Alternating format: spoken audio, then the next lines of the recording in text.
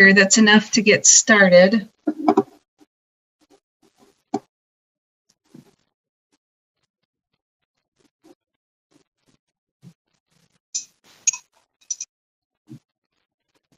Okay. Jerry, are we ready to begin technologically?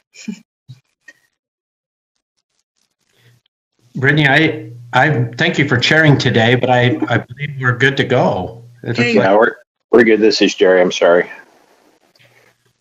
Thank you very much. Okay, then we will go ahead and begin. We'll start with roll call. Board Member Earl? Yes, I'm here. Board Member Hanson? Here. Was that Board Member Cannon? Yes, good morning. I'm here. Good morning. Board Member Scott Hanson? Yes, good morning. I'm here. Board Member Thorpe? I'm here. Board Member Gravitt?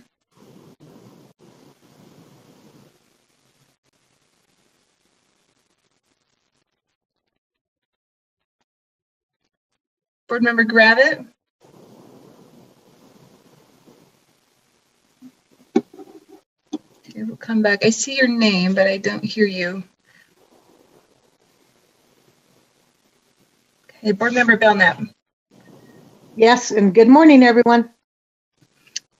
Okay, Board Member Lear. Yes, hi. Good I'm morning. here. Board Member Davis. Hello, everybody. Good morning. Board Member Newell. Present. Good morning. Board Member Haynes. Yes, I'm here. Good morning, everyone. Board Member Marsh. I'm here. Good morning, everybody. Board Member Nielsen.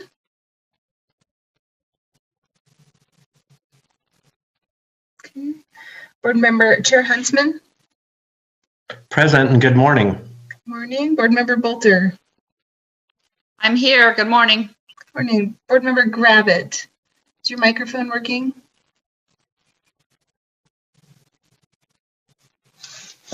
Okay. Okay, we are present. Board Member Scott Nielsen is not present this morning with us. Sorry about that. I had to plug in my computer that was going to die. Okay. We'll go ahead and read a statement. As authorized by Utah Code 52-4, this meeting is being held electronically without an anchor location to reduce the risk to health and safety from COVID-19 by limiting the frequency of in-person meetings. Hey, the first item on our opening business is the board member message, and I have the great honor and privilege of giving that this morning. So I just like to recognize that we have ahead of us a pretty full agenda and a lot of important matters to consider. So I'd like to begin this meeting with two very important questions. The first one is, why don't ants get sick? Well, because they have tiny antibodies. And the second question is, where does the general keep his armies? He keeps them in his sleeveys, of course. The University of St. Augustine on their health sciences website talks about the benefits, the health benefits, the mental health benefits of laughter. They give a list of things that laughter produces for us, provides distraction, it improves our mood, it reduces stress hormones, increases endorphins, and it strengthens relationships. Regarding strengthening relationships, they state, a shared laugh with friends, family, coworker, or others can help you feel more connected to that person and form a strong and lasting bond. Humor is also a powerful way to heal past disagreements and resentments. We have plenty of serious in our world right now. If we are not careful, our reaction to these weighty conversations can pull us apart as a community. As we approach a day of Thanksgiving this year, I hope we can find connection as we shared gratitude with one another, and hopefully that we can get together and share a laugh on occasion. I'm grateful for the chance that I have to be a part of education in Utah. I am appreciative of the examples of many of you, the time that we've been able to get to know one another. I am hopeful for that time when we can return to in-person meetings and be able to associate with each other more closely. I am grateful for the opportunity to meet students in our state and to be a part of their lives. They're wonderful, beautiful people, and we're going through a very difficult time that is serious, but there's also a lot of smiles and happy people and things that are positive, and I hope we can grow and continue to work towards those happy and enjoyable things as we find common ground and things that we're all working towards in our community.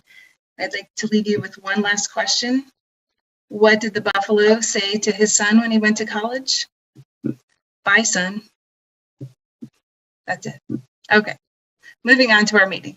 Okay, so next we have Michelle Watts, and she is our HR director, and she's going to do employee introductions. Thank you, Michelle. Good morning. Thank you. Can you hear me okay? Michelle? Are you able to hear me? For me, your voice is really, really faint. Is that the same for others? Okay. Is that any better? Yes, thank you. Okay. Jeff, can you pull up the slideshow, please? Thank you. I am Michelle Watts. I am the HR director for the Utah State Board of Education, and I will be introducing the new hires for September and October to the Utah State Board. Next slide. Lindsay Henderson, secondary math specialist from Spanish Fork, and previously worked at Davis School District as a K-12 math supervisor. Next.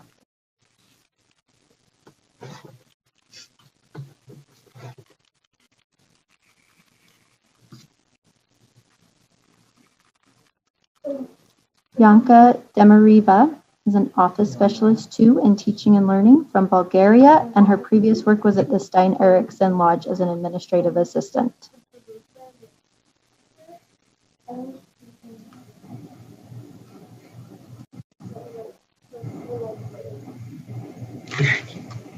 Sarah Harward is a CARES administrative secretary from Hooper, Utah, and previously worked at Mountain Crest High School as a seminary teacher.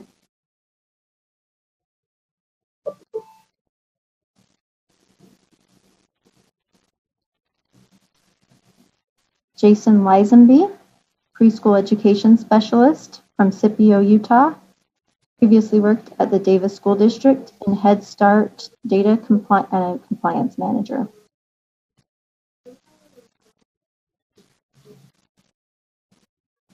William Evans, performance coordinator from North Salt Lake, previously worked as an Ed Direction school improvement coach.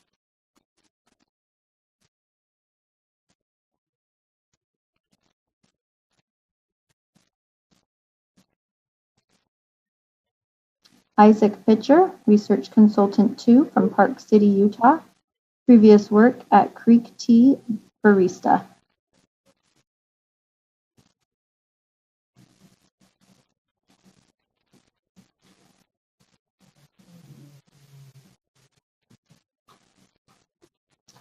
And I believe this is the last.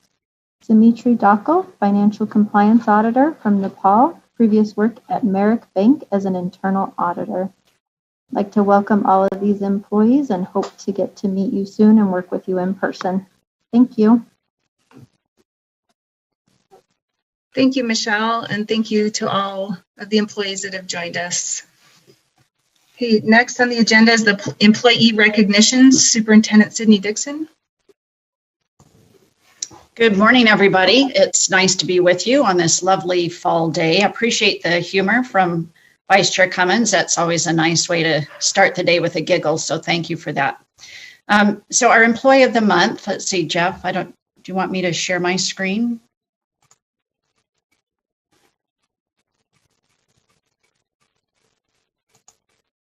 Jeff, do you have the slide or do you want me to share my screen? I do not have the slide, so I will have you share the screen. Okay. Oops. Sorry for the background.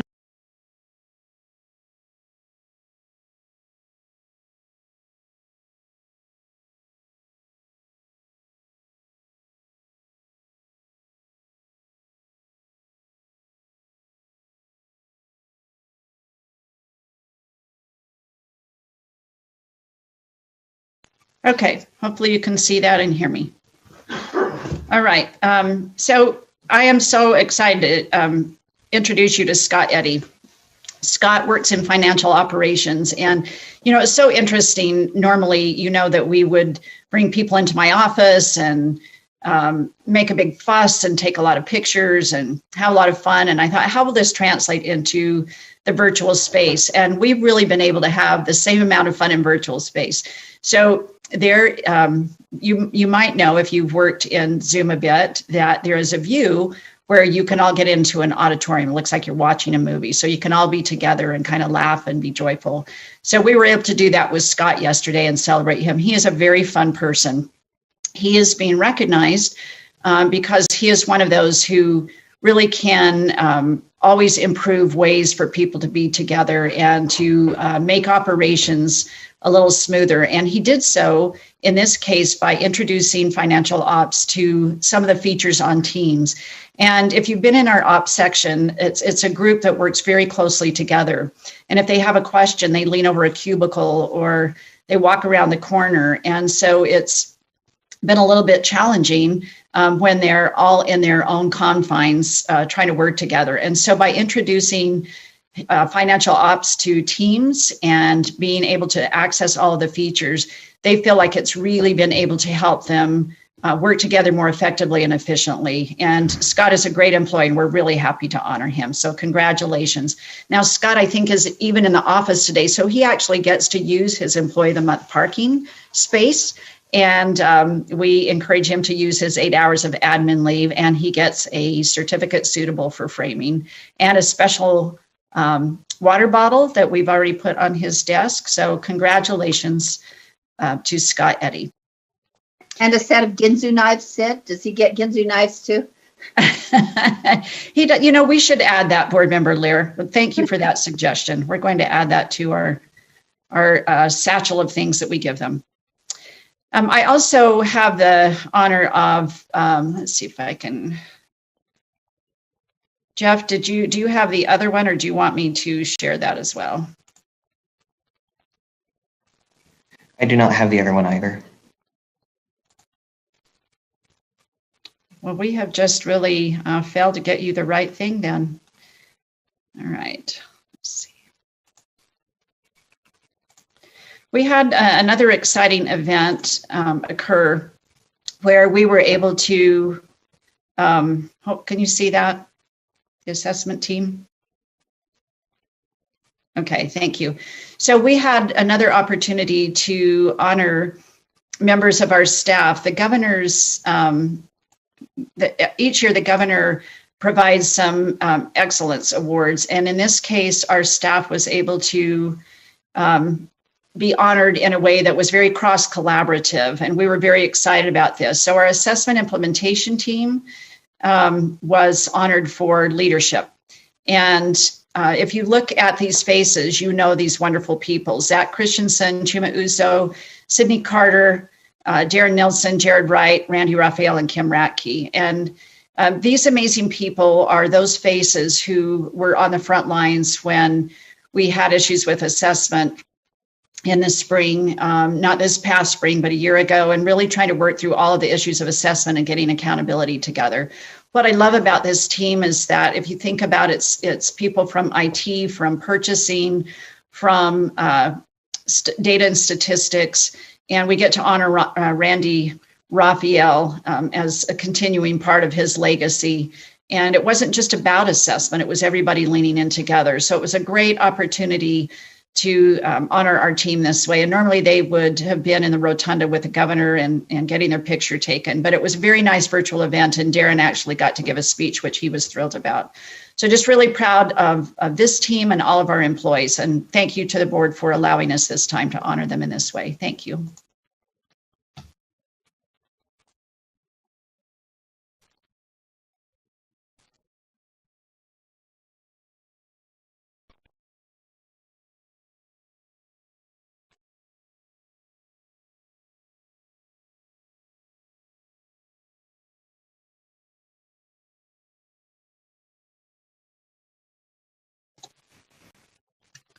Sorry about that.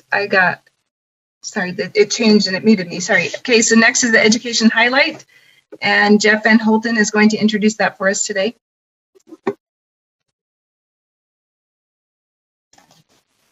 Hello, everyone. Just trying to make sure I get my video going. I did the faux pas of sitting with a window behind me, so you probably won't be able to see too much of me. I might look like I'm in witness protection, so I apologize. Today, I'm really excited to do the educational highlight. We have 19 schools that are being honored for the great work that they are doing for English learners. And those 19 schools come from 6 different LEAs, and they receive 2 different designations. We have 11 schools, and these are all elementary schools. I want to be clear, this recognition that we give for schools who do meet certain criteria that I'll outline for you, they are all elementary schools, the current group that we are doing this recognition for. And I also want to recognize Christelle Estrada. She is with us today, so just please keep that in mind if you have any questions or thoughts afterward and you want to address those with Christelle. She's available. She's been the one who gets to be on the front end of this as well, and gets the honor of working with these wonderful schools. So the criteria, if I can find it very quickly. Just bear with me one moment. So I can actually provide that if you want me to, if you can't find it. Please, Christelle, actually, that would be great. The criteria is the enrollment of 400 or more students, 80 to 100% economically disadvantaged students, 40 or more percent students learning English, and then 40 to 60% of those students actually achieving their individualized annual growth goal. And we have 11 schools of excellence who fit that criteria. And then we added another criteria because of its significance in relationship to access to early college coursework, is a percentage of students who've reached English proficiency before they have left elementary. And it's 10% or more because the state average is 6%. So 10% of the English learners in 8 exemplary schools have actually reached English proficiency. And so their future for early college coursework and equitable access to every kind of educational opportunity increases. So that's the criteria. Thank you, Christelle. And I'm just going to quickly list off all of the schools, and then we have one in particular that is here to be highlighted today for you all. So starting with the Canyon School District, Midvale School was a school that received the Excellence Award. And then in Granite School District, for excellence, we have Woodrow Wilson, Hillside School, Stansbury School, Granger School, David Gorley School, James Madison School, James Madison is in Ogden. And then for Granite, they had one school that received exemplary, and that was Monroe. In the Ogden School District, James Madison and Thomas O. Smith elementary schools received the excellence designation, and then also in Ogden School District, Odyssey Elementary School received the exemplary. Provo School District had Spring Creek Elementary School receiving the exemplary. And then last but not least, Salt Lake School District, who had the most schools receiving any of the designations. For excellence, we have Meadowlark and Mary W. Jackson Elementary School. And then for exemplary, we have Edison Elementary School, Liberty Elementary School, Escalante Elementary School, and Mountain View Elementary School. And last but not least, Backman Elementary School from Salt Lake School District. And with us today is actually the principal, Heather Newell of Backman Elementary School. And she's going to highlight some of the things that they've been doing in particular at Backman Elementary with their English learners. But first, I'm going to go to Peggy Patterson. She is the curriculum director for Salt Lake City School District. And again, this is our school district that had the most schools that received the designation this year. And she's just going to highlight some of the work they're doing at a district level, and then we'll go straight over to Heather Newell, who can tell you all what they're doing with Backman Elementary. So take it away, Peggy. Thank you, Jeff. First, I need to correct. I am the Literacy and the Alternative Language Services Director, not the Curriculum Director. But we have a fabulous Curriculum Director, and I would not want to steal her thunder. So anyway, good morning, and thank you, Superintendent Dixon, the board, for the opportunity to be here to share some of the promising practices that are going on in our district. I'd also like to really give a heartfelt thank you to Drs. Christelle Estrada and Rebecca Donaldson. Their leadership has been amazing in helping my district in particular, and I'm sure I speak for all other districts, in having a focus on our students that may have some barriers that prevent them from accessing the curriculum. So I just really, I've learned so much from both, and I thank you so much for your leadership, and also you're so easy to reach out to. So thanks so much. Today, I'd like to highlight just a couple of the things at the district level that we do to support schools in their work. But I'd first like to acknowledge that the work is really done at the classroom level with a knowledgeable and well-supported teacher. So I see that that is my role, is to provide that infrastructure and that support that makes the work that really matters happen. The administrators, the teachers, paraprofessionals, all of the students that are supporting our English language learners have really made this possible for our district. So today I'd like to highlight two areas that we've really focused on in the past 3 years. Number one would be, we've done a really concerted, focused effort on integrating our instruction across the school day for English language learners. One way that we started to do that was in our elementary school. We were doing a pull-out program with a good program, but what was happening is the cohesion, I believed, was missing. So we adopted the Wonders ELD, which complements and works in concert with our Wonders reading program for English language arts. So that when our English learners are being supported with small group instruction, the instruction is cohesive and coherent. They've received instruction in Wonders reading, and then they move to more of a language lens where they might be working in a focused, targeted area on speaking, listening, reading, or writing. So I think that has made a huge step in teachers being able to see how their students access curriculum all day long. We've worked really hard in our departments to be very, very collaborative. I work with the equity department. I work in teaching and learning. We house many different departments, and we have brought in all of our instructional coaches in math, science, social studies, and English language development to work together in supporting students throughout the day. A focus that we had over the past couple of years has really been increasing academic language skills. We know that if students don't understand the language of the specific content, it's very, very difficult for them to access. So that's been one focus for us, is collaboratively working together across the school day. Another focus at the district level has been data. We use multiple sources of data when we're making decisions for all students, and in particular, our English language learners.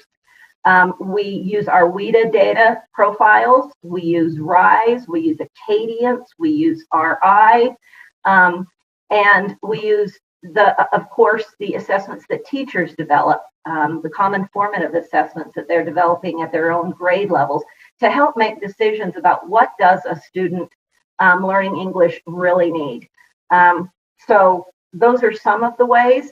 In the WIDA profiles, we've also been sharing with students, and I believe this has made an incredible impact, and setting goals with them.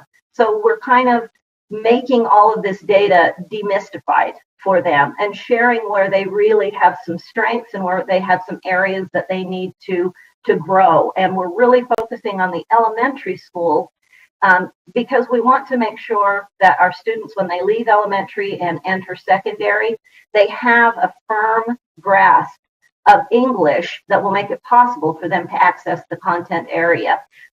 We know that if they do not have that, they don't have the opportunities for electives that then sometimes help, well, I shouldn't say help, but sometimes then that motivation can go down, and we see a real flattening in WIDA scores of our secondary students. So those are just a couple of the things that we have highlighted in the last couple of years. But as I said at the beginning, it's the work that's done at the school level by the individual teachers with students. So I'd like to turn the remaining time we have over to Heather Newell, who is an incredible administrator at pulling people together to make decisions that will really benefit students. She doesn't shy away from controversy, but she supports her teachers in such an incredible way that I'm just really, really proud to say that Heather is one of my really close colleagues. So Heather, take it away with what you're doing at Bachman to make this a reality for so many students. And again, thank you very much for the time. I appreciate it. Yes, thank you. And thank you for this award. It really means a lot to us, especially in a time that's really hard, and also a time that we don't have a lot of data. And we were lucky enough to get WIDA data before dismissal because it was in February.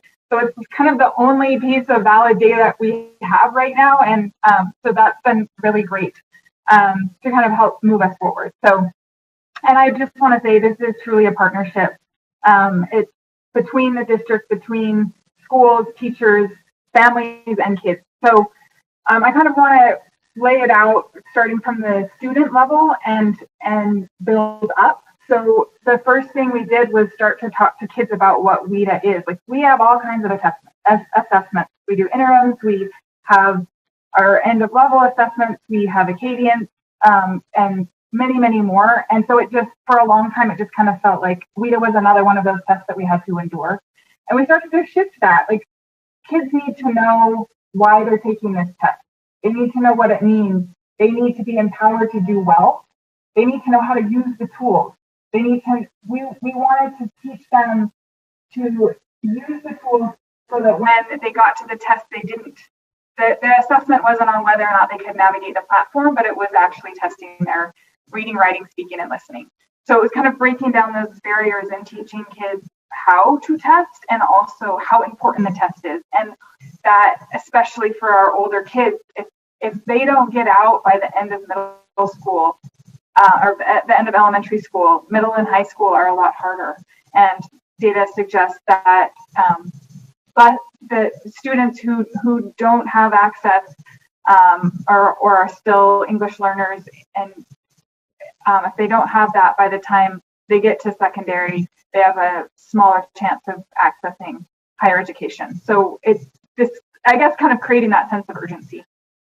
So then we move to teachers and that sense of urgency, and really building their skills, professional development, looking at the data, making sure that they know how to read the data and how to use that, and then using the WIDA Can-Do standards to set goals and inform their instruction. So a lot of capacity building using our coaches from the literacy department and also from the we have ELD coaches as well that have been helpful.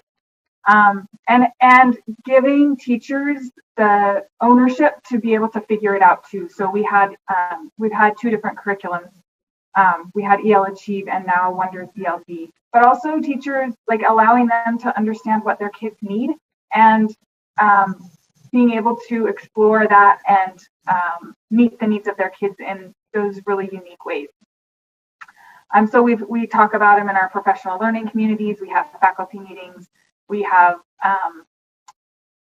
a lot of professional development around that. We also have, for the past, correct me if I'm wrong, Peggy, I think it's been about 15 years, we've been doing English language development blocks for 45 minutes each day, where kids are, has it been 15 years? It's been a long time. Anyway, so 45 minutes a day, they're in, up until last year, they were in their, leveled by their WIDA assessment scores. And that, I think, made it an important thing.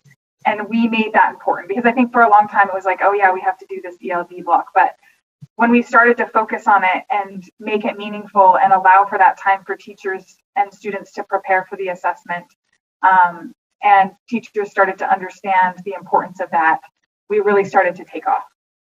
So we do 7 to 8 week plans. We do a countdown to WIDA, so that we're making sure that we're building those skills leading up to the assessment.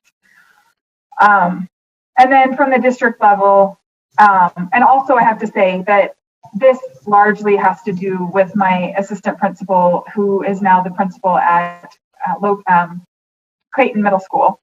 When he came, we were here 3 years together, and he was like, we're gonna nail WIDA, and I was like, let's do it.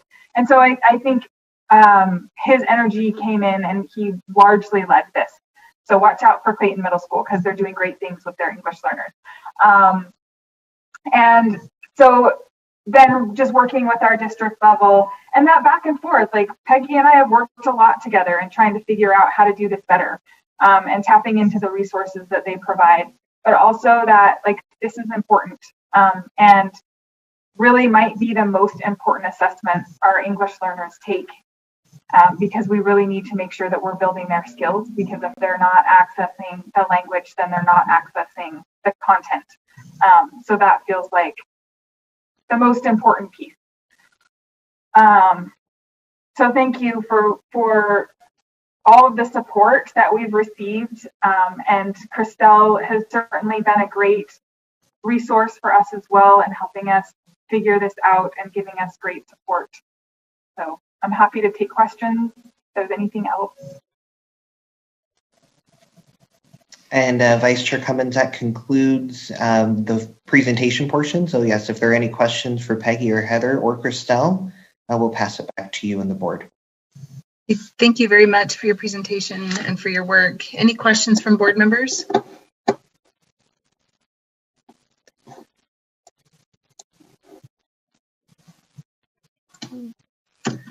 I don't see any hands, but I want to share my gratitude. Thank you very much for the work you're doing and the focus that you're putting to this work. So thank you. Pleasure. Thank you. Thank you very much. Okay. Next on the agenda is public comment. First is Heidi Matthews.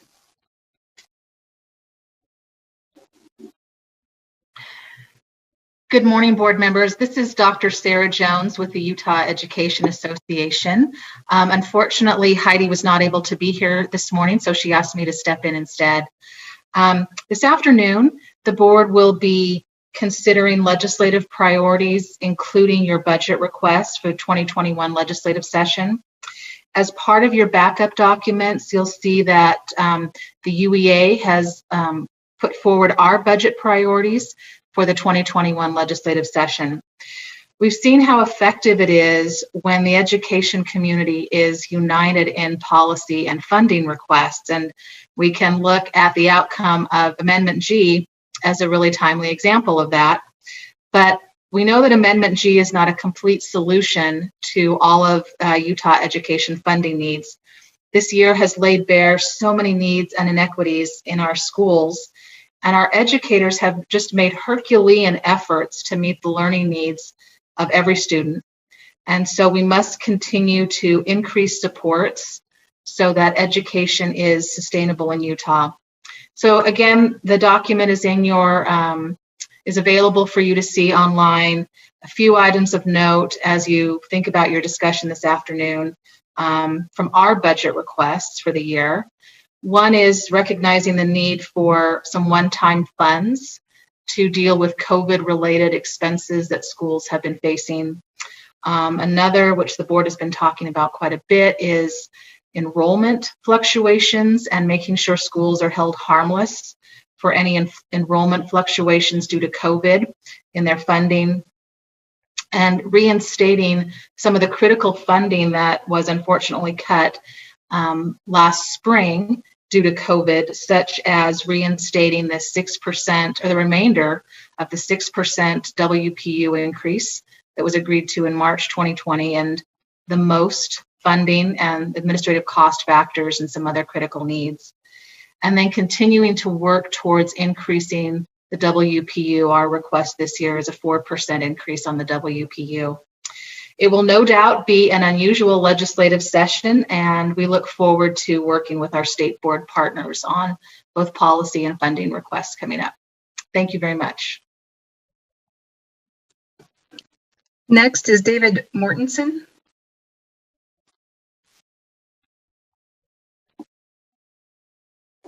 Good morning, board members. This is David Mortensen, and I appreciate the opportunity of addressing you just briefly this morning.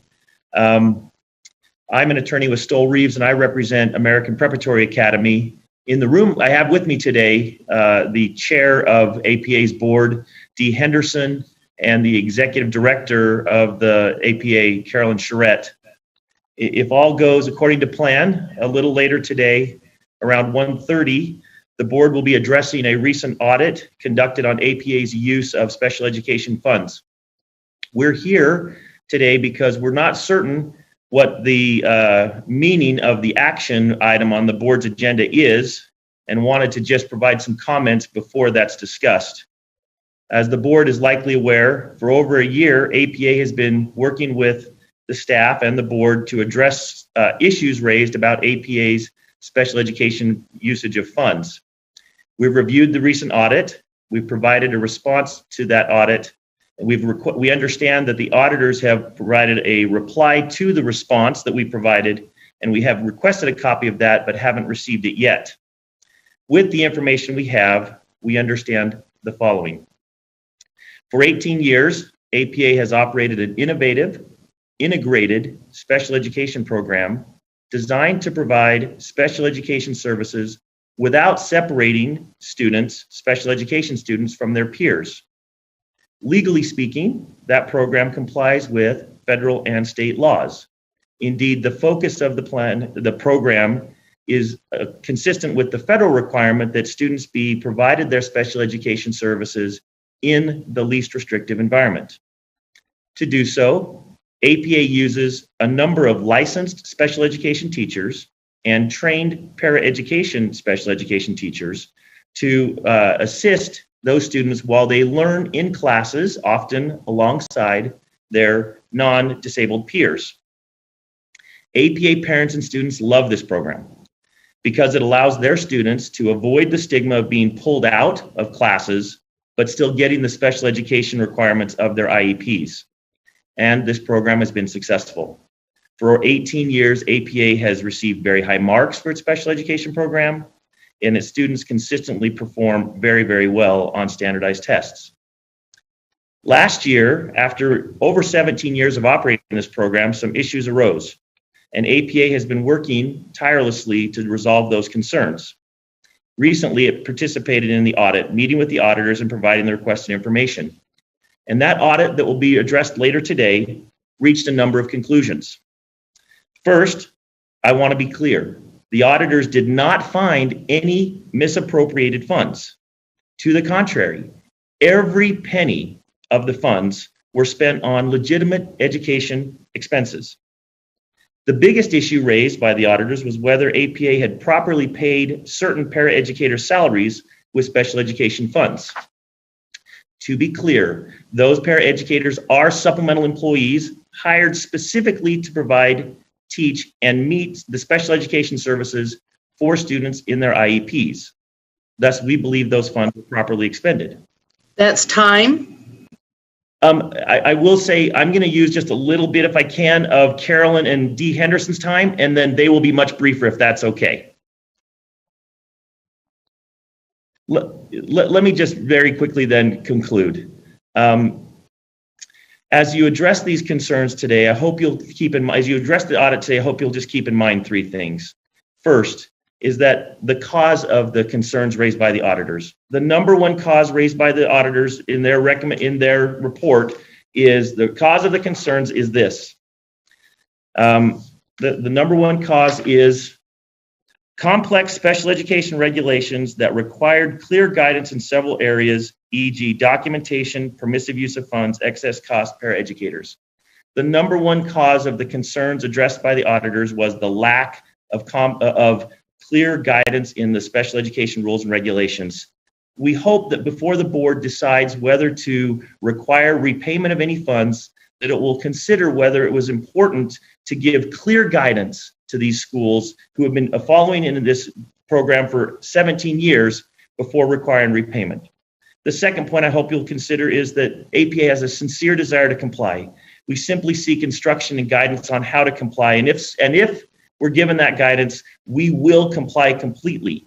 And we just need that clear guidance. And the third thing we hope you'll consider is whether it's appropriate to require repayment of expended funds that were spent on legitimate education expenses. Doing so will only serve to harm the students at APA. It won't actually bring any money back. It will only take money away from the students who are currently receiving their education at APA. The money was spent appropriately. APA's run a program that has been outstanding for many, many years, and we're committed to doing what's right and to complying with the law. And we hope that this board will review those things and consider whether, in light of those things, it makes sense to require repayment of any special education funds. With that, I'm going to turn the camera to Dee Henderson, the board chair. Okay, next for public comment is Dee Henderson. I'm the board chair of APA, and just in brief, charter schools were started to be innovative and creative in education solutions, and APA has done a great job in doing that. We've tried earnestly to adhere to state regs, policies, and to be compliant in every such way that we possibly can. I should note that historically, I used to be chairman of Liberty Academy, and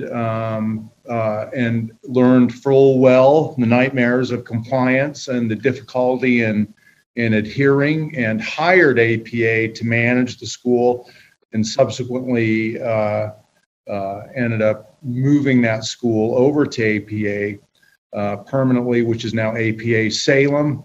And now I'm chairman at APA, and I just want you to know that our intent has always been to fully comply and have a best demonstrated program, and that collecting those audit dollars back from us will only hurt our existing students. So, and with that, I'm going to turn it over to Carolyn Charette, our director, to summarize. Hello. She may want to. Oh, you want to announce me first? Next, we have Carolyn Charette. Thank you. Thank you. Hi, I'm Carolyn Charette. I'm the executive director at American Preparatory Academies. And as a charter school leader in Utah for the last 18 years, I have worked to fulfill the charter mandate, which is to innovate new models of public schools, all the while remaining compliant with current laws and rules. This is a big challenge. You can imagine innovation and compliance together, being asked to change things and do things substantially different, but stay compliant with all the laws and rules is a challenge. And like I say, that's been my job for the last 18 years, and I thoroughly enjoyed the opportunity I've had to do this work. But there can be challenges, and it looks today like we are seeing one of those challenges kind of come to its head. We feel we've been very successful in our special education program at our school. Our goal has been to have our students be in the least restrictive environment, meaning taught with their peers and not pulled out into small resource rooms or other classes. And the reason is because we feel passionately that students should not be stigmatized in special education. With Utah's record high rates of student anxiety, depression, and suicide attempts, we feel it's vitally important that stigma is removed from the special education experience. And as an innovator, we've been trying to do that through ensuring that our students are not stigmatized by being pulled out for special education services. Indeed, making our special education program as invisible as possible has been one of our innovative goals. And we feel we've been very successful because our parents love this program. They seek out our special education program, enroll their kids with our school so that they can avoid that stigma. Our students have also been very successful, consistently performing above the state average academically when compared with other special education students across the state. So on those two levels, our parent satisfaction, our student performance, and not stigmatizing our kids and fulfilling that innovation goal, we have, it appears in the last year now, run into some challenges with regard to the state rules. We are fully compliant with IDEA, and I think that's the gold standard. The auditors, I'd like to just take a second and say thank you. We have loved working with Debbie Davis and Kevin John. It has been a phenomenal experience. They are professional. They are smart. They have come into our school for 8 months, had great conversations with us, and given us insights on how we can be even more compliant across many areas. We really appreciate their work and feel like it's been a great collaboration. The one thing I'd like to point out is we appreciate, especially in their report, noting that the state rules are unclear and have not kept up with innovation. They don't really address a program like ours. And we would love to continue to work with the state staff to see those rules become more flexible so that we can innovate in special education and continue to bring this program to our families and our parents. Another important point is we are monitored annually by the USB special ed staff, and we've received strong scores there every year as well. So we are committed to compliance, but we're also passionately committed to our students and our innovative program, and appreciate the board for all of your hard work, for your service, and for your consideration of this issue. Thank you so much. Okay, thank you. That concludes our public comment portion of our meeting.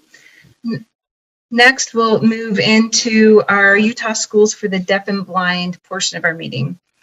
We will begin with item 3.1, which is our fiscal year 21 monthly budget report. Carl Empey, the finance director, is here with us. Good morning, Madam Vice Chair, Mr. Chair, and board members. As you mentioned, the financial report is for the 3 months ended September 30th. We are financially solvent. We've had state transfers or inflows coming in for the 3 months of $9.4 million. We have expenditures of $6.7 million. So we've had more inflows than we did expenses by the amount of $2.7 million. The first item, is the enrichment fund project. And let me just talk about that. Of the projects you approved back in April, they were $1,084,000. We have spent approximately $143,000 year to date, leaving us a balance of roughly $942,000. One item I want to bring to your attention that will be relevant to our item number 2, the action item for use of enrichment funds that Associate Superintendent Michelle Tanner will talk about, is when we closed out the books as of June 30th, we found that we've got a surplus balance of the Land Grant Trust Fund, or the Enrichment Fund, of just in excess of $1.3 million. So over the past few years, we've been receiving more money from the Land Grant Trust Fund than what we've been able to spend. And so we're going to be proposing to you a way to use some of that $1.3 million in just a few minutes.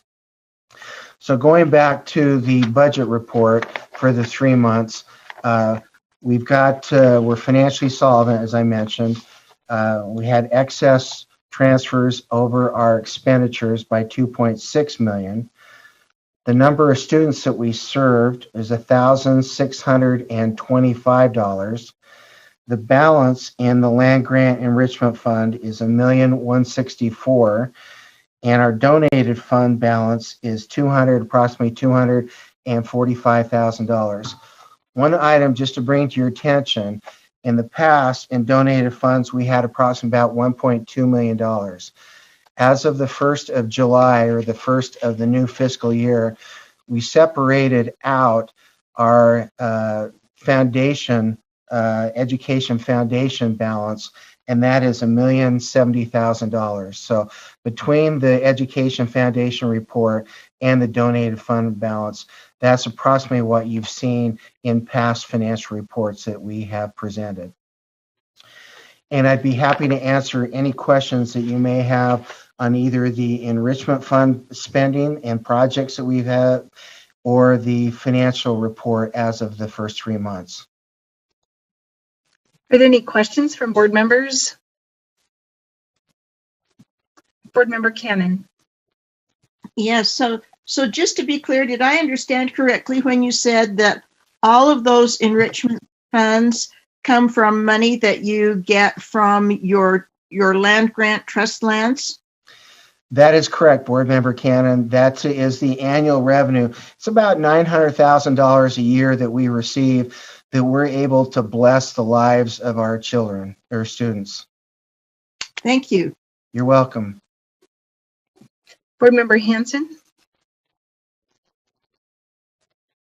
Thanks. So that land grant money, the enrichment funds, are those restricted funds? Are we able to use those for any purpose, or are there any strings attached? They are, Board Member Hanson, they are restricted. They're only for the benefit of enriching the lives of our students. So that's why we always go to the advisory council in the fall, and then, or in the early spring, and then bring those projects to you that we've reviewed and discussed that will benefit the lives of our students. So just quick follow-up, does that mean it needs to be a capital type expenditure, or could this be for ongoing needs? It can be used for program needs. We don't use it for capital projects whatsoever. Okay. Thank you. You're welcome.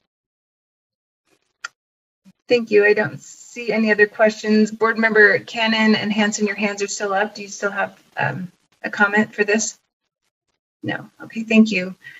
You can continue, Mr. MP.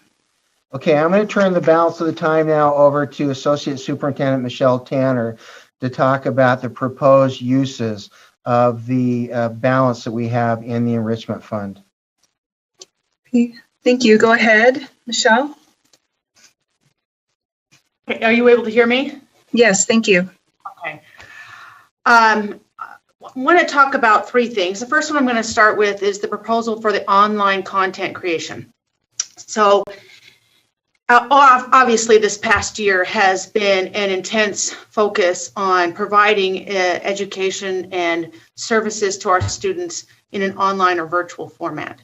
Prior to that, we had been working extensively to become the first school that presents and puts online content for deaf and hard of hearing students. So there are many online schools that do a phenomenal job, and it's difficult for our students because those courses are not completely accessible to our students.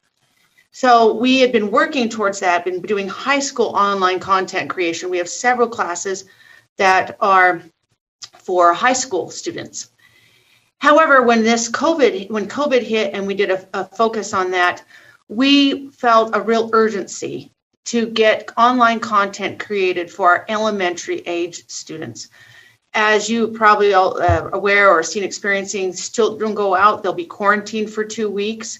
We have some students that through this pandemic have decided that maybe they'd rather homeschool, but they really still want our support and they want direct access to the school for the deaf.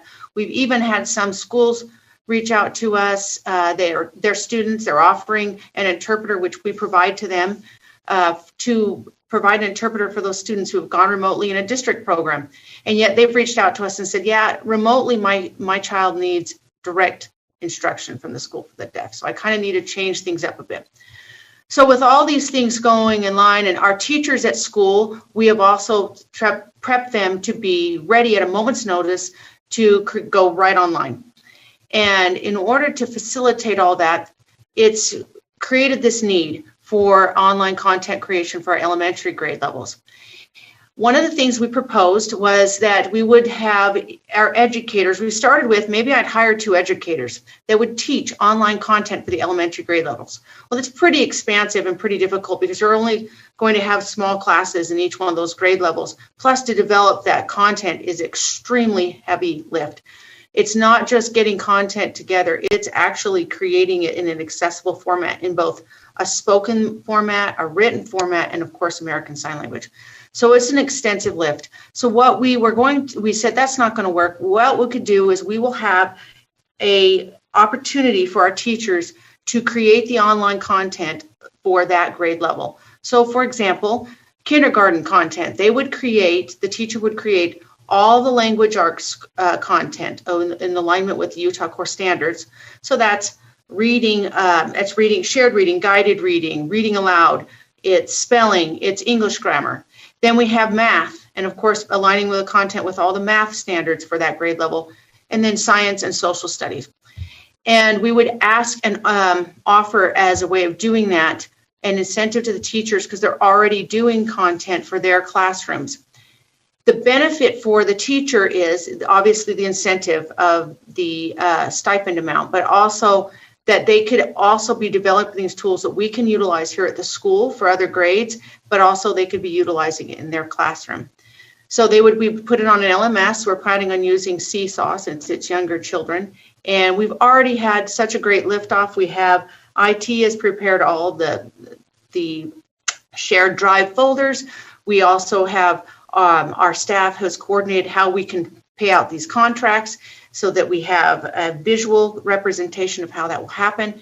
And we put it out to the teachers to see who's interested, and they are all very interested. And in fact, and some I talked to said, this will alleviate some of the stress I'm feeling right now dealing with COVID. It gives me hope that I won't have to keep creating my content, developing new content all the time for online format. So that is the amount here. We're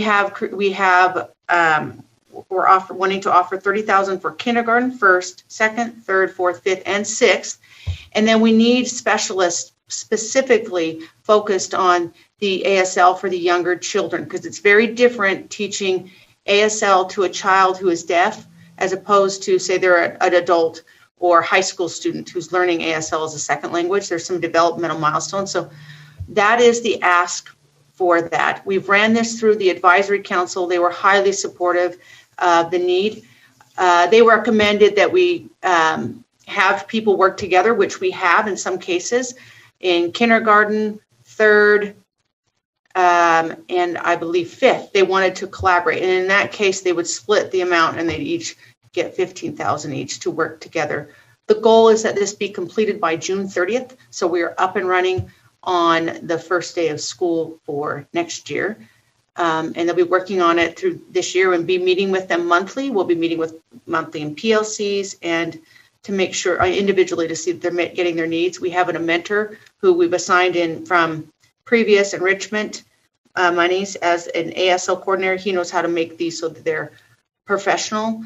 He's a certified reviewer of online content. So, and he's deaf himself, so it makes it really helpful. That is the presentation for the online content creation. Does anyone have any questions?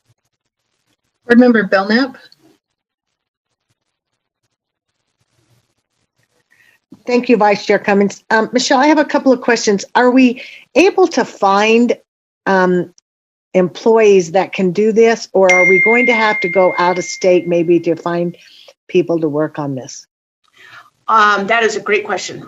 I honestly considered going for people outside the school as well, but it turns out we have we have somebody interested in each of these grade levels, and in some cases, they're two working together.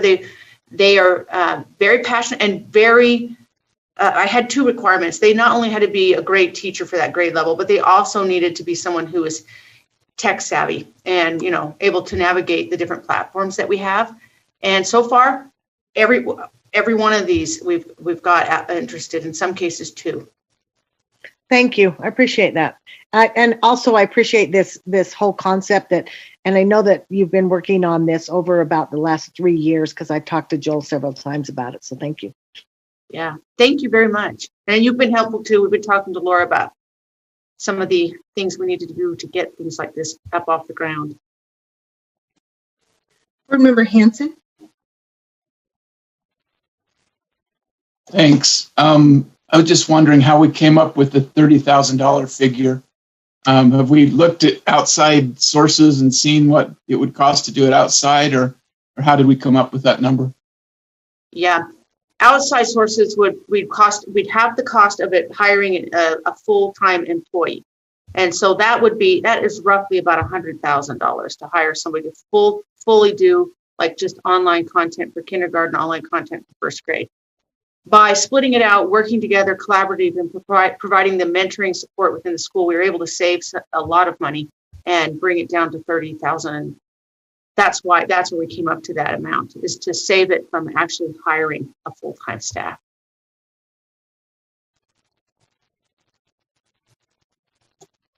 Okay, I don't see any other questions. If you want to move on to your next item. Yes, thank you. The next item, I believe, let's see what someone, okay, there, audiology van and small bus. We'll start with the audiology van. Many years ago, I think it was about 7 years ago, we purchased an audiology van that we use regularly. We use it as we travel across the state and provide services to and a lot of things, even kids that we're not even sure are deaf or have a hearing loss yet. We provide screenings and things of that nature. We use it across southern Utah, central Utah, and it's getting a lot of mileage on it. It's getting to a point now that it's still got some use, and we're still planning on using it. And maybe it's not the kind of van you want to take on a long distance at this point, because it's needing more repairs, it's needing having more issues. And this is something that is very, very helpful to the entire state. I even had a conversation just Monday with the Department of Health. They have a small limited number of audiologists that can help out. The fact that we take on and do all the school-age children and provide it to those students who do not have an audiologist in those areas has been a tremendous help. So we need to replace this van. Its estimates are around $200,000. Is a customized van. It has to be, it's a unique van, only one at a time. And so it takes some money to get that taken care of. So that's the audiology van. Are there any questions from board members?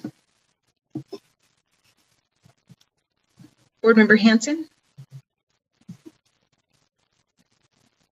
I just wondered, is the current van fully depreciated? And what year is the current van? How many miles are on it? And what would the fair market value be for that van?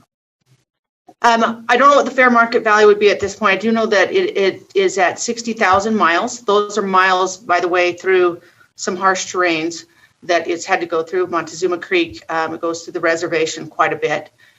And it's about 7 years old. Those are great questions, Board Member Henson. I appreciate that.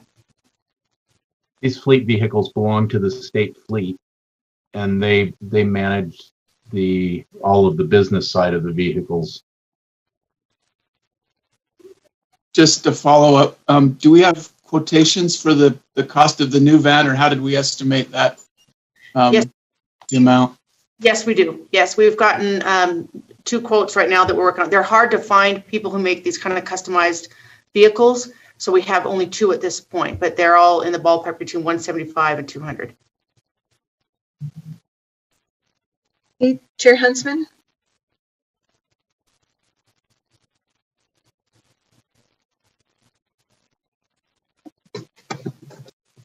Chair Huntsman?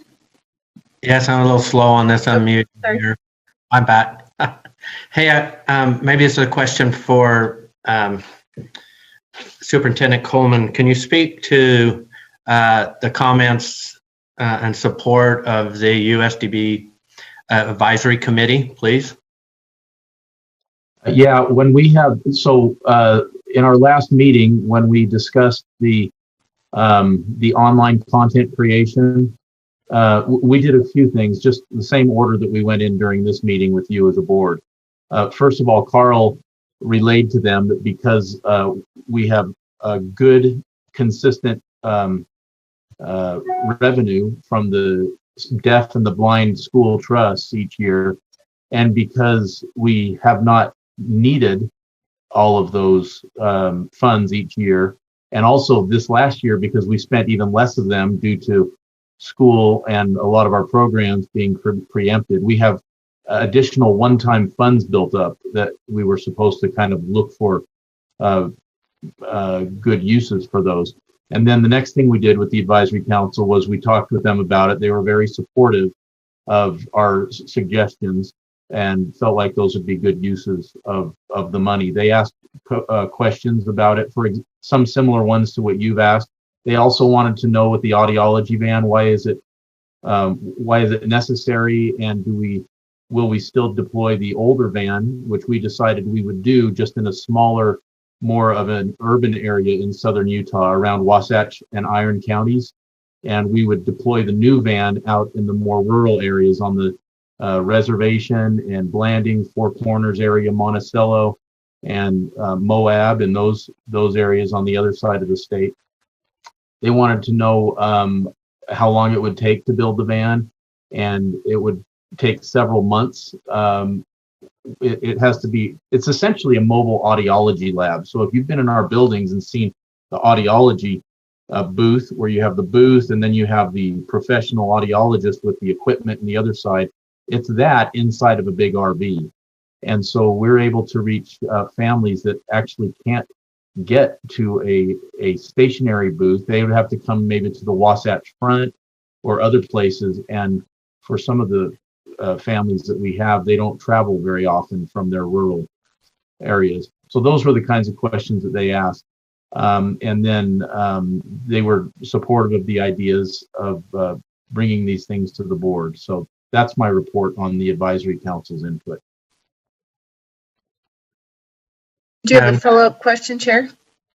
Oh, well, yes. I would like to make a motion if I could. Yes. I'd like to make the motion that the board approves the proposal for use of the USDB enrichment funds as presented. Then I'd like to speak to the motion. The motion is that the board approve the proposals for the use of the USDB enrichment fund as presented. Is there a second? This is Board Member Nielsen. I'll second that. Okay.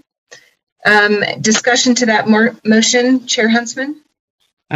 Yes, I think it's a very innovative way to use the funds. I know that our advisory group there is very enthused about these two proposals, and I'm excited that the money will be staying within the state and that will be using our fantastic employees in making this happen. And so I'm very much in support, and I seek your support to move forward on the proposed motion.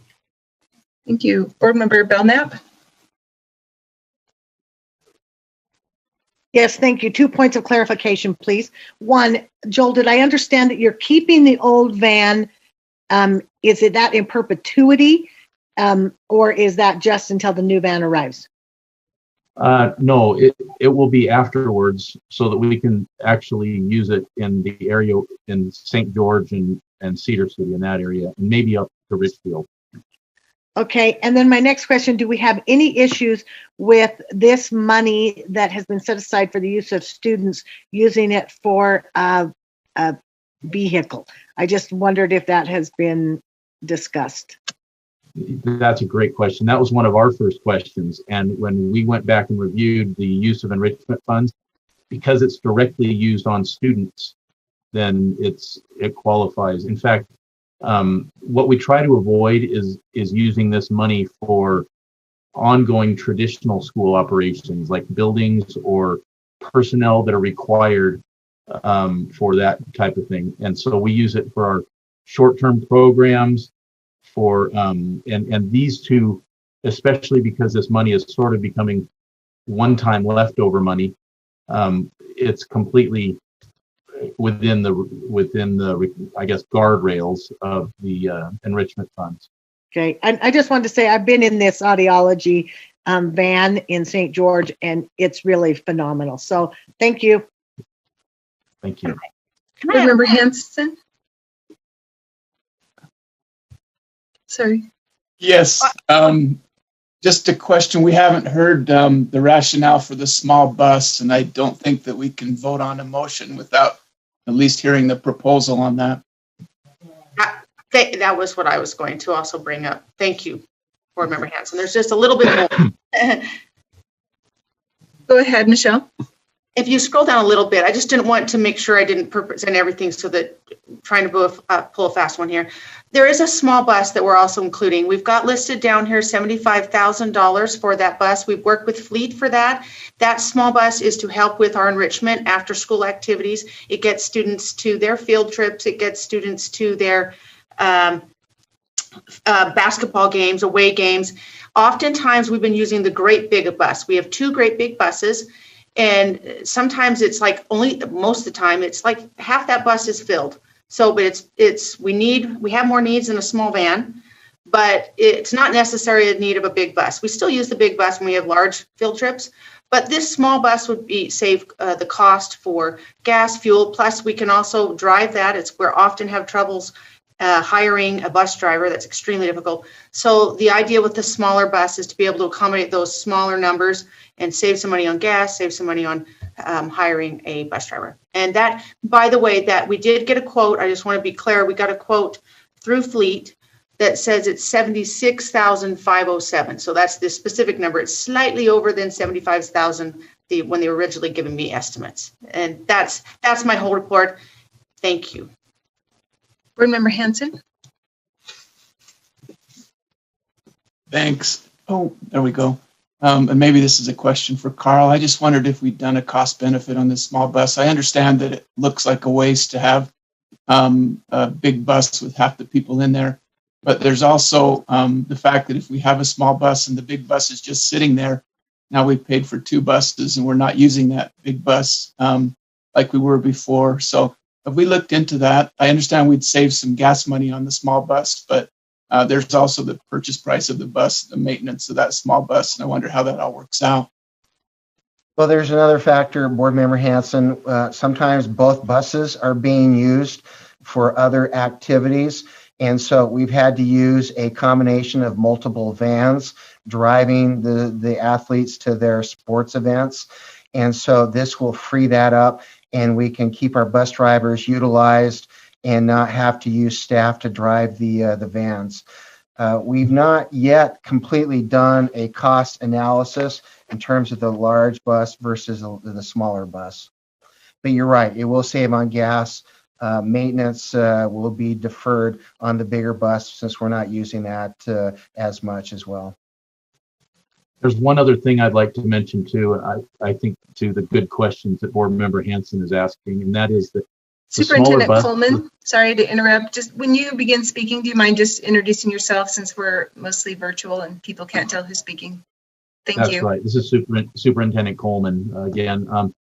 The small bus does not require the use of a certified bus driver either. So when you drive these small groups of maybe 10 kids in a small bus like this, it's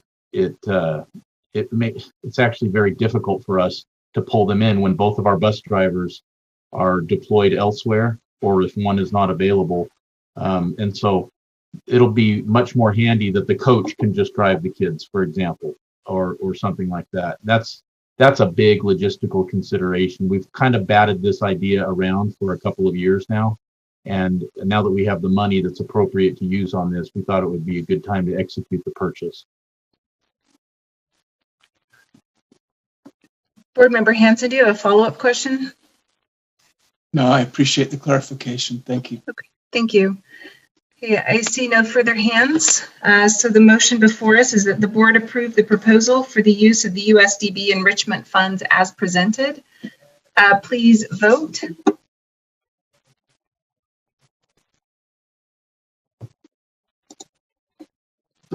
This is Board Member Nielsen. I'm an aye. Thank you.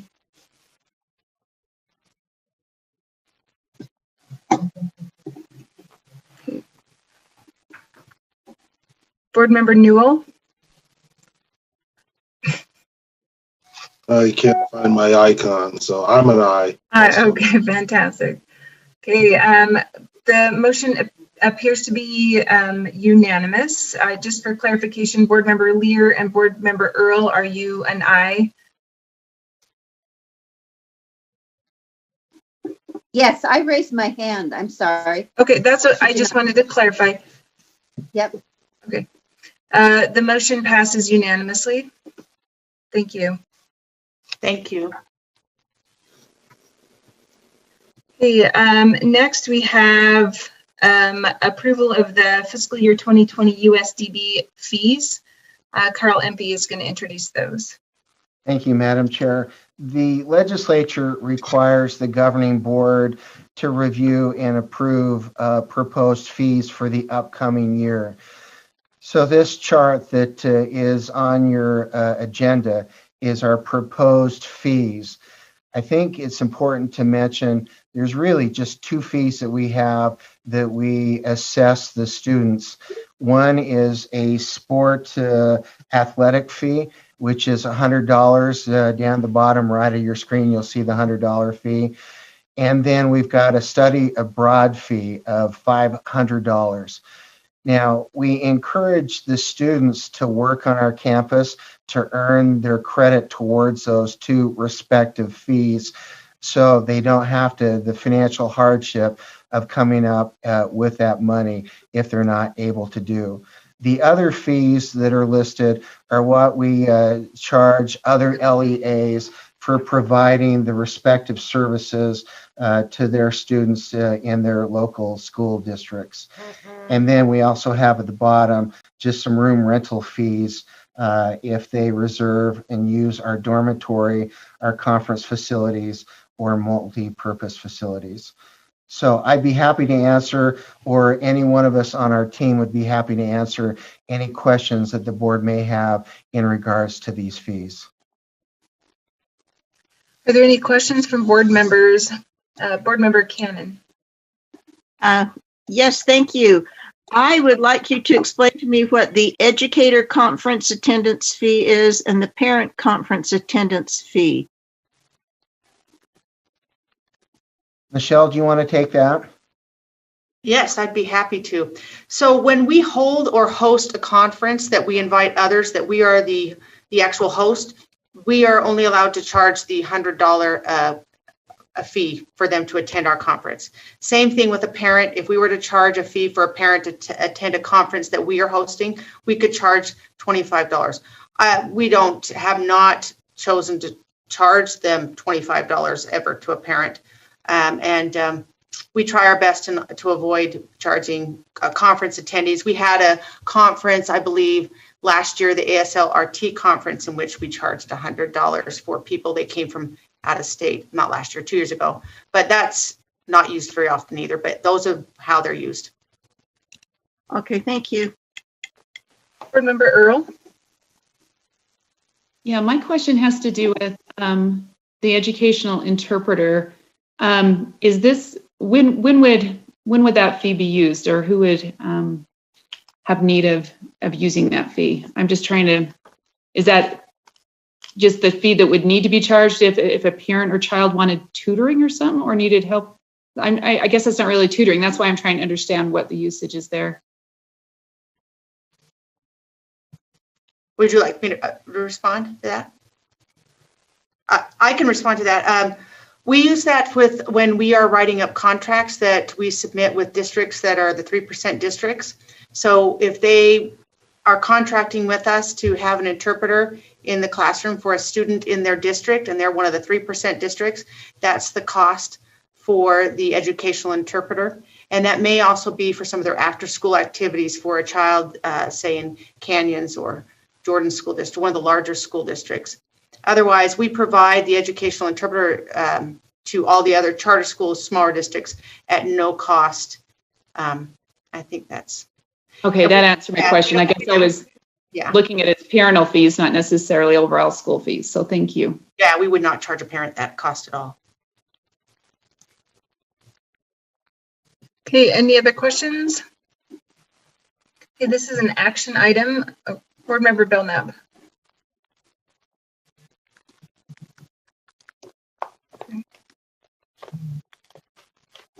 No? Okay. Yes, Board Member Belknap. Sorry. I have one more question that I'd like to make a motion. Okay. My question is about the fee for educators. Is that the same question that you just answered for Jenny, that this fee schedule is for overall educators and students? I don't understand that difference. That is exactly the same thing. So sometimes we send a teacher of the deaf out to one of the, or a TVI actually, to one of the larger districts. And in that case, we write up a contract with them, and we include in the contract as part of our calculations how many hours they're needing our teacher, and also how many hours they'll need hours. It is hours. They're going to need our educational interpreter. So those are included in district contracts. And I'm sorry, just for clarification, through the chair, vice chair, I want to go to Michelle. My question is, you've put down an educator's fee of $100. I still don't understand why that's a fee on here if it's for an educator when fee schedules are for students. I can answer that. Yeah, go ahead. Thanks, I can help answer that. Our fee schedule has to be approved by the legislature every year, and it has to include all of the fees that we charge anybody, whether it's students or other agencies. And so before we take it to the legislature in their session each year, we run it past the board at this time of year during the budget process, and it covers both requirements, that we approve student fees and any other fees on our fee schedule that the legislature approves. Follow up, Vice Chair? Yes. So, Joel, I just wondering if there's another way to lay this out, just so we know that there's two different funnels there. And I know it's not going to be for today, but just future thought. So I'd like to make a motion that we approve the fee schedule. Okay, is there a second? Second. Okay, the motion before us is the board approve the USDB fees for the fiscal year 2022 as proposed. Any discussion to that motion? Board Member Lear? Yes, similar to Laura's previous comment, I can be okay about this for today, but I would like to see a separate fee schedule for, and I'm not trying to make work for USDB. Heaven knows you provide a wonderful service, but I'd like to see a fee schedule for USDB that looks like other LEA's fee schedules, that it applies to students and parents, and then whatever you need to do for the legislature could be separate from that. But I also find this confusing when you're mixing fees that you're charging LEAs and fees that you're charging students and parents. And I'd like to see those distinguished so that USDB looks like any other LEA for purposes of student fees. We can certainly do that. That's great feedback. Yes. Thank you. Okay, I see no further questions. The motion before us is that the board approve the USDB fees for FY 2022 as proposed. Please vote. Green check mark for yes. Red X for no.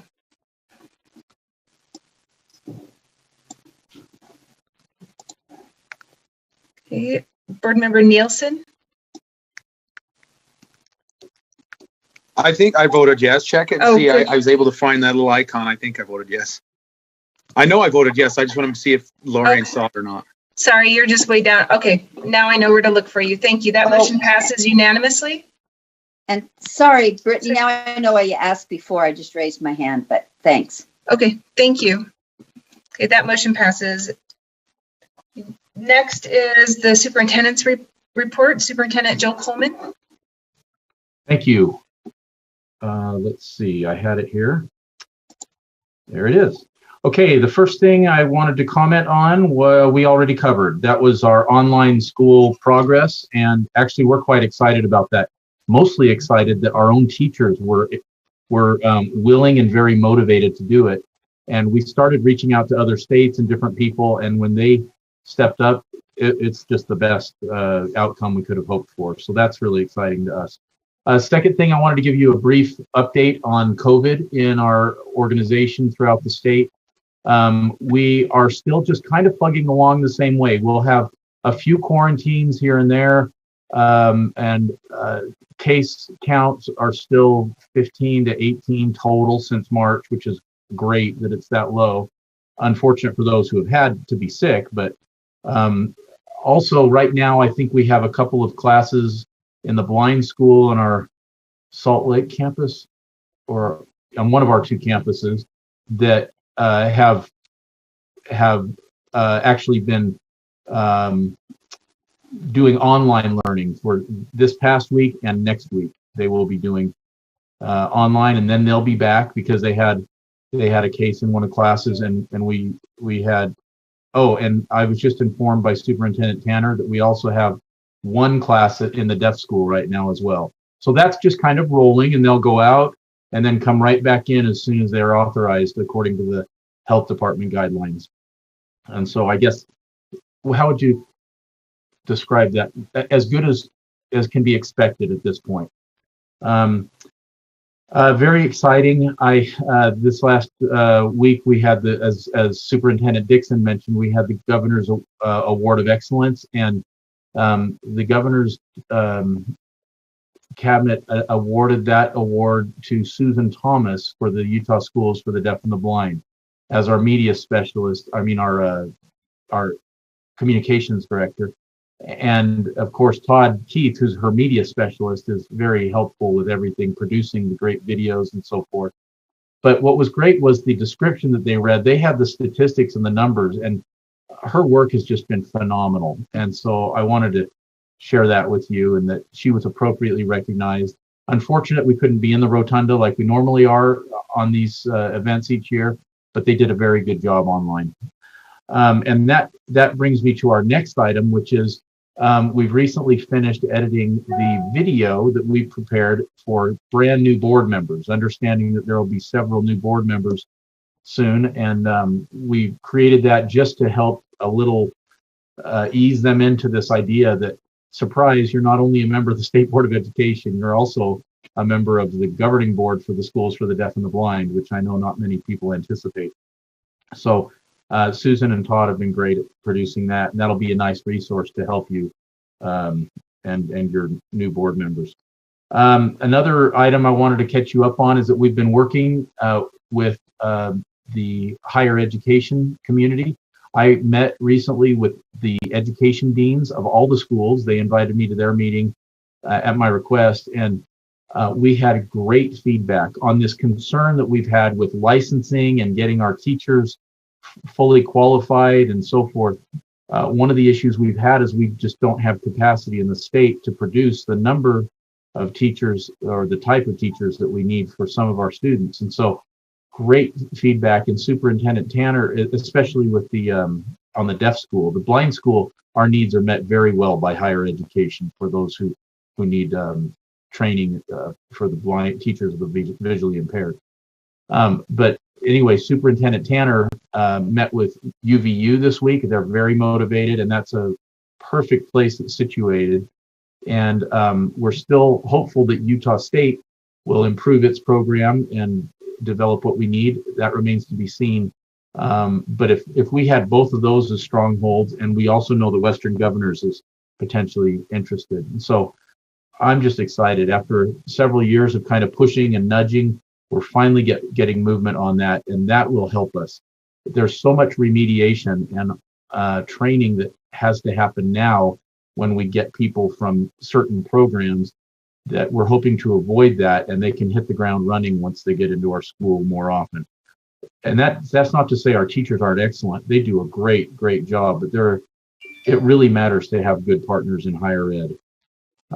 Also, the next, let's see. Oh, I guess that covers everything on my list for my superintendent's report. Unless you have any questions, I'd be glad to answer any questions you have on those items or anything else that comes to your mind at this point. Superintendent, this is Carl Empey. You may want to mention the 3 business cases we are requesting from the legislature this year. Oh, that's right. I forgot about that, Carl. Thank you for the reminder. We've been told pretty consistently up until last week, there will be no business cases submitted this year because of budget constraints due to COVID and the economy. Just this last week, Carl was at meetings, and Phil Dean from the state said, actually, we're going to have some one-time money this year. And so we do want you to submit those kinds of business cases. And with the blessing of Scott Jones and your financial staff there, we are going to resubmit the 2 business cases we submitted last year that were approved and then pulled back after the economic challenges that the state had. And one of those was for replacement of the modular building at Mill Creek Elementary in where we have 4 classes there. The other one was for, what was the second one that we submitted before, Carl? USIMAC? Oh, that's right. It was the final of a 3-year one-time amount of money for USIMAC to help them with their sustainability plan, and that was $500,000.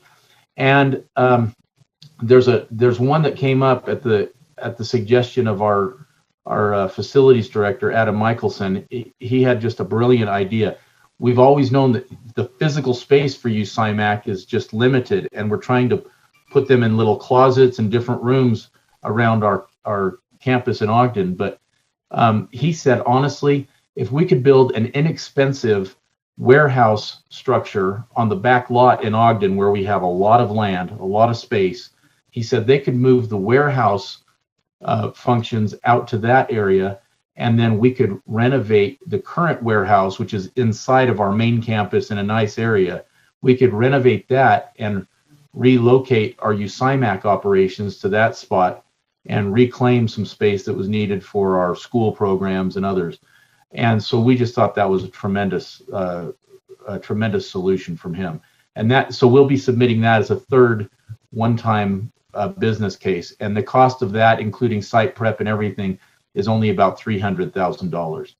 So those will be the 3 business cases that come to you through the process as you're prioritizing things this year at the request of the state and with the blessing of your own staff there at USPE. Thank you, Superintendent. Board Member Gravitt has a question or comment. Hi, Superintendent Coleman. Thank you so much for your report. And it's so fun to hear about all the great things that are happening at USDB. You talked about the COVID numbers, and I'm just wondering, is there a place where that is made public? I know in my district, for example, we have a COVID dashboard that I like to keep up on as a teacher. And is there a place the public can go and teachers can go to make sure, just to see what the numbers are? Yes, so we looked at that originally, and we decided not to do that because of HIPAA and FERPA concerns that we had. Because our campuses are kind of spread out here and there, it's the same reason we have a challenge reporting some of our student outcomes publicly on assessments, because the N scores are so low that it would identify the individuals who have contracted COVID. So we haven't done that, but whenever we have a request for that information, we work directly with that individual and tell them as much as we can ethically at the time. If we were to publish those, then it would really expose who has different health issues. And our HR individual, a manager, recommended that to us. By the way, it's Dave Laycock, and he works in Michelle Watt's team there with you. He has been amazing at fielding daily issues and concerns and questions and walking people through this. I think some days it's all that he does. But anyway, that's a long answer to your short question, Board Member Gravitt, that we considered that at first, but it was recommended to us and we concurred that we probably shouldn't publish all of those publicly because it would divulge too much personal, private information. Oh, yeah. Can I have a follow-up on that, Brittany? Yes. Yes. Yeah. So just to help me understand, because I know we've talked in my district about those same concerns, like even just identifying by school. But so can you give me an example of how many employees plus students plus staff would be at one school, for example, just like numbers, like 300 or whatever? Yeah. So we have about 300 students on all three of our campuses together. And so, but if we close down a classroom, for example, you have classes as large as 15 kids, but most of them are smaller and less than 10. And so if we have like 6 children in a classroom and one of them gets COVID, all of a sudden all the other families know and they can communicate freely and they can instantly tell. Or if same thing with our adult staff, we don't want to divulge that either. And so that was the discussion. We went back and forth for about a week talking about that. And we thought, okay, unless the board instructs us to do differently, let's hold off. And if there is a need that comes forward later and it starts to become an issue, we can always revisit that. Okay. Now, but a teacher or parents could request that information and just say, how many cases do you have at a certain school, et cetera, with that? So, okay. Yes. We just didn't, we had the discussion originally because we received requests from the media. When all of the school districts requested that. And we thought, it's better not to just divulge that publicly and be kind of forthcoming that way at the beginning. And let's just react individually to folks who have individual questions. So we can absolutely talk to parents or staff members when they have questions about that. We're happy to do that. Okay. Thank you for your answers. Appreciate it. Thank you, Superintendent Coleman. Does that conclude your report? That does conclude my report. Thank you for your support. We really appreciate it. Okay, thank you for your time today. Okay, that concludes our USDB portion of the meeting today, and we'll move now to our general consent calendar. Are there any items that board members wish to remove from the consent calendar? Board Member Earl? I'm sorry, I'm trying to really quickly pull up my item. It's the one with the Salt Lake Health Department. Is that number 4? I'm trying to get back. Item 2, Salt Lake City Department of Health data requests. That's the one then. I'd like that, please, for further information. Okay. Is there any other items to remove? Okay. If there's no other items to remove, is there a motion to approve the general consent calendar? Chair Huntsman? Yeah, I'd like to make that motion to approve the general consent calendar. Okay, is there a second? I'll second. Okay, that was a second from several, I believe. Okay, the motion before us is the board approve the general consent calendar. Is there any discussion to that motion? Okay, seeing none, all in favor, please vote.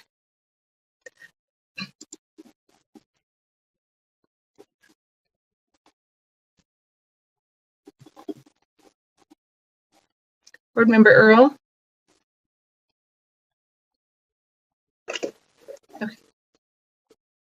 Okay, that motion passes unanimously. Okay. Now let's go back to item number 2. Board Member Earl, your question on Salt Lake City Health Department data request. Thank you. And sorry, I keep hitting my hand instead of yes, so I do apologize. I don't know why I'm doing that today. I want to know why the data of all children needs to be sent. What is the usage? And I'm just wondering if there's someone that can answer the actual process and why we're asking for this information.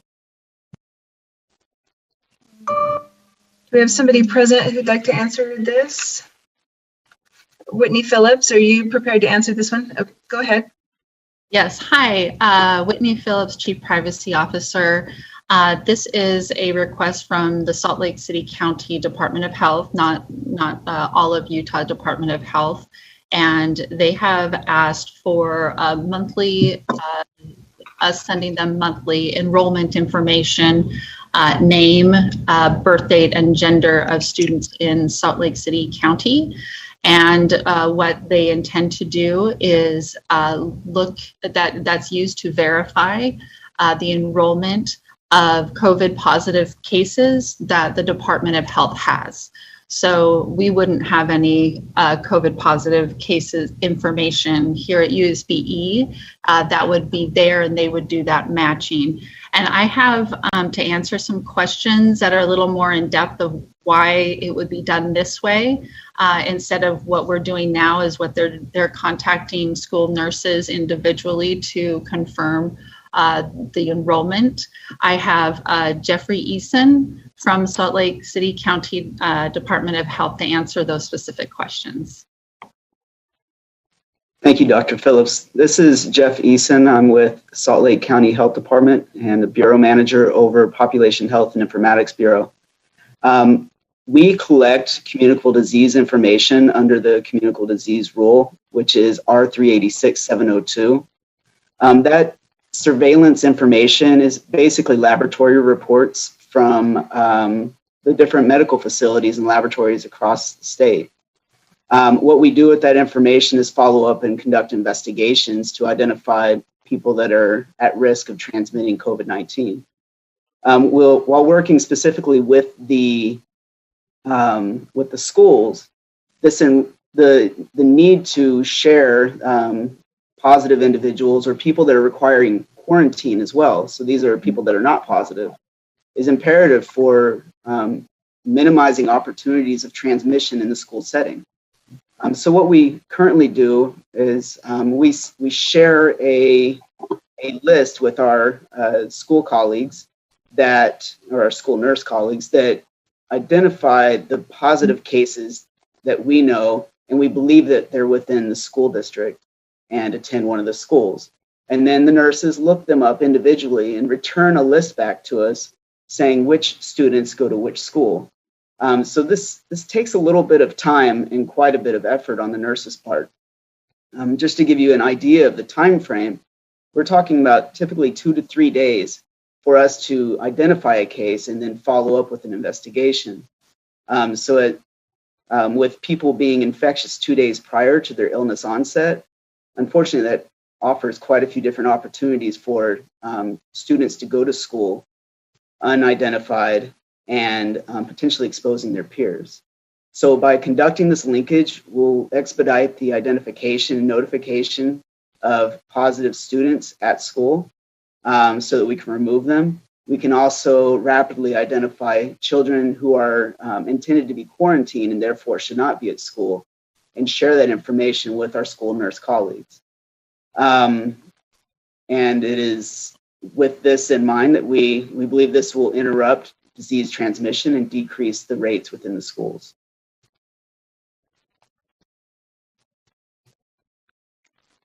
I have a further question, if that's all right. This is yes, go ahead. My question is there not a way when a student or individual comes in to get tested, I'm just trying to think of efficiency, asking them what school they attend? Is that, do you know what I mean, when they actually come in, instead of then getting the information and having to go through a system and that type of a thing? Could you answer that? That is a great question. So to get the information about where children go to school, we would have to conduct the investigations. That means we have to be able to contact the parents, which we do our best to do, but sometimes it takes 3 to 4 days to do that when we have a target of 24 to 48 hours. And even then, not everybody is reached.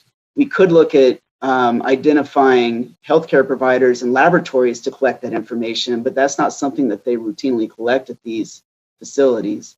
And looking at the communicable disease rule, we're actually able to share this information with the school nurses because it's interrupting disease transmission. And we just see the data linkage in the background is the most or the least resource intensive and the best way to protect individual health information's privacy as well. Okay, so let me understand. The kids are being tested without parent knowledge? Is that they're being... Oh. Because I guess in my view, a child would be taken by a parent to a facility, and at that point, and maybe I guess I might be naive in how it's done at Salt Lake County, but without the knowledge of parents, because a parent would need to fill out a form, right, for a child to do that.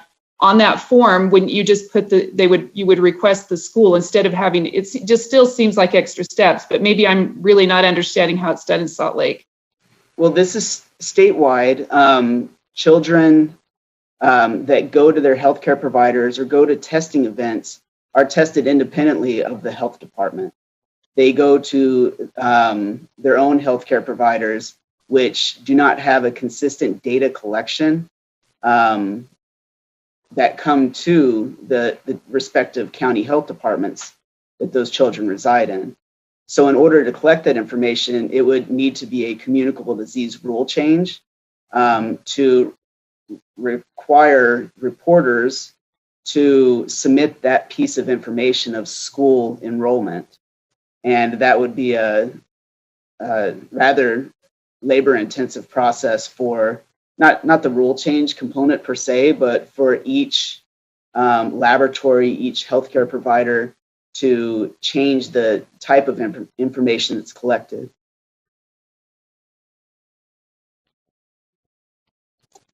Board Member Hanson, you have a question?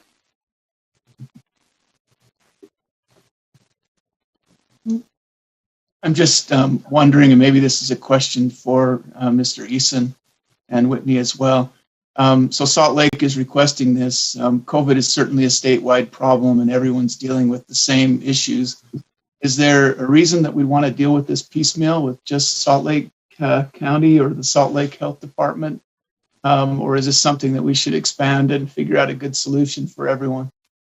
I did reach out to, I had the exact same question as well. And right now, as far as I know, I believe it's Mr. Jackson from the Utah Department of Health is not interested in doing this yet statewide.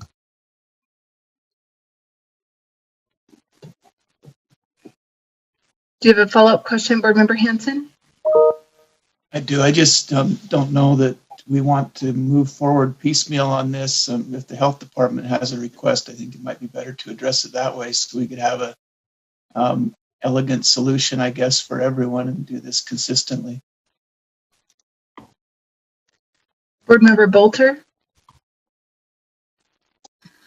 Hi, thank you. I was just wondering, just a clarification, is this a request for the school to do the testing?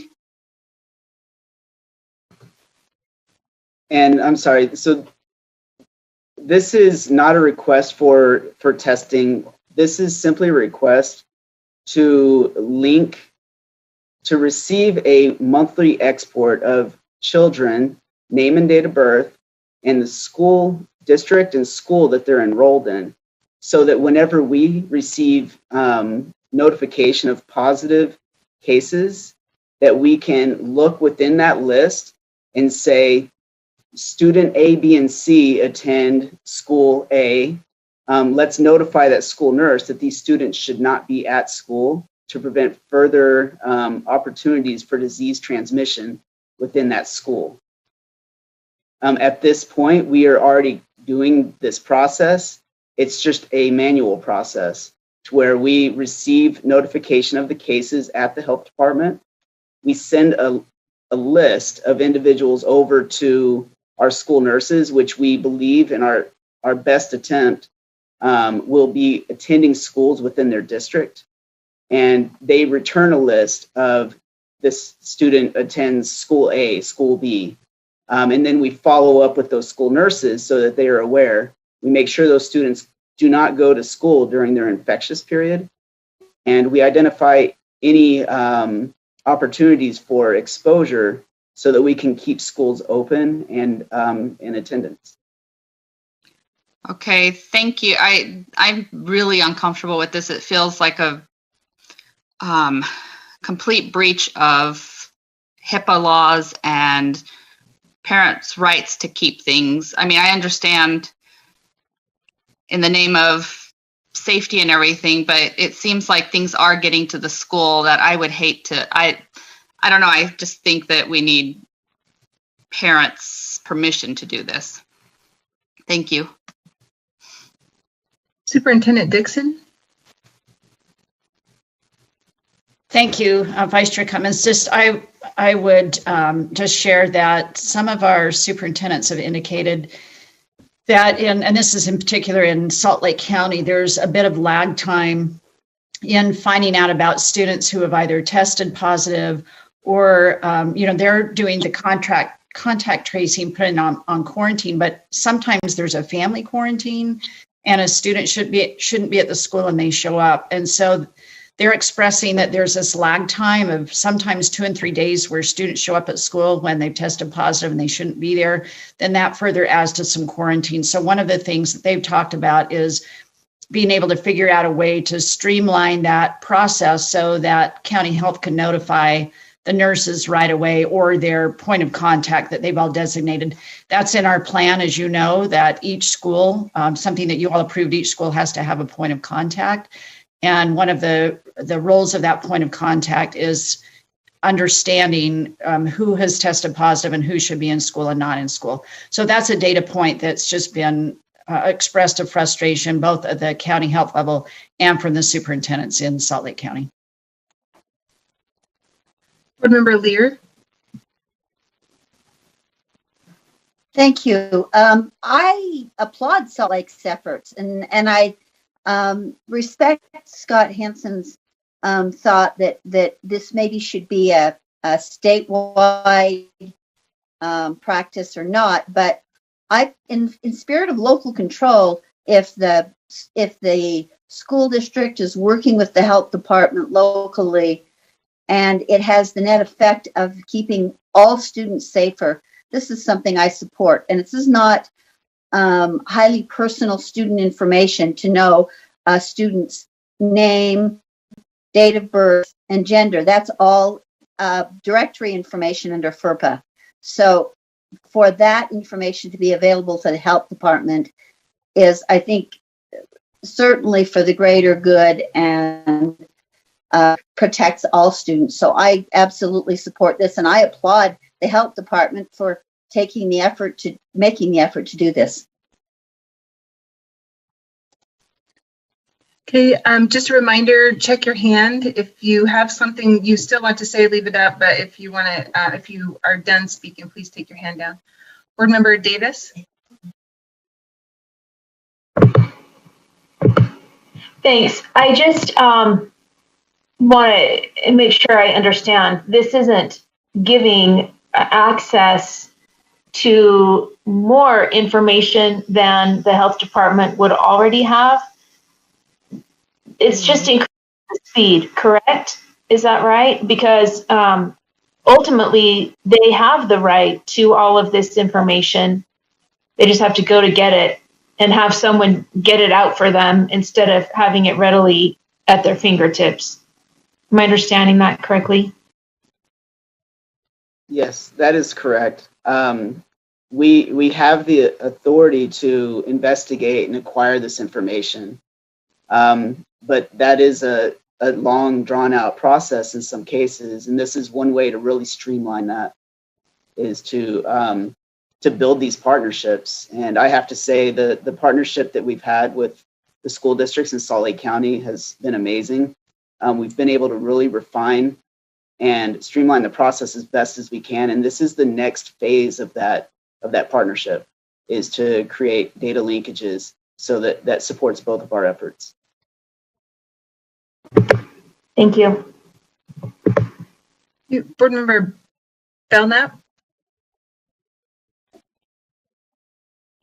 Yes, I'm just a little bit confused as to why these two entities, the Salt Lake School District, and the Salt Lake City Health Department can't do this without us being involved.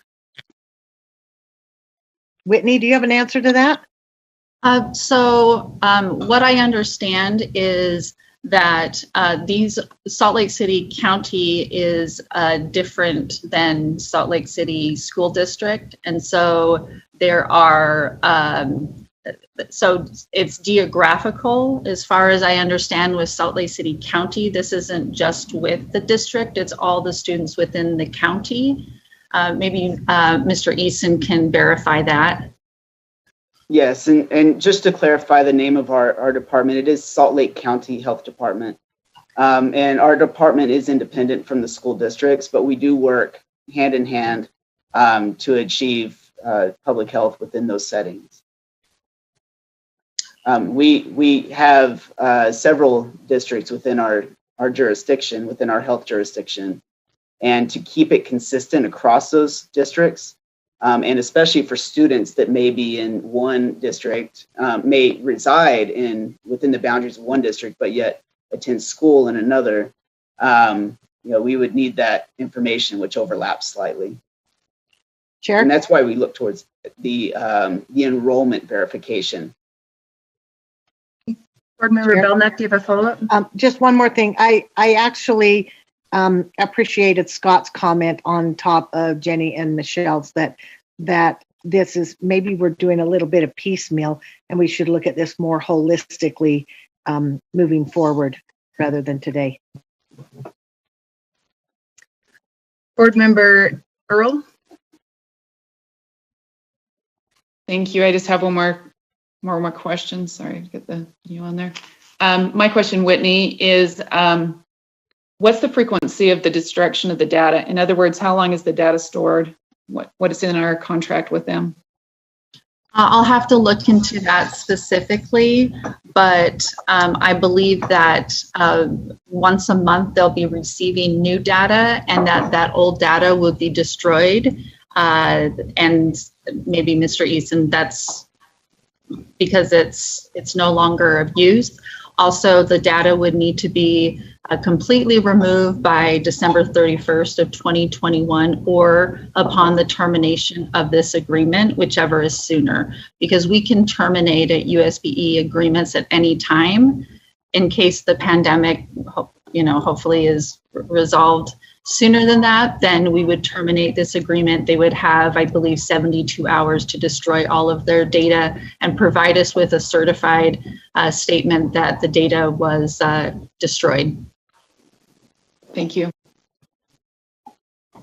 Board Member Davis?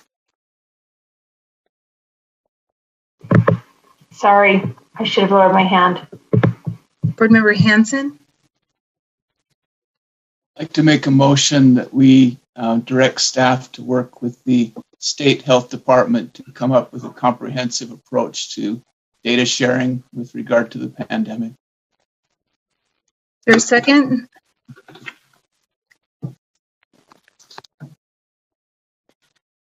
I'll second that, Board Member Marsh. Okay. The motion before us is that we direct staff to work with the state health department to look at a comprehensive approach at student data sharing. Did I get that correct, Board Member Hanson? Yeah, sounds good. Okay. You always do a good job of wordsmithing my garbled motions. Thank you. Okay, is there any discussion to that motion? I can just repeat what I said before. I believe that this should be a common need everywhere, even if other health departments haven't recognized it. I think rather than us having, these similar data requests from all the COVID hotspots all over the state, we should just deal with it once, come up with the system, and figure out our privacy issues and how that should work with the health departments so that we can do this with one cohesive system for the state. Okay, discussion to that motion, Board Member Lear. And sorry if I'm being dense, and I'm sorry if I'm asking to repeat something, either Whitney or Mr. Eason, but I'm still not understanding if the Salt Lake Health Department goes to any LEAs, and that could include charter schools as well as school districts in Salt Lake County. Why can they not just work this out between them? Why are we involved? Why is the board being requested to weigh in on this?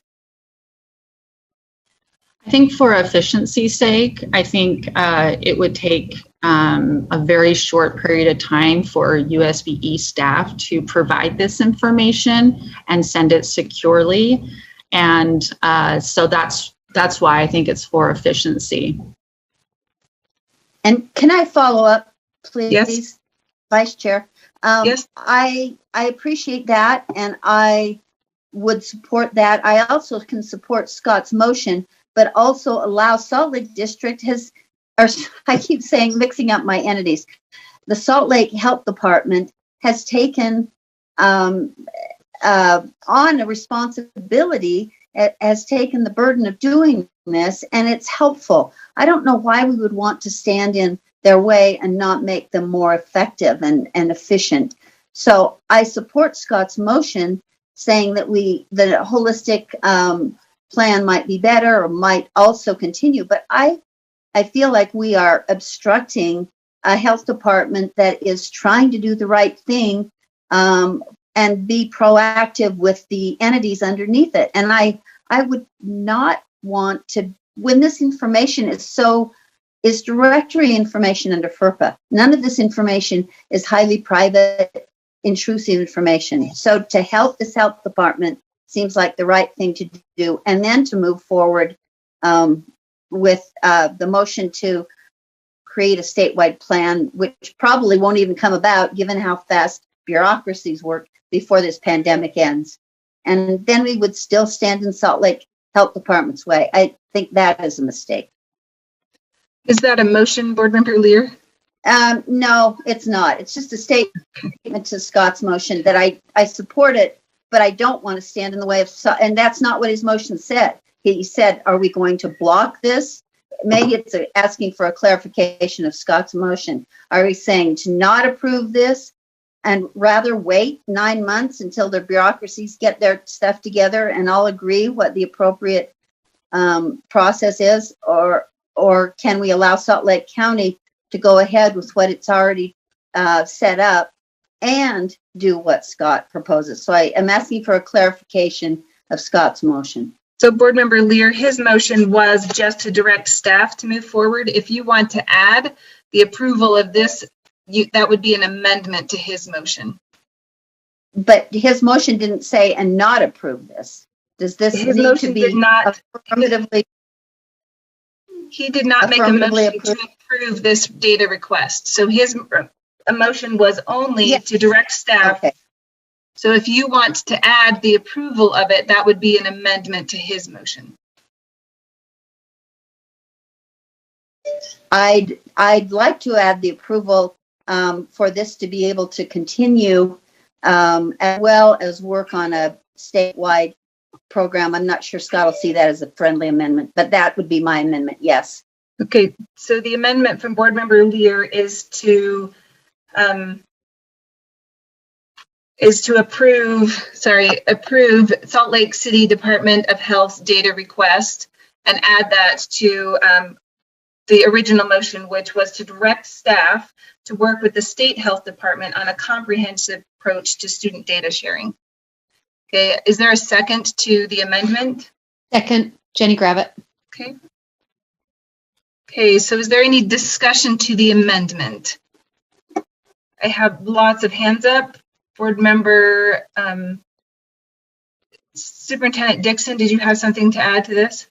Yes, I do. Thank you, Vice Chair Cummins. I just want to clarify for the board how state health and local health interact. So we have 13 local health departments, of which Salt Lake County is one. And they are, the local health officers are hired and have oversight by county commissioners, mayors, et cetera. So even though they're coordinated as a group and they all belong to an association and they're meeting with each other all the time, they are 13 separate entities. The State Department of Health, the Utah Department of Health, comes under the governor's office. So the State Department of Health is not regulating the testing information and getting the testing data. They don't, unless they reach out to county health. They're like, to have a statewide plan through the State Department of Health this is probably what it would look like. The Utah Department of Health could go back to the 13 local health officers and say, can you come to some kind of agreement about the way that you get data and share data? Because they are two separate entities, and the local health do not report to the Utah Department of Health. So I want to make that clarification, because I think, Board Member Hansen, your motion is to ask the Utah Department of Health to come up with a plan around this data, and it really happens at the local level. So I just want to make sure everybody's clear about that. Thank you, Superintendent. Board Member Davis. I'm honestly not clear about anything. So, because I feel like it's getting muddy. I feel like these should be two separate motions, quite frankly. But question is, are we trying to solve a problem? And if doing this for Salt Lake, if doing this statewide will solve a problem, I'm curious, have we had our schools weigh in? Will this reduce their time? Will it increase their time? Do they prefer just to have an auto send every month so that they're not piecemealing with the health department every single time there's a case of coronavirus? And I think I support launching this process to get some feedback like that to eventually decide if we're going to do that or not.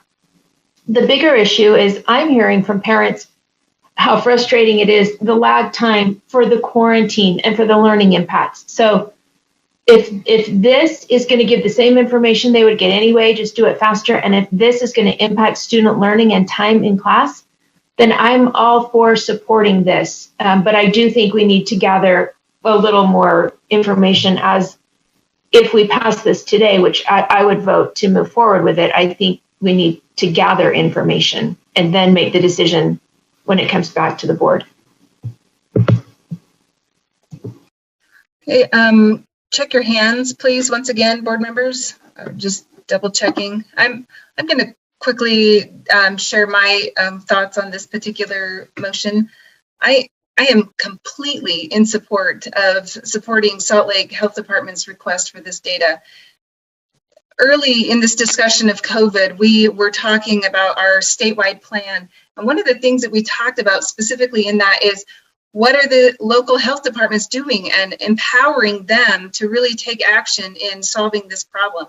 There is a problem, and they have been proactive in trying to solve that in a very efficient way that doesn't impact students in any way, or negatively impact students in any way, but provides an efficient way for them to contact people quickly in a situation that many parents and families and schools are struggling with. And so I'm completely in support of their request, how they've requested, and the manner in which they're going about this. They are doing their jobs in a very efficient way, the job that we have asked them to do from the very beginning, the job that the governor has asked them to do from the very beginning. And so I support this strongly. Board Member Thorpe.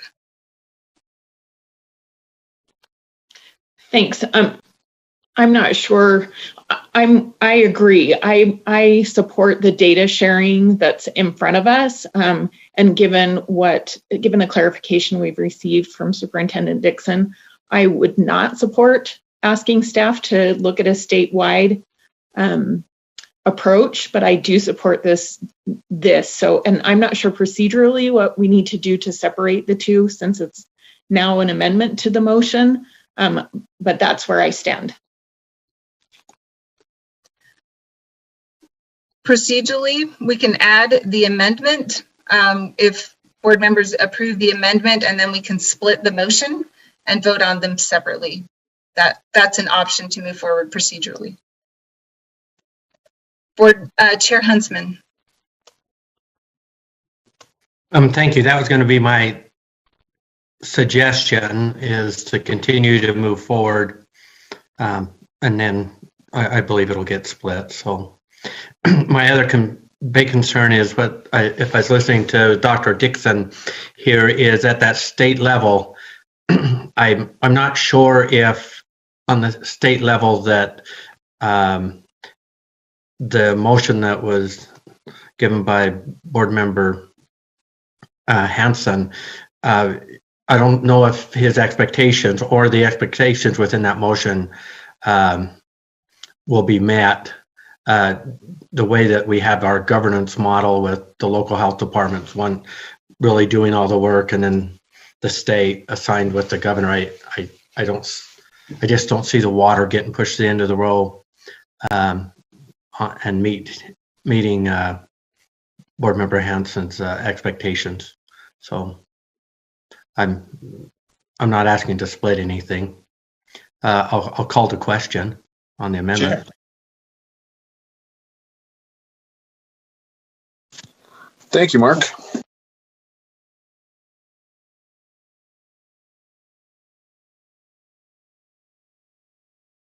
You're on mute, Brittany. Brittany, you're mute.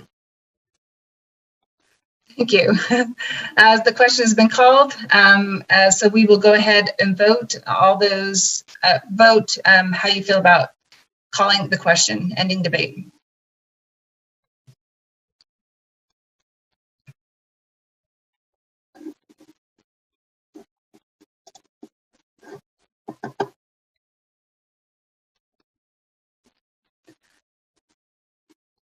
Board Member Bolter.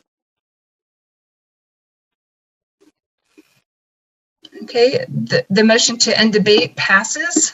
That takes us to the motion to amend, which was to add the approval of the Salt Lake City Department of Health's data request to the original motion, which was to ask staff to work with the state health department about a comprehensive approach to student data sharing. So the motion now is to add, or the amendment to add, the approval of this. So please vote on that amendment.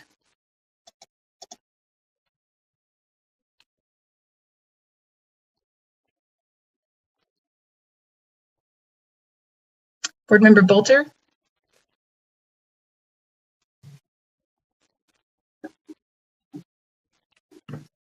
Board Member Bolter. Okay, there we go. That motion passes.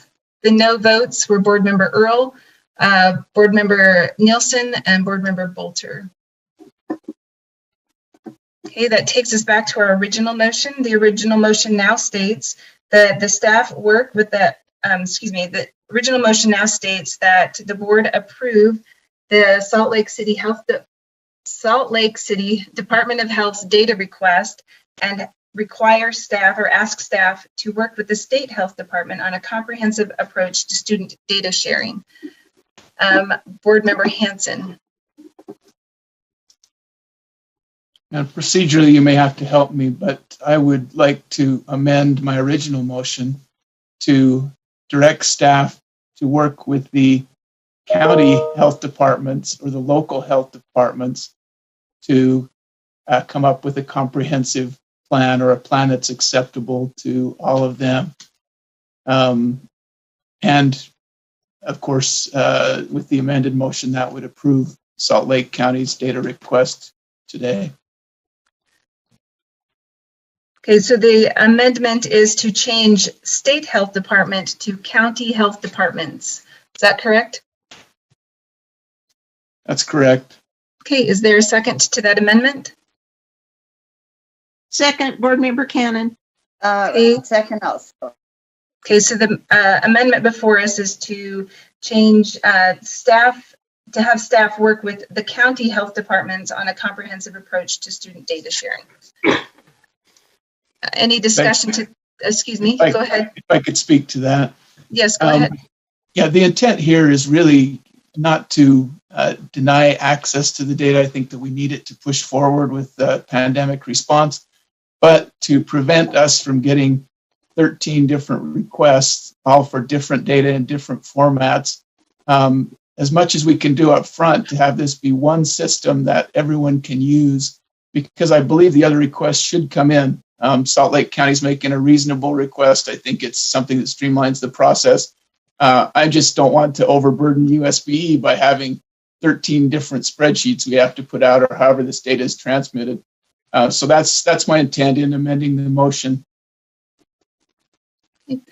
A further discussion to that motion, Board Member Cannon? Yes, I agree with the motion. I think we're in a pandemic right now. We're kind of muddling our way through it. But wouldn't it be nice to have some of these things set in motions that streamline and help our locals deal with these things? I believe there's also a bigger issue about who has the authority to respond to the COVID-19 outbreak. We have left local boards with the responsibility of interpreting the guidelines, and in some cases they have overridden guidelines from the health department. I think ultimately we need to sort this out and make it clear, and I hope this might be a step in the right direction to do that. Okay. Board Member Earl? Yeah, just two things. I think, can't local health departments do this without us? I guess that's my question. I'm not sure why we're the middleman for this. This is something they can do on their own, is gather that data, that enrollment data, if they choose to, if local districts choose to release that information. And then this speaks to a bigger question. Once again, why can't, when a parent takes a child in to get a COVID test, it would seem that would be a normal question, is where are you attending if we're concerned about the contact tracing? And so I think I do get concerned that when we do these broad, just because it's easy for us, therefore we should provide the data. And if it's okay in this situation, it will be okay in many situations. So I think once again, it's up to, and local health departments can make that choice as they facilitate the testing and as they carry on this dialogue, to ask for that information be gathered when the testing is done for children under the age of 18. So anyways, that's my thoughts. Okay, board members, check your hands really quick. Board Member Hanson, do you have another question? Okay, seeing no further questions, the amendment is to change state health department to county health departments. All in favor, or excuse me, I keep saying that today, sorry. Please vote on that amendment.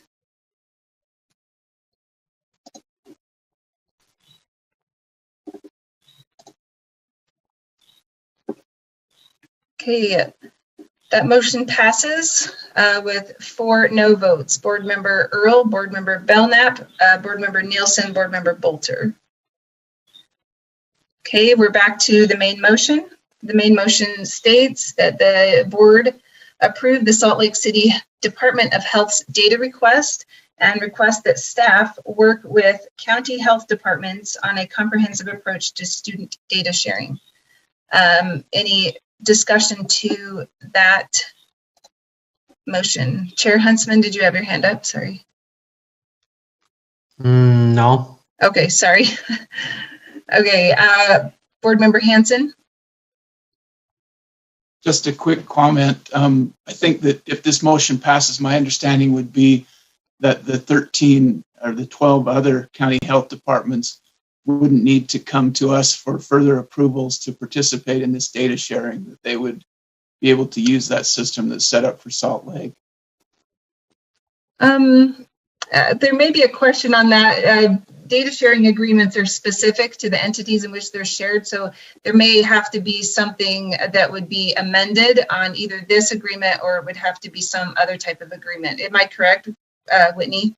My understanding is it would need to be an additional agreement, but it could be one agreement with all 12 on there. This, I think, we can have amendments to agreements if it's not a substantial material change. I think adding 12 other counties, we'll have to ask the AGs, but it seems like a pretty substantial change. But we could have one agreement with all of those other 12 and have negotiate that the system be the same just for our efficiency too. They shouldn't need any more data than what Salt Lake City Department of Health is asking for. Okay. Okay, so my renewed understanding then is that this would come before us on a consent calendar or something when additional counties were added. That's correct. Okay. I see no further questions. The motion before us is to approve the Salt Lake City Department of Health data request and to have staff work with county health departments on a comprehensive approach to do student data sharing. Board Member Davis.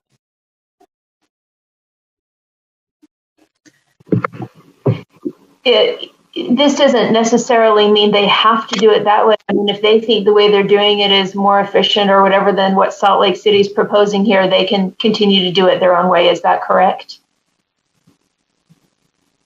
Yes, they would have to agree to the agreement if they wanted to choose to go this route, but they don't have to if it's working for them.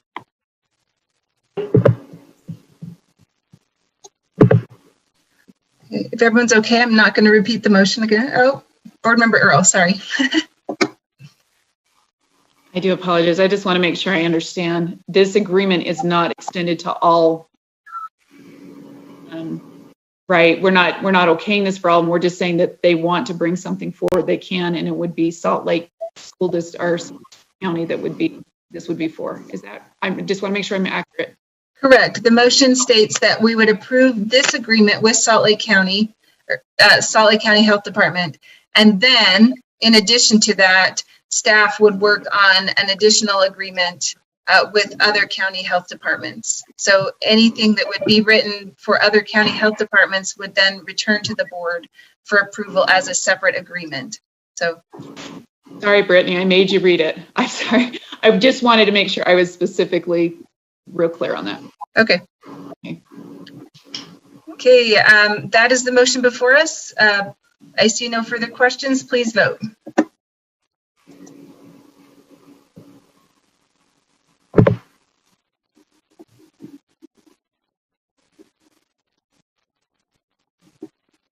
Okay, that motion passes with 2 no votes, Board Member Earl and Board Member Bolter. Okay, thank you. Okay, that concludes the general consent calendar. Next on the agenda is the monthly budget report. Superintendent Scott Jones, Deputy Superintendent Scott Jones. Excuse me. Morning, Yeah, sorry, Lorraine. Just a reminder, we have an 11:30 time certain. Thank you. Should we take a couple of minute break and then have our time certain? Would that work? Or should we move into? Please. Please, okay. We will break for 5 minutes and we will come back at our 11:30 time certain, the education funding study. Thank you, Lorraine, for reminding me. Hey, Jerry, this is Jeff. For the time, Alex Jacobson in the room is going to share his screen. If you are able to give Alex Jacobson the ability to share his screen, that would be great. Thank you.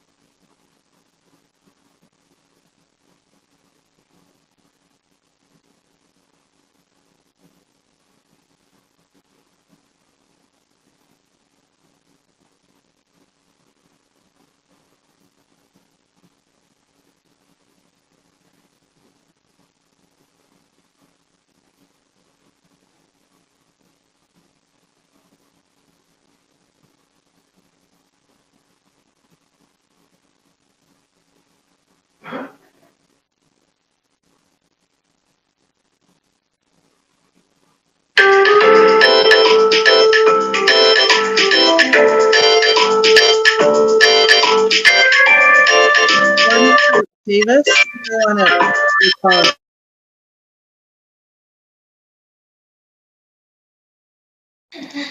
Okay, Alex, do you want to test sharing your screen just to make sure that you have the capability?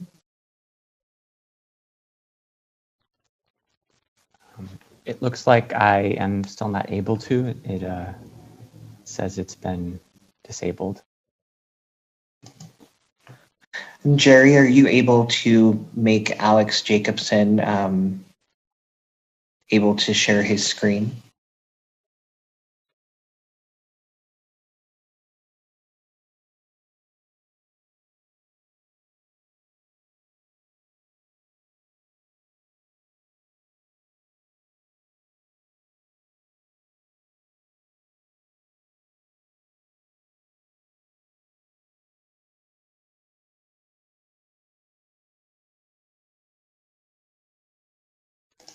Okay, Alex, let's try that again.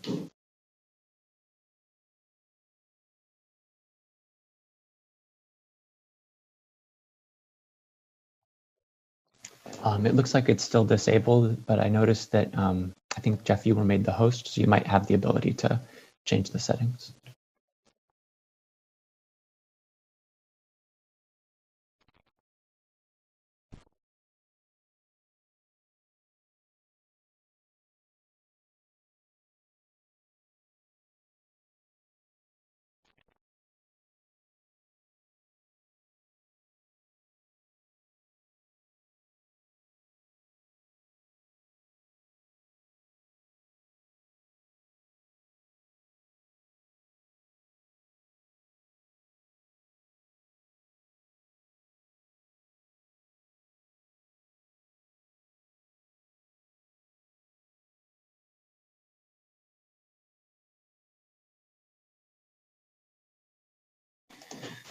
Hey, Jerry, are you there?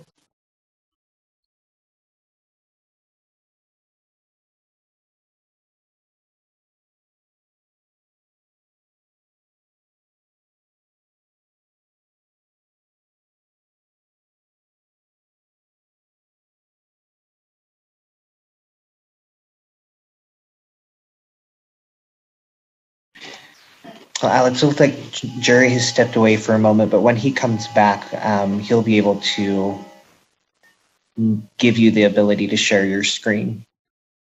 So we'll just hold tight for a moment. Okay, thanks.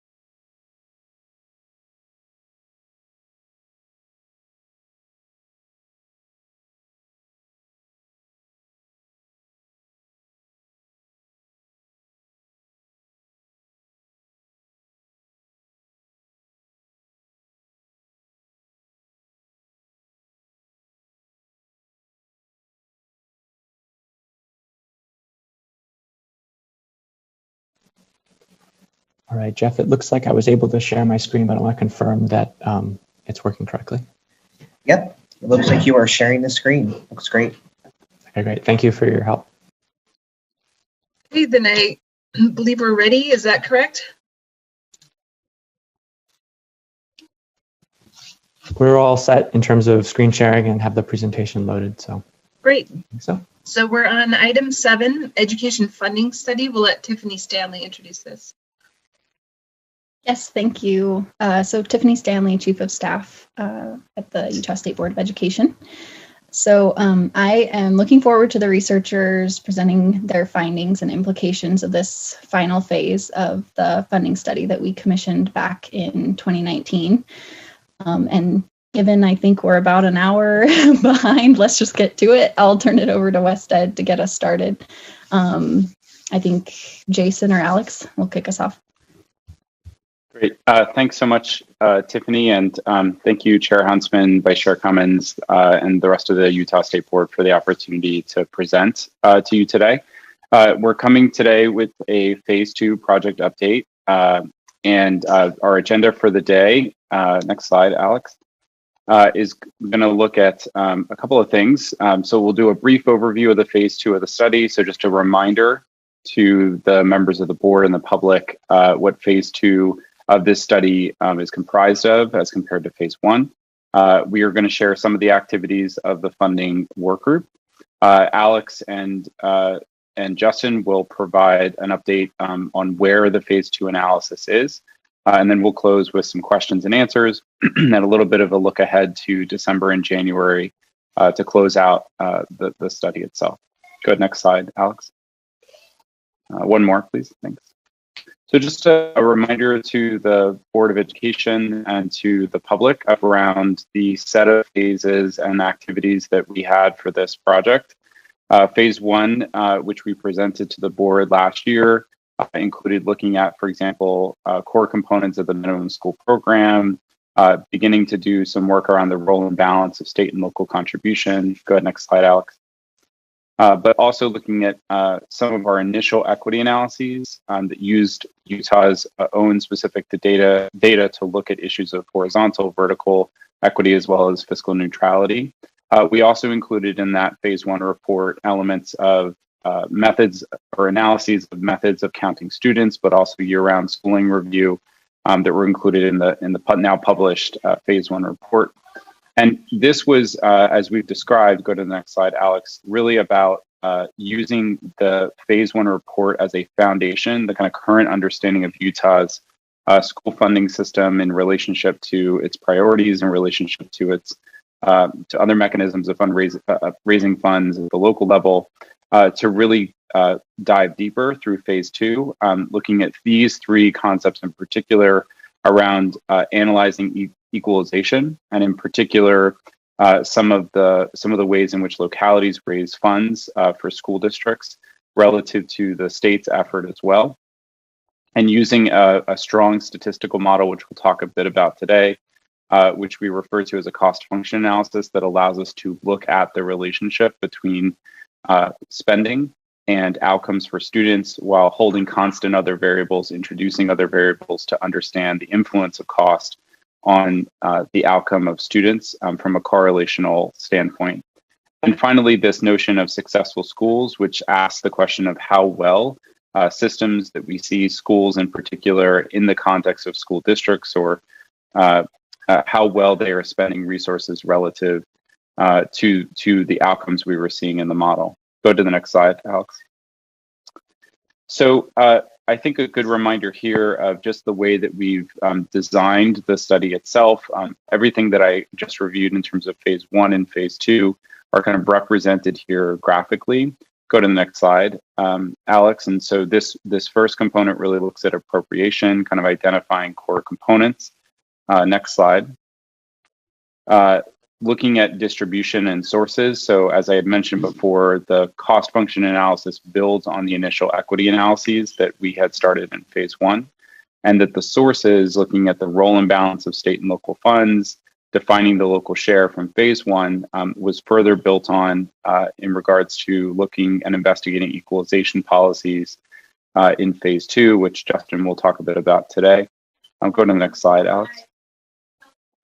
And finally, looking at the successful schools. So this is that investigation of the effectiveness or the how well, and in particular, taking a deeper dive with school level administrators, school level staff, as well as the context of the school district to understand things like how district investments are being used, program implementation, non-monetary resources, and program monitoring for both charter and non-charter schools. Go to the next slide, Alex.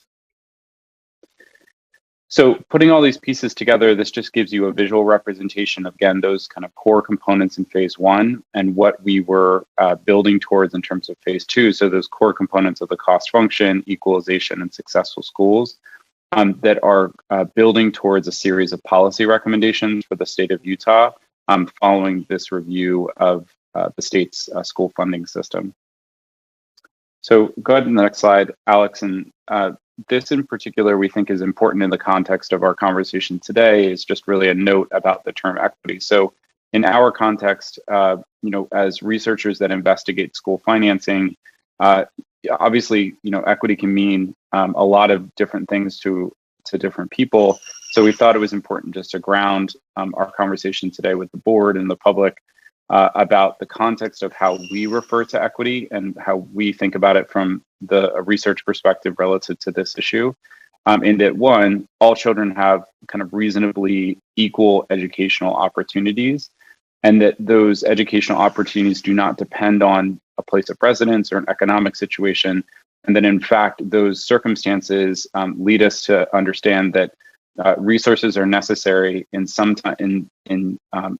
an equitable approach to basically allow students to reach that standard of equal educational opportunities.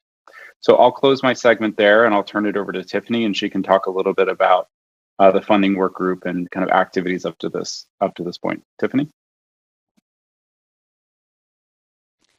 Thanks, Jason, for that context and introduction. So we're kind of backloading the good stuff with the findings and the potential implications coming right up. But before we got into that, I think as the researchers review the findings and you begin to think about those implications, it's helpful to keep in mind what Utah's funding system is intended to accomplish. In other words, the principles that guide the way the system is designed.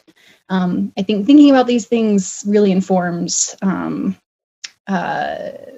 any conversations of the findings becoming actionable in our context. So these principles are contained in statute, and I'll review that language and give you some examples in a moment. But first, wanted to provide the definitions. So first is the principle of differentiation to account for student needs. And this is essentially the concept that students with different levels of needs should receive different levels of resources to ensure equal educational opportunities. Next is the principle of equalized capacity for equalized effort. And this is essentially the concept that a taxpayer's given level of tax effort should generate the same revenue regardless of the taxable assessed value and number of students in the school district for which the tax is levied. So third is the concept of local participation and control. And this is essentially, in this context, the concept that a school district should have the independent authority to levy taxes, keep the revenue generated in the school district, and determine how to spend revenue. So going to the next slide, to make this more concrete, this is the actual language of the statute with the crosswalk to some of the programs that are currently in place to address each principle that'll pop up as we go through. So first is this language in blue, which is at the tail end of this statement. So it recognizes the minimum school program recognizes that all children of the state are entitled to reasonably equal educational opportunities. And then this phrase, regardless of their place of residence in the state and of the economic situation of their respective school districts or other agencies. So this relates to that second principle I described of equalized capacity for equalized effort. And there you see a couple of examples of programs intended to address this principle, like NESS and the voted and board local levy guarantee programs. So next, I'll breeze past that minimum basic rate. That's not directly related to the principles per se. So the language down below in green. So this relates to the third principle I described. So this chapter also recognizes that each locality should be empowered to provide educational facilities and opportunities beyond the minimum program and accordingly provide a method whereby that latitude of action is permitted and encouraged. So that's that concept of local participation and control. And a few examples of programs intended to address it include really the local property taxes that school districts are authorized to levy, including the board and the capital. So then jumping back up to the language in orange. So it's this statement that all children of the state are entitled to reasonably equal educational opportunities. This is a broad concept, but one of the principles it relates to is the first principle I described, which is differentiating funding based on student need to ensure all students have an equal opportunity.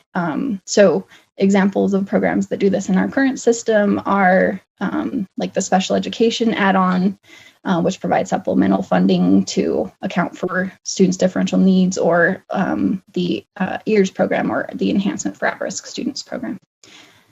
So jumping forward, in reviewing these principles, I think pretty quickly you begin to realize that there are some inherent tensions and trade-offs among them. For example, often state funds are used to account for differences in ability to generate revenue among school districts, or to provide differential funding based on student need, but using more state income tax can mean less local participation and control. So that's just one example, and really given those tensions and trade-offs, it leads to a conversation about balance.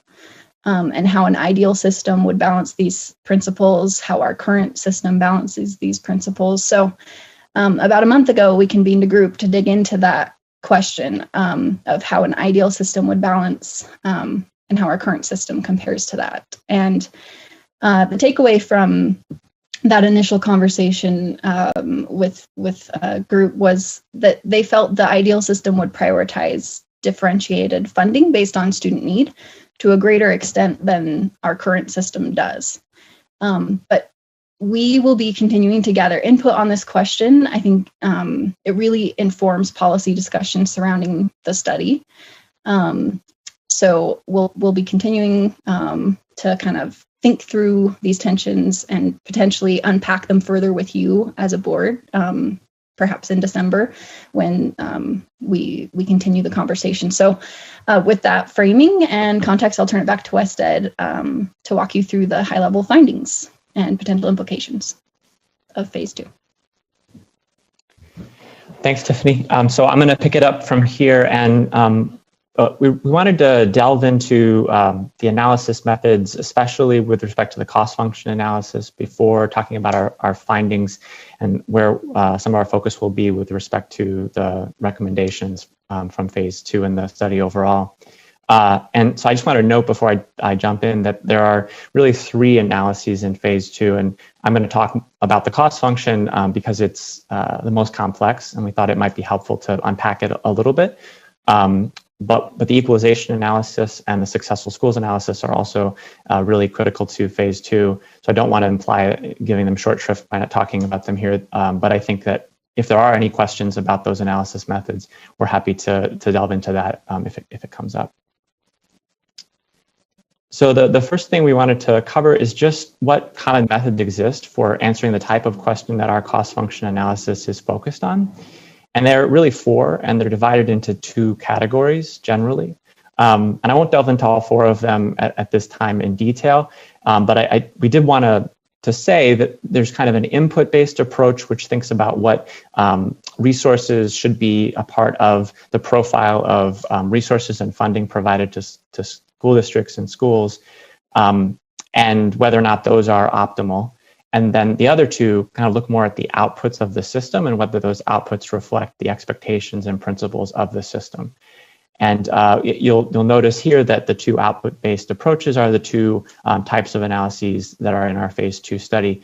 And so I think just that reflects our focus on an outputs-based approach to this type of analysis. So then digging a little bit more into the cost function, we wanted to talk about what we will be able to do and what you can expect from it and what it really won't be able to speak to. And the research question here is it's a little bit technical in the way that it's worded, but it is essentially looking at this question of how does educational context influence the resource needs of a school to meet some common standard outcome that's consistent across the state system. And it is looking at this question both for the extent to which outcomes and spending are associated, and additional spending is predicted if outcomes are greater and all other things are equal. and also how do different pieces of context change resource needs. So what it will do is it will provide estimates to that effect, looking at how cost factors such as students educated and the school setting, as the district setting, affect what the sort of estimated resource needs are. What it won't be able to do, and I think this is important to acknowledge up front, is it won't be able to explain why the estimates in the cost function are what they are in terms of what is done with the resources themselves. It's looking at total resources and looking at associations and a variety of different parts of the context, but more information is needed to know a little bit about what's going on in each individual school and district. And that's where the successful schools analysis comes in, is digging more into practices at the local level. It also isn't strong enough in terms of its rigor to have anything to say about whether a certain level of spending causes outcomes, or a certain level of spending for a particular type of school or district would cause a set of outcomes. It is really an analysis to look at the associations that exist, but we just want to be clear, we're not able to get to that point where, like an experimental design would be able to say, this is causing something to occur. In terms of the foundation of the analysis, we wanted to share this graphic to illustrate kind of at a basic level what it's doing.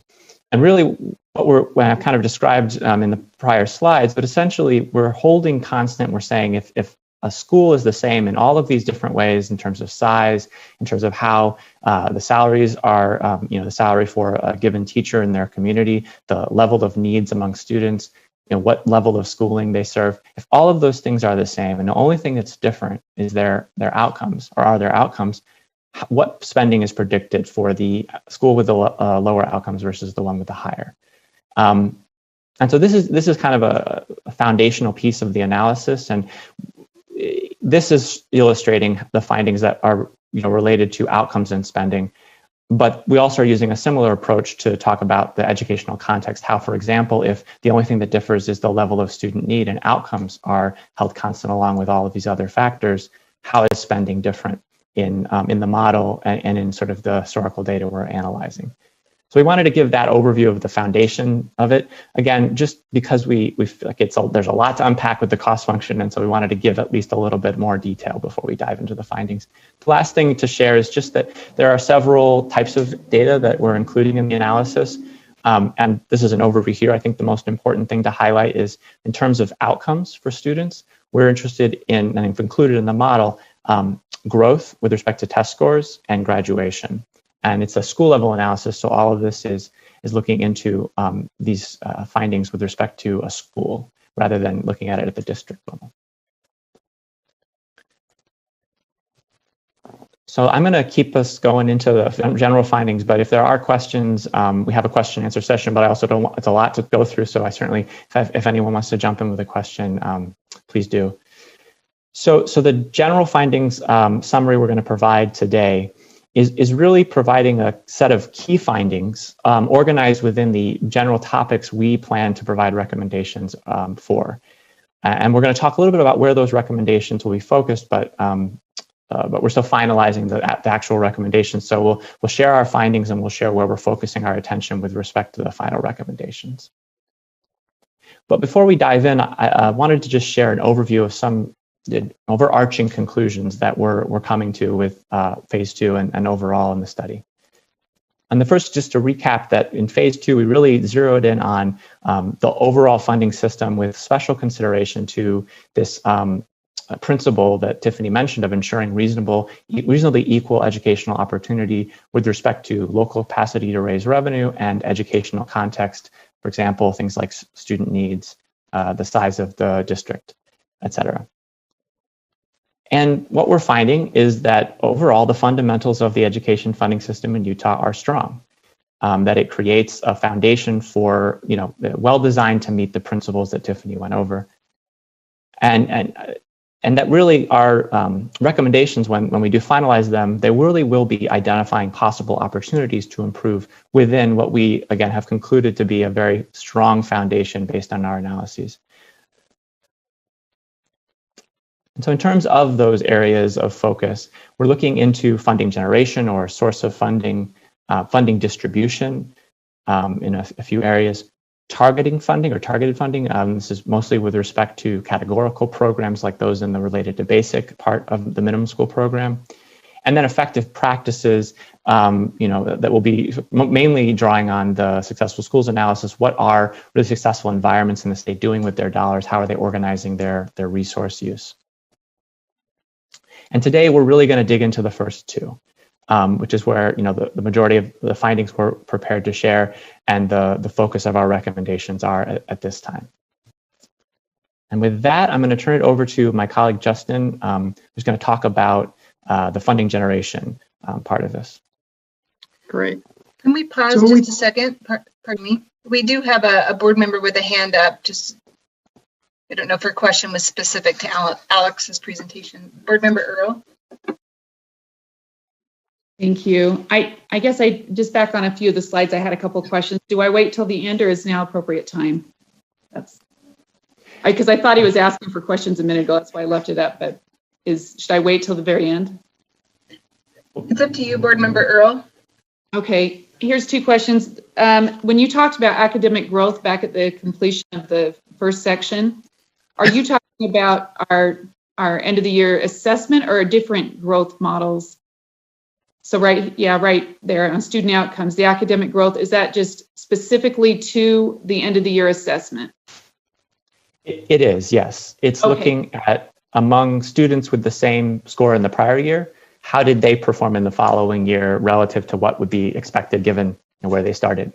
Sure. I understand that. I just wanted to make sure that was the growth model we were using and it wasn't growth according to what other measurements are being used at different schools. So it's just a broad end of year assessment. Okay, and then my other question is on slide 13. So number 3, I just was seeking just a little bit more clarification on, 13. Sorry, thank you. Sorry. Sorry, and I apologize. I might not be finding slide 13. Is it earlier when Tiffany presented? Yes, it was what. Okay. Here, I'll pass. There we go. All right. Sorry. Right there. So number 3, I guess I know how tricky some of this taxpayer, the different things are. So can you help explain this just a little further? A taxpayer's given level of tax effort should generate the same revenue regardless of the taxable assessed value. Just help me understand that in maybe simple terms.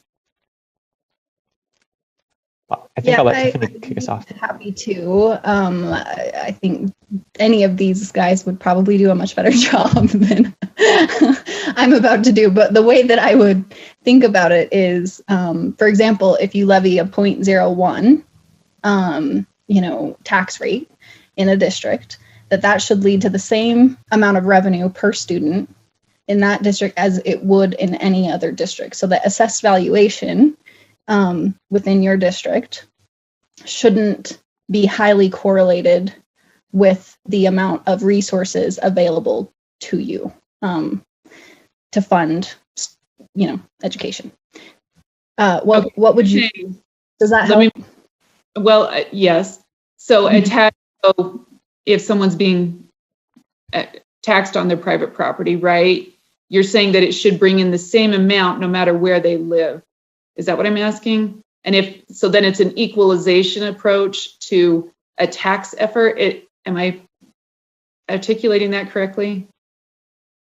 Yeah, I think so. Jason, Justin, I see you jumping in. Jump in. Feel free. I was just going to jump in and say, sorry. Yeah. So think about it as the combination of both the assessed value of the property and the rate, right? So those are the two levers you're using when you look across those different districts in Utah that gets to generating the same amount of revenue. And in some places in Utah, the combination of the assessed value and the rate, the assessed value is so high, the rate doesn't need to necessarily be as high. In other places, the rate needs to be a bit higher because of the level of assessed value. So So it's really about the kind of tax getting to that same level of revenue that are using those different dials, if you will, to get to that desired outcome. Okay, and maybe I can ask offline. That is what I thought it was. I just wanted to make sure I understood that. So then it does speak to the even number 3, that the school would have an independent ability to generate tax according to their district, right? But at the same time, it kind of gets, if number 2 ends up creating a discrepancy there. In other words, anyways, I'm just trying to figure this out in my mind, because it really, whatever they generate here, it has to coincide with 2 in order for it to be balanced. Is that accurate? Because it's not really Justin, bringing more revenue than they have. It has to be balanced throughout the whole system. Okay, I'm thinking this out in my mind. So we can move on. It answered my question, unless there's something more that you want to say on that. Well, this actually leads into the section that we're about to discuss really well. So I think just framing it here is great. There's a couple pieces in Utah's system that we really want to focus on here. So, and Alex, I think you can probably start moving down towards the section so the funding generation. So when we're talking about funding generation, we really are focused on where do state and local resources come from, or revenues come from. And when we think about those local revenues, it's a mix of the basic levy and then the voter and board levies. And so to your point, with the basic levy, that is the same amount across all districts. It's by its definition equalized. And so folks are getting the same kind of return. Taxpayers are getting the same return for their mill in that part of the system. And then I think what we're discussing a little bit here is with those board and voted levies, the state does equalize a portion of them. And so to Jason's point, if a community decides to go for either of those levies up to a certain level, the state's going to really guarantee a certain amount of revenue generation so that every taxpayer is really treated the same. But then above that amount, that is where there isn't that equalization. And so there becomes some disconnect between that concept that was in that second bullet, but leads towards the concept in the third bullet of having local control and local ability to make some of those decisions. So that's some of the balance that we'll want to think about as we have these conversations. And so if we go to the next slide, as we looked at funding generation and the general findings, the first thing that we really were focused on has a lot to do with this conversation, which is that though the state has both that basic levy and then the kind of equalization for the board and voted levies, the overall picture of equalization doesn't create enough of a disconnect, as we would like to see, between the local wealth of the community and what's available for students in the community, right? So that idea of fiscal neutrality. And so really what we're talking about somewhat, back up on that slide in 13 is the idea, and Tiffany really said this, that where you live shouldn't determine the resources available to your children. And so that's fiscal neutrality that we wanted to look at. And so Utah, again, has a very good system, has a lot of equalization and equity pieces in the system, but they're not quite at the level where we get that disconnect that we'd like to see. And so kind of the next thing we started to look at when we go to bullet 2 is, well, what is available in the system to really adjust that currently? And so the place that you can go right now where there's additional capacity in the system really are those voted and board local levies that haven't been levied at all yet. So there's additional capacity in the system. But what we found is 2 things. That first, when you look at board and local levies, there are more dollars at a per pupil level being raised in your wealthiest communities. And those communities still have a lot more capacity to go get more. So though there is equalization and support for the less wealthy districts within those levies, where you have a lot more dollars left to be tapped is at your highest wealth district. So that really isn't a place where you can turn as much to help fix some of these fiscal neutrality issues. And so then in the next finding, what we were trying to look at is, well, how do other states address this issue? So how do they think about this issue, and how do they get their systems to be more equitable? And so when you look at the most equitable state funding systems, what you find is that they really rely on the generation and distribution of dollars through their formulas. And what they try not to rely on too heavily, though most states still do rely somewhat on, is pure local revenue generation that is held locally and especially not equalized. So the more dollars that go through the main formula, the more equitable the systems tended to be in states across the country. And then the last piece, as we look at this picture about kind of where do dollars come from and the balance of state and local, is that Utah has one of the lowest basic tax levies among all the states we looked at who have a uniform levy as part of their system. So right now, the state, when you look at overall funding, Utah has a generally higher state percent of funding than national, and a somewhat lower percent of local funding than the national average. And in part, that has to do with kind of everything that we've looked at here. So Alex, on the next slide. Justin, can you pause for one question? Please. Board Member Lear. Yes, I have a basic question that might help me process what you're saying generally, and that is, you talked in the very beginning about comparing or looking at the funding as it relates to outcomes. And when somebody asks you a question about outcomes, one of you answered that was just one annual assessment, that the outcomes are defined by one annual assessment. Do I have that much correct? So to clarify, I can clarify here. So it's a combination of the average growth across three assessments, the ELA, math, and science assessments. But they are all these sort of statewide standard end-of-year assessments that the growth measure is based on. That's right. And then a follow-up to that, if I can, Vice Chair. So what troubles me is our assessment program has been no reflection on anyone, but through a number of really unfortunate circumstances, including COVID this last spring.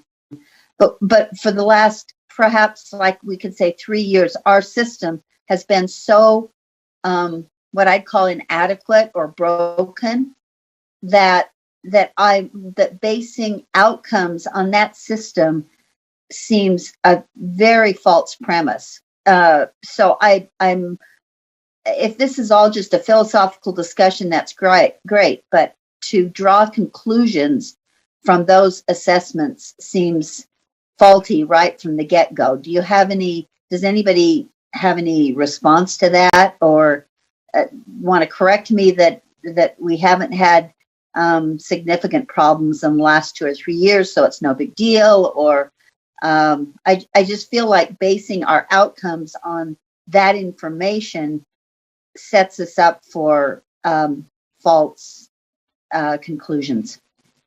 Yeah, no, I appreciate the question, and a couple of things that I would state on that point is that we, Alex and Justin and the remainder of the team really ensured a level of quality to look at those assessments, that the years of data that we were including in the model itself provided a sense of stability from one year to the next. I think importantly, in the consideration of this part of the method, which is one of the methods that we used in the full funding study, the requirement of having state level data that is representative of the students in the state was an essential and vital part of that, which is, to Alex's point around the ELA, math, and science assessment, some of the only data that would qualify in that circumstance. And we certainly asked the question about other types of data, which right now those measures don't necessarily exist in Utah. And to that point, that we do recognize that for that method, the cost function analysis, that there are some limitations based on those data, which we recognize. But to my last point, the importance of pairing it with other types of methods that allow us to understand the use of resources and how those resources contribute to outcomes of students in those circumstances. And Justin will touch on this right as we're coming to the close of the presentation, in which we used a successful schools approach, which uses a definitively qualitative approach to really investigate and look into some of Utah's best performing schools relative to the population of students that they're serving, and really is a cross section of the type of student demographic and geographic location that Utah really represents, so that as we're bringing together all of these components of the research, that, as Alex is presenting information at a macro level, and we perhaps are missing some of the dimensionality of the type of outcomes of students, that Justin and the team that he's working with on the successful schools side can really provide necessary color, the kind of effective engagement with students, the how well component that isn't necessarily able to be picked up by the method through the cost function. So the mixed methods approach that we use in the study for us is a vital component to really address your question if you were just looking at a single component of the study.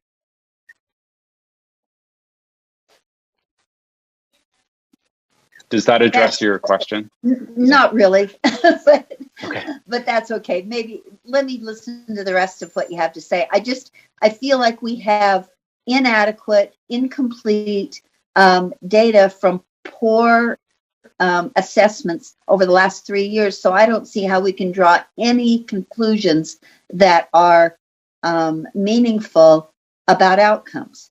And we also have the problem of a lot of parents who took their students, exempted their students from the assessment. And I feel like we are drawing conclusions on very inadequate data. And so it makes the whole process sort of suspect and less meaningful for me. And that seems like a simpler question than you're answering. But let me just listen for the rest, and maybe it'll make more sense as you conclude. So, and just one quick thing before we move forward, Board Member Lear, thank you for raising this. So, and I'm not sure if Jason mentioned this, but this analysis pulled in up to 2018-19 school year, correct? So it pulled in 3 years of data, and 2018-19 was the most recent. And that was, if I'm remembering correctly, the year where we transitioned to RISE and we had some of the test platform administration challenges. That being said, the Center for Assessment and our Assessment Accountability Policy Advisory Committee and other groups still recommended that those results could be used in the aggregate, which is what this analysis really looks at. It suggested even that, well, I won't say anymore. I don't want to misspeak. But so I hope that helps address some of it too, is those are the years of data that were pulled in.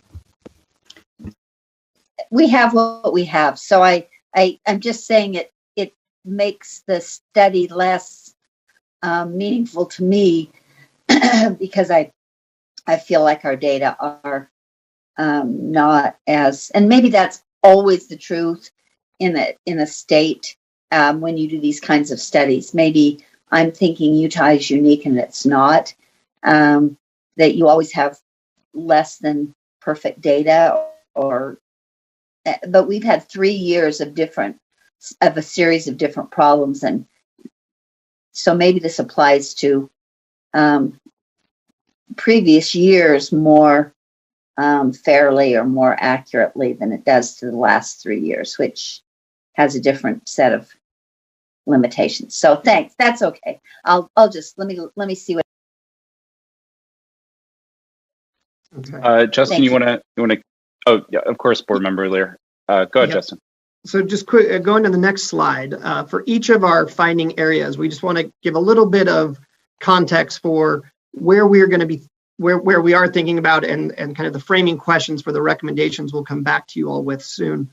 And so when we think about this generation of funding, we really are looking at, how well the basic tax levy is optimized to raise that local share, going back to that state and local contribution and how well balanced that is. As I mentioned before, Utah is generally a little heavier on the state contribution than national and a little lighter on local.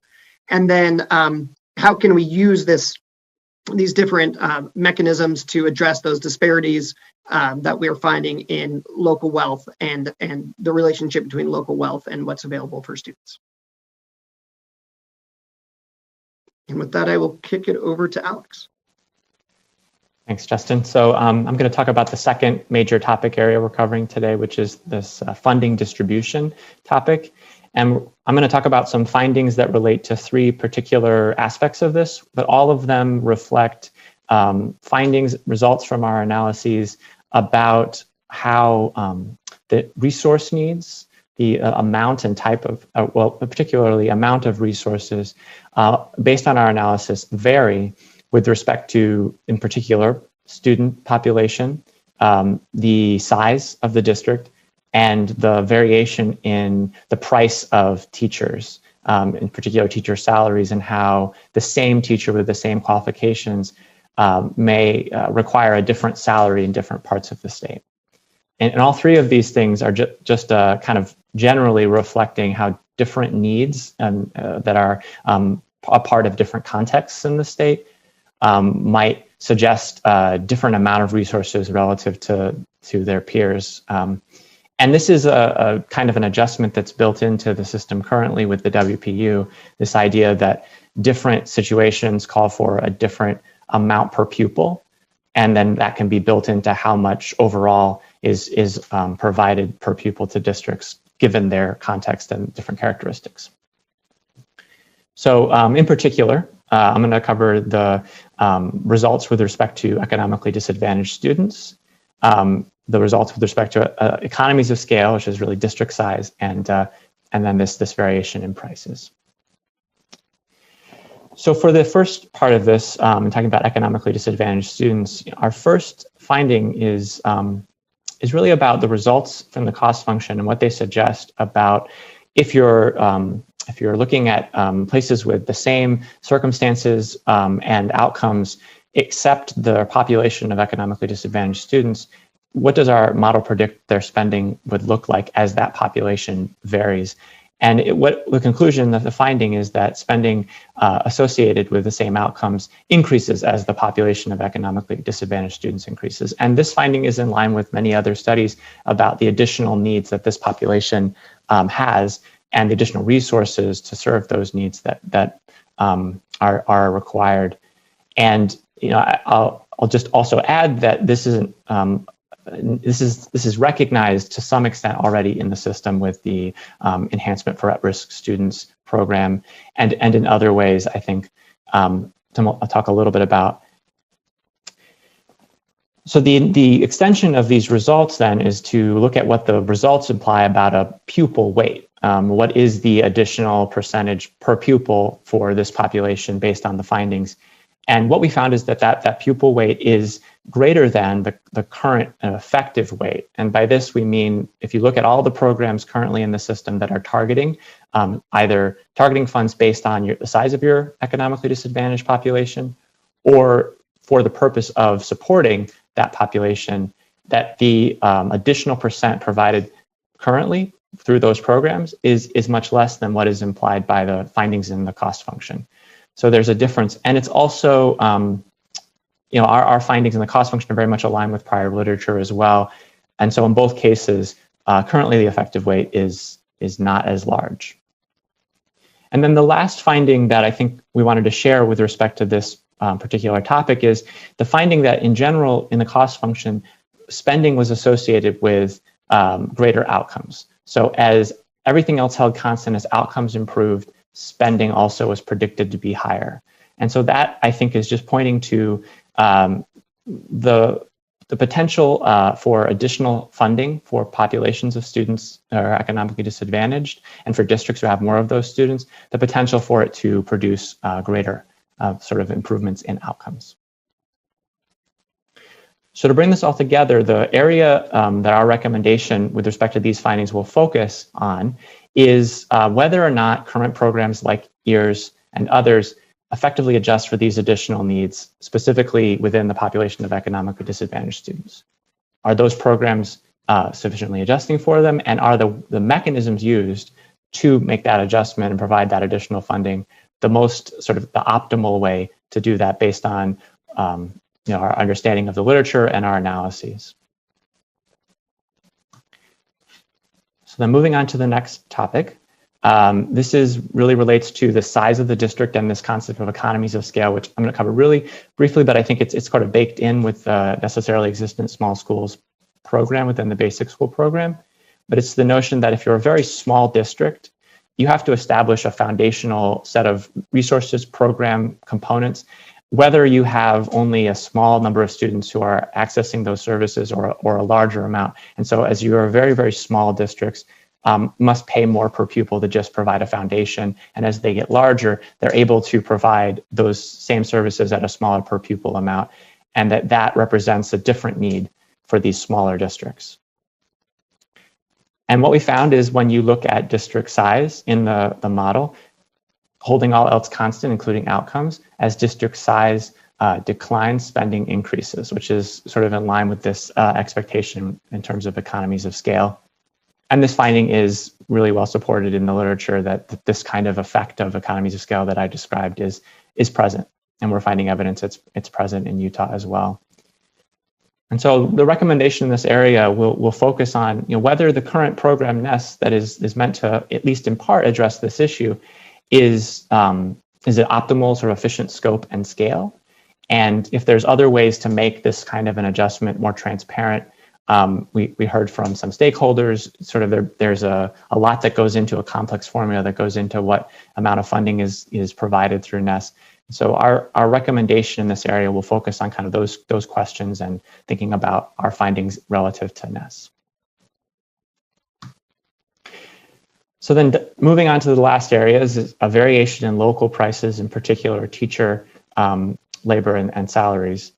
Now before I share our first finding, just to give a little bit more information about this idea, there are many states in the country who make an adjustment based on an estimation of how much more expensive it is to hire teachers in one part of their state versus another. And that's based on two differences. One, the local economy, how just expensive it is to live in a particular part of the state relative to another, and also the attractiveness of the community and whether teachers are willing to accept a salary that might be lower than you would think given how expensive a community is because they get sort of a lot of amenities from living in the community, and tries to pull those two pieces of this together and estimate what the differences are in terms of the local prices.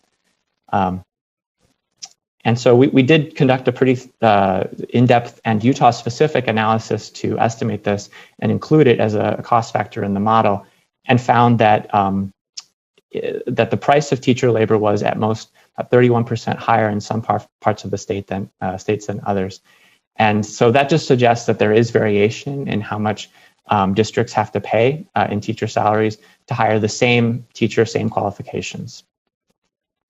And then we were able to include it in the cost function analysis and did find what we would expect, which is that as that price goes up based on our estimate, the spending goes up in the model, holding all else constant, including outcomes again. So in communities that are more expensive, in order for them to provide the same opportunities, they have to spend more is sort of the finding from our cost function analysis.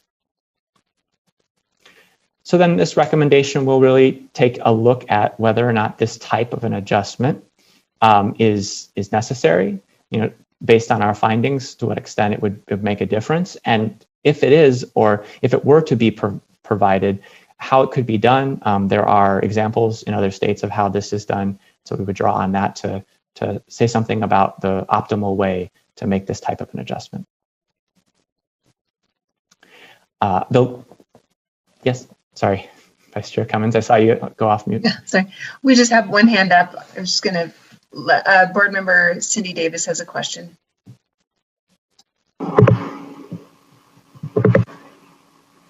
Sorry, it was a question back on the rural schools. I was just wondering if you are going to also, when you look at NES, and if that is sufficient funding with our rural districts, I was wondering if you are also going to be looking at, for example, the regional service centers and funding that goes there, and also the extra funding for administration of small schools. I think we may have lost that for districts, but rural charter schools, I think, still have that extra funding. I'm wondering if those components are all going to be studied so we can get kind of an accurate picture of if these are meeting the needs of our students in rural areas, or if it will only be NES. I can start off, and Jason, if you want to jump in on this question as well. But I think that we would want to look at a purpose of all of these programs that you mentioned, and I think we want to consider as many programs that exist that are intended for this purpose of addressing the effect of having a very small setting and a small organizational scale. So I absolutely think we want to take a look at the programs you mentioned and see if they also, alongside NES, are focused on the same thing that our findings are picking up on. I say that only because you mentioned rural settings, and I think for us, they're very much the same settings, but for us, it's very much the size that we're looking at, not necessarily the urbanicity, but again, that rural communities are often the smaller districts as well. But it's like, feels like kind of splitting hairs, but I think we want to be very precise, partly, I would say, because NES does have not only this issue of scale, but also it's focused on remoteness, which is in our cost function analysis is included, but is a different part of the analysis, a different finding. So that's also on our minds is, to what extent does NES serve that particular goal of adjusting for scale, as opposed to it's also trying to adjust for remoteness. So I hope that. Thank you. It does. And that answers my question. These things are all combined to try to compensate for these economies of scale. It'll be interesting to take a look to see if they're actually doing that effectively. It's definitely our focus on that particular part of the recommendations. So I'm going to jump back in on this third broader area that we're focusing on in our policy recommendations. And we're not going to go through findings for this one today, but we did want to just highlight that we will be looking at the related to basic programs as a category of programs in the minimum school program, and considering whether the way that it's established now is sort of an optimal way for this kind of what is generally more targeted funding, more categorical in nature, is very specific purpose, very specific way it's distributed. And we'll be thinking in particular about kind of coherence and prioritization of purpose. Does the related to basic set of programs reflect some coherence about what is intended? Stability of programming and funding is something we heard about from stakeholders in phase one, and it will be part of what we're thinking about here. The extent to which program evaluation of success of the programs, whether that's a part of it, and to what extent that might help optimize how related to basic programs are part of the constellation of programs in the minimum school program. And then also whether and to what extent it balances with the basic school program. And complements what's provided for in the basic school program with these more targeted and specific related to basic programs. So with that, I'm going to turn it back over to Justin to talk about our last major topic. We've brought this up a couple of times. So to look at the effective practices in schools and districts, we are doing a set of successful schools case studies. We're right at the tail end of that. We were able to get and talk to districts over the past couple of weeks in schools, and we're talking to 10 schools, 9 districts. One of the schools is a charter school, and we're really going to we've identified them using both the cost function analysis, looking at successful, efficient schools, but also each school also has high overall performance. And so we've talked to them, and we're getting those common practices across these settings, both on how the districts fund schools, and then also how the schools utilize both their monetary and non-monetary resources, that we'll be able to come back and have a better discussion about what is happening and in these settings.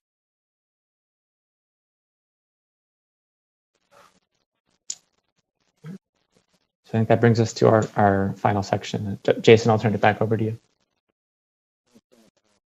So, Vice Chair Cummins, that concludes our formal presentation. I know we were taking some question and answer throughout. I'm also aware that you have a time certain for the state superintendent's update in a couple of minutes. So happy to take maybe one more question and then want to let Tiffany close to discuss our next steps in bringing the study to its conclusion. Thank you. Board Member Cannon, your question? Yes, it sounds to me like the idea of equalizing local and local levies, board levies, voted levies, trying to equalize those across the street sounds like a Robin Hood type of bill that we've had in our legislature previously. Could you just tell me if you're aware of states where they have enacted these Robin Hood type of bills to equalize funding and how successful that is? I can see from the standpoint of policymakers, you know, it's great to equalize things. From the standpoint of homeowners or parents, you know, you try to get a home in an area as nice as possible so you have really good schools. Can you tell me how those two play out in your experience? Yeah, so I think there's kind of two pieces here. So on the kind of Robin Hood, or what we'd call kind of a recapture piece, you're right, over in the grand scheme, just very few states do that. Wyoming is a state that does that pretty explicitly, and Vermont historically has done some of that. But I want to say that in this equalization sense, really the equalization is coming from the state. And so there are a lot of states who equalize these additional levies, but it's from state funding. It's not from necessarily from other locales. So it is a pretty common practice to equalize, and you all do it also, but it's coming from state funding is where this equalization comes from. Thank you. Do you have time for one more question?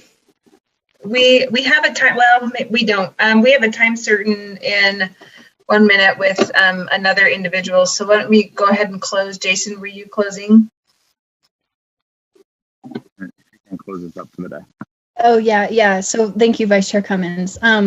So I guess I want to invite board members that if they have particular questions to please email me. I'm sorry we didn't have more time for questions. Particularly, you know, when you look at those findings and recommendations, is there some information you feel that you would need to help inform, you know, the way you're thinking about that finding or recommendation, or just any question in general? But yeah. And then in terms of next steps, we're planning to present the full recommendations to you in December with the full written report with the in-depth analysis and fun methodological details in January. So thank you so much for your time, and to be continued. Okay, thank you very much. Thank you for your time and the work that's gone into this report. And a reminder, I'm sorry, board members, just go ahead and send any of those further questions to Tiffany, and she can get answers for you. So thank you for that. We have a time certain now for the state superintendent's report. And so we'll let her take this forward. Thank you, Vice Chair Cummins. Jeff, I know that you've got slides, but I will go ahead and share my screen and drive, because I am going to make up some time so that we can focus on our wonderful Teacher of the Year. Let's see if I can. So certainly during COVID, it's been a great time to reflect, and I do that daily. I'm sure you all do as well. And just like this amazing picture, sometimes it's easy to get a bit lost, not knowing what is the sky line and what is the water line, because it's just such a complex time. And just when we think we get things figured out, something new pops up. I'm so appreciative of the advisory councils, the people that have been willing to meet with me as we discuss what's happening and the way forward and what we're discovering. And we talk about encouraging things, but we also talk about a lot of frustrations and concerns. And I've had a couple of board members reach out to me over the past couple of weeks and wanting to hear a report on some of these concerns. So I thought I would just share some of the concerns we've talked about recently with the advisory groups. And I won't go through these word by word. In fact, I've broken every rule about how many words to put on a PowerPoint slide, but this is just for context. So these are the things that you're likely hearing. You know, teachers are tired, they're burned out, they're working long hours. It's hard for them to disconnect. Many of them are just connected 24/7, and they're teaching in multiple modalities, as you'll hear from Mrs. Merkley. And then just mitigating constantly the issues around COVID-19 and trying to keep kids and themselves safe in the classroom. Our school leaders have been amazing. They are the front line. They're interfacing with parents and teachers and students, and they're engaged in quarantines and contact tracing and absences and trying to move things forward in their schools. And just this week, I was able to get out and visit some schools, and it was so amazing to see the wonderful instruction and relationships and education is happening. But there's a lot of things wrapped around what it takes to get there for our principals and our teachers and everybody that works in the school system. We've talked a lot about how our students are doing, and of course we won't know until we really get to the end of the road this year and look at the way that we've tried to capture information through formative assessments and as well as our end of year and other assessments. But along the way, as we look at grades and some of the ways we typically measure students, we're finding that they're struggling still in some ways. Students online, of course, it's a little bit different than face-to-face, so we see a little bit more of a struggle there, although things have greatly improved since spring. We have reports of students who did not do so well in terms of just engagement. You know, they don't seem as fully engaged in trying to get grades and complete assignments and all of those things, even when they're face-to-face and seem engaged in the classroom. So that's being reflected in some of the grades that we're seeing with secondary. Our parents are still trying to figure out how to deal with all the circumstances around the multiple settings for their children. So a high school might be in remote, and they've got elementary children who are in school, or they might have some online or some in a hybrid schedule. So our parents have been amazing at trying to adapt for all of these modalities. You know, as we look at the data around the spread, even though our cases are dramatically on the rise, which is not a good thing, we're still seeing that the cases are much lower amongst our elementary and even into junior high, middle school settings, and they're not spreading within the walls of the school. If they are quarantined, it generally happens because of a community issue or quarantine at home, et cetera. At the high school level, our kids are much more social. And so, of course, the minute they walk out of the building, there's more interactiveness. We've got some preliminary data showing, in fact, that there doesn't seem to be a difference between the spread of students who are online and students who are face-to-face at the secondary level, which tells us that out of school, that there's still a high rate of sociability, and then the activities that are held outside of school as well. And of course, we've got childcare issues and all of those things. We do have some issues in the system that need to be addressed. And that's kind of the silver lining to all of this, that it has exposed and exacerbated some of the weaknesses in our education system. And that's another presentation for another day. But it's an opportunity for us to grow and move forward. And Dr. Norman and I were recently on a webinar where we heard a woman by the name of Olka Joshi Hansen speaking. It was a webinar entitled Education Reimagined. And she was on a panel talking about how hard it is to make some big shifts. And I loved what she said about DNA. She said the DNA of our current system is coded for existing models and traditional ways of thinking. And because of that coding in our DNA, sometimes we fuss around the edges of education. You know, we just talked about with a funding study. Sometimes we try to shift funding here or there, but in the end, are we adequately funding education and doing so in a way that it meets the needs and outcomes of every student? So in thinking about the DNA of schools, I want to shift our focus to teaching and our teachers And that's one of the main thing that we're here to celebrate today is our wonderful 2020 Teacher of the Year, Lauren Merkley. So I would ask us to consider our recoding of DNA about how we invest in our teachers, and that if we do so, that it can get greater outcomes for our students. So really, I won't read all of this again, breaking every rule I know about a PowerPoint slide, but if you'll just turn your attention to the bold items. So thinking about the ecosystem of support that we provide our teachers around excellence. And that means targeting school leadership, which the board took on as one of your 4 goals. And we even had a legislative initiative that was temporarily funded until things went awry with COVID. So we still have to attend to school leadership and teacher preparation programs, parent partnerships, which have really become so important. They've always been important, but boy, this year and last spring, we really saw how developing those partnerships can make such a difference. And being very intentional about expanding our aspiring teacher programs in our high schools. And then once we really understand and establish this essential ecosystem of support for teacher excellence, we also have to couple that with an investment in teachers as human capital. And so I would just underline and underscore things like providing opportunities for them to grow and have leadership opportunities within their school and outside of the school so that they can stay in the classroom and do the things that they love to do, if that's what they desire to do. And thinking about our programs of induction mentoring. And I would add this terminology of communities of care.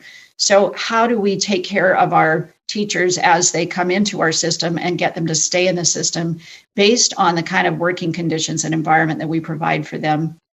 We want to ensure that we provide our students with teachers who look like them and who have cultural awareness and cultural appreciation for the variety of students' backgrounds who are in our schools, and then be able to retain our diverse workforce. And last but certainly not least, that we have a community and a state who really view teaching as a high wage, high demand, and high impact profession. And if we put those three things together, then we can really start to address in a very critical and intentional way how we pay and support our teachers. So I want to set that backdrop to say that we have a teacher who has represented all of the teachers in Utah this year in such a masterful and amazing way. Lauren Merkley is one of my favorite people. I adore her. And I know that as you've listened to her and you've observed her, she has been amazing and inspiring. And I so appreciate her authenticity. Lauren is serving on several committees, several of our advisory committees, and is called on to represent teachers in a lot of ways.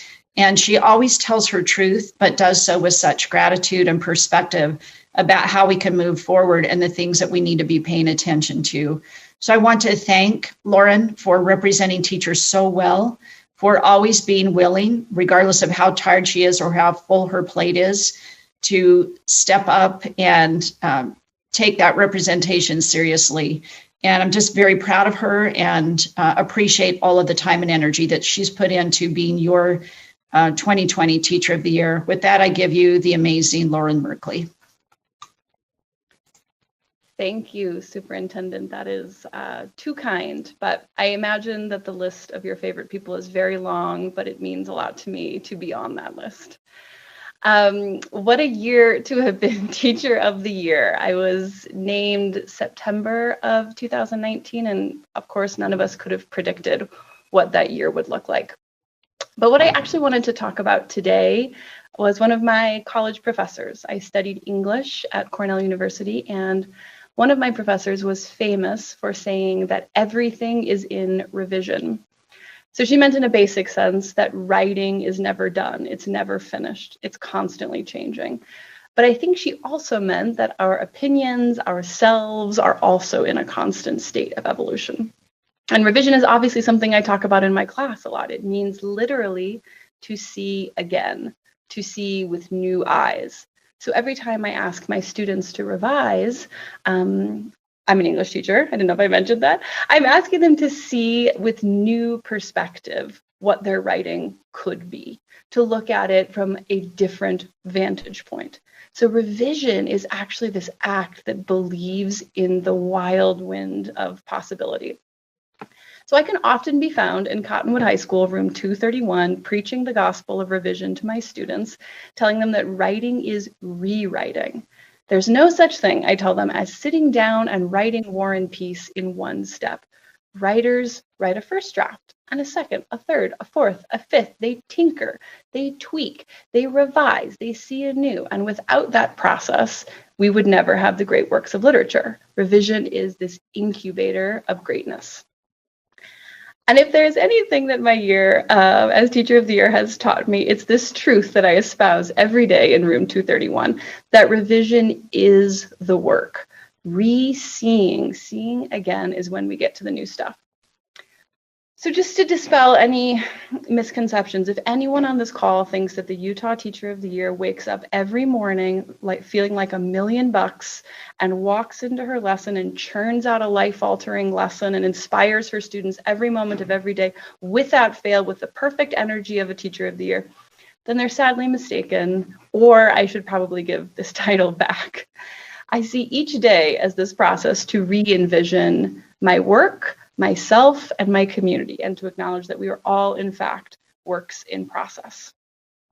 So I think it's fitting that in a year that is so often associated with sight, 2020, we collectively had to revise and re-envision our world, our schools, ourselves. But I want to assert today that this is the process. This is where the learning happens, that revision is the birthplace of transformation. So as I said, I officially became the Teacher of the Year. I was named in September. I officially became the Teacher of the Year in January. I spent some time, it's fourth period. I spent some time at Google with other Teachers of the Year in February, and shortly after that, the world shut down. Everything changed, and the process of revising and re-envisioning school began for us March 13th. I wanted to share 3 short lessons of revision as I have seen them play out in education broadly this year and in my own personal time as Teacher of the Year. Lesson number 1, revision is messy, but it yields focus. For writers, often we don't even know exactly the vision of what we have when we sit down to do it. Writing is a process of discovery. We might find our message as the piece goes on. The story might unfold in front of us. I think that element of revision has been very relevant as we've reimagined COVID schooling during fourth quarter of last year in particular, but even during this year. I imagine that people on this call probably wouldn't say that they had an unassailable vision of what fourth quarter schooling would look like when COVID hit. The shape of that schooling was ever changing as the pandemic evolved and as we learned more. We as teachers, you as leaders, students had to constantly be in a process of revision, trying things, finding out they don't work, tinkering, tweaking, trying new things. And it was only through this process that we fought our way to focus. And I have, as Superintendent Dixon mentioned, I have the privilege of serving on some committees with her, especially around issues of COVID school.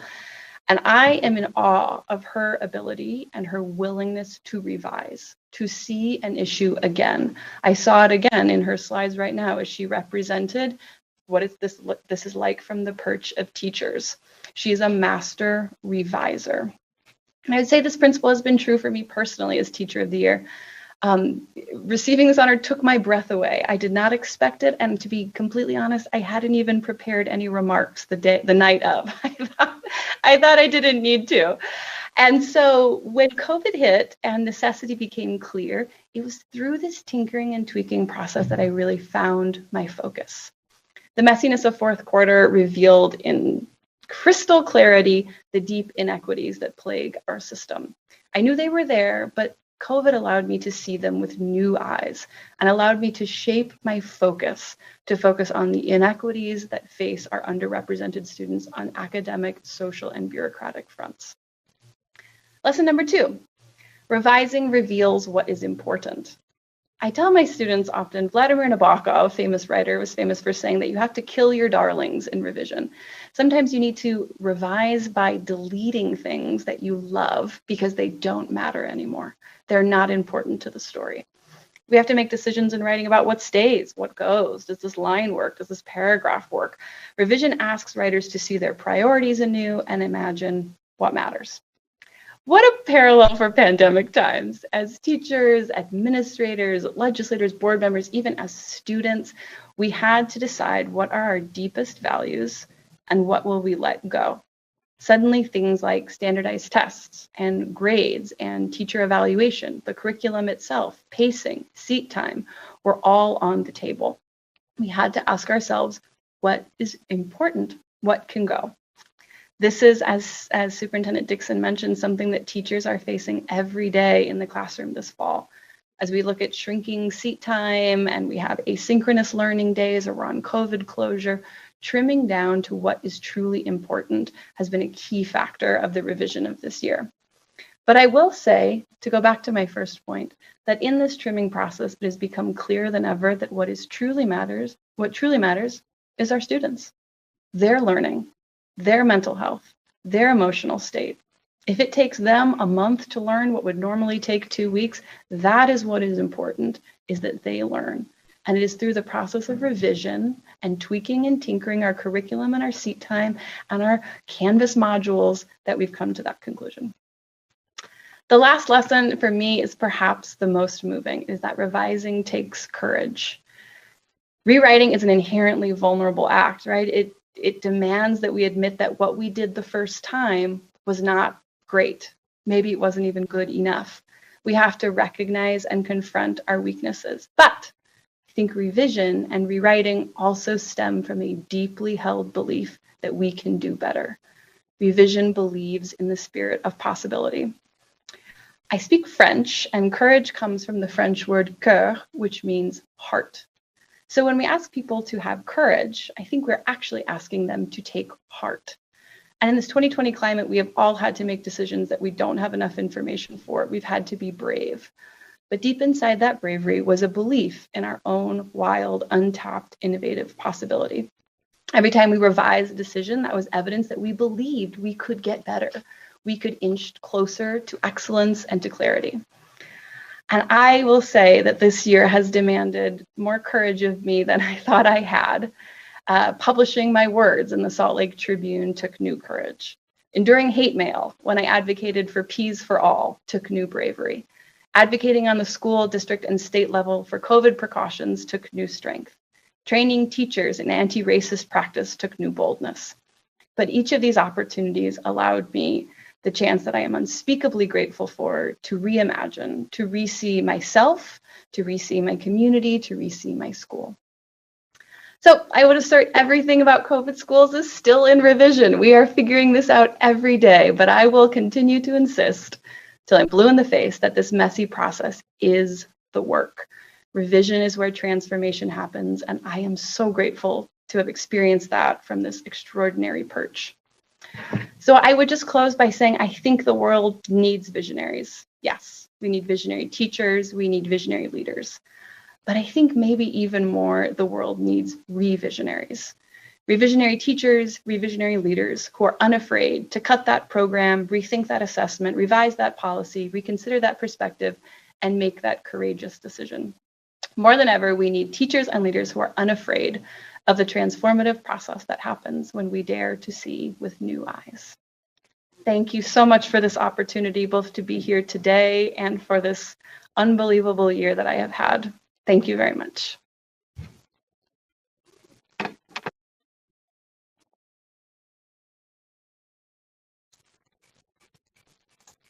Thank you, Lauren. I'll turn that back to you. And before I do, Vice Chair Cummins, I just might shout out to our board and to the viewers on YouTube that Vice Chair Cummins and Lauren Merkley worked together at Cottonwood High School. Imagine that dynamite duo and those lucky kids at Cottonwood. And it's a wonderful place to be in, a wonderful school of diversity of thought and students, and it's a school I love to be in. So Lauren, My phone is blowing up with texts about how amazing you are and how your words so resonate with the things that we're working on. And so thank you for being with us today and for being with us this entire year. And now you're part of the Utah Teacher of the Year cohort, and we will continue to call on you and work with you. So with that, Vice Chair Cummins, I don't know if board members have questions or comments they want to share with Lauren. Thank you. Are there any questions or comments from board members? Board Member Gravitt.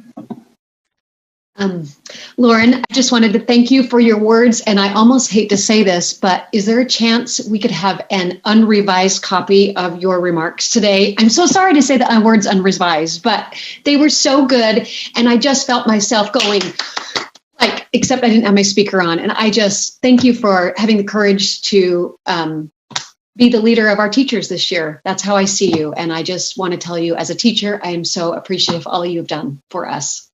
And I still would like a copy of your words. Thank you so much. And yes, of course, I can send it to Superintendent Dixon, or we can figure out a way for sure. Thank you so much, Jenny. Chair Huntsman.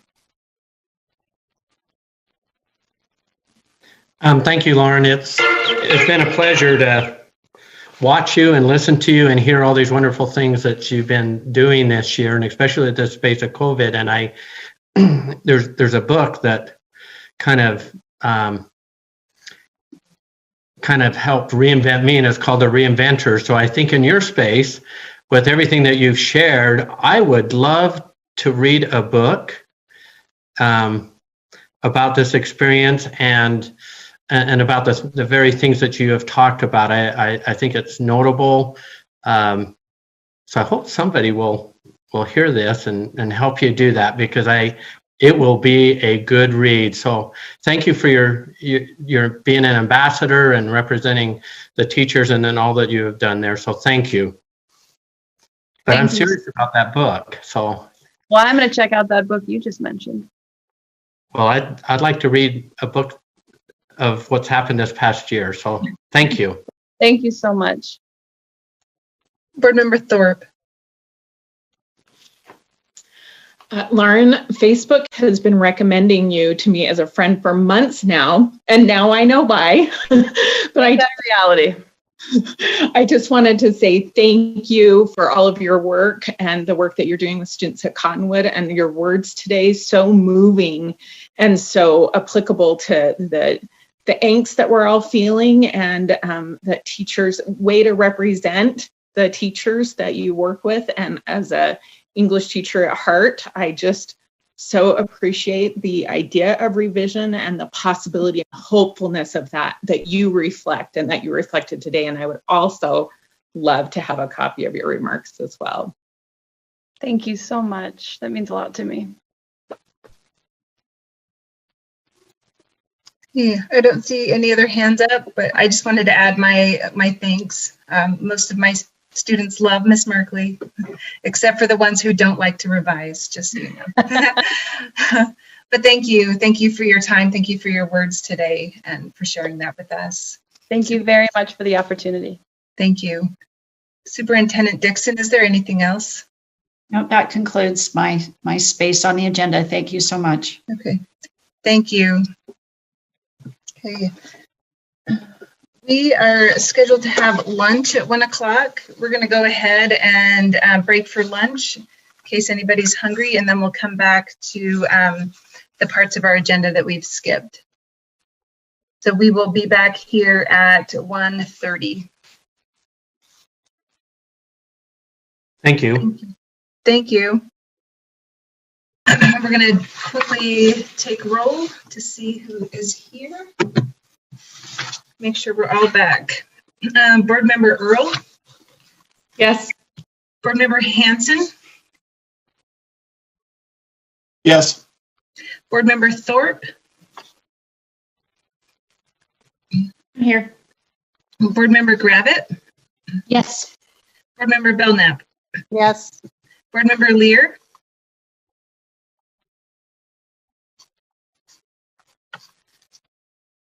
Board Member Lear? No. Board Member Cannon? Board Member Davis.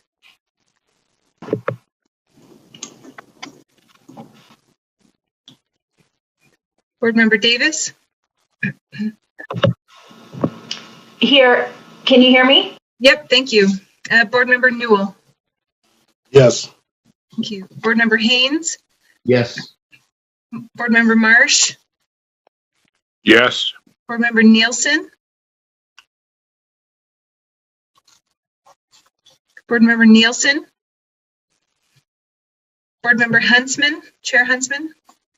Present. Board Member Bolter.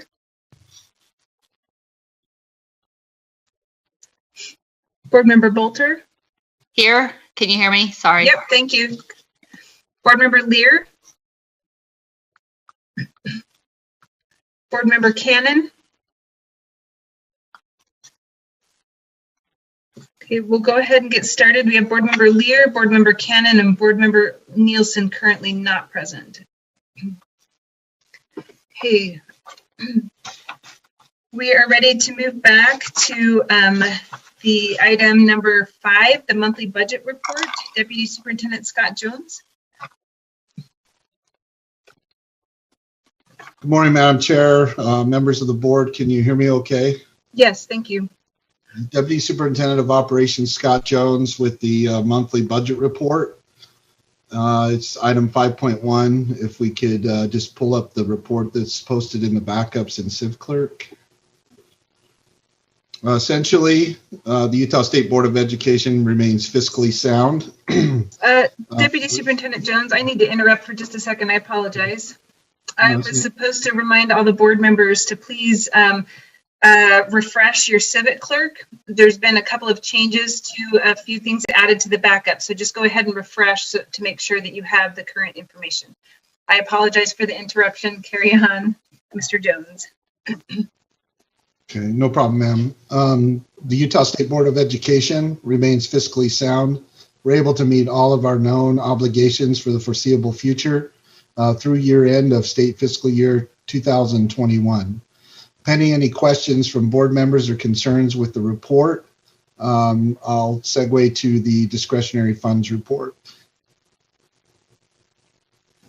Are there any questions from board members on the monthly budget report so far? You can continue. Okay, on to item 5.2, which is the discretionary funds report. If we could pull that up for view, please. On the backups, thank you. Draw all board members' attentions to the upper right-hand corner. This is the initial amounts of funding in your discretionary account, broken out by state funds, general funds. FML stands for Federal Mineral Lease, Land Exchange, and Dedicated Credits. We start out with those initial balances, and as of this date of this report, we have remaining balances in the state funds, general funds, Federal Mineral Lease, and the Land Exchange. Below the upper right-hand corner is the tracking, if you will, of all of the different previously approved projects by the board. They're listed, it starts over in the left-hand column under the label projects.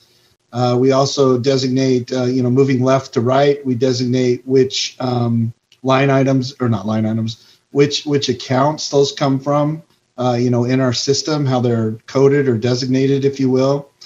In the upper right-hand corner again, there is that remaining balance of federal mineral lease funds. So if it pleases the chair and the board members, I'd like to request that the chair recognize Deputy Superintendent Norman to discuss or present a request for use of federal mineral lease funds. This is part of the process that we use to allow either board members or staff to make requests of the board for use of these balances. With that, may I turn it over to Deputy Superintendent Norman, Chair? Yes, please. Hi, this is Deputy Superintendent Patty Norman, Deputy Superintendent of Student Achievement. I'd like to thank you for giving us this time to request these funds. I'm speaking specifically to the position of the Director of Equity, Diversity, and Inclusion.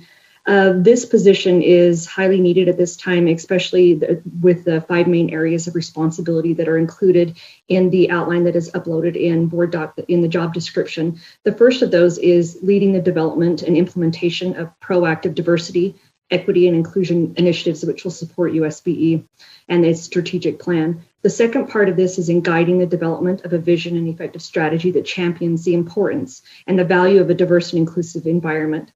The third thing would be that they will engage staff in building and nurturing a welcome and inclusive culture throughout USBE. Fourth is in assessing potential barriers and developing strategies focused on recruiting and retaining a diverse workforce. And then the last of these is in supporting our LEAs, our local education agencies, in creating, implementing, and scaling up equitable and inclusive education programs and practices. Now, remembering that this position is one that will aid in supporting the 7 federally protected classes of race, color, national origin, religion, sex, age, and disability.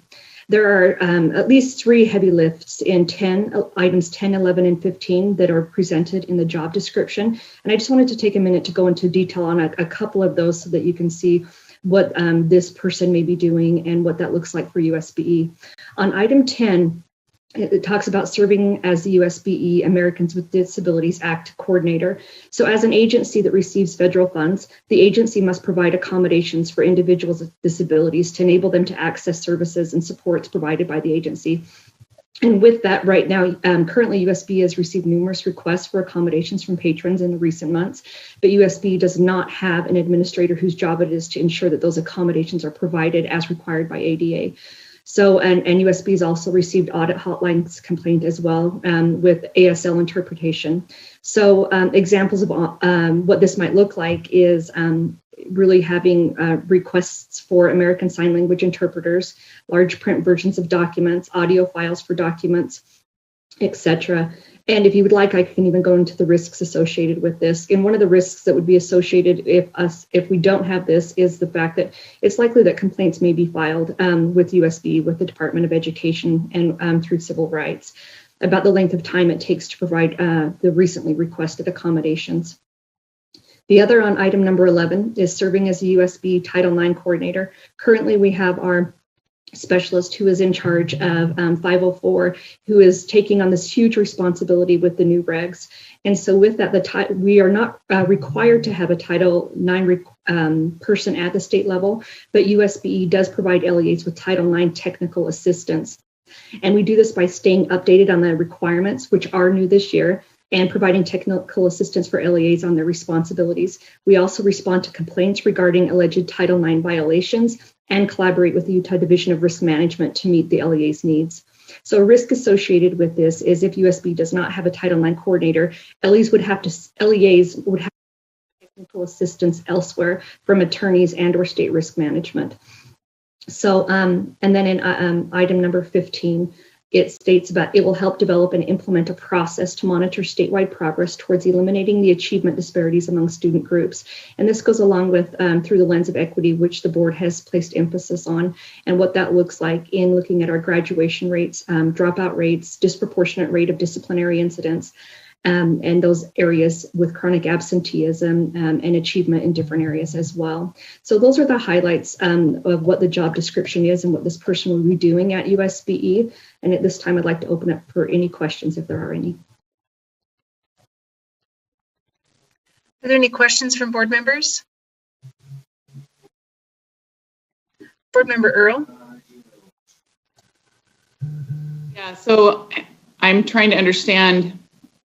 This is an attorney that's going to make legal decisions on behalf of Title IX and these other items.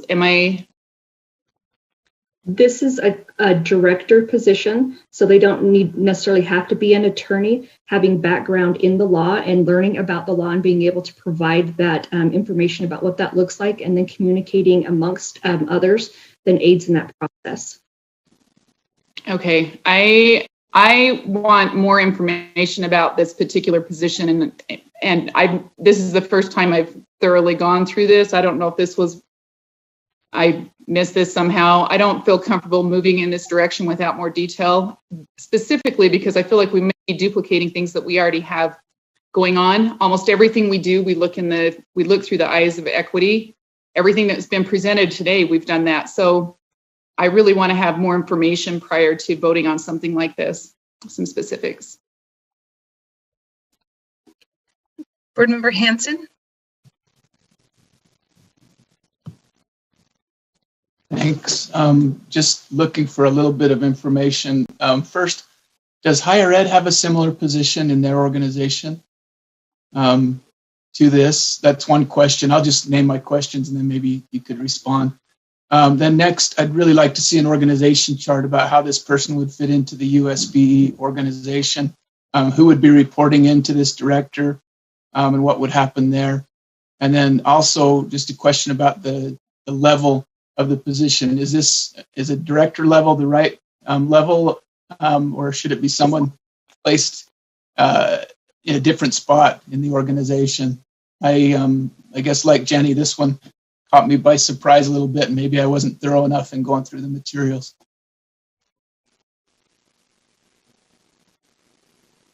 Chair Cummins, would you like for me to respond? Please, Patty. The first one, does higher ed have a similar position? Yes, as do most state agencies. And through the state agencies and the job descriptors, we did an analysis with HR with Michelle Watts about the level of what that looked like, and most of those were director positions. And then internally looking at it as a director position because it works across the agency instead of with a certain section. And so those were the three in organizationally putting it at a director. The person would be reporting to student achievement as those equity areas fall under the student support area. And most specifically, many of those areas fall directly under Assistant Superintendent Leah Voorhees, who's ready to respond if you have more technical questions about the attorney piece of it. If I could just follow up, do we have a current overall organization chart for USBE that would show how everything fits together? Would you like for me to respond? We have within it, and we have an organizational chart. I know that each section has their own organizational chart. We don't have one grand chart that puts it all together, but we do have the chart disaggregated by each area. And so, for example, my area of student achievement would then be able to be disaggregated into teaching and learning, who has their own organizational chart, and then assessment that has their organizational chart, as well as student support, which has theirs as well. Okay, does that answer your question, Board Member Hanson? Kind of. I guess I'm just looking for a place where I could go to see, from the superintendent down, how does all this fit together? I don't imagine it would be one grand chart, but there would be charts that we could piece together to see all that. I have seen the different departments' org charts, but I don't know that I've ever seen one that has the hierarchy and lays it all out. So maybe that's just a little bit more looking for me, or maybe someone can direct me to that place. Okay, next we have Board Member Lear with a question. Yes, this caught me off guard as well. And again, maybe I also didn't read well enough. And it also catches me off guard because usually the superintendents and posse don't come to us to ask for employee positions. Is this because it's paid for from mineral lease funds that you're asking the board? May I respond? Yes, go ahead. Yes, yes, that's the purpose, is the funding mechanism of it. And currently we have the funding for 1 year. And with that, then there may be an additional request moving forward, asking for funding for this. And you broke up a little bit there, Patty, but I'm thinking you said, yes, it's because it's out of mineral lease funds that you're coming to the board. Is that right? And my recollection about using mineral lease funds for employees was that it wasn't a good idea because it varies from year to year. But yet you still want to do this? Is that what you're saying? Correct. And we can have Deputy Jones speak more to this, but in looking at it, this is the only way of funding the position for this 1 year. And then we having a business case moving forward and looking at having to prioritize this in moving forward in future years. That makes sense. And then can I follow up with a couple of other questions, Vice Chair Cummins? The another question I had is, you said the ADA. I'm wondering if you're talking about ADA, the ADA, or if you mean Section 504, and maybe it's both. But I thought Section 504 was under Dr. Voorhees. Am I mistaken about that? Correct. Section 504 does go with under Dr. Voorhees, and we have Holly Bell that is in that position currently. She's also trying to fulfill some of these other job duties similar to the Title IX. It's more than the position. It's more work than one position can allow for, especially with the new regs that are coming in from Title IX. So it is, and 504 does go under Dr. Voorhees. Okay. I think I understand now why you're asking the board, and I think I understand what you want in terms of the position. I'm also, only because we've been asked. If we hadn't been asked, I wouldn't care. But I'm also sort of interested where this position fits in the other board employee organization, because it seems like it relates to some of the legal responsibilities that some employees take on. It seems like it has some special ed implications. So I'm just curious. I'm uncomfortable with employees who are not adequately supervised. And this sounds like it would lend itself to someone being really fragmented. So I also would like to see an organizational chart where the person fits in. I don't know how I vote today on that, but that would certainly help me understand where this person would fit in and who would supervise him or her, and which section sort of, or maybe it's a standalone. I would just understand better how it fit into the organization if I could see an organizational chart. Thank you for your answers. Chair Cummins, may I respond? Yes. Yes, and thank you for that question, because it's one that we were talking about as well. In the job description, the person reports to me as the student achievement, the deputy of student achievement. So within that, it's similar to the role that we have with Sarah Young. Sarah Young also reports to me. She has an overarching position that aids several different sections in our agency. So it's something that that we discuss, and we discuss Sarah Young's workload, and this would be the same that was going through. That she would work very closely with Director Voorhees on the work that is being done, and probably most closely with her team, but then being able to report to me in that area. I'm not sure, so I just want to areas that I do supervise and oversee. So that is in the area of federal programs, special education, teaching and learning, CTE, CNP, those areas, then they do all report under student achievement. Thanks. That does help. And just one other thing, if I can, Vice Chair Cummins. I know that the regulations under Title IX have changed dramatically in the last couple of months, and I think it is wise to be providing someone at the USBE who can help LEAs navigate that, because it will take a resetting of the understanding of Title IX issues in the next 6 months, presuming they stay the same if we have a new president. So, okay, I do Board Member like that. Board Member Gravitt. Thank you, Brittany. I was wondering, would now be an appropriate time to make a motion? Are you okay with that, Chair? Yes. Okay, so I would like to move to approve the request to fund a Director of Equity, Diversity, and Inclusion position using the remaining balance of federal mineral lease funds in the USBE's discretionary fund account. And I would like to speak to that motion. Is there a second? I'll second. Okay, the motion before us is that the board approve the request to fund a Director of Equity, Diversity, and Inclusion position using the remaining balance of federal mineral lease funds in the USBE's discretionary fund account. Okay, Board Member Gravitt, you'd like to speak to that? Yeah, as the chair of the Standards and Assessment Committee, most of the work on equity, diversity, and inclusion is heard there. And I want to speak in favor of this request. I see the need for this work as increasing dramatically particularly in the area of SPED. And I think that Dr. Patty Norman spoke to the many reasons why this is both necessary, practical, and timely. And as a teacher, I support it. As a board member, I support it. And as I see it as something we need now and not later. And I appreciate the work that's got into this and just wanted to encourage other board members to vote in favor of this motion. Thank you. Thank you. Further discussion to the motion, Board Member Newell. Yeah, I wanted to interject, and I think a lot of the topics have been covered, but these types of positions, it's necessary that they are in the director position because of the fact that they are pivoting so many issues and concerns for all people involved with the state and our LEAs. We look at, a point where all of the equity can be vetted within a system, and that's generally what this position does, which also fills a lot of gaps and takes away a lot of the burden for some of the other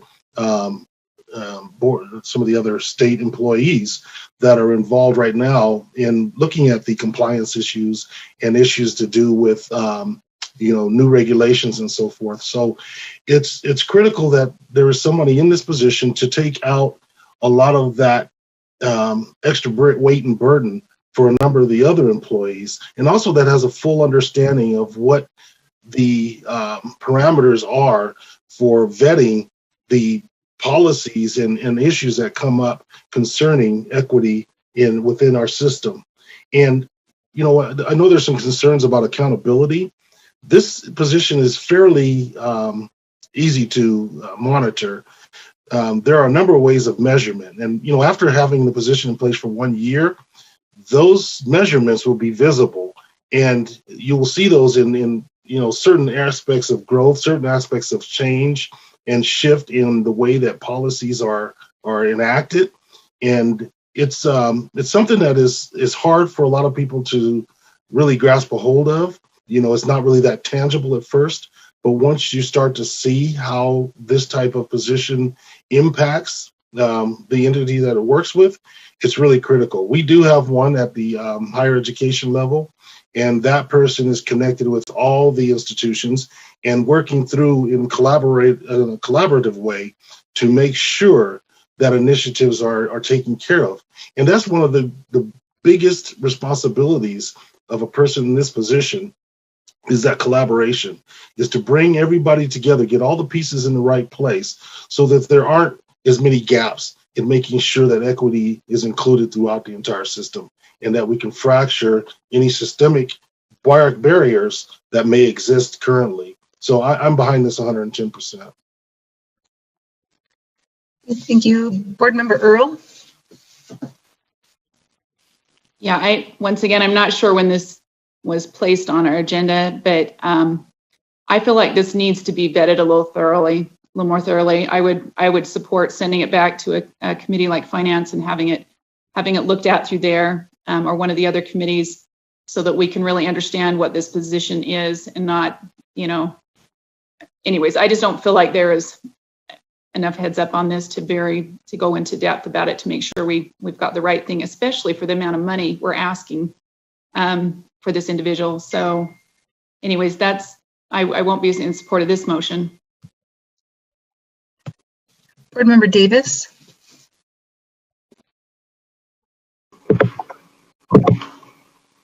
Thank you. I would say, and this kind of piggybacks on something that was said earlier, but having just listened to one of the breakout sessions at the NASB conference on this, people were talking about all of the increased Title IX reporting requirements, and they're a lot, and they're kind of overwhelming to our schools. And I wasn't quite sure if it was schools or SEAs, but either way, I'm not terribly surprised that this position is being requested at this point. And I've been getting feedback recently that some of our reporting requirements are a lot, and our folks are feeling overwhelmed in their areas. And so if this is something that can help in that area, which it sounds like it is, I would be supportive, but I would also support in a future meeting, even if this passes or doesn't pass today, more information being brought back for those board members who are feeling like they need additional insights on how this position is going to be used. Okay, Scott Jones, is that you with the hand up?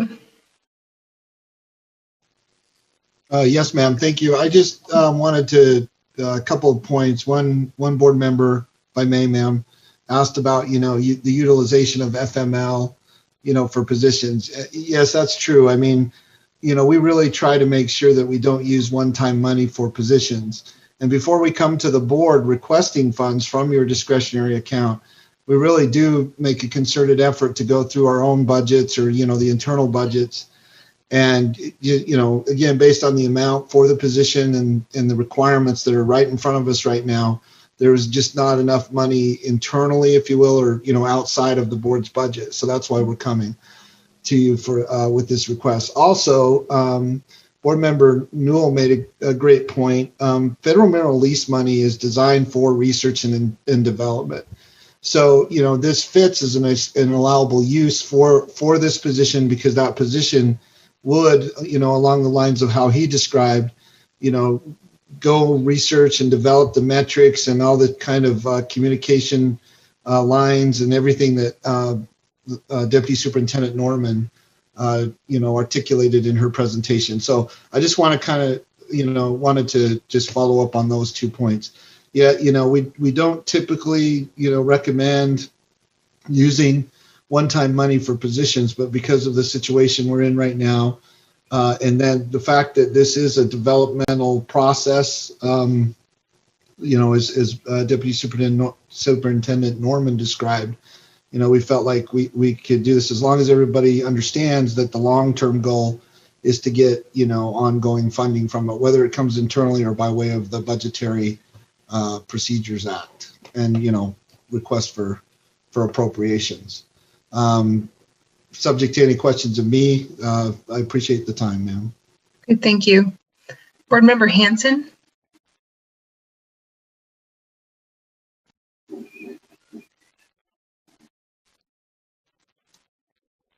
There we go. I think that we just heard a little bit about the one-time money. I have some concerns about that. I don't see this as a one-year position. I think this is a permanent position, and certainly in support of doing what we need to move forward in these areas. But I don't feel like we have enough information today about ongoing funding for one thing, and also about how this position really fits and the job description fits with the other folks that are already doing some of this work. I'd really like to see that fleshed out and understand that more.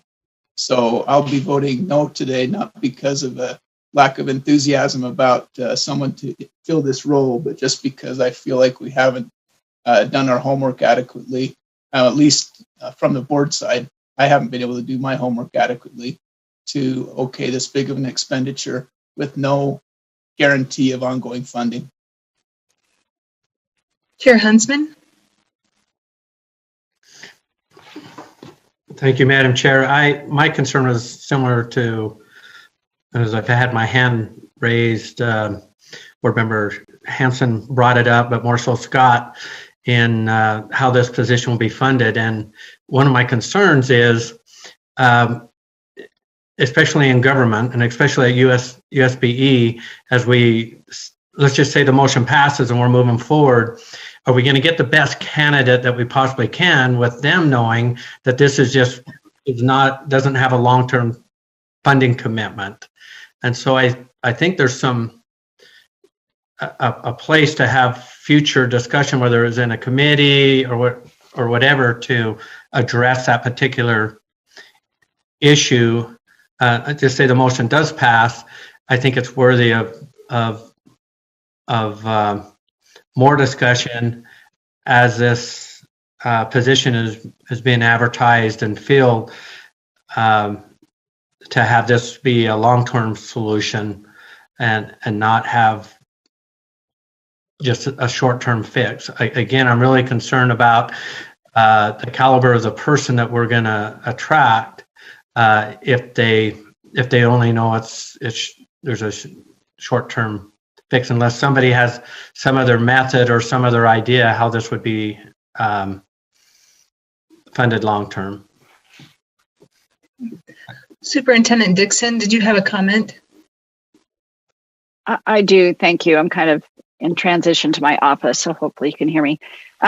Just a couple of things. One, several comments were made just wondering where this came from when it was on the agenda, and it was on the agenda when it came live, so we've had it in backup. Just want everybody to be aware of that. I also want to bring the board's awareness attention to the fact that we had an equity department here for years. So this is, I think, my 11th through 12th year in the agency. And when I came to the agency, we had an equity department. It was comprised of 2 or 3 people. It was a director position. And to Board Member Lear's point, it sat out sort of on its own. There wasn't really a great connection to other departments. And as we have worked over the past year to try and find not only adequate funding, but alignment, and knowing that we really need this position, we have looked for quarters in the couch. We've done all those things we would normally do. We've tried to shift things around because we just see that we have a lot of risk in the agency of things that are connected to both federal requirements and moving the board's agenda of equity forward without having this position in place. So we went from having a department of 2 or 3 as a standalone to now quite a few years without a department, but we kind of parsed up all of those duties of the equity department and put them in different places, and it kind of got scattered around. And so as your leader, I really feel strongly that without a director in this position that really directs the work that Dr. Norman has laid out in this job description, I feel like we'll continue to have those risks, and we won't be moving forward at the rate that we could. So we recognize that most of these kind of positions, we don't come to you and ask you for the position. But in this case, as has been defined by Deputy Jones, we're asking for this bridging of funds based on the fact that we feel like there's an urgency to have this position with a business case moving forward and some alignment of different funds in the future. Thank you. Board Member Gravitt.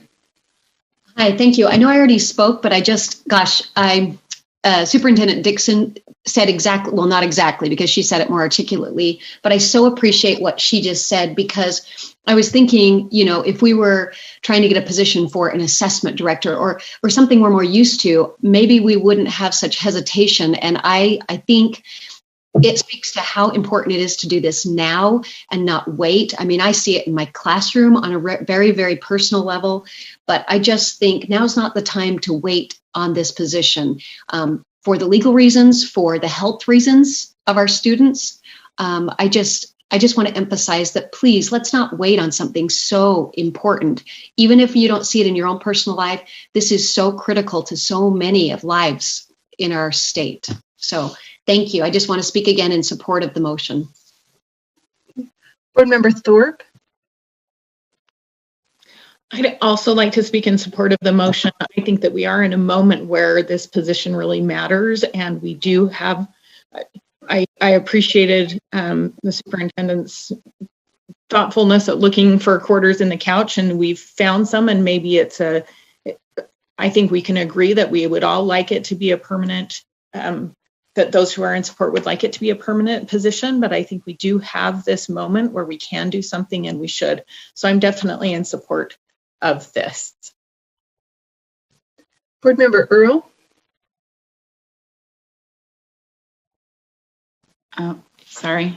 Yeah, I would like to, I don't know if it's amend the motion. I'd like this to go to a committee. So how do is that just to amend the motion that it committee before it's considered, or to? I believe that would be a motion to table. Is that correct, Lorraine? No, you would refer it to committee. Refer, so a motion to refer to committee. Motion would take precedence over the main motion, so. Okay, I would like to make the motion that refer this to committee for further review. Would that require a second, Lorraine? Yes. Okay, so is there a second to the motion to refer to committee? Okay.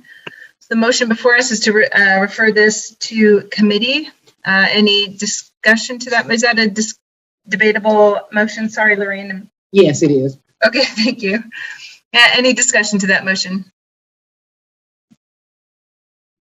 Okay, I see no hands. The motion before us is to refer this to committee. Please vote.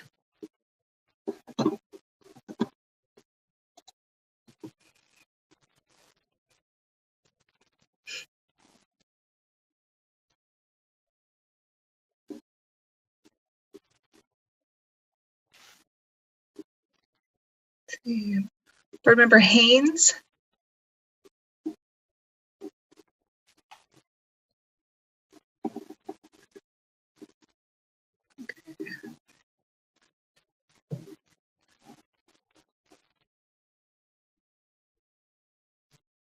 Looks like we have 6 in favor. Oh, there, it counts it at the bottom. Look at that cool feature, sorry. We have 6 in favor, 8 no, that motion does not pass. Lorraine, do you need me to read out the votes for you? Yes, please. Okay, so those in favor, please don't take your vote off, board members. Okay, so those in favor of referring to committee were Board Member Earl, Board Member Scott Hansen, Board Member Davis, Board Member Haynes, and Board Member Bolter, and Board Member Scott Nielsen. Do you need the other one, the other side, the no's? Yes, please. Okay. Thank you. Yep, the no's are Board Member Cummins, Huntsman, Thorpe, Gravitt, Belknap, Lear, Newell, Marsh. Okay, that we're back to the motion that's on the table then, which is to approve, excuse me, read it for us. To approve the request to fund a Director of Equity, Diversity, and Inclusion position using the remaining balance of federal mineral lease funds in the USBE's discretionary fund account. Is there any further discussion to that? Okay. Sorry, I see none, so I'm going to ask for the vote. Go ahead and please vote now.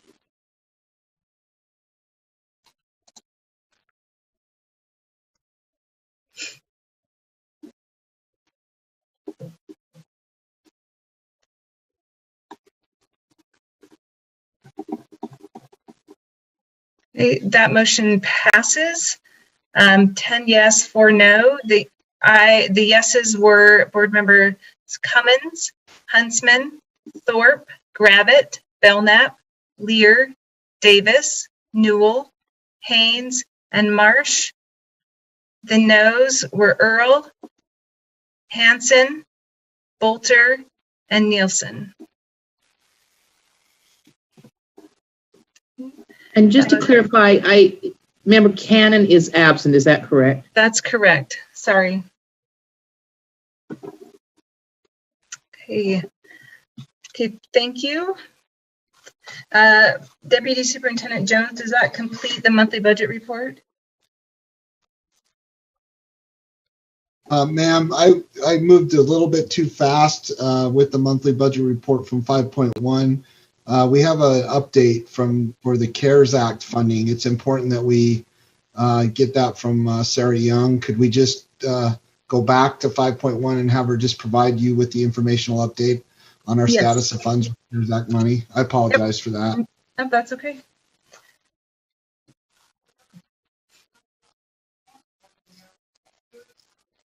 All right. Thank you. This is Sarah Young, Deputy of Strategic Initiatives at the Utah State Board of Education, providing an informational update about current status of our CARES funding. So as a friendly reminder, CARES funding is really an umbrella term that incorporates a lot of separate and specific grant awards that we've put out to the field as provided the funding by the federal government to address COVID-19 needs for the K-12 educational field. I'm going to address the status of each of these awards separately, just providing information as to where we are in deployment of these grants and moving into a reimbursement phase. As all of these are federal funding, it's important to note that every single one of these grants is is a reimbursement grant, where an LEA receives an award letter through our Utah Grants Management System and then has to submit receipts in terms of demonstrating the uses of those funds in alignment with the plan they have submitted and the allowable federal uses before they receive reimbursement. So let's start with the ESSER award.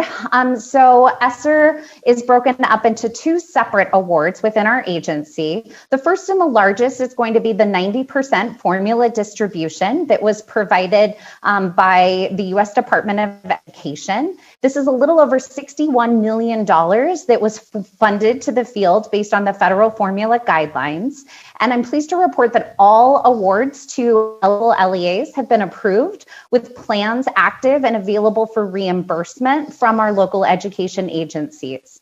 Currently, reimbursements as of Tuesday, when we pulled these numbers, is a little over 18 million of that funding has been requested by the field. These funds have an expiration date of September 30th, 2022. So they do have more time to be able to use them to address needs as they arise due to COVID-19.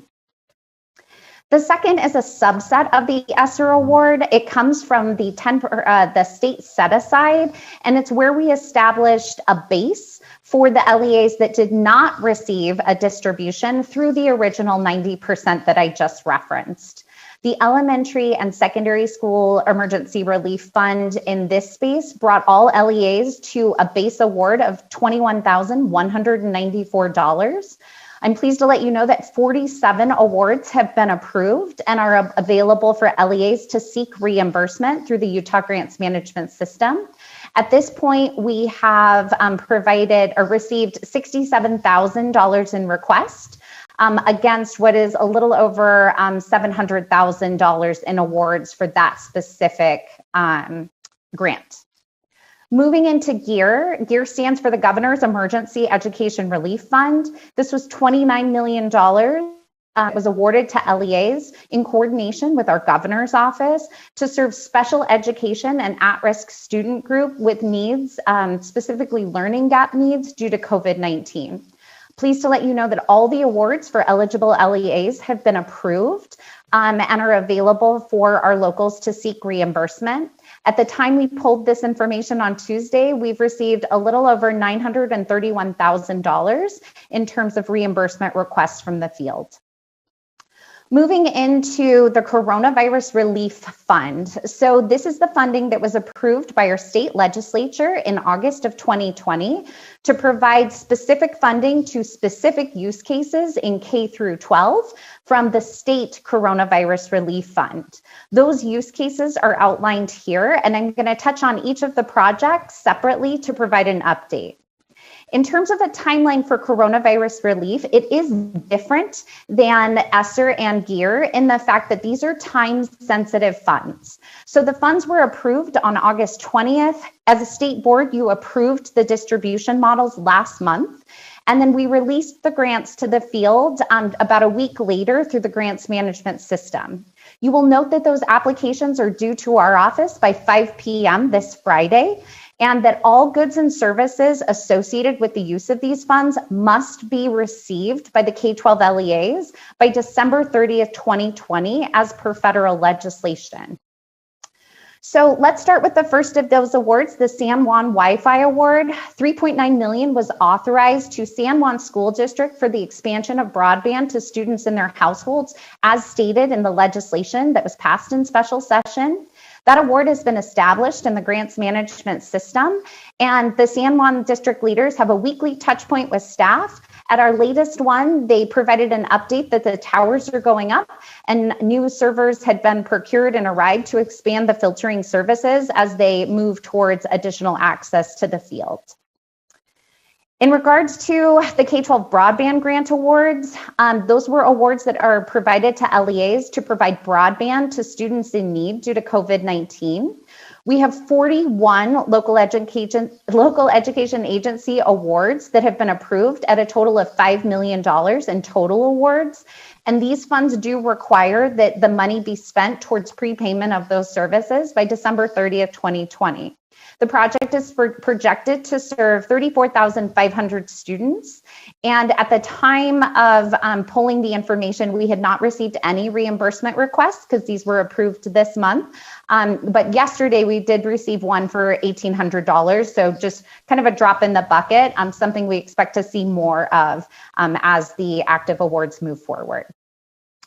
The K-12 Personal Protective Equipment Grant, this was approved in board meeting for distribution in October. Of the $3.8 million that was authorized for PPE, I will note that a little over $1 million was spent on statewide PPE efforts. That would include the non-contact thermometers, the disinfectant wipes, the hand sanitizer stands, and hand sanitizer that we had already provided to the field.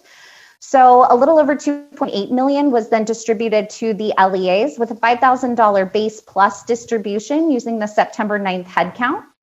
The K-12, it is specific to K-12 personal protective equipment and cleaning as determined by a local plan. You'll see the update available on the slide, which was from Tuesday of this week. I will let you know that we've made progress since then. So we actually currently only have $446,633.94 that is still pending award as of this afternoon. And we have 36 applications that are still outstanding to the field, 5 districts and 31 charter schools for this particular fund. Last but not least, we have the K-12 Coronavirus Relief Fund. This was 15.1 that was million that was authorized, $1 million for the K-12 broadband grant awards in September of 2020, and then 14.1 million for the LEA grant awards. This is again specific to classroom supplies, enhancements, and equipment as determined by the legislation. The number you see here was as of Tuesday, and so I'm pleased to let you know that we've made advancements in this award process as well. We currently have $2,686,653 that is still outstanding in available awards as of Thursday morning. That is 34 applications, 7 districts, and 27 charters. And I can let you know that over the course today, we have received at least 15 more grants that are in process for both this as well as the K-12 PPE in terms of review. So in regards to next steps, it's important to note that those 2 grants, K-12 PPE and K-12 CRF, are due this Friday at 5 p.m. from the field. So we have been reaching out from this office last week as well as this week to all of the districts and charter schools, making sure that they're aware of the timeline and have the opportunity to ask any questions about claiming this money and using it for appropriate use cases. We've also partnered with the Utah School Superintendents Association as well as the Utah Charter School Association. Those entities have been reaching to their partners as well to make sure that every single LEA is aware of the timeline and has that opportunity to respond and claim their funding. Last but not least is that the agency staff has worked on identifying additional K-12 statewide needs in alignment with the authorized use cases. So an example of that would be at the recent superintendent's meeting, receiving feedback about the need for additional hand sanitizer to refill the stands that have been provided. And so we are looking at being able to use any of the funding in the K-12 PPE that is not claimed at the local level to provide another distribution of that at the statewide level to meet that need. I'm available if there are any questions or feedback, but that just provides a quick update on where we are in relation to the CARES funding for K-12 for the state of Utah. Thank you for your time. Thanks. Are there any questions from board members? Sarah, I have one quick question. On your timeline slide, you mentioned that all goods must be received by December 30th. Are any LEAs concerned? I mean, I would imagine a lot of LEAs are possibly ordering similar items. Is there any scarcity out there that LEAs are worried about in receiving items before December 30th? Certainly. So I will say in regards to the communications I've had with district and charter school leadership, it is certainly the biggest concern associated with these awards, that specific timeline. So a couple of things that we've been recommending as staff. First and foremost is noting that these can be expenses that were already incurred by the LEA in response to COVID-19. as of March 2020. So if they had used local funds to, address PPE needs or potentially technology needs or plexiglass, that it would be possible to then shift those to this funding stream since they had already made those expenses and those goods had arrived, and free up those local funds to address additional COVID needs beyond the timeline. The second item I would say is that for many of our LEAs, the needs around things like Chromebooks, where we do know that there's a supply issue, those requests had been placed before the start of the school year. And so they're using kind of that timeline and that pre-purchase to be able to use against the awards once they've been approved through the grants management system. Thank you. Okay, I don't see any other questions. Thank you for that update. Deputy Superintendent Jones, does that conclude the monthly budget report? Yes, Chair Cummins, that concludes the report, subject to any other questions or concerns at this time. Okay, thank you. Okay, the next item on the agenda is item 6, mid-year budget adjustments. Deputy Superintendent Jones. Yes, ma'am. Thanks, Chair. Deputy Superintendent of Operations Scott Jones. If we could go to the backups, and Chair, if you'll recognize Aaron Bruff, our Data and Statistics Coordinator. He's going to assist me in the presentation of these results. Thank you, Aaron. So let's see. We should be seeing a presentation pop up.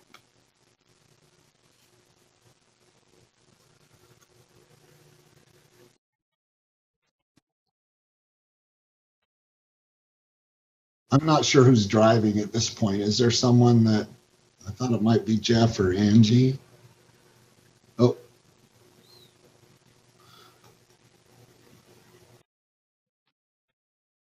No, Jeff, it's going to be in, you got to go to Civ Clerk. Angie said she'd be in Civ Clerk real time.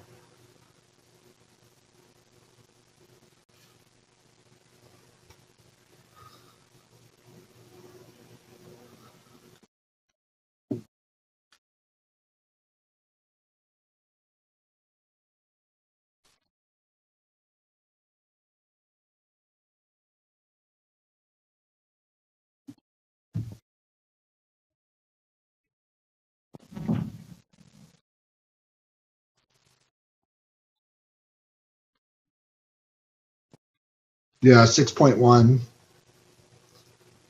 Results of the record October 1 enrollment counts. Agenda item 6.1.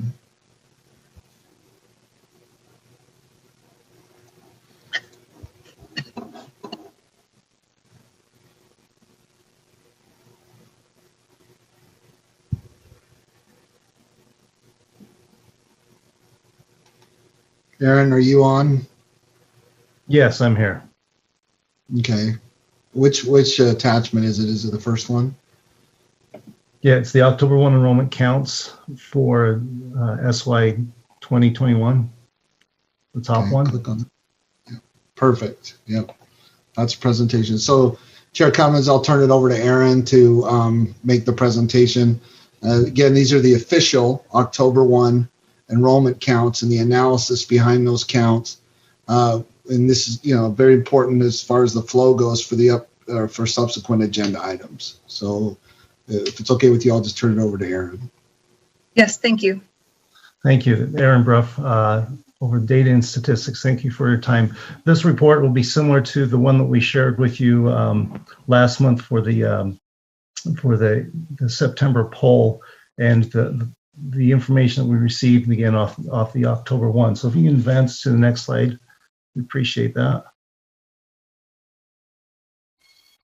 Again, this is just to review the time frame that we've talked about and the information that we're processing, and it's important for you to understand. So again, we had the September 9th count, which is the unofficial poll, to find out information where our students were landing because of the COVID pandemic, and the information that we received from there. The October 1 then is the official counts, and we've published those numbers and are making them available. And as we go through these, and I'm sure Scott will talk about this a little bit more, But as we look at these numbers, these then become the official numbers for you to use, both with the common data education process and considering the funding amounts. And then as we move forward, we'll have both the December submission that the LEAs will give to us, and then we have the option of doing a January 15th count, again, see if there are changes in the enrollment numbers. So if we could advance to the next slide. Again, this is just to review these. We're looking at determining the gaps between the actual growth and the projected growth of the numbers, determine the reasons for the reduction of growth, less moving into the state and more going to homeschools, et cetera. Determine where students came from into the online programs and enrollments in the charter schools and such, and also monitor conditions related to the COVID-19 numbers surge. So if we can advance to the next slide.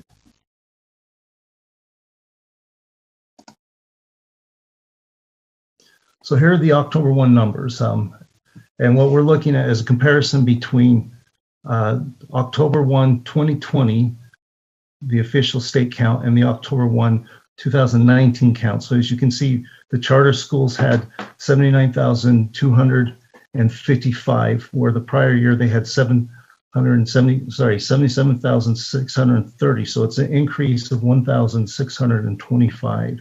It's a 2.1% increase that we've seen this year.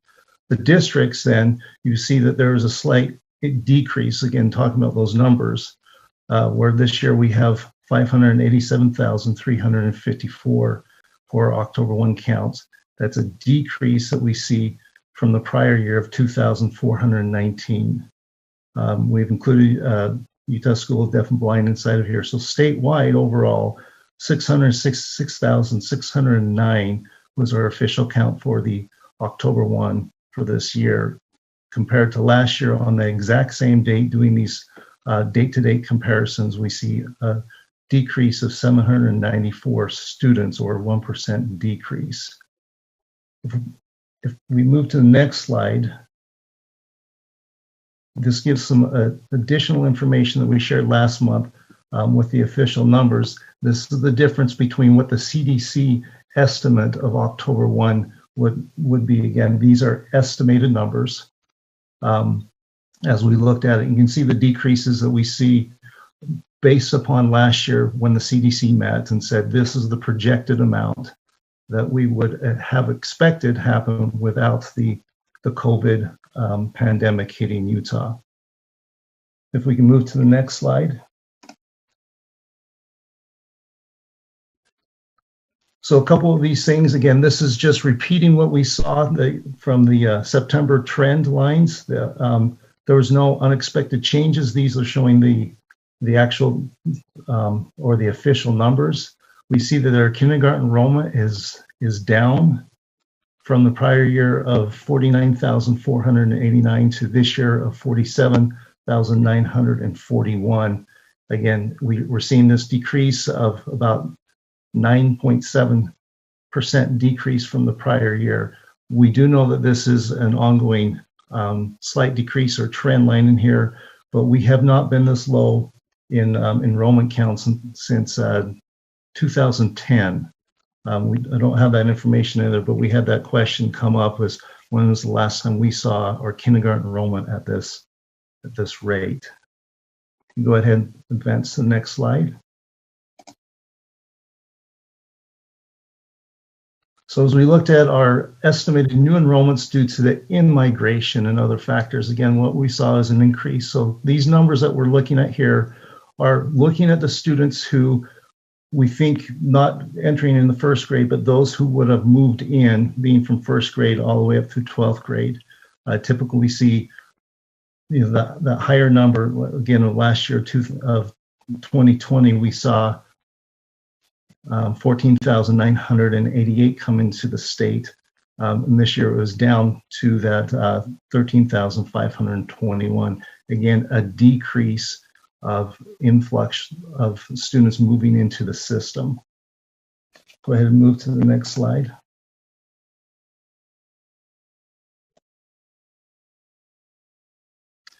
So again, here are the official numbers that we looked at. Again, this is very similar to what we shared with you last month. As we looked at those who transferred out in the prior year into private school or into the home school setting. Again, we saw this huge increase when we went from 914 students who said that they would be going to the homeschool this year, jumped to that 3,375. And then we saw also that slight increase, numbers not as large, but students moving into the private school setting from the prior year of 411 to 521. If you want to advance to the next slide. And this next one is going to talk about our trend into the online and virtual school increase. Again, we can see this huge increase or this huge movement looking at the indicator of the schools that are offering the virtual and online setting, where in the prior year, 14,755 up to this year of 26,605. Basically, that's an 80% increase from the prior year as we have moved into this new setting. If we can move to the next slide on the status. And Scott, do you want to talk about this component right here?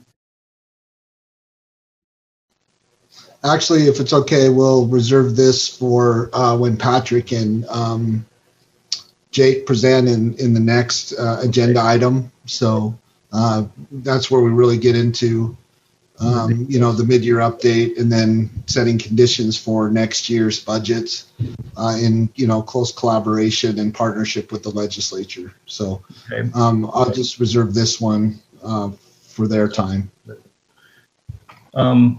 If it's whoever's driving, we have the other document inside of 6.1, which would be the October 1 enrollment 2021. This is going to show the official numbers for the LEAs and the difference from prior year to this year. And hopefully you've had a chance to review this. Go ahead. Yeah, and Chair, if I may, this is Scott, if I may.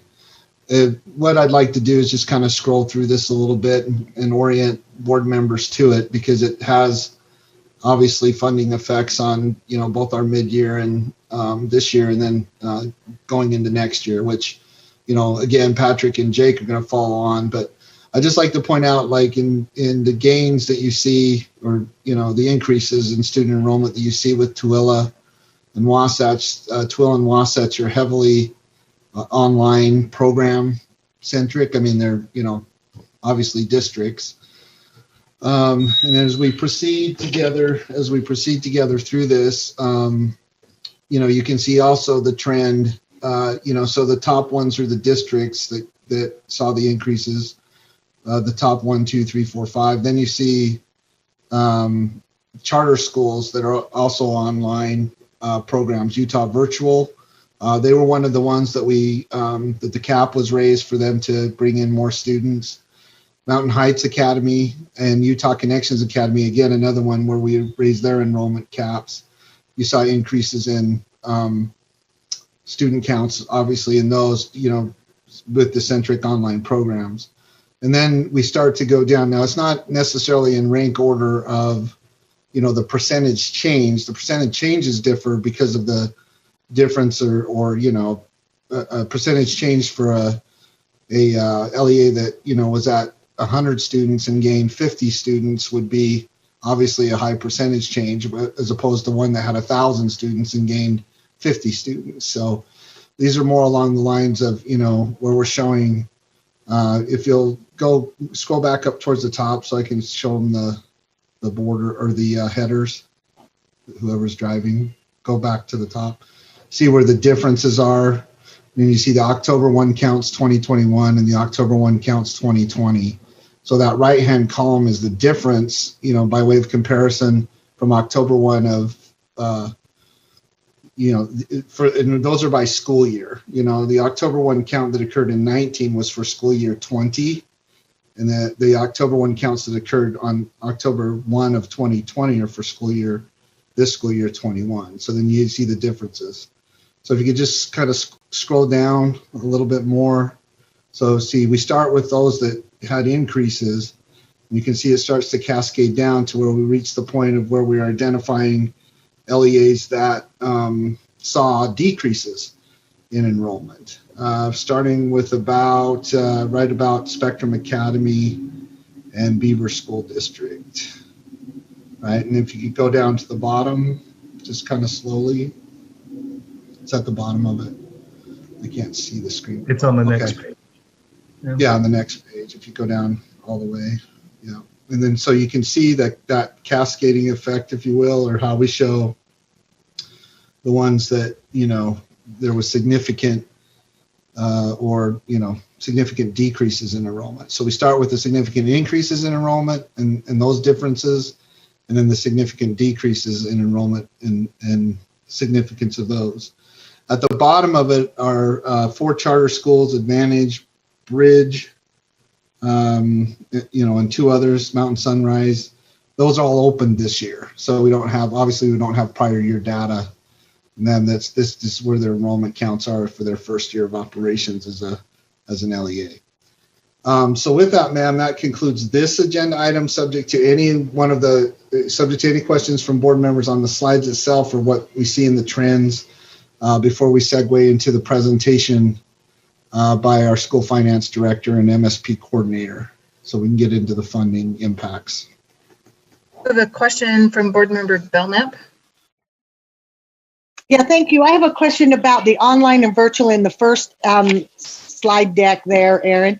Does that include virtual education that's provided at a district, or are those students incorporated in the district count? Great question. The online screen that we see inside of here are based upon the Cactus designation of the school, if it's if it's an online or a virtual program. So a district school that says they are an online program is inside of this count. Again, for charter school, it says this is online, that's what's incorporated in here. If it's an online course or a virtual course within a brick and mortar, or let's say it's a hybrid model that the schools are currently in, it is not included in this count. This is purely, they've entered in a school designated as a virtual school or an online school. Okay, follow up, Chair. Thank you. So, Erin, I'm just trying to get clarity. So, for example, Davis School District has Davis Connects, and students go there full time. Is that considered an online school, or is that considered part of Davis School District? That's considered an online school and would be reflective in these numbers. Is it also reflected in their negative numbers at the bottom on the next slide deck, or are they translated into Davis School District as part of their count? So it is reflected as part of their count. So even though there's an increase of movement into the online school there, overall the district did have a decrease. Thank you, Erin. Thank you, Chair. Board Member Cannon. Thank you, Brittany. I would like to go back to slide 10. And I know Scott said you would be discussing this coming up, but I read this and it says the state board may allow a percentage increase in units, otherwise allowable. What are units and what are they referring to? This just didn't make any sense to me. I need help to understand what this is saying. Chair, can I answer that? So what this has to do with is 4% of decrease. It's not 4% of a decrease. It's 4% of decrease in enrollment. So when we get into the next presentation, we'll be able to more clearly define what we mean by units. It's basically the enrollment counts, the number of students is my understanding. So a unit is a student? No, No, let us, if we can defer and just get into the next presentation, we'll be able to answer that. So, Chair, if Board Member Cannon will let us get into the next presentation, we'll be more clear on what all this means. Thank you. I was hoping to be clear as I listen to the next presentation, but I will listen and seek clarity as you go. Yeah. We have other items that'll help make it clearer. Board Member Earl has a question. I'm trying to decide whether to wait to, and maybe I will. It's just the phrase due to, my thing's in the way. Beyond its control, just having to do with, I know that there's some parents that move to other districts or other entities because the way a school structured their opening this fall was not the way that they wanted to. In other words, they chose something because of the structure of the school. How does that, maybe you're going to address that, how will that idea of beyond its control play out? Anyways, that's just my question. So Deputy Superintendent Scott Jones, if you just want to go into that next item 6.2 presentation, and then I believe we'll get to, you want to have those two questions in the back of your mind as you go through that presentation and address Yeah, we those. will. Thank you. Yes, ma'am. Okay. So if we could, Chair, if you'll recognize School Finance Director Patrick Lee and MSP Coordinator Jake Houtrow. They're going to assist me in presenting or, moving through this next agenda item. Okay, thank you. I'll proceed in this presentation. Okay, thank you, Vice Chair Cummins. So if we could bring up the presentation it should be in the backup for that item as well. Funding school year 2020-2021. And Chair Cummins, may I make a clarification? Yes. Okay, so when we use the term CDC, it's in relation to Common Data Committee, not the other CDC, the COVID-19 related CDC. Centers for Disease Control. Center for Disease Control. Okay, thank you for that. Yeah, when we say CDC, it's Common Data Committee, and the Common Data Committee consists of representation from the USBE, myself, Director Lee, MSP Coordinator Houtrow, the GOMB, the Governor's Office of Management and Budget, and the Legislative Fiscal Analyst. So we'll move. So then, with that clarification, I'll turn it over to Director Lee. Okay, thank you, sir. So once we have that backup up there, I think we have the one that we need. So. Let's see, it should be the very bottom one, the ADM and mid-year update. I believe that's it.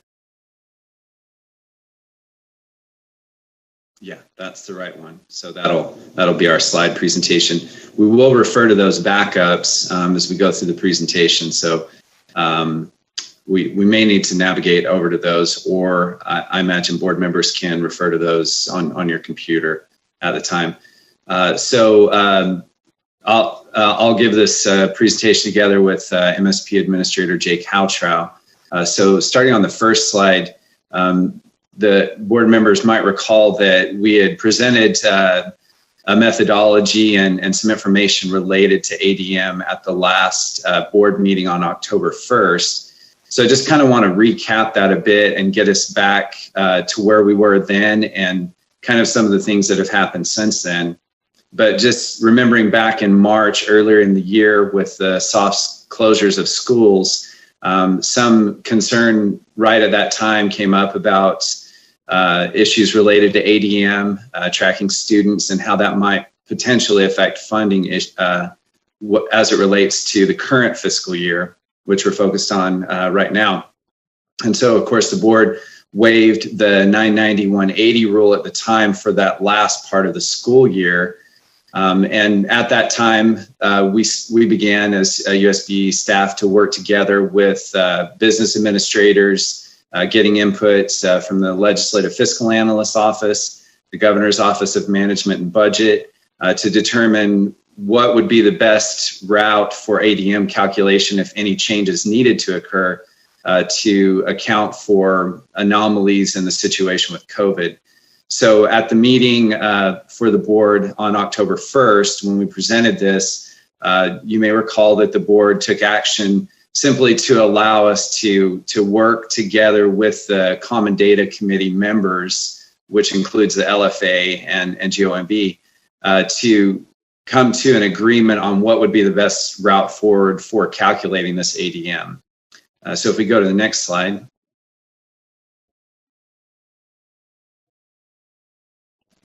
Okay, so this is just a reminder on the waiver of the board rule for the 99180. This was in relation to the soft closures, of course, and any potential effects that there might have been on ADM in that last part of the year. So it's just a reminder on that, those dates inclusive of March 16th through June 30th. So next slide. So some of the potential issues that we had in discussion, or that we saw in discussions with the LFA, with GOMB, and with business administrators, would the soft closure have effects on membership?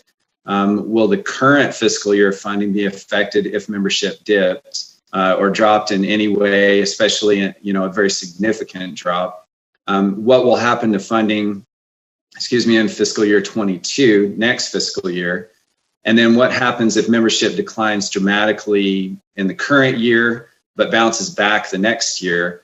Or does that within the same school year? And how do we stabilize that funding with any of those potential anomalies in fiscal year 20 and possibly fiscal year 21 as it relates to ADM? So next slide.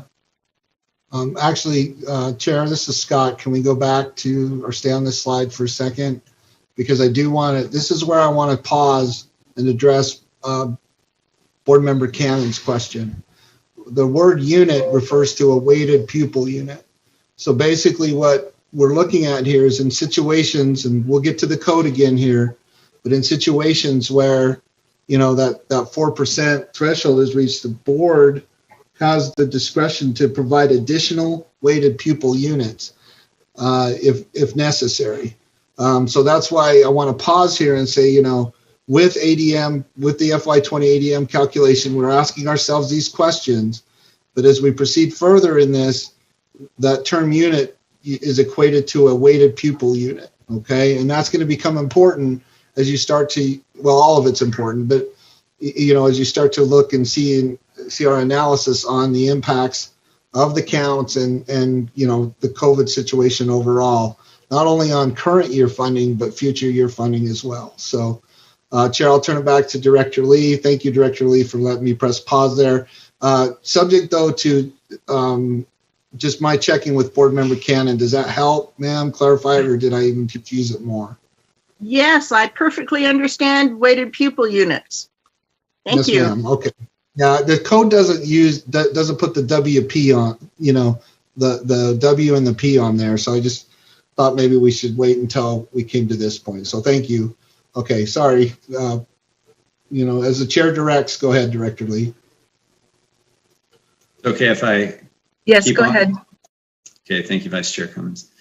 So just a note as well that earlier in that code section, it does refer to weighted pupil units just as units. And so later in the code section, that's where it connects. So looking at the next slide, if we can go to that. So after considering a lot of these concerns, in the next slide should be the ADM calculation plan on the title. Jeff, if you're driving, you go to the next slide. Who's driving? There we go. Yeah, there you go. Yes, FY20 ADM calculation plan. So after presenting to the board last month, we decided to work more closely with the Fiscal Analyst's Office. Sorry about that. My little puppy's making some noise. Hold on just a quick sec. Apologize for that.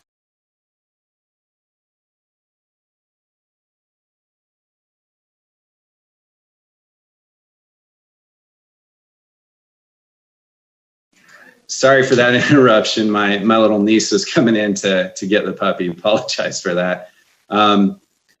So back to the ADM calculation plan. So the ADM, of course, translates into WPU amounts, which are distributed and allocated across all of the LEAs. And so that's the actual final step in the Common Data Committee process.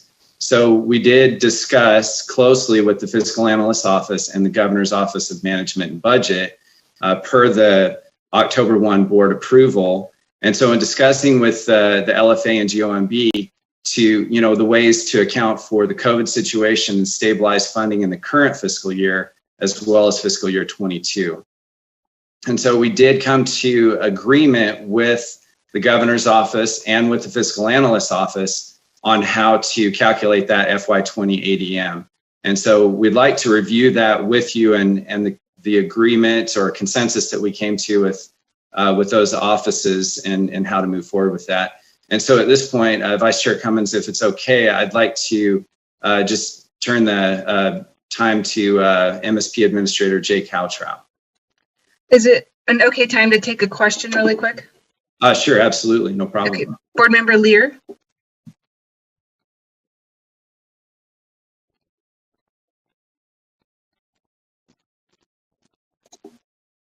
Sorry, I couldn't get I'm sorry, my mute button was bouncing back and forth. I had a question about this exact last final bullet.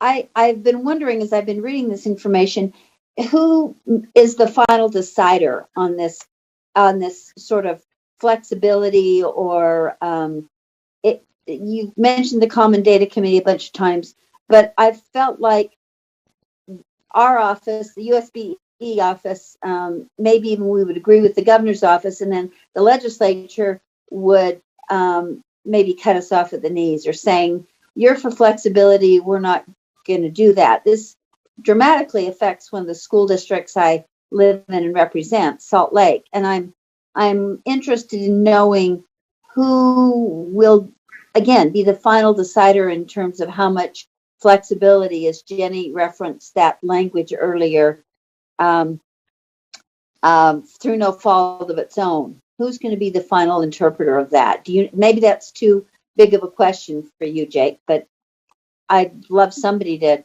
give me their opinion. Sure. Patrick, you can go ahead if you would have an answer on that. What I would say is it would likely be all parties together, but it's based in code, and Jake will actually review that code reference on how the ADM is calculated, and we will note that there's actually been no change to that code, and thus no change to the calculation itself, and that's essentially the bottom line. If there was to be, I do think that would potentially take legislative action.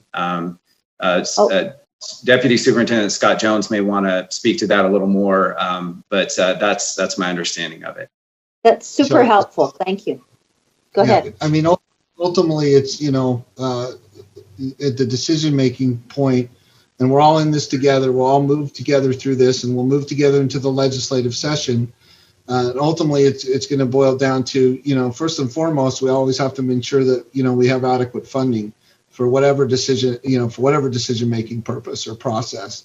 And as we all know, appropriations come from the legislature.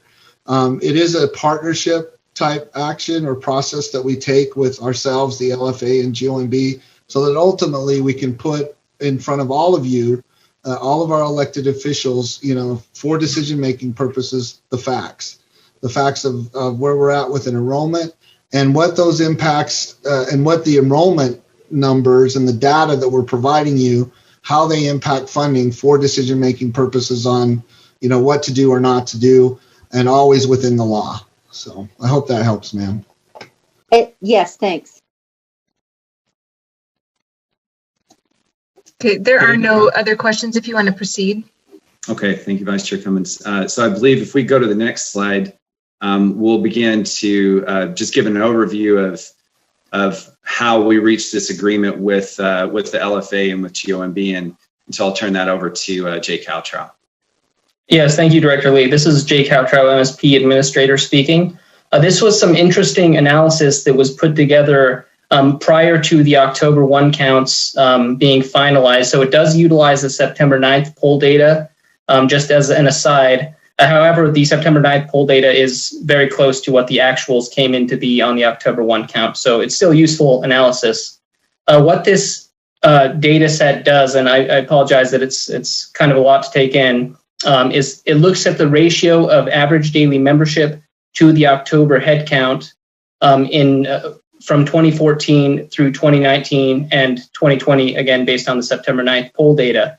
It then predicts the average daily membership for 2020 in those orange highlighted cells, the total being 646,863. That prediction is based on that 5-year average of that ratio, which would be that 0.9798 and 0.9692 for both kindergarten and grades 1 through 12. Interestingly, the yellow highlighted cells are the average daily membership totals based on the prorated average daily membership method that was discussed in the last board meeting. That totaled up to 651,937 average daily membership units, which is a significant jump both from the average and from prior year, as you can see. And it's what 6,000 above what would be predicted using the method that I've described. The blue highlighted cell, 646,803, that's another average daily membership units. That's the reported, or what we call the raw membership data from the prior school year. And that means the membership for the entire school year, as well as the membership reported after the soft closure. And that is right on target for what we would predict in a given fiscal year, or in fiscal year 2020, I should say, for the average daily membership total. So this is kind of the driving factor as to why we are going with this quote unquote raw ADM rather than the prorated average daily membership.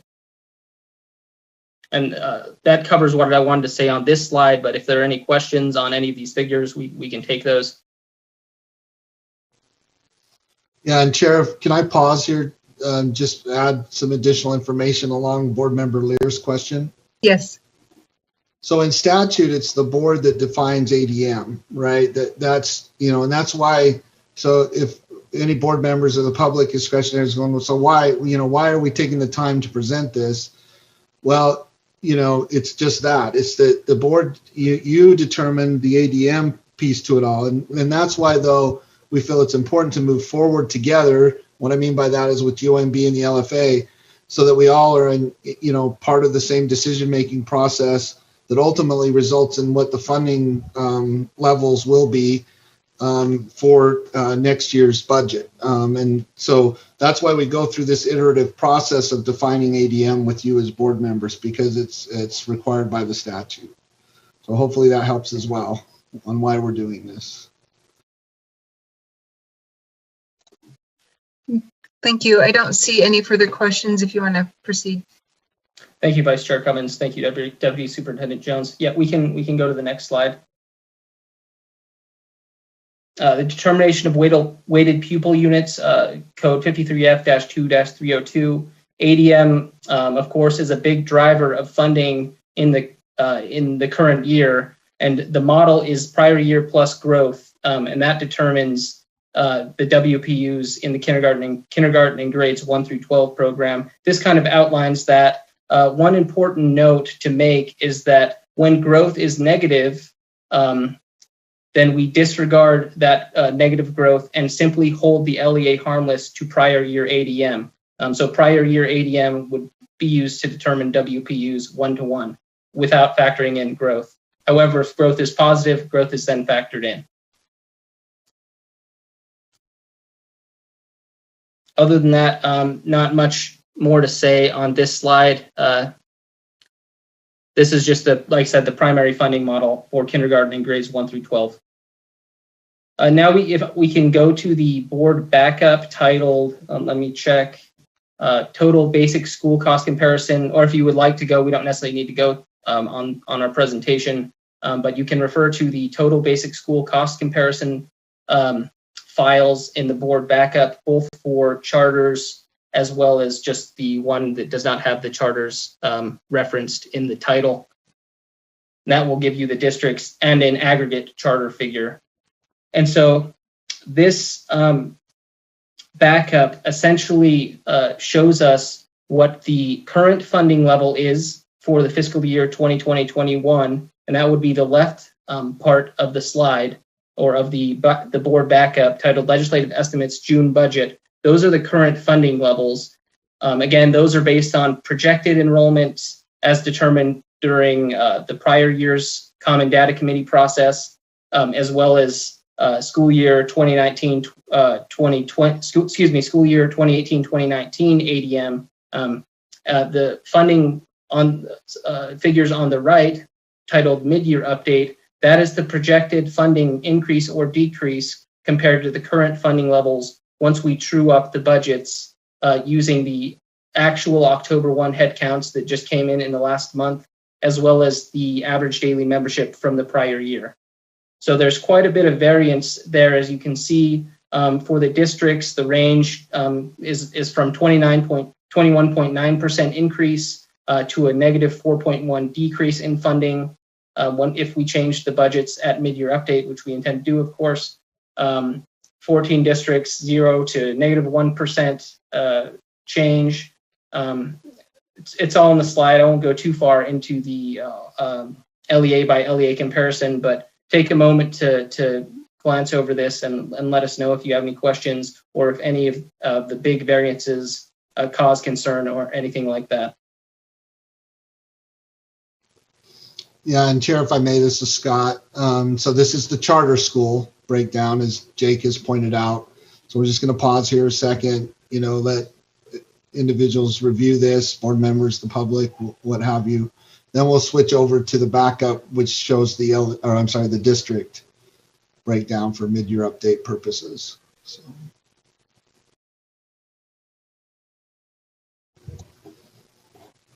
Jeff, if you could kind of scroll down a little bit, if that's you that's driving.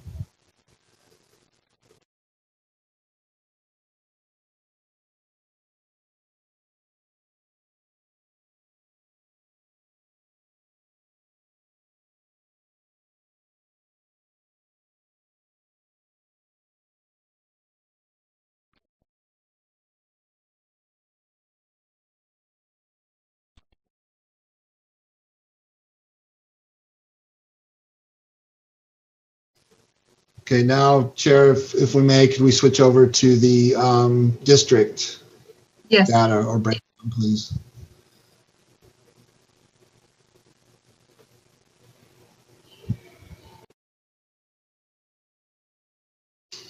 And let's see, 1, 2, 3, 4, 5, 6 line down. That's we put the charters. That's the overall charter increase is 2.2%.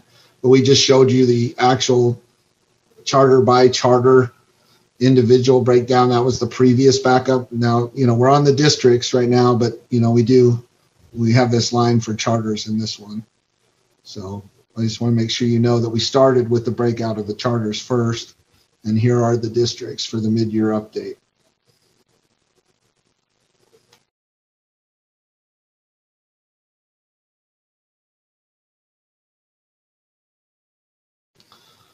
So, Chair Cummins, at this time, we'll just pause, and if there's any questions to this point, as far along as we are right now. Are there any questions from board members? I don't see any. Yes, I'm trying to raise my hand. Here we go. Raise hand. There. Yes. Thank you.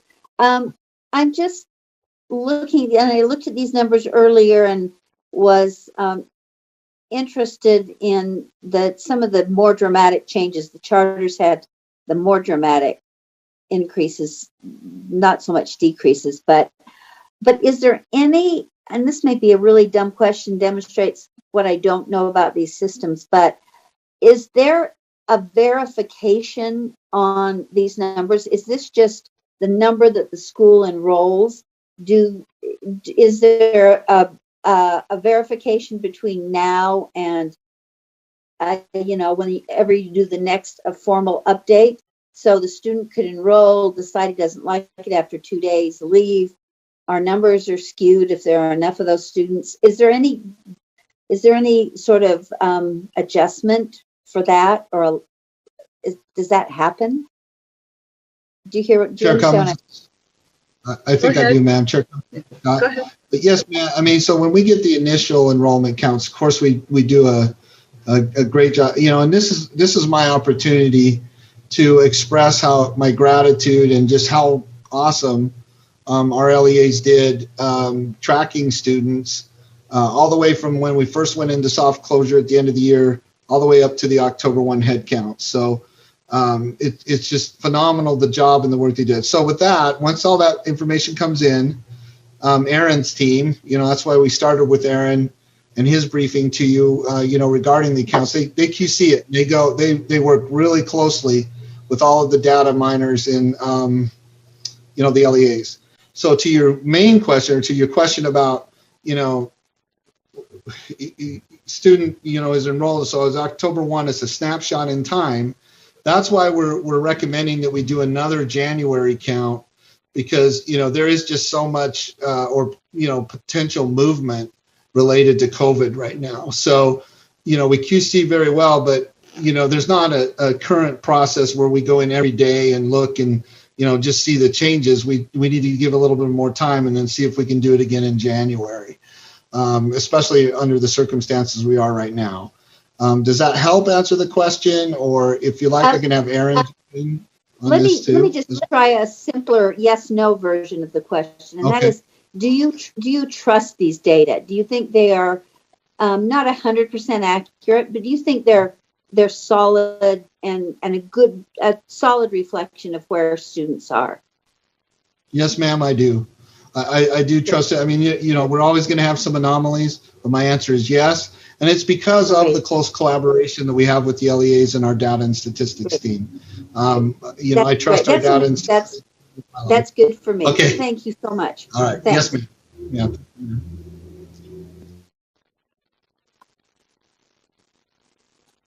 Yeah. There are no other questions if you want to move forward.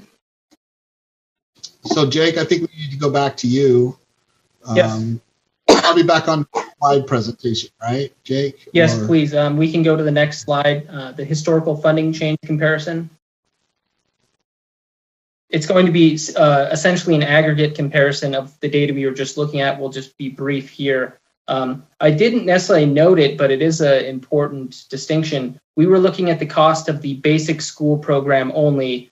There were no related to basic program costs factored into that cost comparison that we were just looking at.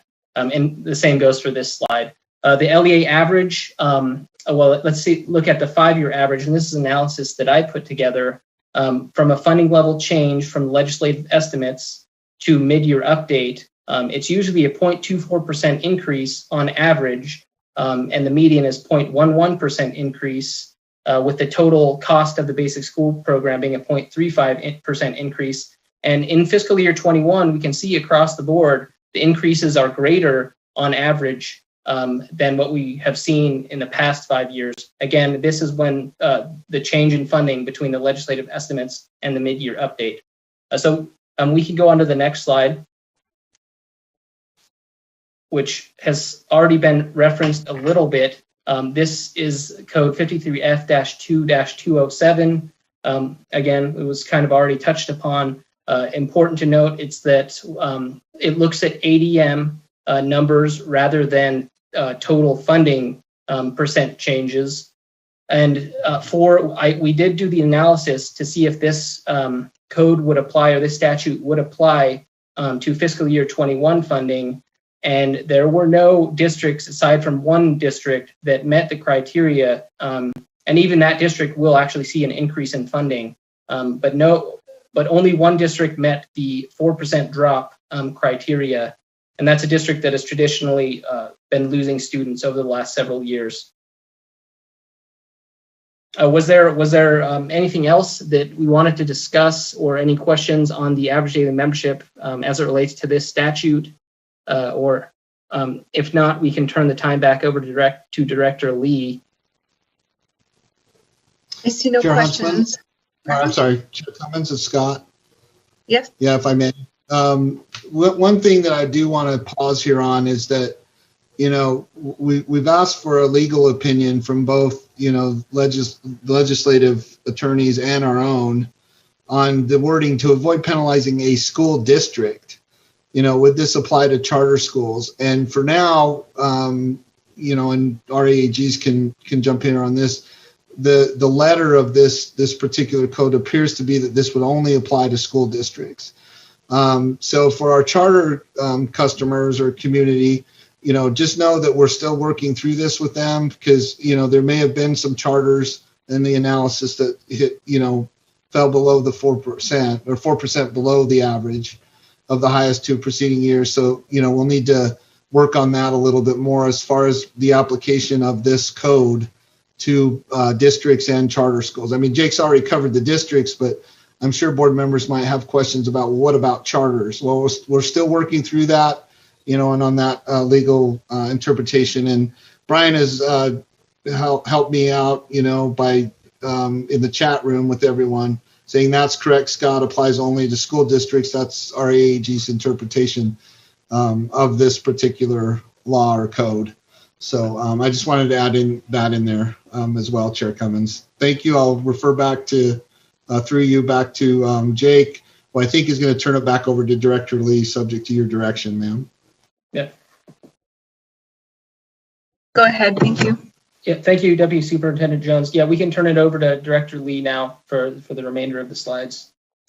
Excuse me, Vice Chair. Yes, Board Member Hanson, do you have a question? I do. Thanks. I'm sorry. I'm sure you couldn't see my hand. Sorry. I just wondered if this was applied to charter schools. Have we done the analysis to see how many schools would find this applicable, or how many schools would be in the 4% situation? Yes, I believe I did do that analysis. However, since it came to our attention that it only applied to districts, I have not taken a look at that in a few weeks, but we do have that information. And were there some that would be in the situation? Again, it's been a little bit too long for me to remember off the top of my head. I believe there were. I can't give you necessarily a concrete figure. There were several, though. Okay, thank you.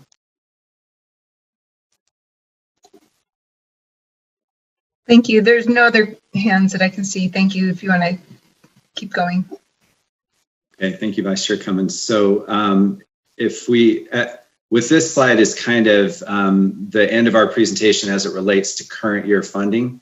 So now, we'll be looking forward to fiscal year 22 funding as it relates to revenue, enrollment, and the funding issues itself.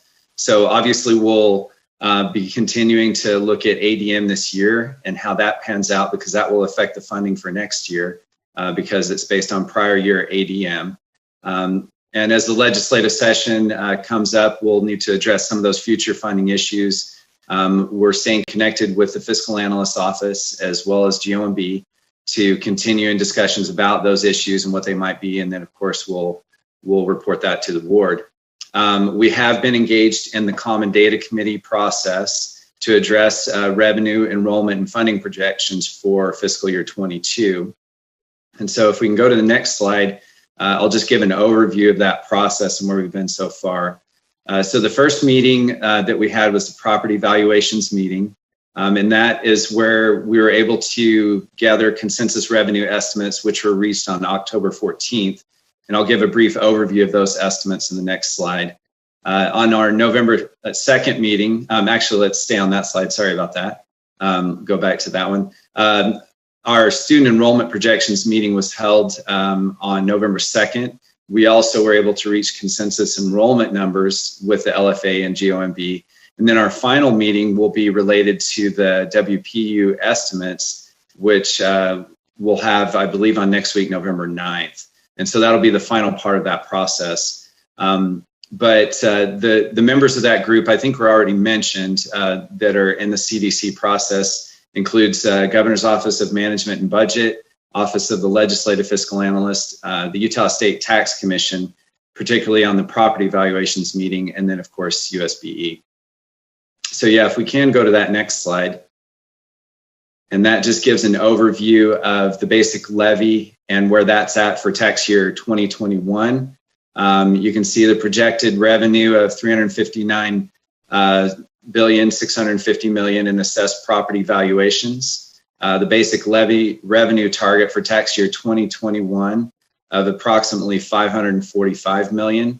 Last year, or 2020 tax year, was $526 million, so we'll be up somewhat from that.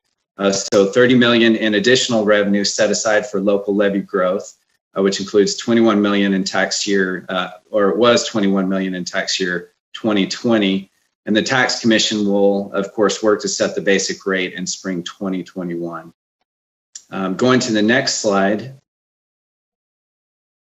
The CDC FY22 enrollment consensus projections. We do have in your backups what those projections are, the consensus numbers, and it actually includes historical as well. So what the enrollments have actually been in prior years, and then what the consensus projections will be for the current year. So we can bring those up, or you can look at those separately, but you can see some of the summary in this slide here, that the projection is there will be 17 districts to be slightly down in enrollment for school year 2021-2022, projecting 25 districts to increase from October 1, 2020 to October 1, 2021.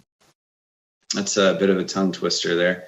And then projecting charter schools to increase overall by almost 2%.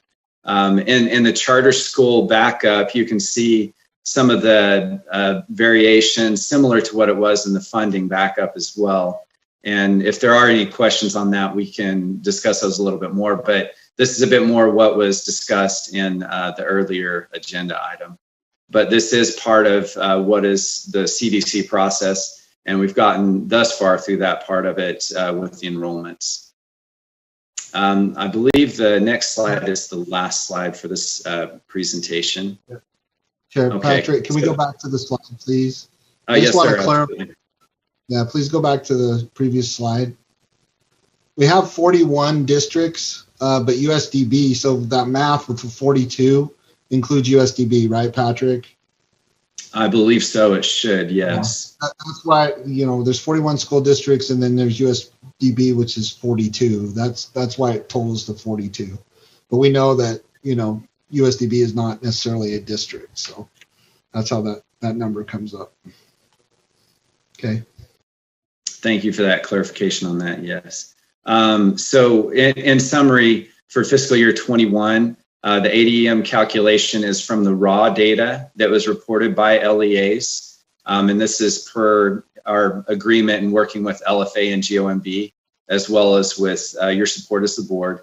And then the mid-year update will be finalized this month and into December to kind of true up the funding for the LEAs in this current fiscal year, in this current school year. And then, of course, for fiscal year 22, we're in the CDC process, taking the close looks at enrollments with some of the additional polls, and then, of course, with the final ADM at the close of the school year. And then, of course, we'll be continuing the discussions with the LFA and GOMB, preparing for budgets in fiscal year 22. And with that, that concludes a presentation from myself and from Jay Caltrow.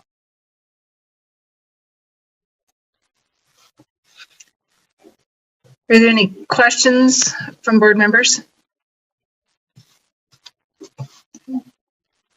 I don't see any. Deputy Superintendent Jones, is there anything else on this agenda item? No, Chair, there's not. I just want to reiterate that we've covered a lot here today. We did cover the mid-year update and what, the glide path or line that we're moving along with the mid-year update. I did have a chance to meet with USBO leadership yesterday. We do have a couple of follow-ups to do with them as well. I just wanted to make sure that they had a read in on this as well. I'm sure now that this is out, and because this is out now, I'd like just the opportunity over the next couple of days and into next week to make sure I circle back to them, get more input from all of our LEAs, including our charter schools.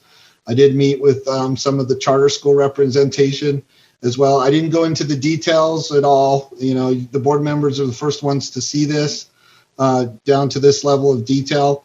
But I'll be working with all of our, representatives or respective representatives of our LEAs along the lines of the mid-year update.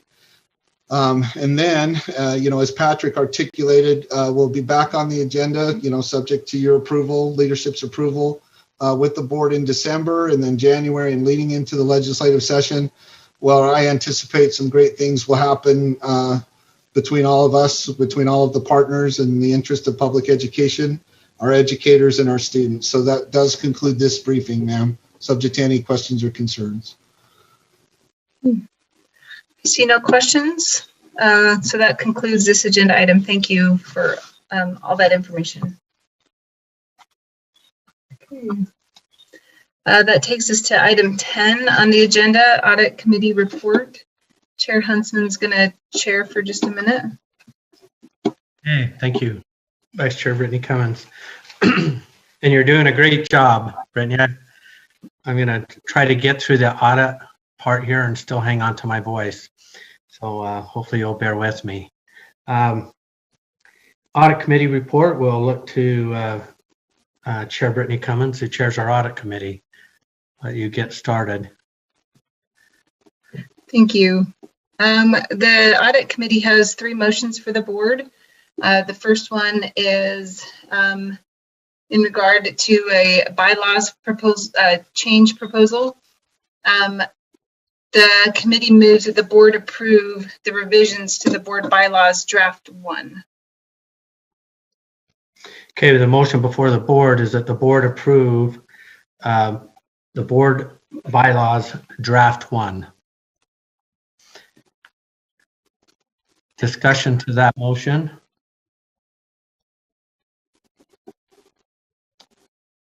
Seeing none. I'll restate the motion and then we'll vote. And the motion is that the board approve the revisions to the board bylaws draft 1. Please vote at this time.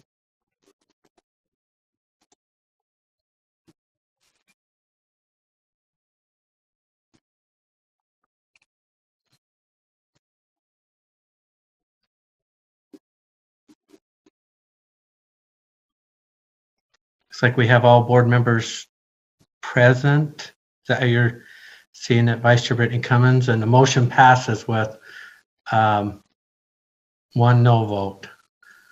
And the no vote is Board Member Earl. Chair Huntsman, could we confirm, is Member Nielsen present?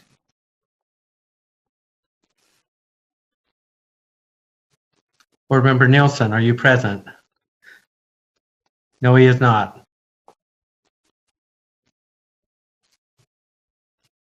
Do you need any more information, Lorraine? No, that's it. Good. Thank you. Thank you. Board members, at this time, if we'll remove our votes. Chair Cummins, please continue. The next item from the Audit Committee was a change in prioritization of audits based on a request from the board and our last board meeting. The motion for the board is that the board maintain the ProStar audit as planned and reprioritize the other approved audits as follows. 1, education service providers, 2, subrecipient monitoring procedures, and 3, data reliability. Okay, the motion before the board from the Audit Committee is that the board maintain the ProStar audit as planned and reprioritize the other approved audits as follows. Number 1, education service providers. Number 2, subrecipient monitoring procedures. Number 3, data reliability. Discussion to the motion. Board Member Lear. Your hand is raised. Thank you.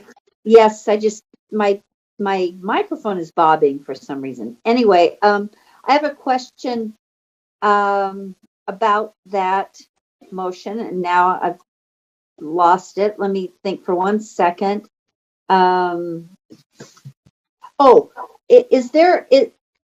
recall the ProStart audit. Maybe I'm recalling this wrong, but it doesn't seem like it's a huge, big program. Is there a possibility that some of these audits will overlap, or are they strictly one? The whole staff concentrates on one, and then they move to another, and then a third. Can you remind me of how that generally? You don't have to give me exact times, but is that generally true that there can be overlap? And that's a question to Chair Cummins probably, or to Auditor Davis. Okay. Chair Cummins, do you want to answer that? Yeah, there is a decent amount of overlap as the audits get started, and the ProStar audit has already begun, and they're into that a little ways, and so there was no need to prioritize that down because of the work that was there. And yes, some of these others will get started before the ProStar is finished. Follow up. Thank you.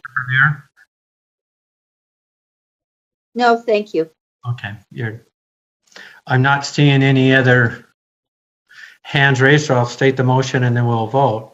The motion from the audit committee is that the board maintain the ProStar audit as planned and reprioritize the other approved audits as follows.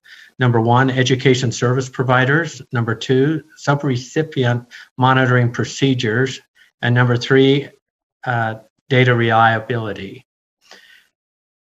Okay, board members, please vote at this time.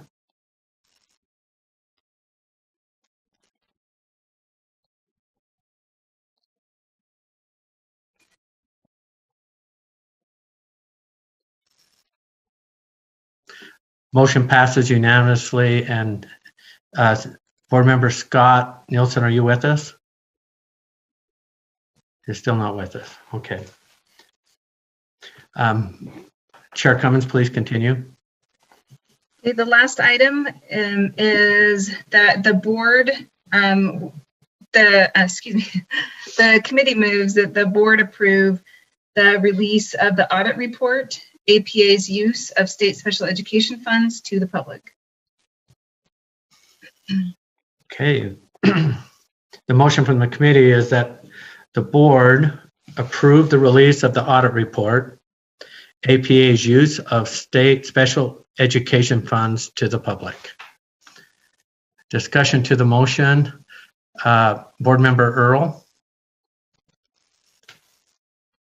Yeah, I just had a question based on dialogue from earlier, and I don't know what we can or can't disclose from the audit, but I'm just wondering if anything was taken into consideration about the as far as the satisfaction of the families, or what kind of information do we have as far as the quality of special education services from the perspective of the parents. I'm wondering if that was, I didn't see it as I went through the report. I'm just wondering if I missed something.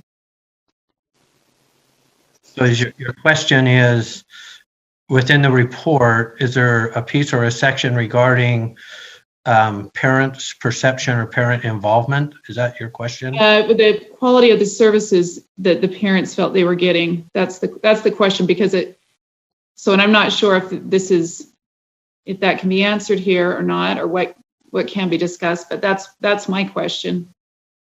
Chair Cummins, so we have Debbie Davis answer that. Debbie Davis is present. Okay. Debbie Davis, will you please answer or respond to Board Member Earl's question? Yes, I will. And I'm sorry I can't get my camera to turn on, but I have unmuted. I guess I should ask, can you hear me first? Yes, we can hear you.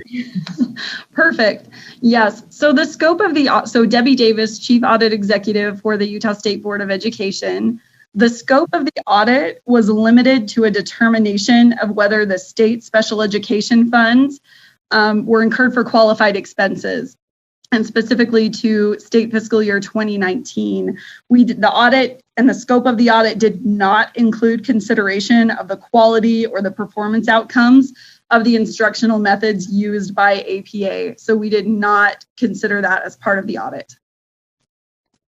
Did you have a follow-up, Board Member Earl? Well, that does answer my question, because I didn't see anything in there with regards to that, and I understand that that's beyond the scope. Then is that what I'm understanding? Yes, that's correct. Okay, and so this recommended, if I don't have the action right up in front of me, doesn't the recommendation? Well, and it's not about recommendation. As the motion that's before the board is to release the audit report on APA's use of state special education funds to the public. So the board or our auditors have, within only this limited scope of work, have performed their duties, have come to their conclusions, has brought it to the audit committee, and the audit committee says, okay, it's done, take it to the full board, we're getting closure on this report. That is what is happening here. Okay, thank you. I wanted to understand that the limit, in other words, this is limited to just a small scope of that. Okay, well, to the scope that's defined. Is that okay that I can speak to that, share comments? Yeah. Okay. Board Member Davis.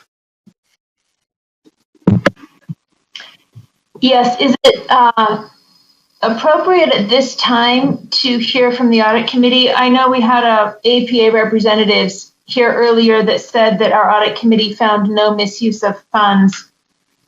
Is it appropriate this time for the audit committee to speak to that, or is it not, since the report is not public at this moment? The report is not public at this time, and once a report is made public, normally we don't speak to public comments, but the motion before the board is to release, to approve the release of the audit report to the public. That is what's before the board today, and then the public and other people will see the content or whatever it is, and there could be some additional questions, but I don't believe everything that was spoke to in earlier things is relevant to this report. So no questions on content right now? Go ahead, Board Member Davis. What was that? Just making sure what you are saying is that no questions on content are appropriate at this time. I don't think they are to take questions and to do responses okay. to this particular audit till it's released. And I'm not our legal counsel. Does any of our AAGs want to weigh in on what we are doing here in the motion that's before the board? I'm going to see if there's any hands popping up here. I apologize, I'm on a really small screen.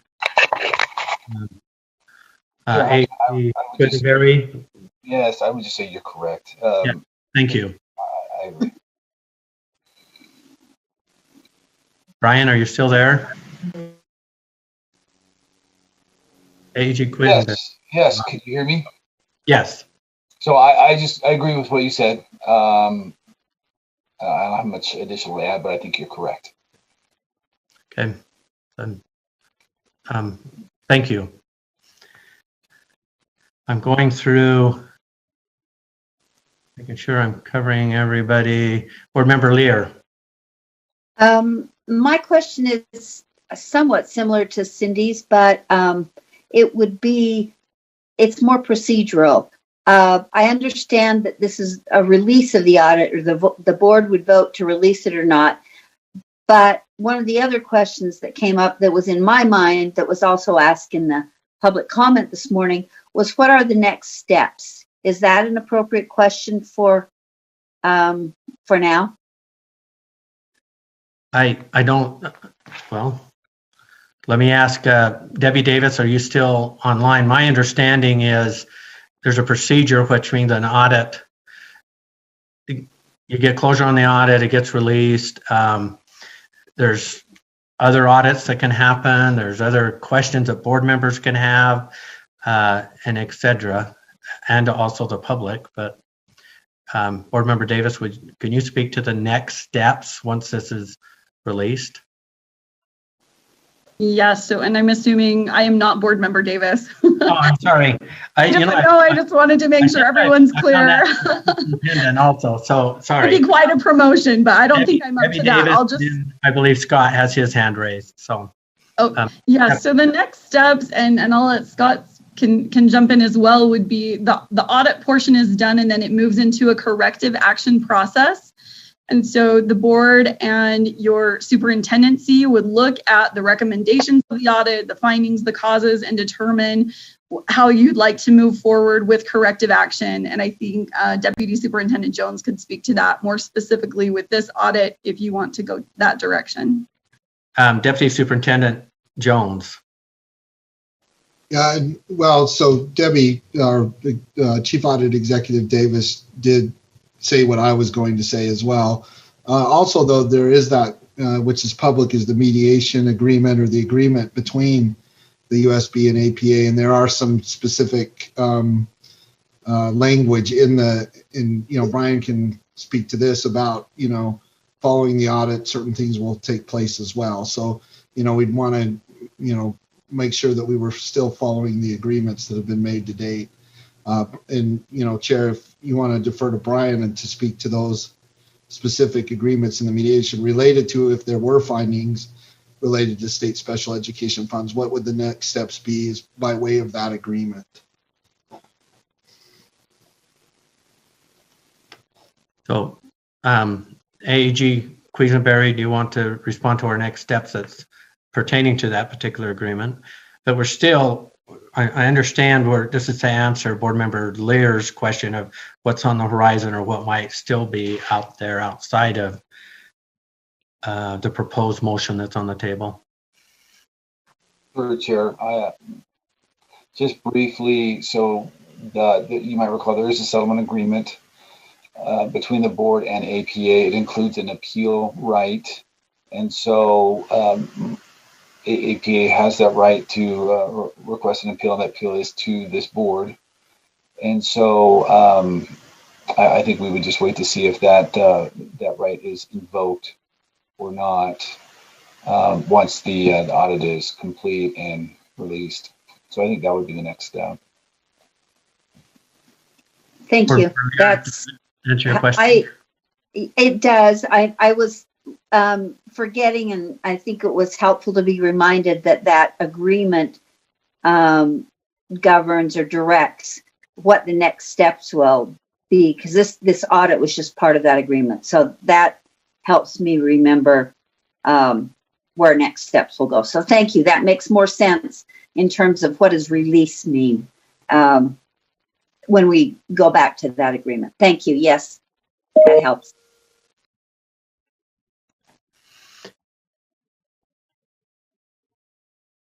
Okay, I'm not seeing any other hands. The motion before the board is that the board approve the release of the audit report of APA's use of state special education funds to the public. So board members at this time, please vote.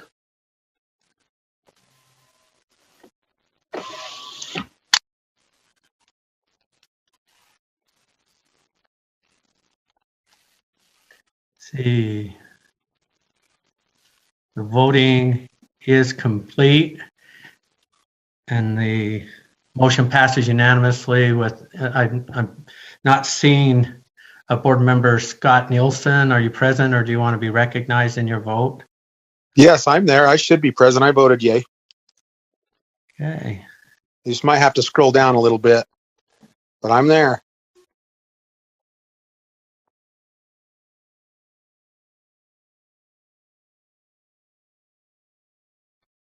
Well, voting is unanimous. I appreciate you being back with us. Thank you. Motion passes unanimously. Chair Cummings, do you have anything else on your agenda? For the chair? No, that's everything from the audit report. Okay, thank you for the opportunity to participate in this small portion of chairing. I appreciate hanging on to my voice, and I'll turn the time back over to you, Vice Chair Cummins. Thank you. Thank you, Chair Huntsman. Okay, next is the Standards and Assessment Committee report. Chair Gravitt. You ready, Chair? Almost. Come on. Just kidding. Okay. While you get ready, I have to tell you, I laughed out loud at your jokes, and laughter is a good thing. So thank you for that board message. I've got many more, but well, as a junior high teacher, I was completely, I completely enjoyed them. Okay, I have the summary of actions up. I think we're ready. Go ahead. Okay, so this is the Standards and Assessment Summary of Actions that, from October 2nd. The first actionable item is 11.2, which is access recommendations supporting underrepresented, historically marginalized, and underserved students. This came before the committee. It was a memo from the Access Committee that, in general, included 5 recommendations. 1, to denounce racism. 2, to provide professional learning on equity, literacy.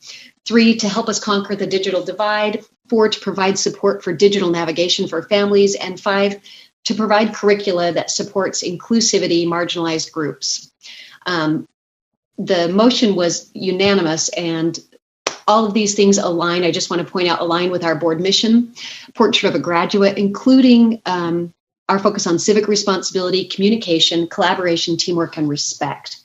So with that, the motion before the board is the committee moves that the board accept the recommendations in the Access Memo, supporting underrepresented, historically marginalized, and underserved students. The motion before us is to accept the recommendations in the Access Memo supporting underrepresented. Sorry. It's hard to say, isn't it? It's weirdly hard to say. That word, historically marginalized and underserved students. Is there any discussion to that motion? Board Member Earl. Yes, I would like to make a motion that this is referred back to committee for further dialogue. Okay, is there a second to that motion? I will second that motion. Okay, the motion is to refer this back to committee. Is there a discussion to that motion? Can I speak? Member Earl? Yeah. So after our last committee meeting, there was some dialogue that went on that I took a few minutes to, I read several books over the last several weeks so I could have a deeper understanding of what some of the terminology was used in this particular memo. And there were some questions I asked last week, and some of those questions had to do with specific definitions, because some of the reading I did, there were numerous definitions that I think the public is either not familiar with, or I think as a board we need to be familiar with exactly what the memo is asking. And so I've had some dialogue with Access members and as well as our staff, and I feel like this discussion needs to be made there in the work needs to be done there with our committee. I feel like we might have raced this through a little bit without a thorough analysis. So I'm just asking that that's what we do, so that we can solidify some of these definitions and some of these things that that are being suggested in this documentation. Board Member Belknap. Thank you, Chair. I actually appreciate these comments. However, one of them that I'm kind of concerned about, and maybe Jenny can help me here, is number 5, because it's talking about curriculum and academic content. And have we vetted these? And so on that front, I would, oh, wow, what is this? I think I'll turn that off. Holy Hannah, hold on. How does it feel in space today? Shining light, Lord. Light is all I Go to the light. That's right. Don't go to the light. Okay. And so I guess if we're adopting this whole thing, I do have some questions, and I'd actually appreciate the idea of having some definitions, and that our standards and assessment could put these definitions together and then look at the relevant curricula that is out there, the resources, and the academic content. I'd love to see that put together before we just grab this and take it. So thank you. Board Member Gravitt?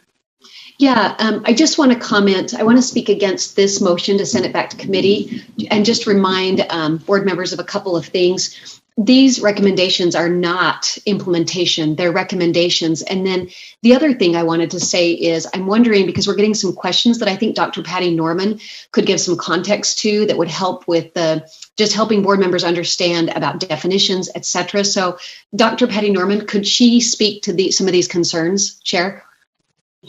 Yes, that'd be fine. Thank you.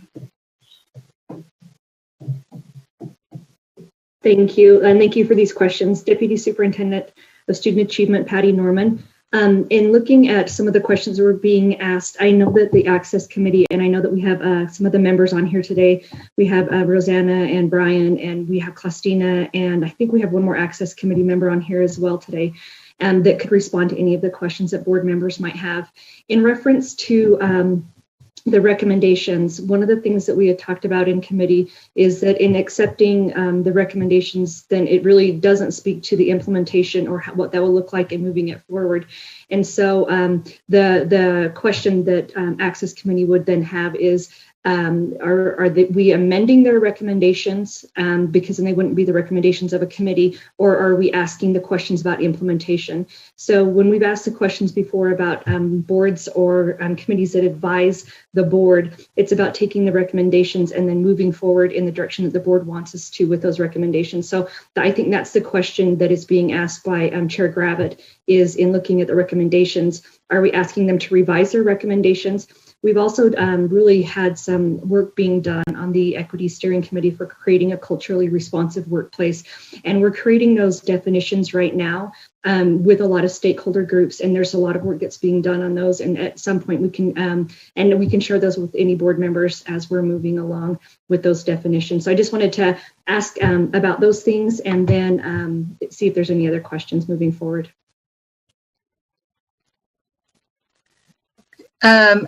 Board Member Hanson.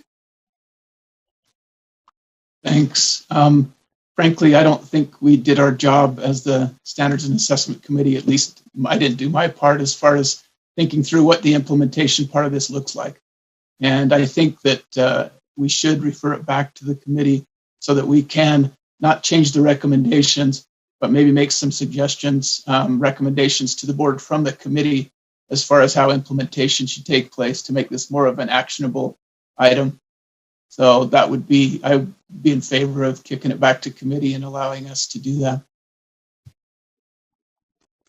I'm just going to quickly interject something here, just maybe it might be helpful procedurally, but when an advisory committee sends something to us, these aren't implementation strategies. They're recommendations for us to say, do we want to move forward and come up with some things that would move in this particular direction as they are advising?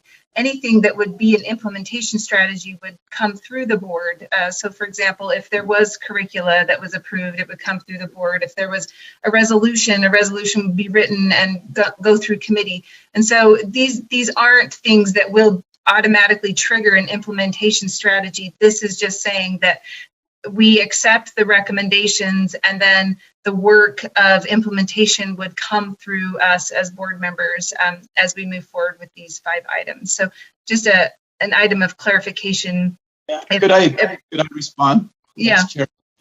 So I think accepting the list of recommendations from the Access Committee is perfectly acceptable. And I think that's what we did as a committee, is to accept those recommendations to pass them on to the board. But approving them for implementation is another thing. And if we can clarify what we're doing here today, maybe that will help. And maybe what the vice chairman or vice chairwoman just emphasized to us clears that up. So maybe we can go with that understanding. Thank you, Board Member Hanson. And to clarify the wording of the motion, it is that the committee recommended that the board accept the recommendations. So it's not an implementation strategy that we are moving forward with, but just accepting these as recommendations. Board Member Scott Nielsen. Okay, I do have a couple of questions because in reading through here, it talks about administrators, taking courses to learn about themselves, to raise awareness and promote change. Change is a very broad word. I would like some very clear and concise definitions about what change is, what that's supposed to mean. And then something else in here that I was looking at as far as educators, administrators are provided anti-racist, bias, equity, literacy, professional learning. What does that entail? So there's some questions there that I have as well. And then the last one I will talk about really quickly is I think we're under the assumption. I haven't been teaching a long time, but this is I think year 16. I've been in schools with a lot of diversity, and when I read in here, it says that something that changes the system. Well, what about the system is not working? Because I don't believe that the system is inequitable or racist. I know that there's people that along those lines, but as far as the system goes, I want specifics on what changes to the system is this recommending. And so I would very much like to see this referred back to the committee for more clarification before we vote on it. That's all. Board Member Gravitt, and just a reminder, we are voting. Our current motion on the table is to refer back to committee. So, Board Member Gravitt. So this is, as the committee chair, I just want some clarification because if it goes back to committee, I'm hearing that there needs to be questions or things need to be changed. And I guess kind of going to what Dr. Norman was saying, what would be the purpose to send it back to committee? Because these are recommendations that didn't come from us. They came from Access Committee, and we have that committee for a reason because we are not them and we do not live in their shoes. And so to refer it back to committee, I'm trying to look over the document and wondering what exactly needs to be changed, et cetera. And then also I'm thinking about some of Scott's questions and just a reminder that these are things that would be fleshed out in the implementation. We are just accepting the recommendations. And so it just doesn't, it's not making sense to me to send it back to committee because I don't know exactly what board members would want to be done. Either we accept these recommendations or we don't. And after we move off of this motion, I could share some things to respond to Scott's response in terms of if our system has racism in it. But I just wanted to kind of get clarification on what exactly needs to be done in committee, because I don't think it's our place to change the access recommendations. Board Member Gravitt, or excuse me, Board Member Davis. I'm not qualified to answer a question. Do you want to after someone answers her? Okay. So, sorry, Board Member Gravitt, do you want, in this question, are you hoping to get a response from those who want this to go back, who have proposed that this go back to committee? Is that your intent right now? Well, yeah, my intent is to try to understand, because I think for some board members, and maybe it's just me, I'm really trying to understand what work needs to be done. What would be the purpose of sending it back to committee? And then the other thing I just want to add, if some of those questions, especially what Board Member Nielsen just asked, I think some of those questions could be handled if we want to ask Rosanna Ben-Ali Stagg to answer some of those questions. I think she would be great to talk through those, and that might help board members understand. But yes, I would love a response so that I can know what work would need to be done back in committee. Board Member Nielsen, do you want to speak to that question? Okay. Now, excuse me, I was just off for just a second. Ask me the question again. What was the question? I wasn't expected to be asked a question. Go ahead. That's okay. Basically, you stated that you wanted to send this back to committee to get some questions answered. What would be the intent or the work of the committee, in your opinion, if this went back to committee? Like I said, and I think Scott Hansen put something on there before. Are we just saying that we're receiving this? There's a difference between receiving this and accepting this, right? So there's some clarification that I want. We're accepting it as saying that, yes, we agree with this, or are we just saying, yes, we've received your recommendation? I would like some clarification there as well. So a reminder, the motion states that we would, the board would accept the recommendations. That's the wording in the motion. Okay, I oppose that, but we can move forward. Okay, let's see. Board Member Davis.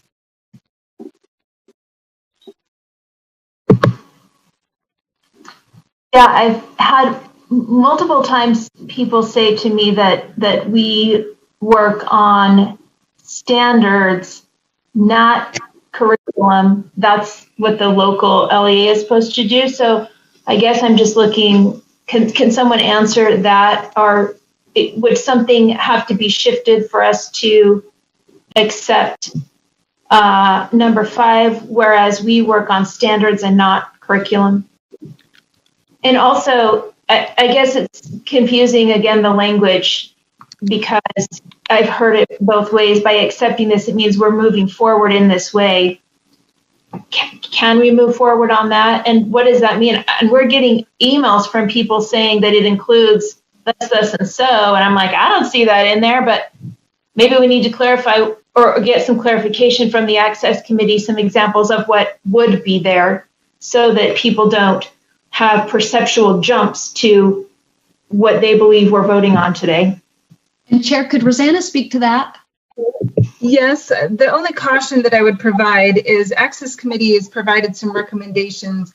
They aren't, in this recommendation, there isn't curriculum decided. And so I would be cautious that if we get into what it is that they're thinking, like curriculum ideas, that may not eventually be what the board decides to move forward. And it might not even be like the board decides on curriculum, such as Board Member Davis said, that maybe it's just here's some highlights of things that LEAs may want to consider as they choose curriculum.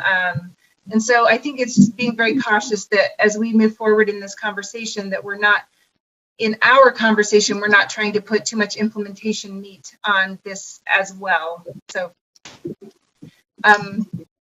so if Rose, does that answer your question, Board Member Davis? Kinda. It kind of does, but I guess whatever the expectation is that comes out of this is the bigger. Maybe the Standards Committee could clarify what the expectation is once we get this. But I'd like to amend the amendment. Okay. I move that we send this back to the Standards Committee to provide the additional information that board members are seeking, but that they come back with a draft on number 1, the USBE adopts a resolution denouncing racism and racial inequalities in our Utah schools. I feel like, a few months ago, I was thinking we need to do this. Governor Herbert sent out a great, sorry, I'm speaking before you accepted the motion. Should I wait? So just for clarification, you're asking the committee to move forward with a recommendation that we haven't accepted as a board yet. So I guess I'm asking to accept number 1. That's my amendment. At least. Okay, so am I understanding that you want to, so the motion right now is to refer back to committee. And so we might need to finish that before we try and split the recommendations, because that's not the motion that's on the table currently. The current motion on the table is to refer this back to committee. Okay, so sorry, I saw a notice from Board Member Belknap that said that we could divide that and accept a portion of it. So is that not the case? It has to be accepted in its entirety. So the motion to refer supersedes the motion that's on the table. It's a completely separate motion. It's not an amendment to the other motion that was on the table. It is its own motion to refer. And so right now, we are only considering that single motion, which is the motion to refer this back to committee. And so once that motion is finished, depending on the result of that motion, we have the potential to split up this if it doesn't get referred to committee. Okay. Lorraine, did I misrepresent that in any way? That sounds right to me. Okay. So is there any discussion to the motion to refer to committee?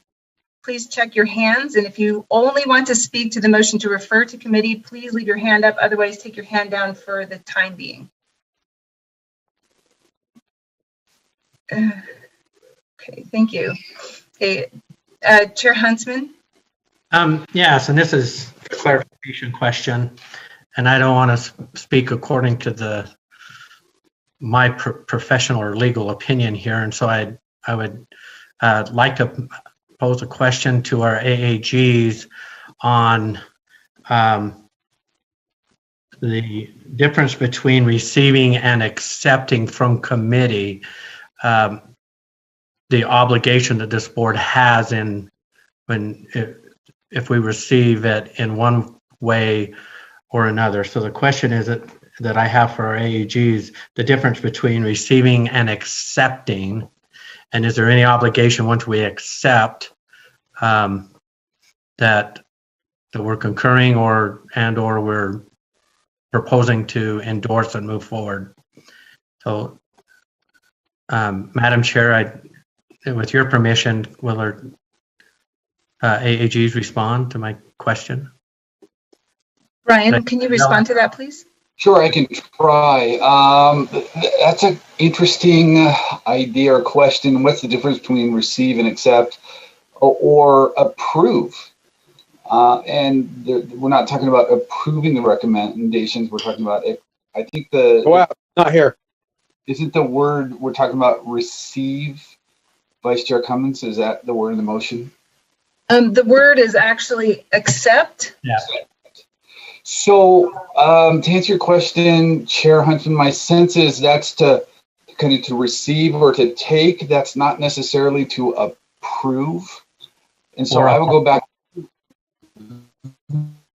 made the motion and find out, was the intent of the motion to accept and approve, like endorse, or is it just to receive and then turn around and work on them on these recommendations? So it might be helpful to clarify the intent of who moved this motion. And then I'm just going to add a couple things that are in the chat currently, is that receive is not a term that we often use under Robert's rules. So, but by definition, accept, thank you, Scott Hansen, is to consent to receive a thing offered. So just to clarify that in there. Board Member Gravitt, would you like to speak to the intent? And there is also a suggestion for a possible amendment, which is accept for consideration, which if that is the intent of the committee, if that would be acceptable. So just those are some things in the chat that might help the conversation. Board Member or Chair Gravitt. Yeah, the only thing I would again say is that the intent for us, at least my interpretation, is we are taking a look at these recommendations. We are listening to them. We are saying, we hear you. We accept the recommendations, but we are not even at the place of implementation. There's a lot of work to do before implementation, and any kind of implementation would require action and great discussion from the board. So the intent is to say, we see them, we hear them, we recognize the issues, and we are happy to denounce racism and accept some of these recommendations as things to consider. That's my understanding. Chair Cummins? Yes, Board Member Earl? As the motion was mine originally, it was to acknowledge their work. It was not necessarily just that this is the work of a work group, not our work. And so it was to acknowledge their work. But we can, I think probably, well, we have a motion on the table, but I think Board Member Belknap's wording is more reflective of the intent. Okay, so I apologize for letting us get off course again, remembering that our motion on the table is to refer back to committee. Board Member Bolter. Thank you. I was just going to comment that the discussions that we're having is really interesting, and it feels an awful lot like a committee discussion. So I really feel like perhaps it does need to go back to committee just to clarify some things, and it would, so that other board members have their questions answered. And in the past, it has felt like when we accept something, we are saying we accept with the intent to implement. And so prior to doing that, I really would like some things answered. And so when it goes back to committee, then Chair Gravitt could then either go back to Access and say, hey, let's work on these definitions. Whatever that looks like, I'll leave it to her discretion, but it would be nice to have some more further clarification on this document. So if I understand you're correctly, you're saying that if we refer this back to committee, you want the committee to begin the implementation process? No, I'm saying that we are right now, I would feel more comfortable having it go back to committee before we as a board accept this document, because typically when we accept a document, we are accepting with the intent to look towards implementation. So I would feel comfortable going back to committee, getting these answers, these questions answered, getting a full, what are the definitions, what do these things look like, and answering the board members' questions. It just seems like there's a lot of questions and it probably needs to go back to committee. Superintendent Dixon. Thank you, Vice Chair Cummins. So I want to just make sure that everybody saw Assistant Superintendent Nelson's commentary in the chat. And as we think about where this goes, whether it's working on it further, directing staff or going to committee, it is a board policy 5001, which established the committee to make written recommendations to board leadership on other issues of importance for educational equity of students that merit consideration by the board. So going back to purpose, we do have opportunity gaps, and in trying to address those, it's, how do you get at that? So what are you implementing? What would you like staff to do? Those are some of the questions I think Board Member Nelson was getting at. So given that, I want to make that statement publicly. As you all started to get a lot of correspondence about this issue, and that means something was posted likely on social media. So in looking at some of the social media posts, there is some implications or suggestions that Access is some organized group outside of the board. They are they're your committee. They are your advisory group that you nominate, approve people who serve on that committee to bring you recommendations. So I just want to make sure that was in the public square for anybody who might think otherwise, that and be really clear that they're your advisory group. So whether it's committee or wherever that happens, I think the conversation, just you're trying to continue the conversation and get clarity, and it can happen in a number of ways. Thank you. Board Member Lear. Thank you. You know what? I thought I wanted to send this back to committee, and then I read the actual letter from the Access Committee, which says that we wish to advise USBE, which is kind of an odd word, but to consider the following recommendations. So all this is doing is asking the USBE to consider the following recommendations. And the committee, in accepting the letter from Access that we have earnestly tried to encourage from Access, all that the committee is recommending is that we now consider their recommendations. We don't implement, we don't receive, we don't imply that there's implementation, we just consider their recommendations. And I think with that, with that language, I feel very comfortable in accepting the committee's recommendation that we now consider the ideas that Access is putting before us. Thanks. Board Member Gravitt. Yeah, and I hope, Brittany, stop me if this isn't okay. I'm worried that there's going to be a vote to send this back to committee. And I feel a real urgency to have this move forward because these are real students. These are real people that are being affected. And I don't know, maybe I'm not seeing clearly, but I see nothing controversial about saying we recognize that some of you are suffering or don't feel welcome. And Brittany, what you can stop me on is I want to read you something. I have pages and pages of information from students that are saying, please, we need help with this. So I'm going to just read this little thing. And again, Brittany, stop me if it's not appropriate. This is from a student. Amid the mid stages of COVID-19 entering the United States, I, as an Asian person, have had very traumatic experiences with racism. When I went to the store, I was called a terrorist. When I went to the store with a mask, I was accused of having the virus. When I was at the ER, I was accused of having the virus. When I simply posted on my social media platforms, I was accused of bringing the virus. These are what I personally have been through just from the coronavirus outbreak.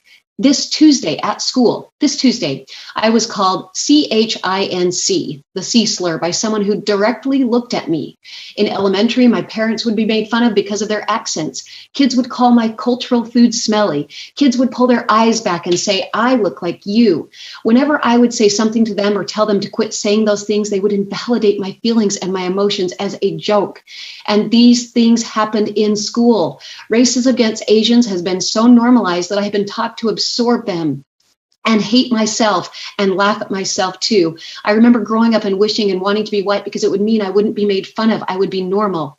There are many like me who have gone through these experiences and even worse. Words that kids say and teachers allow them to hurt us minority groups. The N word, the F word, the C word, the R word hurt Black students, LGBTQ students, Asian students, students with disabilities, to name a few. I think teachers should become more educated about racism, look inside themselves deeply, and help stop kids who reinforce racism.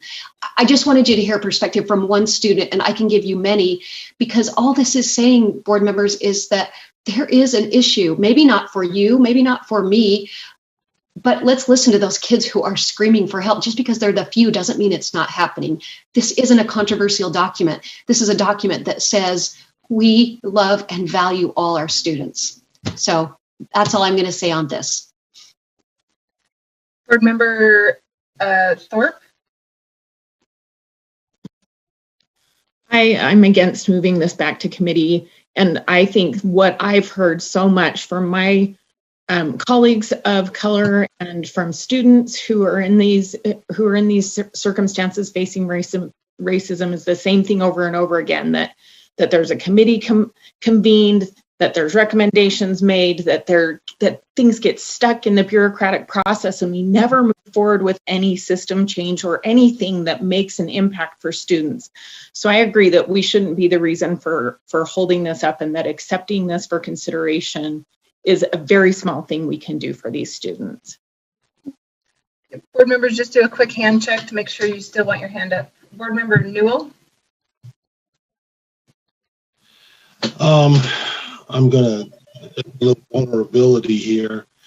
I was the third class in 1968 to be bused to desegregate our school system in Southern California.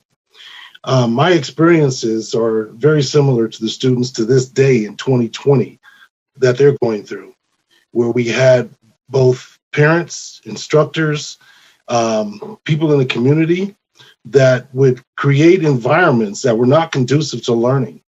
And these environments were created by misunderstanding and not diving into a realization that there are some experiences and there are some, references that some people just cannot relate to based on barriers that are within our society. So I really implore everybody to accept these recommendations, and we can work through these things. But this is a painful place. It's not like this is just happening today. This has been going on for centuries, to tell the truth. And we have an opportunity to be mongers of change, to do something different that other people will not do, to be able to create a system that is inclusive, that is equitable, that shifts the narratives that are holding back so many people in our society. And it's critical that we take these first steps to move in that direction. Board Member Earl.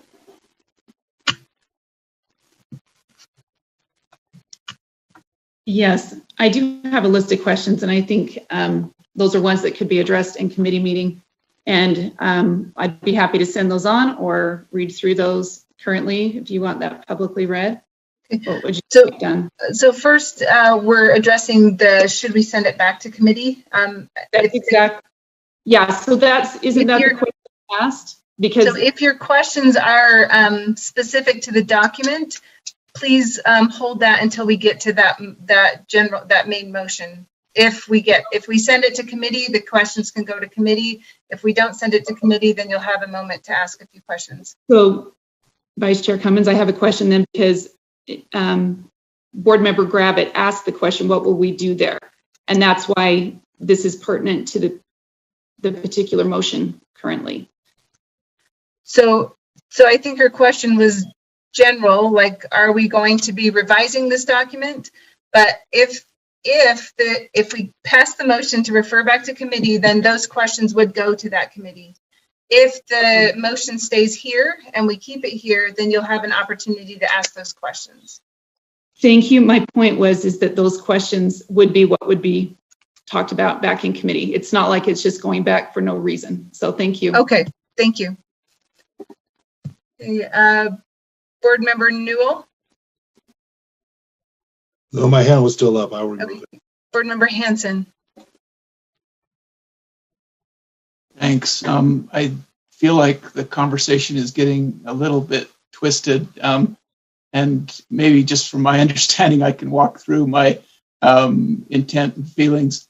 If accept means definition number one, consent to receive, then I'm fine with accepting this document. We accept it, but then what?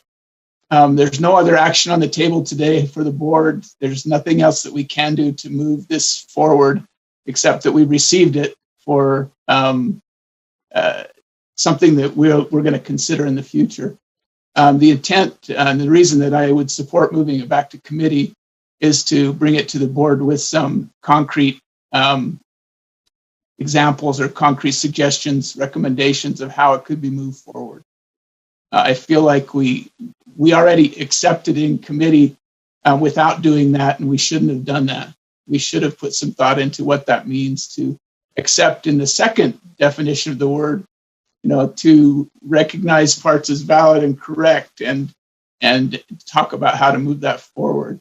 So my preference would be that we move it back to committee, but if the understanding is the definition of accept, and that's really what we're talking about here, we're arguing about what the definition of accept is, and all of us are right, because there's two definitions of accept.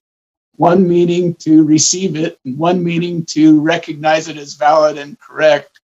And the valid and correct part is a little bit harder to do without having some real discussion about definitions and details and what that really means on the ground. So that's my 2 cents. Chair Huntsman? Yes, I'd like to call the question. Okay, the motion before us is to end debate. Call the question. Please vote.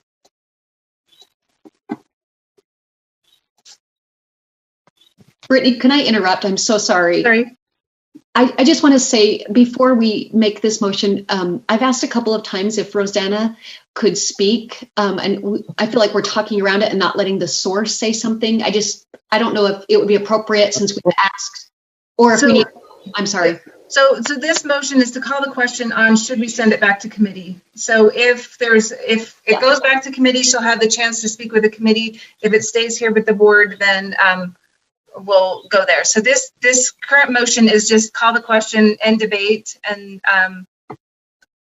okay. I wanted her to have a chance to speak before we make a decision, but I understand. Thank you. Thank you. We do need a second on that. Oh, sorry, I apologize. Is there a second now that we've all voted? Second. Okay, so the motion is to call the question, and the motion before us is to send this back to committee or to refer to committee. So just for clarification, if you need to change your vote, I haven't looked yet. Okay.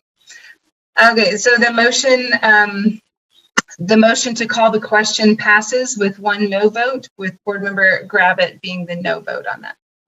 Okay, so now we are back to the motion, which is now, we won't debate, which is to refer, the motion is to refer this back to committee. Please vote.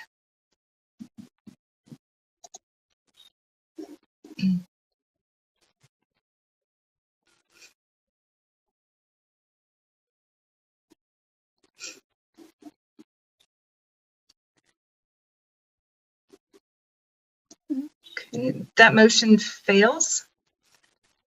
Yeah. The no votes, board members, please please leave your vote up.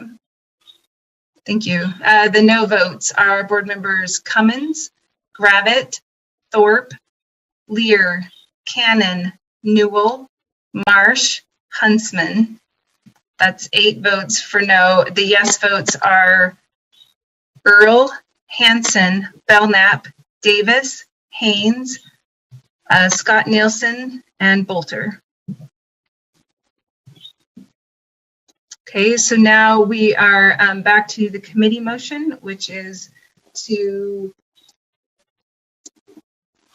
accept the recommendations in the access memo supporting underrepresented, historically marginalized, and underserved students. Is there any discussion back to that motion? Michelle Buse, did you want to speak to this? Yes, if I could. I did some quick research while you were debating the issue as to it under Robert's Rules of Order, the equivalence of terms. And this is what Robert's Rules of Order states. It says, as applied to an assembly's action with respect to board or committee reports or any of their contents, the expressions adopt, accept, and agree to are all equivalent. That is, the text adopted becomes in effect the act or statement of the assembly. And so it would be that you adopt the act of considering those actions that the committee, the access committee has asked you to consider. So I hope that that at least answers one of the questions that you had. Thank you for allowing me to share that with you. Thank you. Board Member Belknap.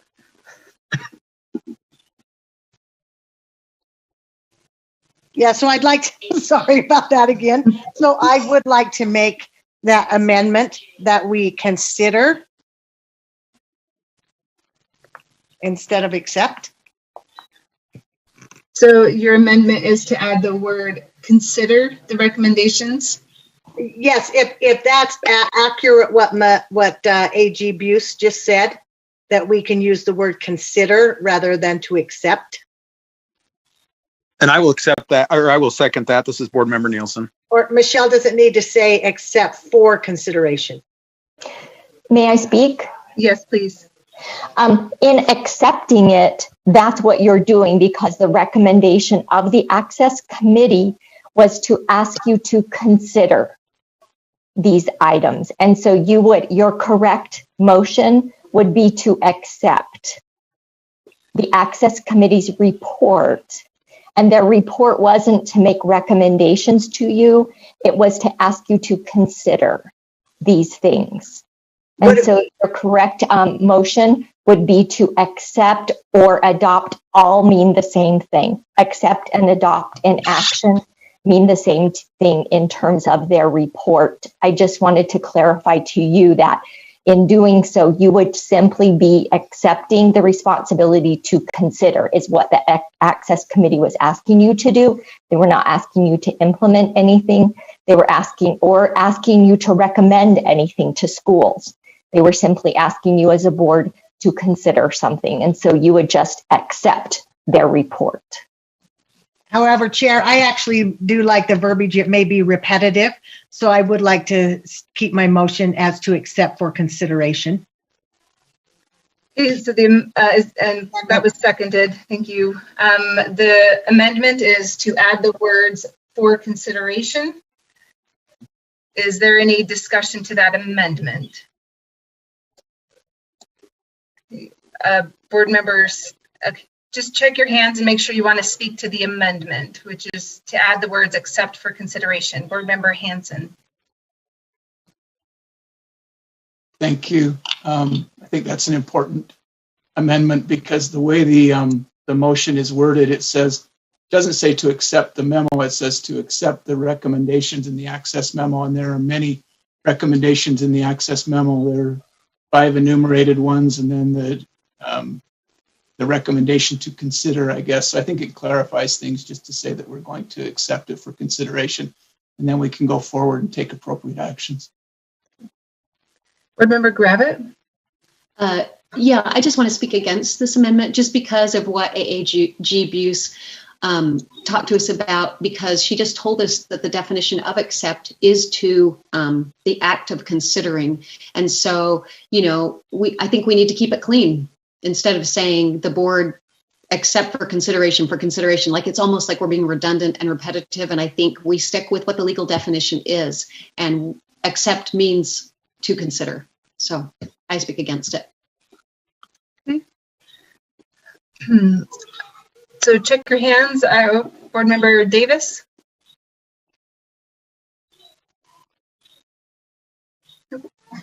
Board member Belknap? Yeah, I just think that what was said was it's accept does not mean to consider. It's that their letter said that they would want us to consider these. So it wasn't that accept means to consider. Board member Davis? It was said in the comments there are 2 definitions or 2 things allowable in Robert's rules. One is accept and one is accept for consideration. Is that the case, and what's the difference between the 2? I think what Michelle Buse was saying was that in the memo it's asking us to consider. So when we accept, when the motion says accept, then we are accepting for consideration based on the wording in the memo. Board member Hanson's clarification was the motion talks about recommendations, not just the memo, and so he feels confident in adding the word consideration there as well. I think they all mean the same thing. I think everyone's just trying to be clear that we're accepting for consideration these 5 recommendations. And so I have a second question. If you need me after the other questions. Board member Davis, did you say that again? I have a second question. Go ahead. So if it all means the same thing and it can help everyone get on board with moving this forward, then I'm fine with putting that in and moving forward with the vote. But I am asking procedurally, is there a way to start on number 1? Not just accept for consideration. If we accept for consideration, does that mean that we will start on all 5 of these things? Because I think we're way behind the 8 ball on a statement. I think we should have made one a long time ago. Is there anything procedurally that I can do right now that would be appropriate to actually act and not just accept? Or does the act of accepting start the ball rolling on all of these things? Or do those all require separate motions at later meetings?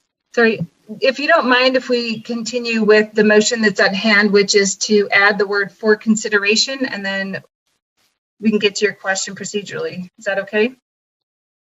That's just fine. Thank you. Okay. So the amendment at hand is to add the word and consider after the word accept in the motion. So it would read, the committee moves that the board accept and consider, accept for consideration the recommendations in the access memo.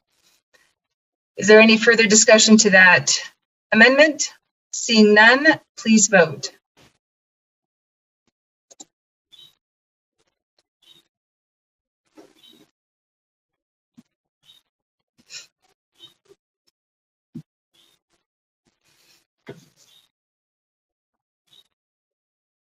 That motion passes with 2 no votes. The no votes are Board Member Thorpe and Board Member Cannon. Is that everything you need, Lorraine? Yes. Okay. Okay, we are back to the committee, the motion, which is that the committee move that the board accept for consideration the recommendations in the access memo supporting underrepresented, underrepresented, historically marginalized and underserved students. And just to answer Board Member Davis's question on procedure, any board member can send a request to have something put on the committee. Also, as these are board recommendations, they can be considered by staff and brought forward to committee as well. And so all of these can be considered and brought individually or together onto individual board meeting agendas, task force work, etc. So does that answer your question, Board Member Davis? I understand you saying that staff can begin working on this without waiting a month for another vote to begin working. Is that what you're saying? Correct. They can bring things forward to the executive committee to place on an agenda. Then that means we wait another month before we start drafting. So there's nothing I can do today to start drafting now and have the board vote now because that's not the exact thing on the agenda. As far as unless somebody wants to correct me, what's on the agenda is for us to consider this. And so it can be on our next agenda as an agenda item with a draft. So it could be in a committee with a draft next month if that's what's requested. So are there any other questions to the motion? Okay, I see none. The motion before us is that the board accept for consideration the recommendations in the access memo supporting underrepresented, historically marginalized, and underserved students. Please vote.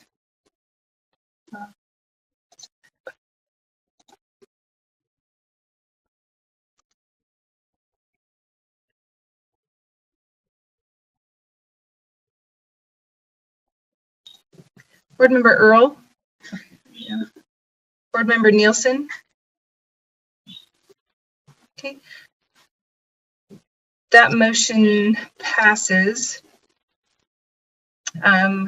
Sorry, I'll go ahead and read the yeses. Board Member Cummins, Hanson, Thorpe, Gravitt, Belknap, Lear, Cannon, Davis, Newell, Haynes, Marsh, Huntsman, Bolter. The noes are Earl and Nielsen. Is that everyone? Okay.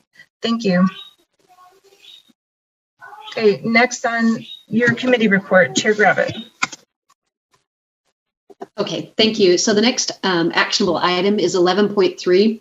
This is the board resolution 2020-1, a resolution establishing the official position of the Utah State Board of Education concerning the SHARP survey.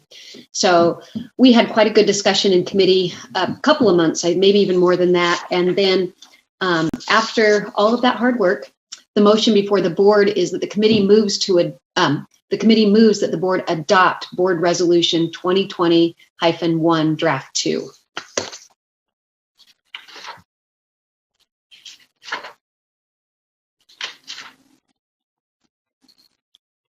You're muted, Brittany. Man, now I got to say that all over again. Okay. Okay, the motion before us is the board adopt board resolution 2020-1 draft 2.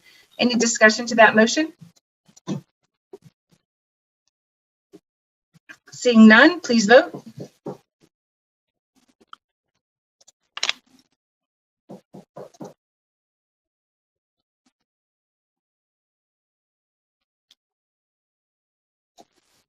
Okay, that motion passes. Okay, the ayes, board members Cummins, Gravitt, Earl, Thorpe, Lear, Cannon, Davis, Newell, Haynes, Marsh, Nielsen, Huntsman, Bolter. The noes are Hanson and Belknap. Okay. If you want to continue. Okay, next item is 11.4. This is the Assessment and Accountability Policy Advisory Committee recommendations. Motion before the board is the committee moves that the board accept the Assessment and Accountability Policy Advisory Committee recommendations. The motion is that the board accept the Assessment and Accountability Policy Advisory Committee recommendations. Is there any discussion to that motion? Okay, I see none. Please vote.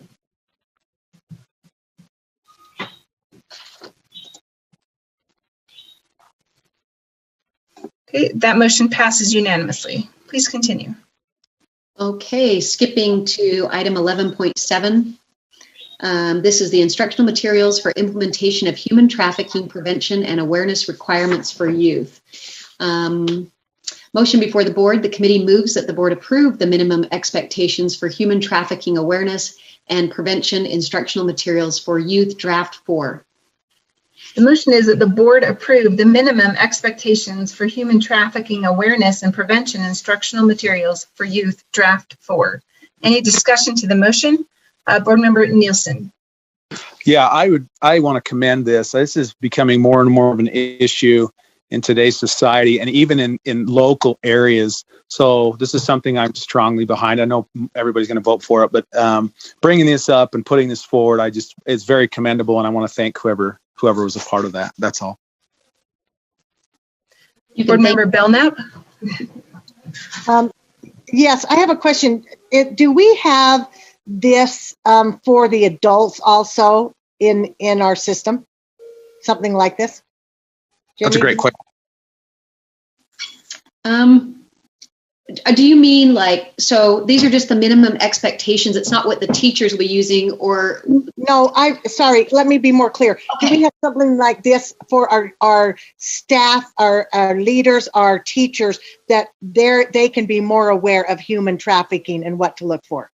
Can I have Corby respond to that, because he'll give you a better answer? Thank you. I'm sorry. No, you're fine. Corby, if you're present, whichever. Corby, if you're present, if you'd like to speak to that, please. Chair, this is Assistant Superintendent Voorhees. Go ahead. Corby Eason has actually left our agency. He resigned to become an assistant principal in Davis School District last week. But Brian... that was Corby. Yeah. Yes, that's awesome. It's great for them, serious loss for us. But Brian Olmstead can speak to the question. Thank you. Go ahead, Brian. You bet. So yes, we have standards for instruction for school personnel. In fact, that's required every 2 years. And also that LEAs have available materials for parents. And so those were actually approved earlier by the board. So these standards are the third set coming before you. Thank you. Board Member Earl. Sorry, my comment was just that we had, I think it's been just a little bit, but we previously approved those, so I'm glad we found some. Sorry. Thank you. And there's Corby. If you'd like to hear from Corby.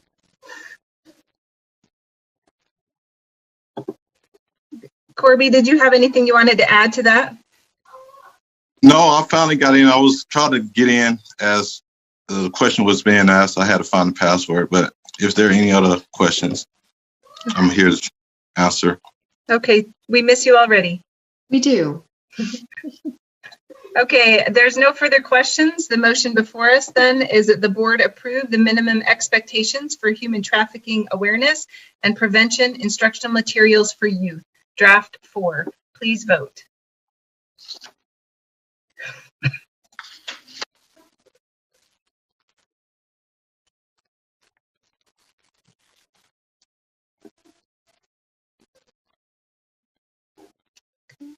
Board Member Nielsen, are you an aye? Oh, absolutely. Okay. Sorry, I thought it was on there. Just wanted to double check. Okay, that motion passes unanimously. Chair Gravitt? Okay, so that concludes that committee report. Are you ready for the next one?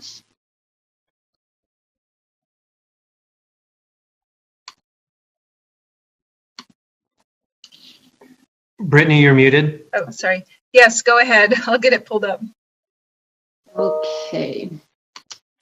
So we had a very long, but oh my goodness, an excellent special USB Standards and Assessment Committee on turnaround.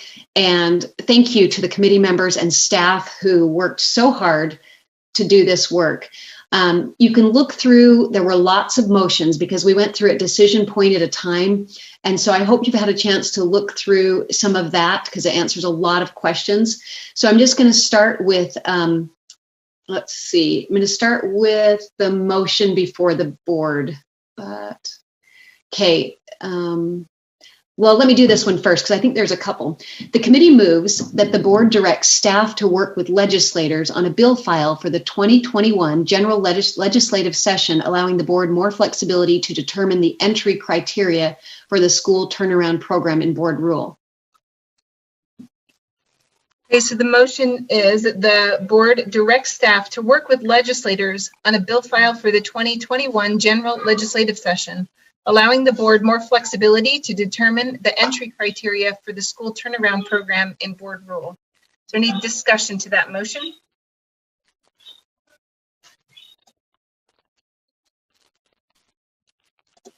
Board Member Earl? I just have maybe a question, maybe I don't want to hijack a particular motion, but I do. So I guess I make a motion, then we can discuss it, right? Is that appropriate? So you want to amend? You want to amend the motion to include that we consider the not assessment, but the data we use for turnaround from each school. Where in the current motion do you want to add that? Let me look real quick. I apologize. Let's see, the committee moves to the board.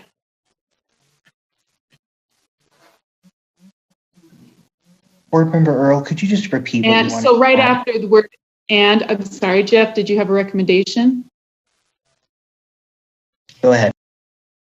So after the word entry criteria and, oh, hang on, and data that is used for, yeah, well, I guess for the school, it's there already, right? And then I can speak to that if I get a second. Can you repeat your motion? So it would be entered right there. So the after criteria, is that what you're saying? Enter criteria and data that is used for school turnaround program.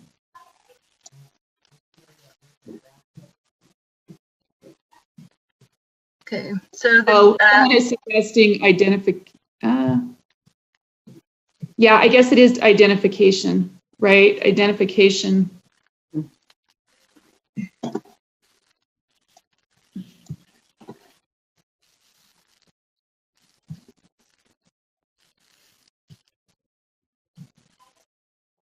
Yes, that's better. Thank you. Okay, so the amendment would add the words and data that is used for the school turnaround program, and then add the word turnaround program identification in board rule.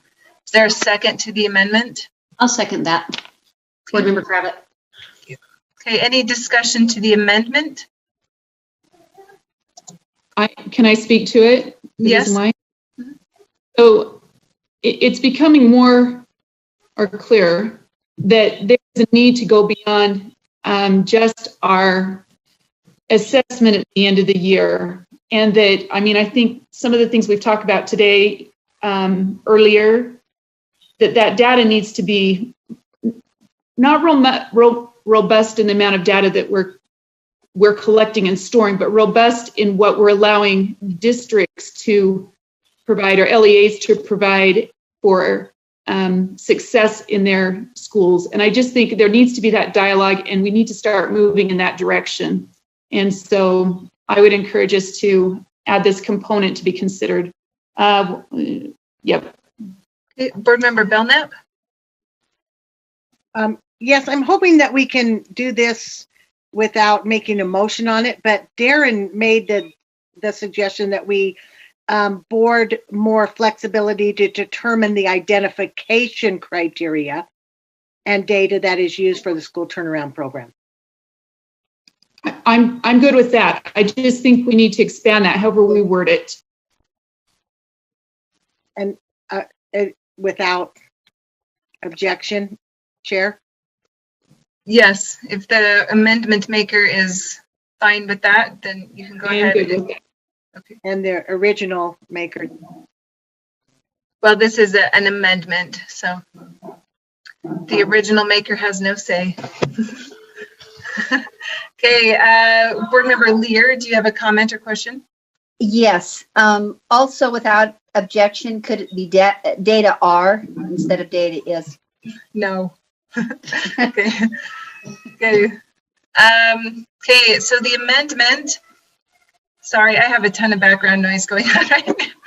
Okay, so the amendment before us is to read as follows. The committee moves that the board direct staff to work with legislators on a bill file for the 2021 general legislative session, allowing the board more flexibility to determine the identification criteria and the data that are used for a school the school turnaround program and board rule. Okay. Please vote. I don't see any other discussion. Please vote.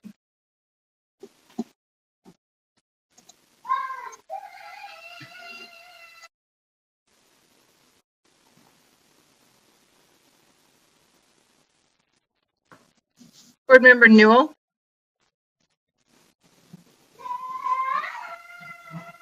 Okay, that motion passes. Please don't take your vote out yet. Quite sorry.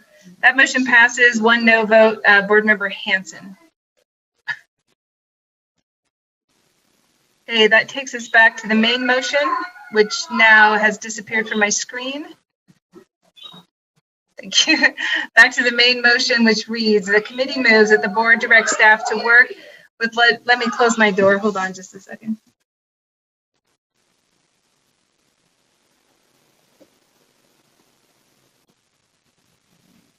Go get him, Brittany. Sorry. The committee moves that the board direct staff to work with legislators on a bill file for the 2021 general legislative session, allowing the board more flexibility to determine the identification criteria and data that are used for the school turnaround program in board rule. Any discussion to that motion? I see no hands. Please vote.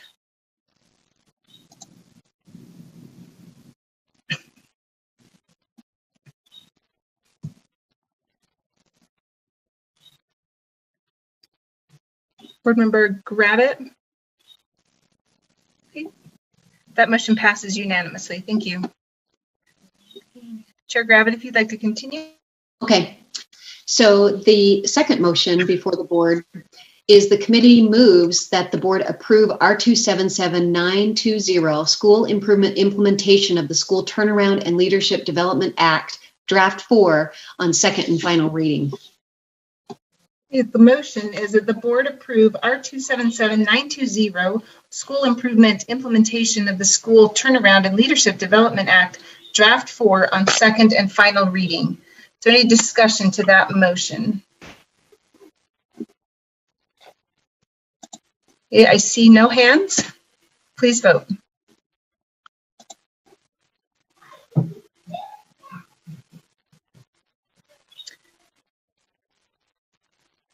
That motion passes unanimously.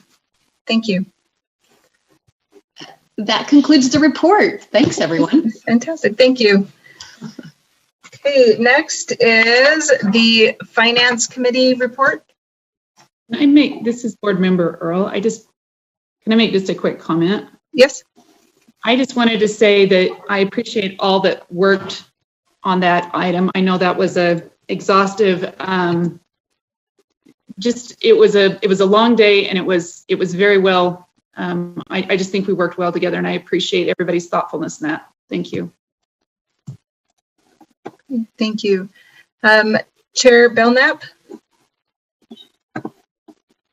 Thank you, Brittany. I actually like the little noise in the background. It makes me feel quite happy. Okay. Oh, geez. Yeah, I had to move to a bedroom because I've got grands out there making. So, finance meeting of October 2nd, 2020. Item number 13.4, Board Policy 1001, Board Internal Policy Making Authority and Process Amendment. The motion for the board is the committee moves that board approve R277445. Oh, hold on. I skipped one. You scared me. I'm lost.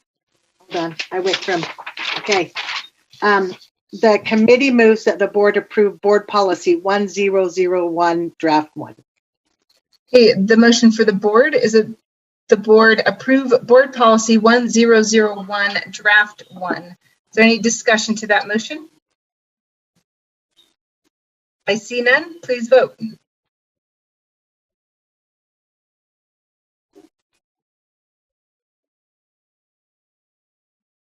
Board Member Davis, Board Member Cannon.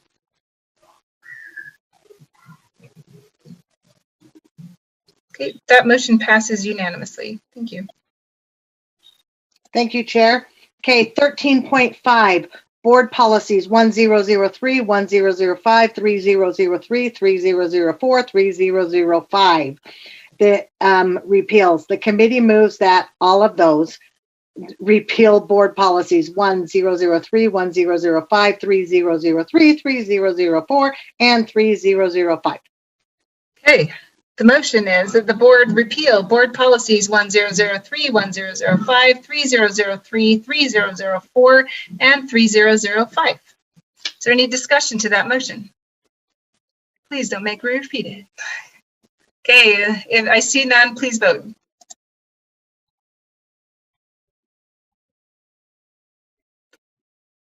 That motion passes unanimously. Thank you. Thank you, Chair. Now we're on to 13.6. R277445, classifying small schools as necessary existent amendments. The motion before the board is that committee moves that the board approve R277445, classifying small schools as necessarily existent, Draft 1 on second and final reading. The motion is that the board, sorry, it just disappeared. The board approve R277445, classifying small schools as necessarily existent, Draft 1 on second and final reading. Any discussion to that motion? Board Member Hanson. Just a question. I'm sorry I can't get my video to go right now. But a question for the chairman of the committee, or maybe for staff. I didn't notice that Weber School District was consulted. I know they do have one small school in Weber because it's just a few miles down the road from my house. I just wondered how that fit into this equation, or if they were considered. Well, we can talk about it too. I know that there's other schools that have one NES school inside of their system. But Scott, do you have more clarification on this?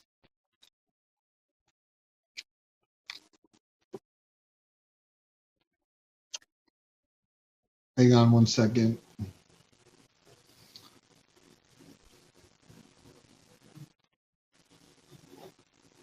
And I can clarify. I saw them on the maps in the materials. I saw the school that's near my home, but I didn't see any reference to them in the tabulated materials or the places where information. I think it was just the work group, Scott.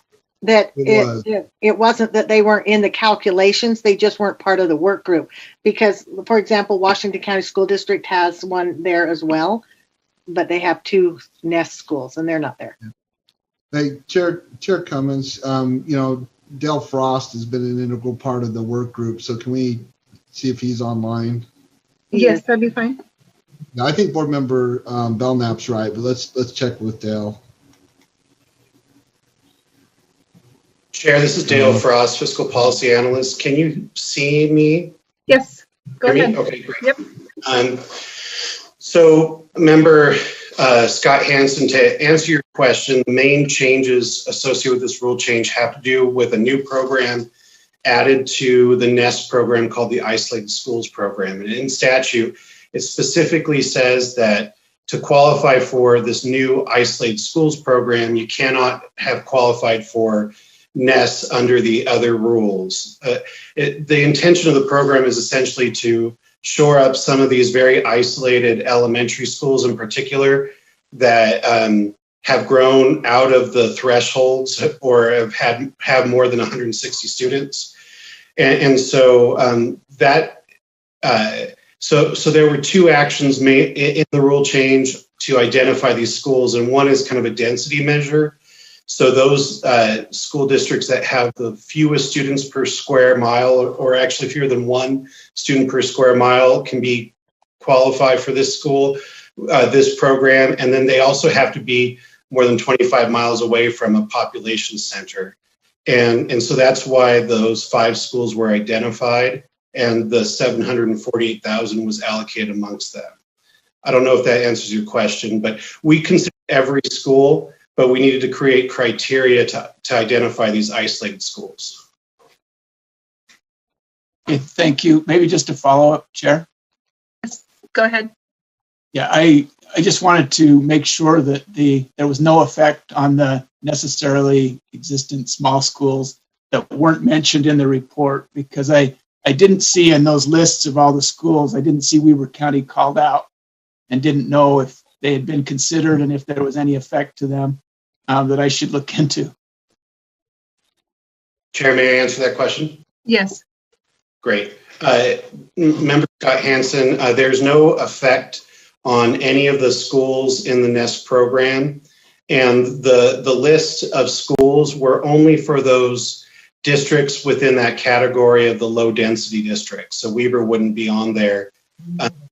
And we looked at all the schools within those, I think it's 12 districts, to see which of those schools qualify. But this is coming from a separate allocation within the NEST program and doesn't impact any of the NEST schools that are already receiving funding.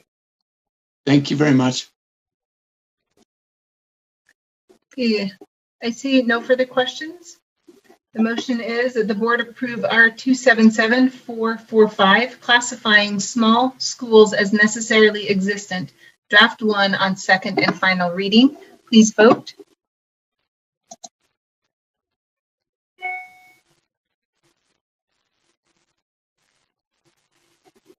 Okay, that motion passes unanimously. Thank you, Chair. 13.7 R277626 Special Needs Scholarship Grant Program Amendment. Just for clarity, scholarship granting organization is referred to here often as the SGO. So if you hear that, it's the Scholarship Grant Organization. So the motion for the board is that the committee moves that the board approve R277-626 Special Needs Scholarship Grant Program Amendment Draft 2 on second and final reading. But I'd like a follow-up after, please. The motion is that the board approve R277-626 Special Needs Scholarship Grant Program Amendment Draft 2 on second and final reading. Discussion to the motion, Board Member Belknap. Thank you. We found that there was some problems with conflict of interest between our meeting and now, and it's been in your backup. Draft 3 has been there, which alleviates the conflict of interest that might occur with the SGO or the Scholarship Grant Organization. And I would like to make an amendment and that we do draft 3, please. Okay. Before I accept your amendment, I'm going to ask for Lorraine if she's got something for us right here. Lorraine, go ahead. Yes, just to clarify, the word amendment is not part of the title. That was just what was happening to the rules. So you just need to eliminate amendment from the motion. Okay, thank you, Lorraine.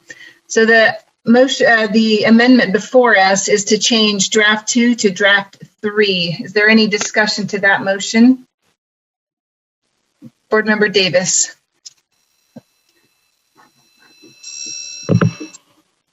Yeah, I'll speak in favor of this motion. As I studied this code as it was coming through, it was concerning to me that so much of the code was written about how USDE monitors the SGO, and then there are these fraud provisions written right into the code. And so my preference would be to seek legislation changing from an SGO to what we have the authority to do, which is to create a separate organization within our board. And I know we spoke to some legislators about that last year. I'd like to move forward. That's not an appropriate motion to make at this time, but I'm going to throw it in there anyway because the way this is written is strange.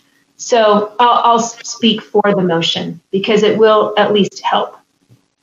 And I have to apologize. I think I did not ask for a second on that amendment. Is there a second?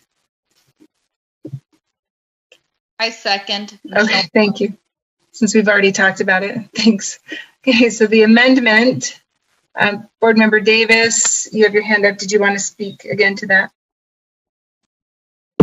No, sorry. Okay, the amendment is that we change draft 2 to draft 3. Seeing no further discussion, please vote.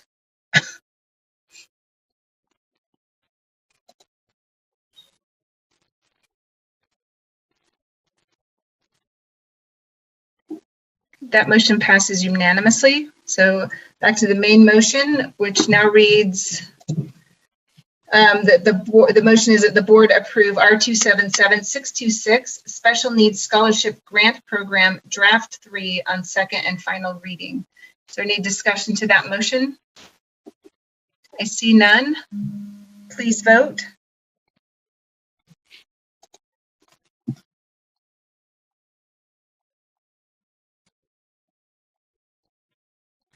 Okay, that motion passes unanimously. Thank you. Thank you, Chair, and thank you for your consideration there, everyone.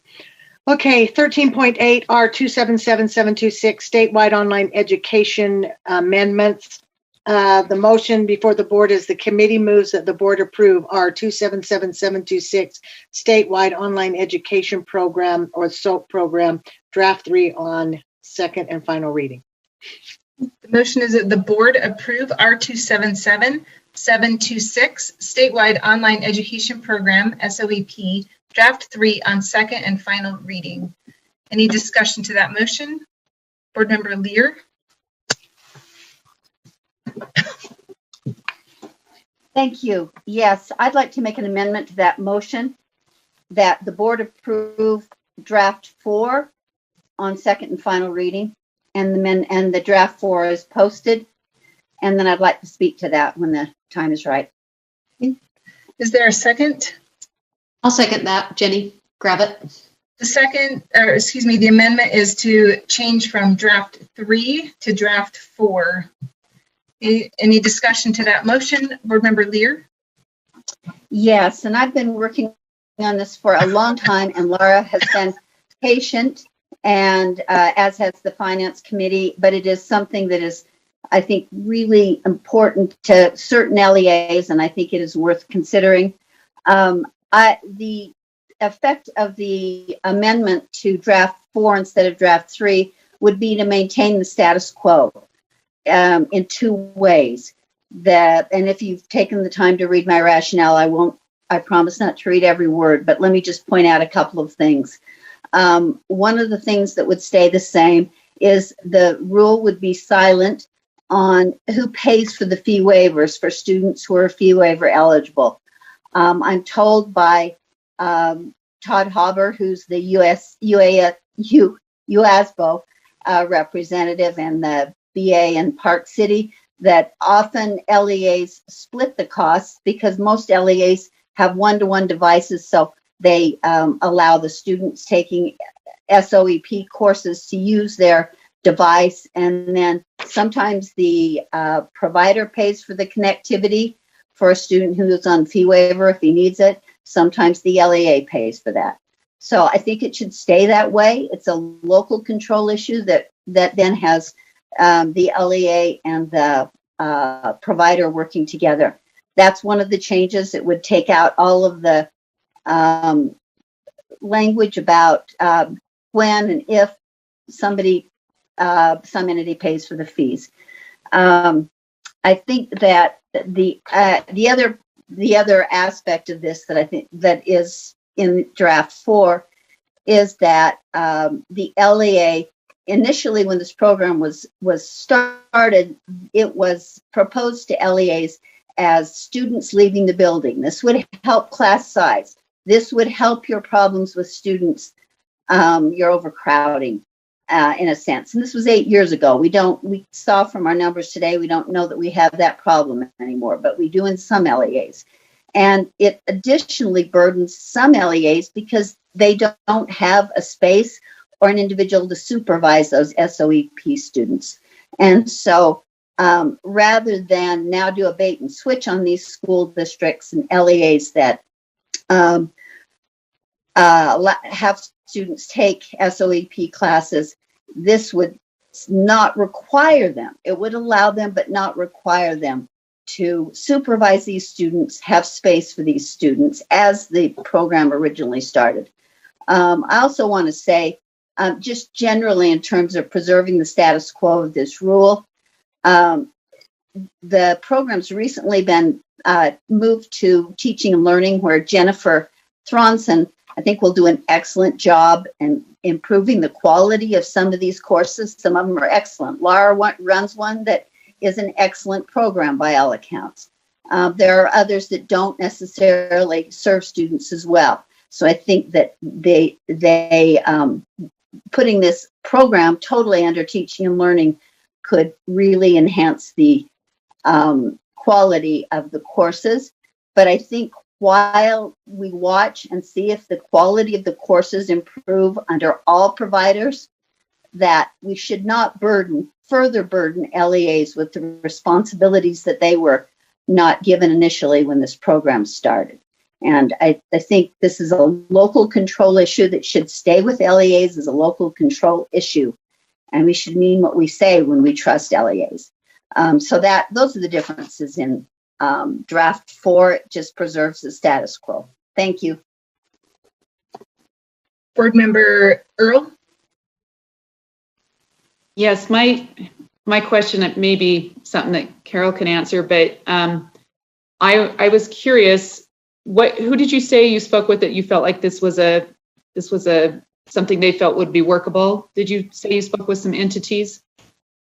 I didn't say anything about workability. I spoke to Lexi Cunningham with the USBA, who wasn't terribly familiar with the program, but she did agree that LEAs don't need any more responsibilities right now or any more expenses. I also spoke with Todd Hauber, who is the BA, the business administrator in Park City. And Todd was more familiar with the program. And he said it was his understanding that usually the provider and the LEA shared, and I don't remember if he said usually or often, but that the general practice was that the LEA and the provider shared the cost of providing what the fee waiver eligible students needed. Okay, so I guess the question, I don't know if there's staff that can answer it. Do we have a way or a method to know whether, if this is implemented, whether or not it's working? In other words, will students be able to access what they need to access with the suggested amendment? Does any staff have any recommendations or thoughts on that? Jenny, can I answer that for just a minute? The draft 4 that Member Lear is talking about keeps it how it's been in the past. It doesn't change things that came out of committee. It doesn't. The recommendations by committee are taken out. Okay. So I guess I'm trying to understand whether we're going to end up with abuses with the change. Is that why the changes were recommended in the first place? I guess I'm trying to Well, I'll answer the one that is probably the most glaring on here, Chair, if that's okay. One is the fee waivered students and their ability to have access. And this was actually asked for by superintendents to have language that was clear and to make sure that there wasn't confusion on that any longer. Well, and let me just add that other superintendents did not ask for this. So given that we have 41, I think there were some that maybe asked Laura for clarification. I talked to some who said, we don't need these extra responsibilities. So Chair Cummins, is there staff that can, we're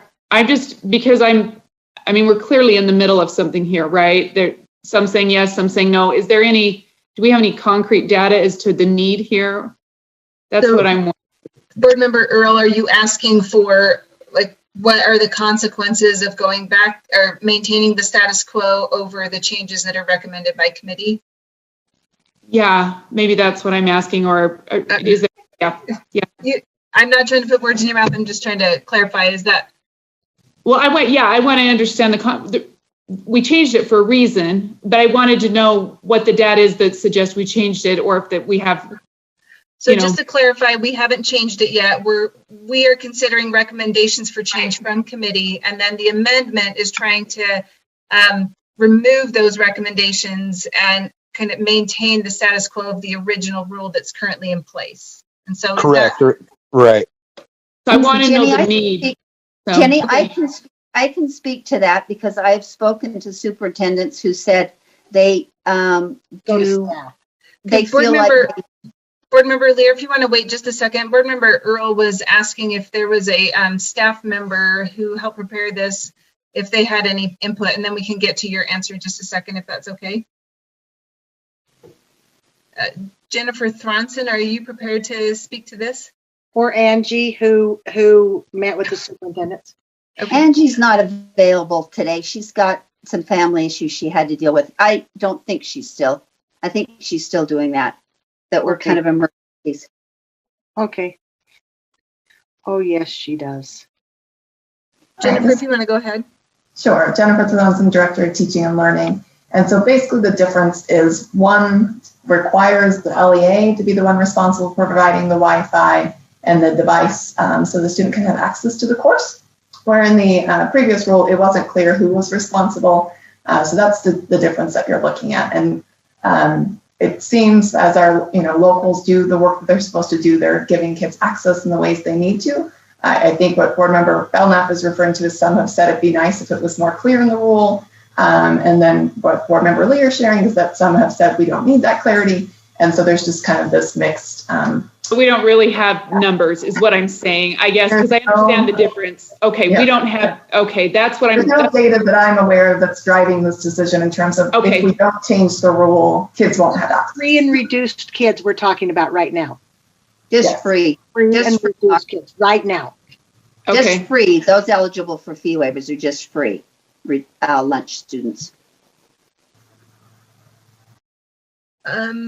Sid was at the meeting with the USSA. Okay.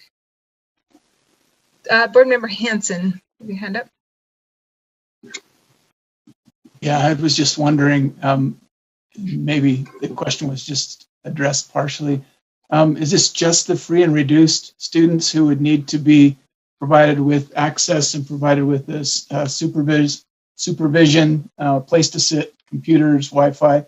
Or I see a line in draft 3 that about 190 that talks about any student being provided with access. So that's question number 1. And then this supervision, would that have to be for, if there was one student who wanted to complete an online course during a certain period of the day, would we have to have a one-on-one supervisor for that student? And if 100 students wanted to take a certain online course during a certain period of the day, would we have to provide facilities for them to all sit and take that course? So I guess 2 questions, one about how that works, the supervision works, and then the other one about the non-free students and the free students who are eligible for waivers. Chair, may I answer that? Okay. Yes. Sorry. Okay. So Scott, when the first we were talking about the fee waivered students, and that is the school can either provide them a place at school to do their online course, or they can provide them a device and access to internet after hours away from school. So that's free and reduced. Then there is a line that talks about just students taking an online course having a place at the facility.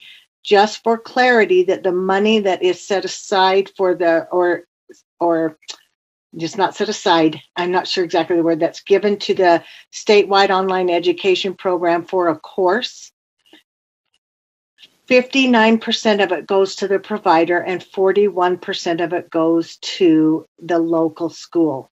So if they do have one, then they receive partial of that funding that could help look after that one student.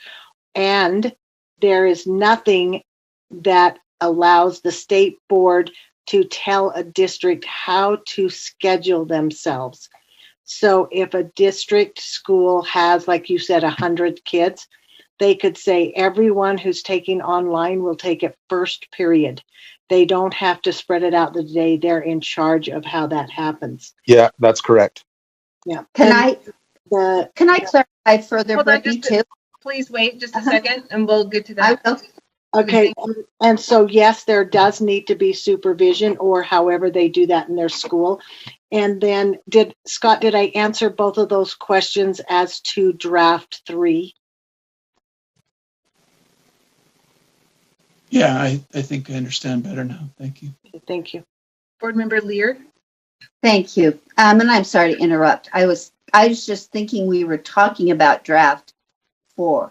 Draft 4 and draft 3 both. Fee waiver eligible students are only those who qualify for free school lunch. So it's a much smaller number. Let's be clear about that. It's not free and reduced. Those are the students who right now, as the rule stands, and as I would have it stay in draft 4, schools would work with providers, and the students who are eligible for free school lunch would probably share the responsibility for covering those fees, because most LEAs have one-to-one devices. And the question, Scott, about supervision in draft 4, there is a concern from superintendents I have talked to about supervising even one. And keep in mind, these courses can be accessed by students in grades 7 through 12. So there are concerns from some superintendents about adequately supervising those students. And one would have to be supervised, maybe not with a one-to-one aid, but there'd have to be a place for that student. And it would also be true if there are 50 students in the school taking SOEP courses. So supervision was a concern for superintendents that I discussed this with. Board Member Nielsen? Oh, I'm sorry. Could I follow up, please, Chair? Oh, go ahead. Let Scott Hansen follow up. Just one more quick one. So this supervisor, could this be a paraprofessional, or does this need to be, I understand they need to be supervised, is that right? So what are the qualifications of the supervisor? What are we talking about as far as outlay of money? It can be a paraprofessional.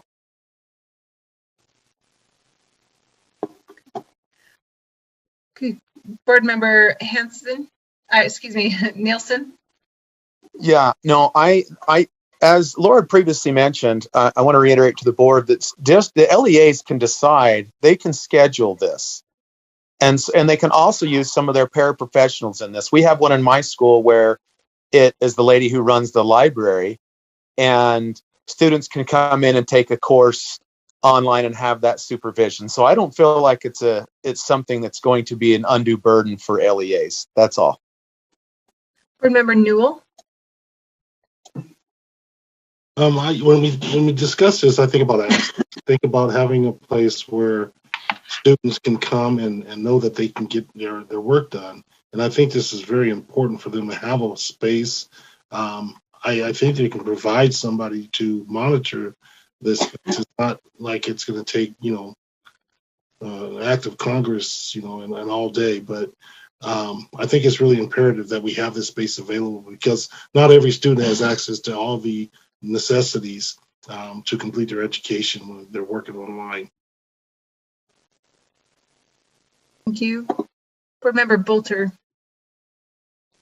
Thank you. I just wanted to echo what Board Member Newell said. I know one of the thoughts, at least going through my mind, was how can we remove a barrier for students who otherwise would like to take or do this program, but feel that they can't because due to lack of access. And in reviewing and discussing this as a finance committee, I think we've come up with a good plan to provide more access to students, and also giving the districts funding to be able to do this. So. Thank you. Board Member Davis.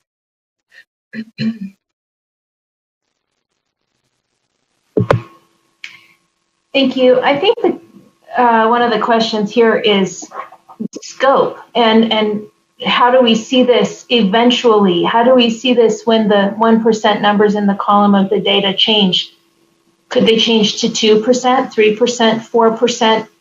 I visited with a high school principal, and he went and walked over to his registrar's office while we were visiting, and he said, I have 10 students in SOEP. He said, this is no problem. He's like, 5 of them are earning credits, but 5 of them aren't doing a darn thing. And he said, if all 10 of those would start earning credits toward graduation, I am on board. I'll find a place for them. I'll supervise them. I'll do whatever it takes. Because they had a sort of influx to online last term and had more Fs than they've ever had in the past, and they're trying to figure out what to do now.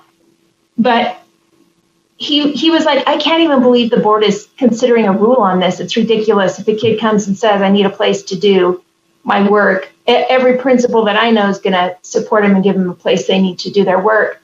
But the issue was then when 10 turns into 50 and 50 turns into 100. And then he says, yet that is when there is a problem.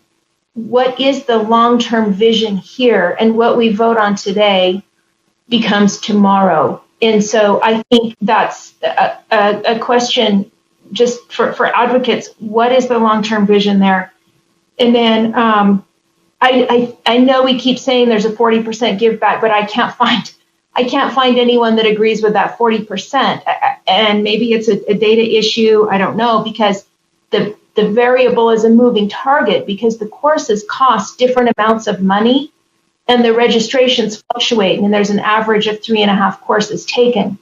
So the superintendent that I talked to said they think they're being oversold on the 40%. And he said, it's frustrating and frustrating that these things, they never go without costs. And they, in his estimation, is not going to have funding to meet the eventual costs.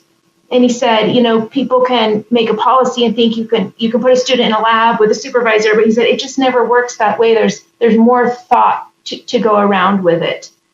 And he said he supports choice, but at what point do we take the long view and try to figure out what does this mean? And maybe we need to clarify this in the language of the rule. I would support these amendments and stay status quo, but I anticipate this coming back because I think online is here to stay. And I think looking at our current trajectories with COVID, I think it's, we need to figure out ways that this fits in with our system. And I was thinking about this last night, and the word ecosystem kept coming to my mind. And the thing that's been the most sad to me about all the conversations I've heard through this system is that if LEAs express concern and frustration, I had one superintendent said he feels like we're now becoming the federal government to them because we just keep piling things on them. So they shouldn't be seen as not being kid-centric. They want to help kids now that need a place to be but are concerned about the long view. We should listen and we should create specific specificity in our rule or in our vision or whatever. And then the flip side of that is that, we shouldn't be made to be, not caring about schools. We spend our whole summer trying to deregulate and do things like that. And I feel like there's kind of some pigeonholing going on, but I would support staying status quo now or moving this back to committee. But I think it's fair that folks have concerns. Chair Huntsman? Yes, I'm one that was part of moving this out of committee, and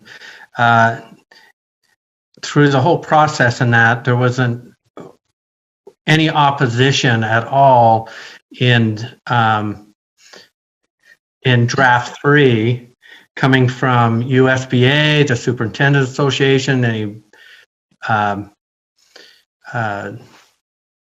UASBO, and it's a proposed betterment in draft 3. I'm just, and I haven't heard from some of these individual superintendents that are usually pretty vocal in anything that we have going on, and so I just want to remind the board that quite a bit of time was spent on committee on this proposed draft, and again, the opportunity for these organizations were there to speak against or to bring additional betterments forward, and it didn't happen. Board Member Nielsen? Yeah, I would like to go back to draft 3, but regarding draft 4, Carol's, I moved the previous question. Okay, so the motion is to end debate on the amendment, which is to replace draft 3 with draft 4. So, do I have an opportunity to speak to that, Brittany, before we vote to end debate? So is there a second to the motion to end debate? Second. Okay. Lorraine, sorry, remind me, I don't think it's a debatable motion. Is that correct? End debate? I'm just checking. It is not. Okay. Sorry. So the motion before us is to end debate. Please vote. Oops.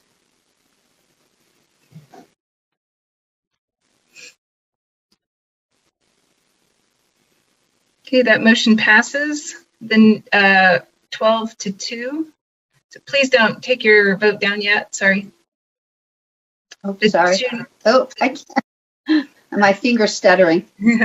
Okay. I just need to know the no's and then if someone is absent. Yeah. So the 2 no's are Board Member Hanson and Davis, and I will try and see who's absent.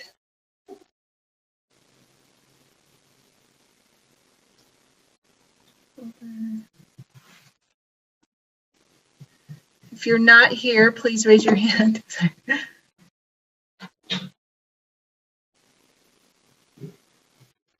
14. Is it Member Marsh? Is Member Marsh here? Oh, you're right. It's Member Marsh. She's not here. Thank you. Okay, so that motion to end debate passes. So the motion before us is to replace draft 3 with draft 4. Please. Now can I have a final word on that? Sorry, no, debate has been ended, and so now we just take the vote. Oh, okay. Well, in that case. So please vote.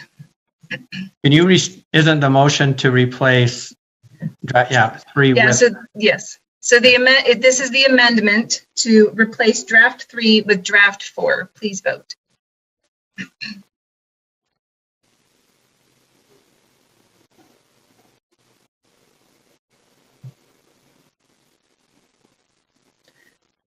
Well, Lorraine, expert, what do we do if there's a tie? Because we only have 14 people present. So that just fails, right? Because we don't have 8 votes. Is that correct?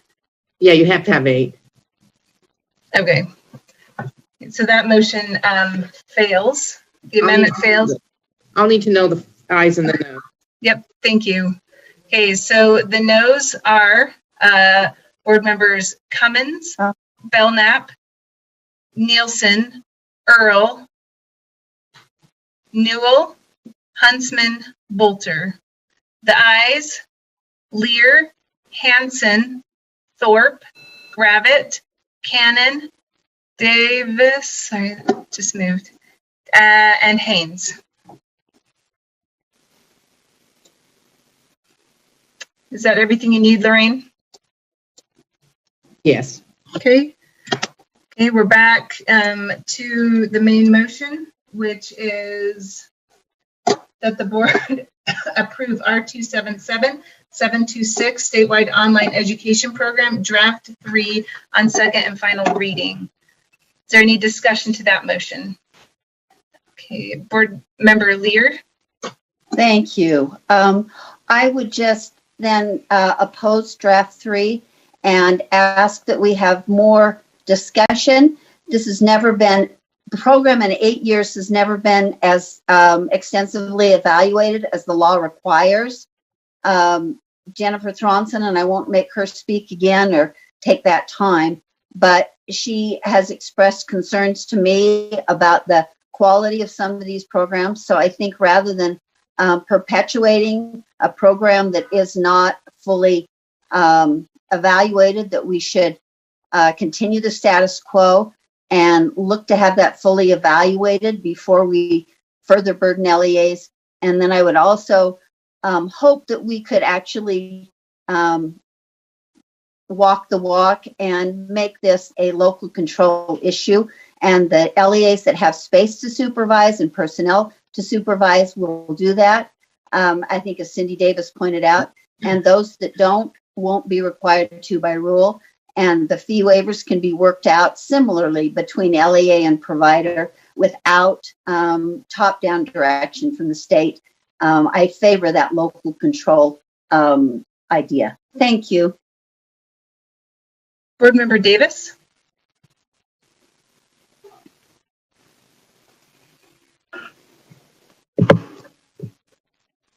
Thank you.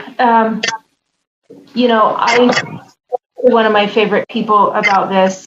I think I'm not ready to pass this right now. I certainly could support something if the committee wanted to go back and revisit, and not just the committee, but systemically as a whole.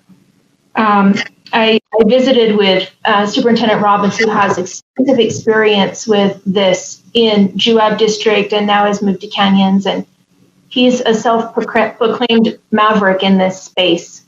But he said the reason they started doing, really moving toward online in the first place is because they had a low assessed property value and didn't have the and in growing enrollments didn't have the capacity to bond for space in their buildings.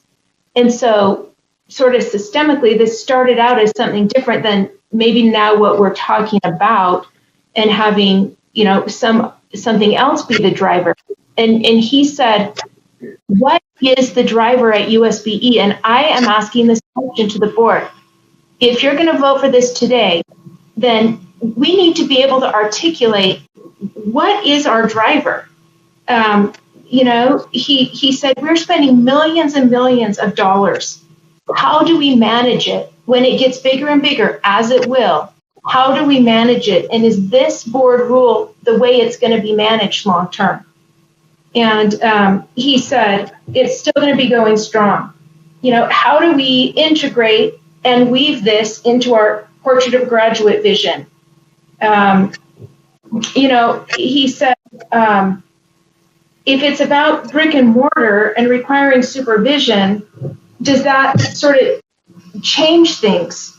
And what is our long-term vision? How does it fit in with what we believe? And he said, this is a talk at the table that's not going to go away. And the bottom line is, if a kid comes and says, I need a place to work, we should find a place for the child to work. But we've got to figure out long-term what it looks like, and I think it needs to go back for more study. I do think there needs to be some clarification on school fees. I don't think it should be fully dropped in the lap of the LEA. I keep hearing educate choice is messy and expensive. And yes, it is those, but now we're taking the messy, difficult, figure it out yourself part and putting it on the LEA. Could that be shared, or can we brainstorm and think outside of the box on who's going to provide the fee waiver? And then what does the space look like? And if it is, as we say, then let's clarify it more in the rule with an IE or a definition. This can be one period on A days or what have you. So there's some kind of an understanding when you read the rule that I have choice for what this looks like.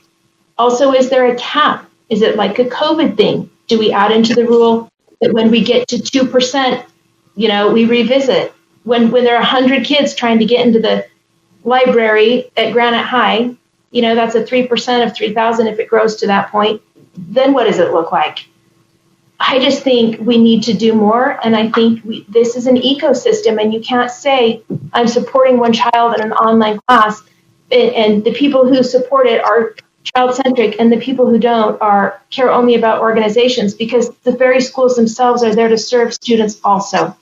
So I think we need more work. I'm not going to vote for this today. I would support moving it back to committee so that we can actually create a vision that we all can get behind and move forward, and that our LEAs don't feel. I heard from 5 local board members from Tooele, Garfield, Davis, Canyons, and Provo. I heard from 2 superintendents, 1 high school principal, 1 BA, all from different districts. This is an issue that's a big deal, and we should be able to have more of a voice.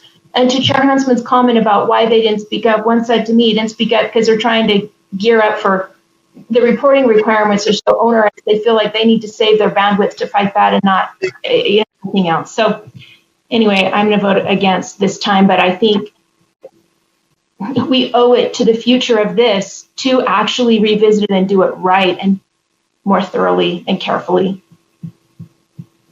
Board Member Earl. I think this speaks to what earlier I had asked about. I'm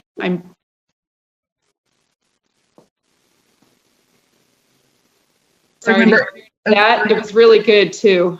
Nothing? Go ahead. Sorry. Oh goodness. So I'm hoping somehow we're able to collect some feedback on this, because I guess that's what I'm looking for a little bit. I haven't heard from any of those districts, or others even. So it's hard to base that on, on that kind of feedback, or there probably is information out there, or people that have concerns, but other than someone calling someone, there's not really anything to look at for this. So I hope either at the end of this year, which is kind of an odd year anyways, that we can really look at that and see what worked, what didn't work. And then I hope there's plans for that kind of monitoring or that kind of information collection. I'm going to quickly interject my thoughts on this. I'm in favor of this rule change. The rule change basically says that the home LEA or the school of enrollment would establish fee waiver eligibility for the decision-making point of do I provide access to a computer. And so this, to me, if you talk about what's driving me on this, it is access for more students to this program. Students who don't have access, not every district has a one-to-one program and they need to sit in a computer lab. It's access to students who historically have not participated in this program, and it has the benefit to benefit students who have not participated in this program. And so I am in favor of this. I don't think the requirement is over the top. I think as the program grows, if it does become 100 students, that's 100 students that decided not to enroll in another class. That students can't just take unlimited numbers of classes through the SOEP. If they're enrolled in 8 credits at their high school, they can't even participate. They have to unenroll in something in order to participate in this. And so to me, it's about access to students who historically have not had the opportunity to do this. It's not a perfect fix to that access, but I think it's a positive step in the right direction. Board Member Nielsen? No, I retract. You said everything I was going to say. You're the glory hog. Congratulations. Okay. Board Member Belknap? I would like to just say one thing, that the committee has been working on this for 6 months. This isn't new. This hasn't been that there wasn't opportunity for people to speak to this. And we put also in your backup the report that is there, that is required in statute, that has been going on for the last 5 years. And the report is in your backup about this program, just for your consideration there as well.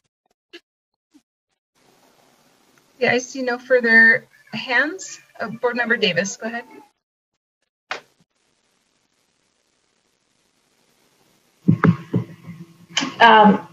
I just think it's so hard because there are a couple of schools in this selected group of schools that we're talking about that are doing really good things for kids. And there are a couple of schools that aren't, quite frankly, based on the only data that we have currently. And man, I think we need to proceed with caution. I think we need to be more clear in the language about what eventually this could look like and how they're supposed to manage it.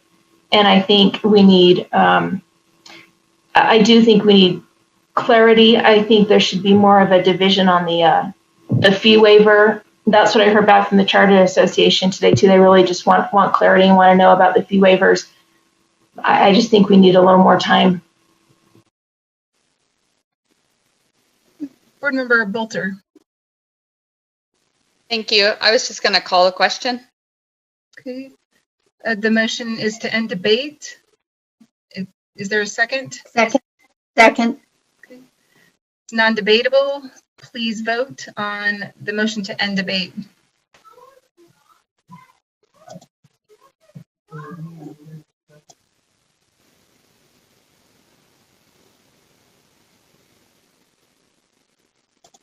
That motion passes unanimously.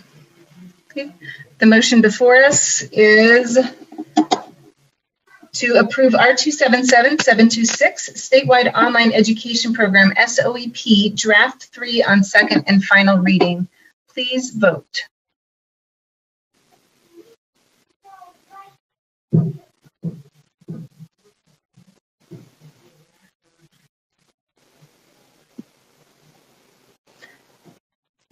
Board Member Thorpe?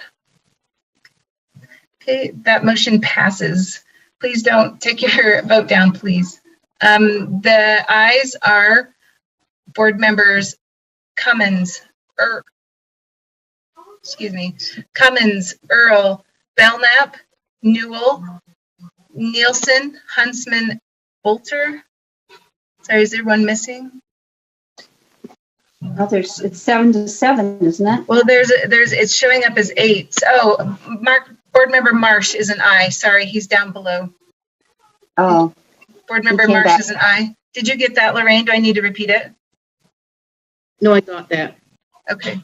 Okay, the noes are Board Member Lear, Hanson, Thorpe, Gravitt, Cannon, Davis, Haynes.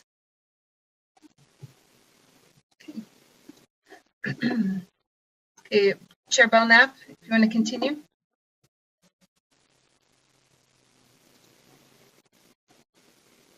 You see me? I went. That was our last item. Thank you, Chair.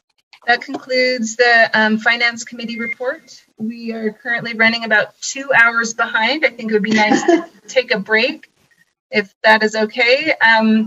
We'll take a 15-minute break and meet back here at 6:00 p.m.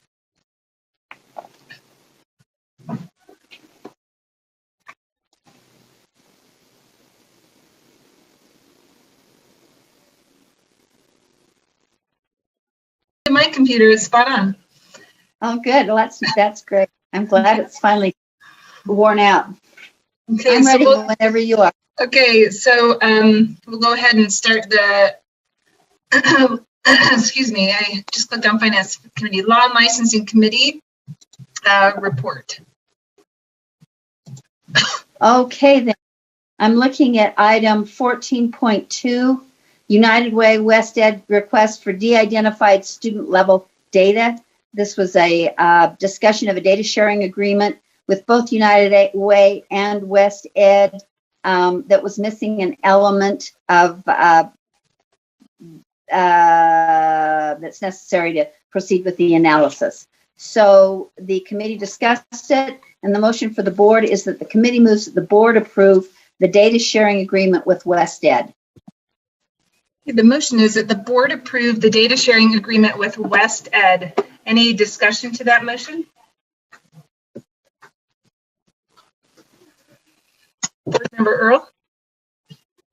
Yes, I'm sorry. I tried to look down it to see if I could find it. What is the length of, does someone have the details on the length of this research? Oh my gosh, off the top of my head, I don't. I'm here if you. I'm here from West Ed if you want me to speak to that. Oh, bless your heart. Yeah, Chair, is it okay if our West Ed? If you, go ahead. Sure, thank you. The agreement would last through the last day of next year, so December 31st, 2021. We expect to be done with the research before then, but that's the date by which we have promised to destroy the data. Do you mind if I ask just a couple more questions? I know this was in committee, but I have a couple questions. Go ahead. Is that all right, Chair? Names on this because we've got people not being able to see everything, so they need to speak up to who they are. And oh, sorry. This is Board Member Earl. Okay, go ahead and ask your questions, and then Kenwin, if you want to introduce yourself when you respond. So I have just a couple of questions. This has been an ongoing data collection, is that right? Or is it just a single year and you're going back a number of years? So we are not collecting any data. We're asking USBE to give us already existing collected data that goes back a number of years. My apologies. How many years are you going back with the data that we will be giving to you? Yes, and I forgot to say, my name is Kenwin Derby, and I am with West Ed, WESTED, and I'm a senior research associate there. And we have asked to go back. Oh man, this was, we wrote this months ago. I believe it is up to 5 years. Okay, and one more question. It's all the children in Utah. Is that correct? Or within that time frame?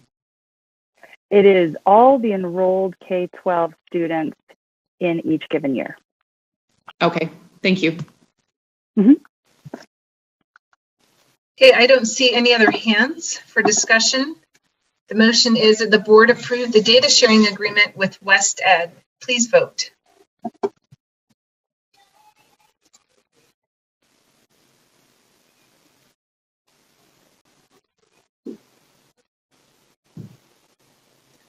Board Member Davis. Okay, that motion passes. 1 no vote. Michelle Bolter voted no, and let's see, 1 person is not here. Let's see, Board Member Nielsen is not present. Is that correct? Shout out and tell me you're here if you're here. Okay, it looks like Board Member Nielsen's present, or not present, excuse me. Okay, Chair Lear, go ahead. Item 14.3, CREDO, which is a acronym for something, request for use of data. Again, this is an existing agreement that the USBE has with CREDO, and the information was gathered for one purpose, and now CREDO would like to expand the use of that data that would help explore the effectiveness of different kinds of, the management kinds of charter schools. And so the board discussed it, or the committee discussed it, I'm sorry, and the committee moves that the board approve the data sharing agreement amendment request of Credo. The motion is that the board approve the data sharing agreement amendment request of Credo. Any discussion to that motion? I see none. Please vote.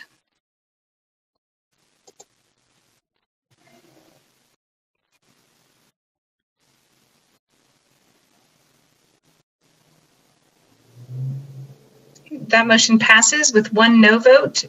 Board Member Bolter and Board Member Nielsen is not present. Okay, Chair Lear, go ahead. The next item, we're still discussing 14.4 adjudicative proceedings that will continue this month. On to 14.5, definitions for Utah State Board of Education Board Rules Amendment. And this was an amendment that would provide a definition of student threat assessment. And so the motion for the board is that the committee moves that the board approve R277-100 definitions for Utah State Board of Education Board Rule Draft 3 on second and final reading. The motion is that the board approve R277-100 definitions for Utah State Board of Education Board Rule Draft 3 on second and final reading. Any discussion to that motion? I see none. Please vote.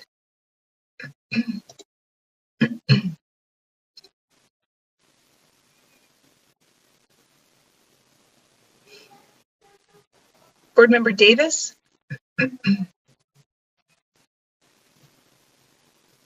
That motion passes unanimously. Oh, excuse me. Yeah, that motion passes unanimously. Again, Board Member Nielsen not present. Thank you. The next item, 14.6, this is a new rule, R277-311, specialized endorsements. These were outlining requirements for educator licensing endorsements in driver's ed and FID and PE. And so the committee moves that the board approve R277-311 specialized endorsements draft 1 on second and final reading. The motion is that the board approve R277-311 specialized endorsements draft 1 on second and final reading. Any discussion to that motion? Board Member Belknap? Chair Lear, were there any questions, when you're talking about specialized endorsements, can you give me a couple of examples, or are we just talking about driver's ed physical education? Those are the only two I recall, but I'm sure there's somebody online who would know more about this. It looks like Malia Height is available, and if you want, if Malia can respond to that, if that's okay, Vice Chair Cummins, please. She would go ahead, Malia. Give a better answer, I'm sure. Can I interject before we get Malia on? And why are these considered specialized endorsements? Yeah, go ahead, Malia. Good question. Thank you so much for the question, Malia Height, Educator Licensing Coordinator. And these are specialized endorsements. It is specific only to driver education and PE due to the safety concerns around those two content areas. And so that's why those two are have their own rules specialized, and there is state code that we need to make sure that we include within our licensing structure. Thank you. Okay, I see no other hands. The motion is that the board approve R277-311 specialized endorsements draft 1 on second and final reading. Please vote.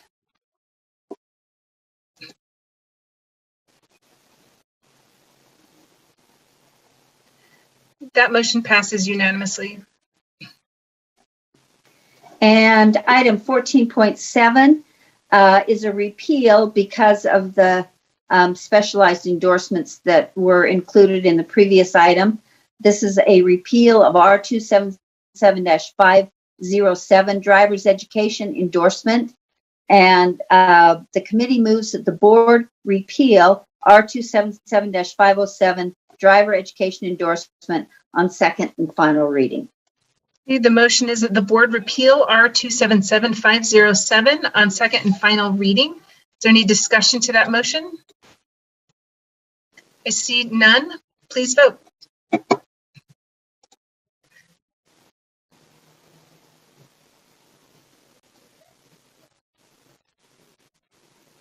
Board Member Gravitt, Board Member Newell. Okay, that motion passes unanimously. Thank you. And that explains why I had so much time to bother Finance Committee last month. That completes our report. Thank you, Chair Lear. Okay, we're now to item 16, legislative session preparation. The first item is the funding request for school year 21-22. Deputy Superintendent Scott Jones. Vice Chair Cummins, the Deputy Superintendent of Operations, Scott Jones. In the interest of time, can we just recognize Dale Frost? He's going to brief you on some changes that occurred with GOMB budget guidance since last meeting, and we'll just go right into it if that's okay. Yes, please. Go ahead, Dale. And Jerry, if you could give Dale Frost the ability to share his screen, he's going to run his presentation. Oh, that's right. Thank you, Jeff. Do I click that? And then, all right.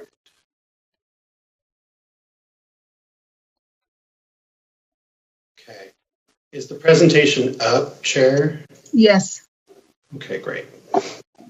Let me move quickly and because we're short on time.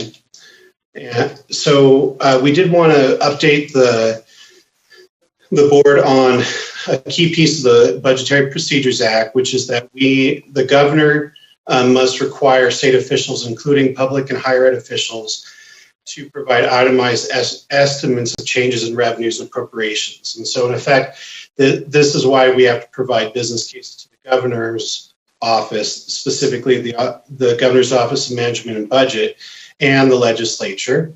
GOMB provides guidance every year. This year in September, 2020, they provided this guidance, which we shared with you all, which was that due to the economic uncertainty, budget changes were not being solicited at the time. And they said in early October, they would assess whether that is going to remain the same or if any new revenues will be available.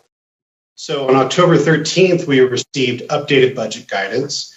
And this is where kind of the change in approach is coming from. GOMB said after assessing the state's current fiscal situation, GOMB has determined it will accept agency budget requests for critical items. And they specifically said that one-time funds will likely be available for appropriation with the possibility of some level of ongoing revenues materializing.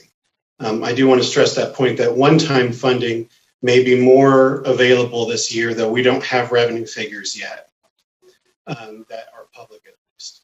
They did stress that this is subject to change, and they specifically said, GOMB, agencies should not request funding for any budget item that is not critical.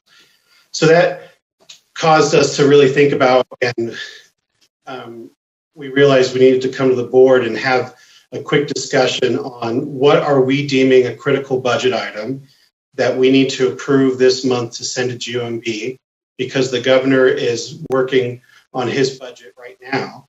And over the next couple of weeks, they will be finalizing their budget priorities. And then, but we know that there are other important budget items that you have not seen business cases for, and we need to have continued conversation with that we can provide later in December or January to both GOMB and the legislature. So these are definitions that we wanted to propose, Scott and I, to you all, that for a critical budget item for this purpose, it needs to be absolutely necessary and essential for the system's continued operation. And again, I want to stress this is as much about budgetary procedures than it is about the nature of whether one item is critical versus another. we recognize there are other important budget items and that they really should advance the board's strategic plans or other high priority policy objectives. Funding is still very uncertain. We don't know how much there is, but we do need to start working on this budget process and at least identifying the critical budget items and then starting the conversation on other important budget items. So on the critical budget items, I provide a little bit of guidance to you all. They should be very limited and they should be unrestricted funds so that LEAs can address their top local priorities would be my recommendation to the board. And so these are 2 recommendations to the board on critical budget items. And if the board approves this approach, these would be the only 2 items that we put into the budget system to send directly to GOMB, but it does not mean these are our only budget priorities for the 2021 legislative session. I also want to stress that we don't know how much these would cost.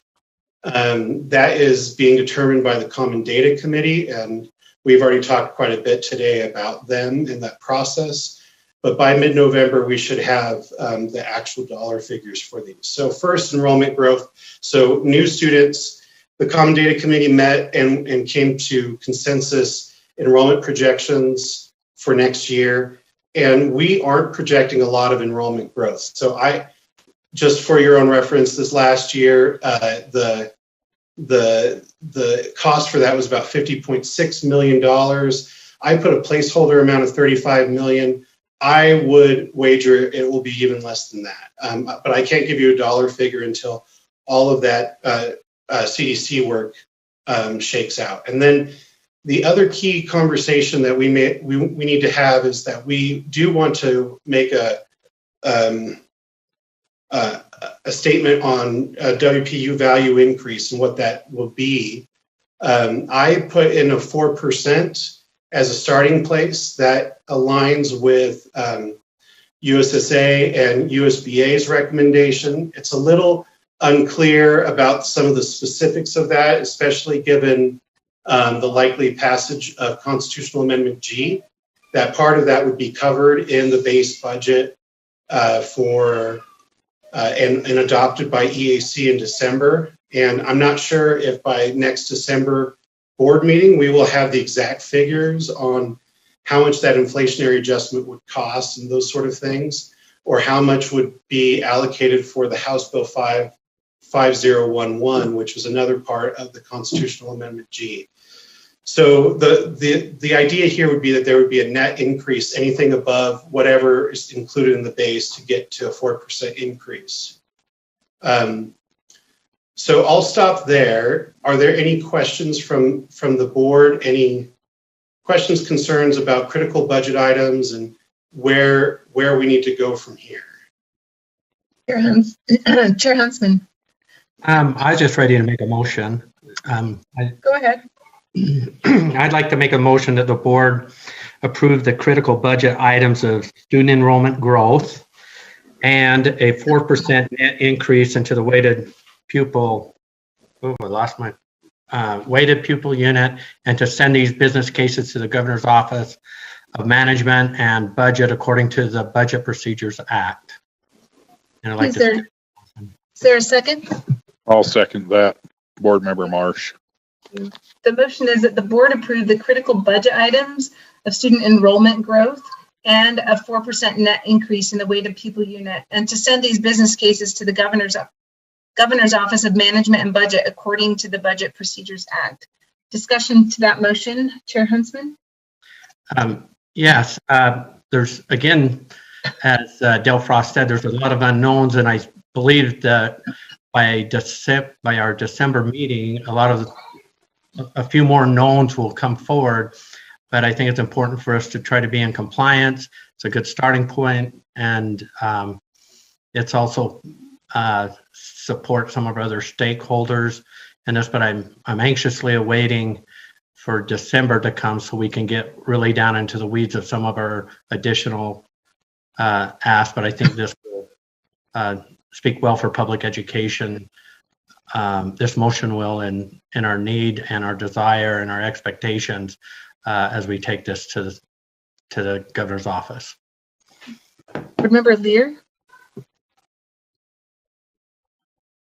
I just want to know from Director, and I can never remember your title, Dale, but Mr. Frost, what does that mean for the other important budget items? I am super interested in all of those. I wouldn't want to have those fall by the wayside. Is the point that we would discuss those next month, but these would be taken, the first two would be taken care of this month? Is that what you're thinking? Chair, may I answer that question? Yes. Earlier, great question. Fiscal policy analyst is my, I probably should have said my name, Dale Frost, fiscal policy analyst. So, my game. Yes, after this discussion of critical budget items, we're going to start the conversation on other important budget items. And we're not needing to pass or prioritize these, but we do want to start to build a list of priorities for us to bring back next month with fully completed, updated business cases for you all, so that we can begin that process of adopting and prioritizing those. So in no way does this limit, but we do need to get the process rolling on the top level concerns, and then continue that conversation. I don't know if that answers your question. That does perfectly. Thank you. Yeah. I see no other hands up for discussion. The motion is that the board approve the critical budget items of student enrollment growth and a 4% net increase in the weighted pupil unit, and to send these business cases to the Governor's Office of Management and Budget according to the Budget Procedures Act. Please vote.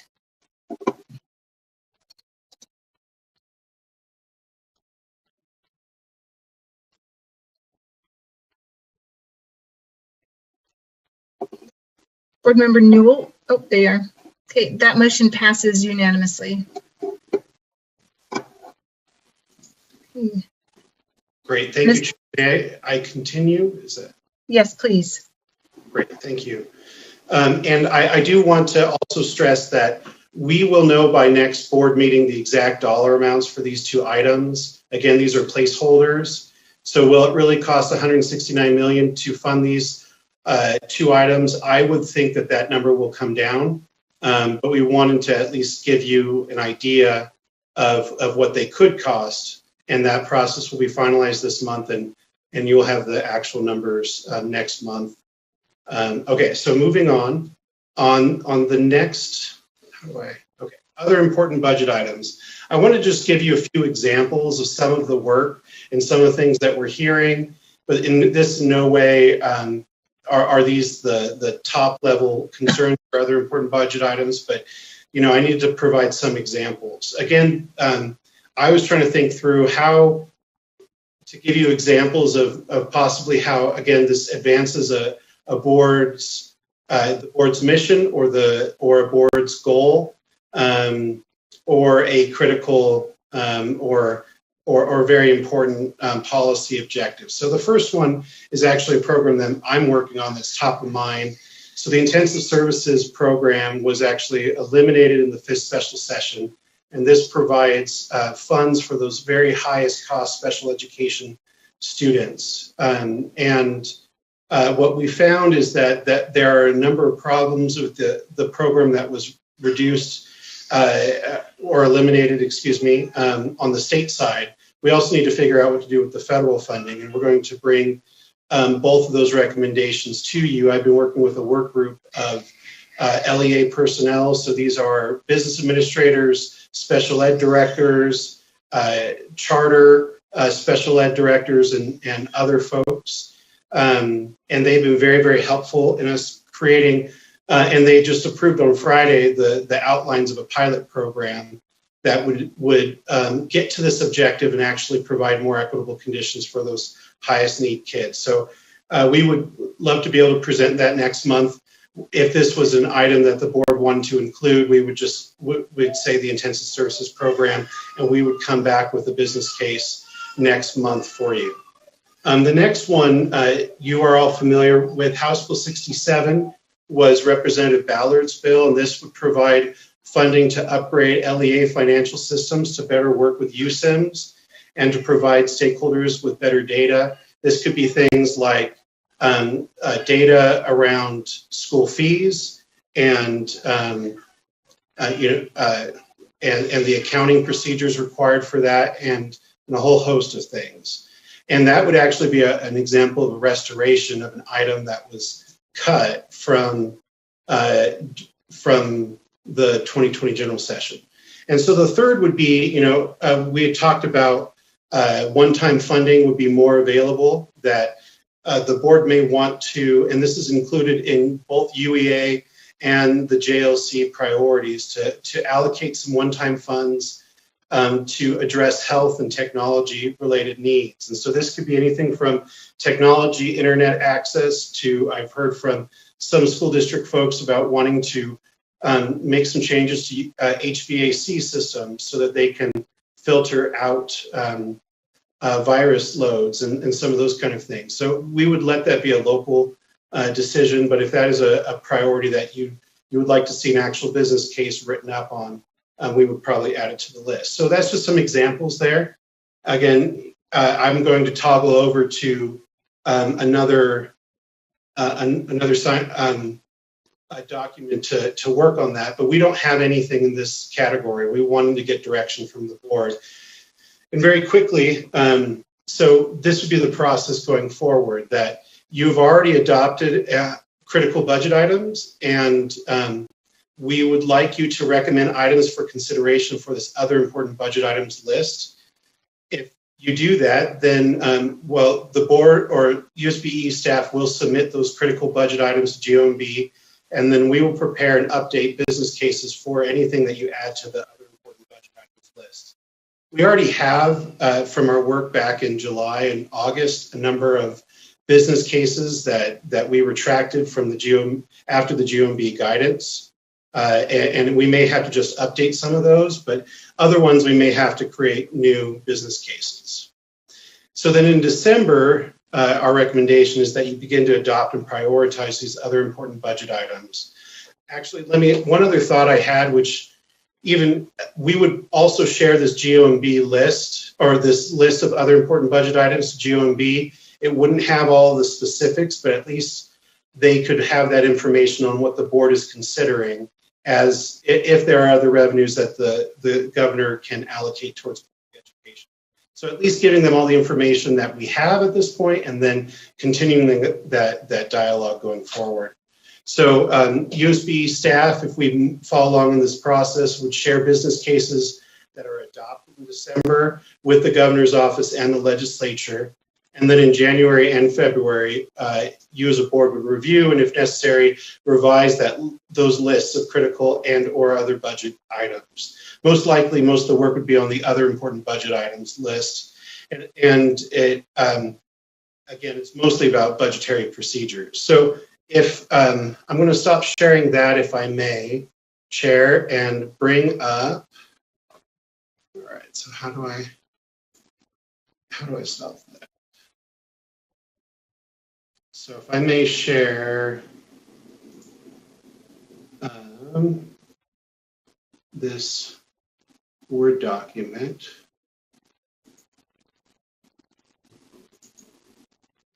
Okay. All right. I wanted to cover very briefly. So in the backups, there was a document, and we had shown this to you before, of all of the items that had been of general session 2020 general session reductions, but I wanted to cover very briefly the other needs and business cases that we have received outside of that, so we can start this discussion and maybe build this list of other important budget items. So this morning you heard from the Utah Schools for the Deaf and Blind 3 business cases for one-time funds, and I'll just quickly go over those. That was to replace the Mill Creek Modular, which has a few classrooms in there, and it's getting very old, to replace the funding that was reduced for USIMAC, which is the Braille interpretation or processing and creating materials for blind students. And then Superintendent Coleman talked about the need for additional warehousing space and a cost-effective way of creating a steel warehouse structure with one-time funds. And so if the board would like to see those go to the legislature, they would need to be included in the items for consideration for other important budget items, either now or later. I also want to bring up on the USDB staffing needs. We received early on the bottom three of these. We have business cases for a school fees waiver auditor to go to assist with the work of school fees and fee waivers. And then there's been a request for a data analyst to improve the operations for federal and state programs. And then this is technically a 2020 general session reduction, but I wanted to highlight that we have a business case for it. There was $200,000 reduced from the mental health program, and that would have gone for a school social worker. And so there has been a request from staff to replace that. And then there was a discussion this morning about an equity director, and it's my understanding that if the board wants to go in that direction, that we could provide a business case and continue the conversation about ongoing funding for an equity director. And then let me quickly go through the others. I know this is a lot of information, and we don't need you to know or to remember all of the details, but it's more about, would you like to see further information and possibly act on these programs or requests? So the other two that we've received business cases for around new programs is to change the accreditation of schools process, to move from a private provider to bring that in-house, which would require 2 USB EFTEs. And then we have a business case about an approach to address the special education teacher shortage, which would provide funds to teachers seeking their special education credentials. And then finally, I've already talked about the intensive services pilot program, but this other piece, one of the reductions was for the LEA administrative cost program. And we've heard from a number of rural districts, especially those medium-sized rural districts that are larger than 2,000 and smaller than 5,000 students, that reduction significantly impacted their unrestricted funds that they use for a whole host of different things, including administrative costs. And we have been in some conversations with districts about using the new NEST small district-based funding program and changes to that to help shore up some of those reductions. So that's this NEST small district-based funding program idea. So I would like to turn it over to the board and also maybe just check with Scott to see if there's anything I missed, and then would ask if the board would like to add items for consideration that we can bring back next month to you all. Any questions or comments from board members? Board member Huntsman or Chair Huntsman? Thank you, Brittany. I have, in managing expectations, would it take a motion to just have all of the prepared business cases compiled that we have today, and or try to keep some updated document there and have them forwarded to the board so that between now and our December meeting, we have a chance to go through and read the business cases, kind of set up our own priority list, and to be able to speak to them in that meeting and not go through a whole lot of discovery in that said meeting. And Vice Chair Cummins, would we need a motion to instruct staff, or is that something Dale or Scott, you guys are already planning on doing just because you have them and put them before us? I guess that's my question for procedure and or to meet everyone's expectations. I guess if you were to make a motion, it would make it official that it would be on the December agenda, and that it would that those business cases would be prepared and available. So I don't see any harm in making a motion in that. Okay, so I'd like to make that motion to instruct staff to present to the board for consideration all existing business cases and any others that you'll be receiving from USBE staff to be available for board review, for board consideration in our December meeting,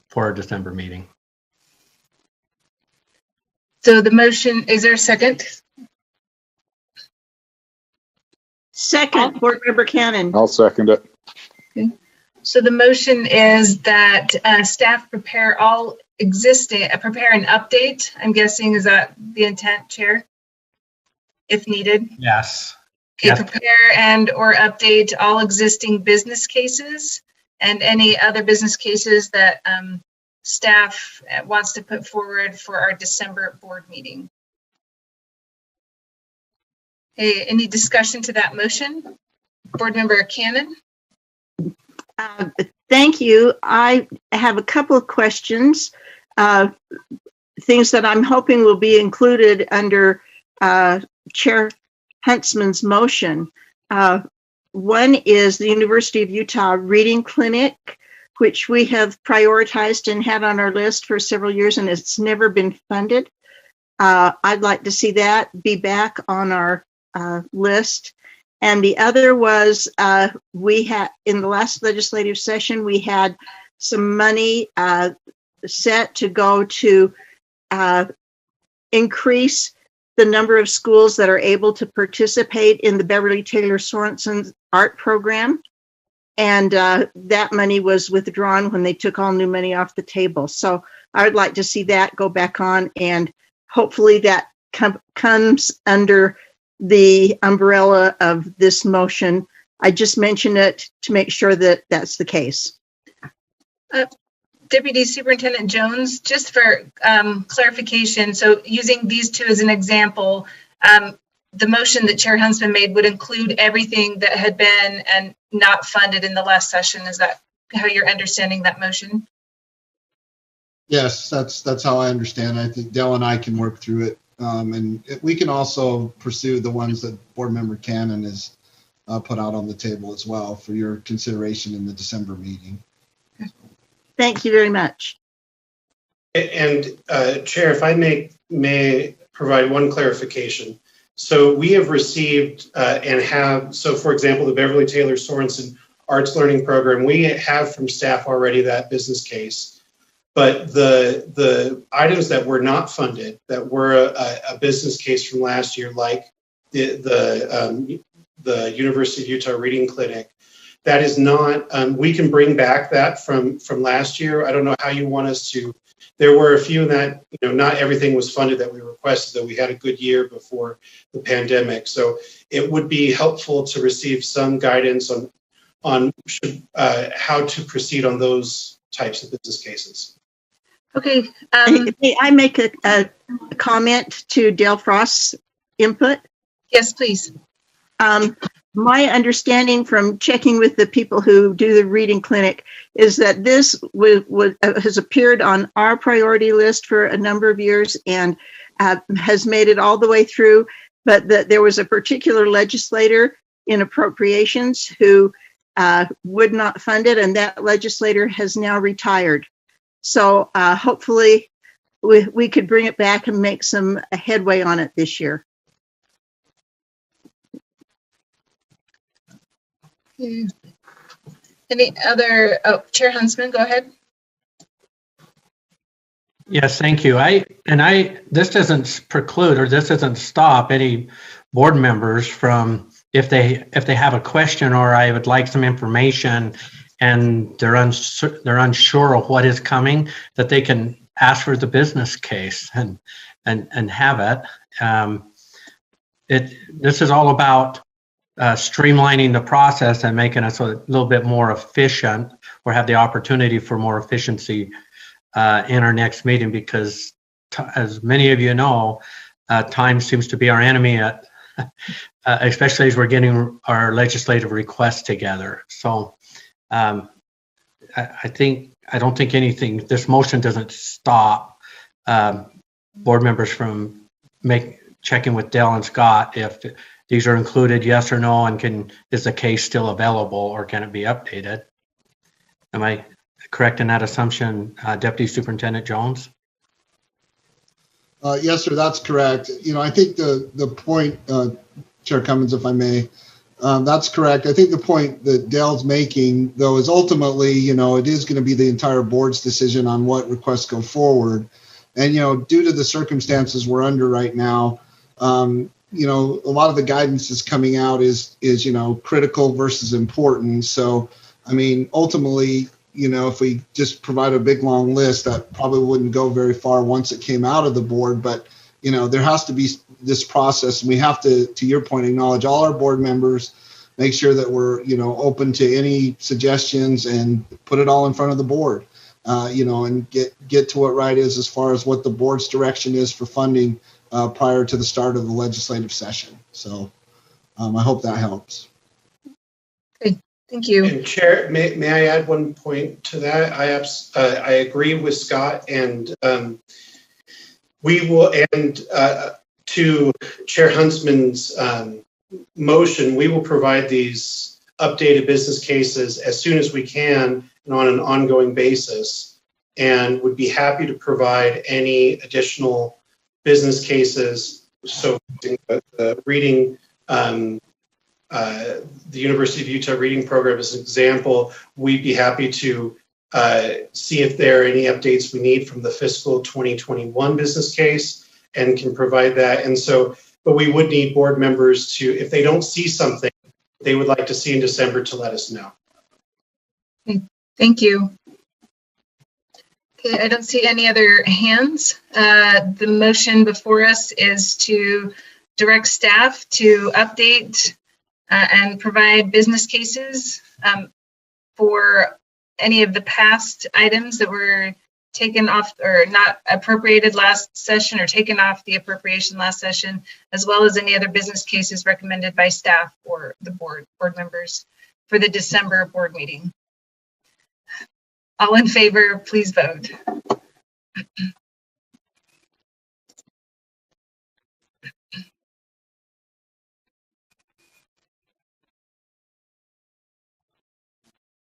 Okay, that motion passes unanimously. Thank you. Okay, does that complete item 16.1? Yes, ma'am. Okay, thank you. Okay, item 16.2, request for statutory changes. Is somebody going to be helping with that today? Yes, Vice Chair Cummins. I was going to help with that, so okay, I'm just going to work. Yeah, you're welcome. I'm just going to work on sharing my screen.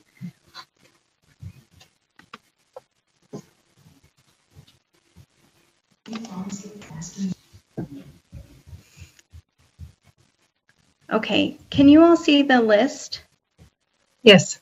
Okay, great.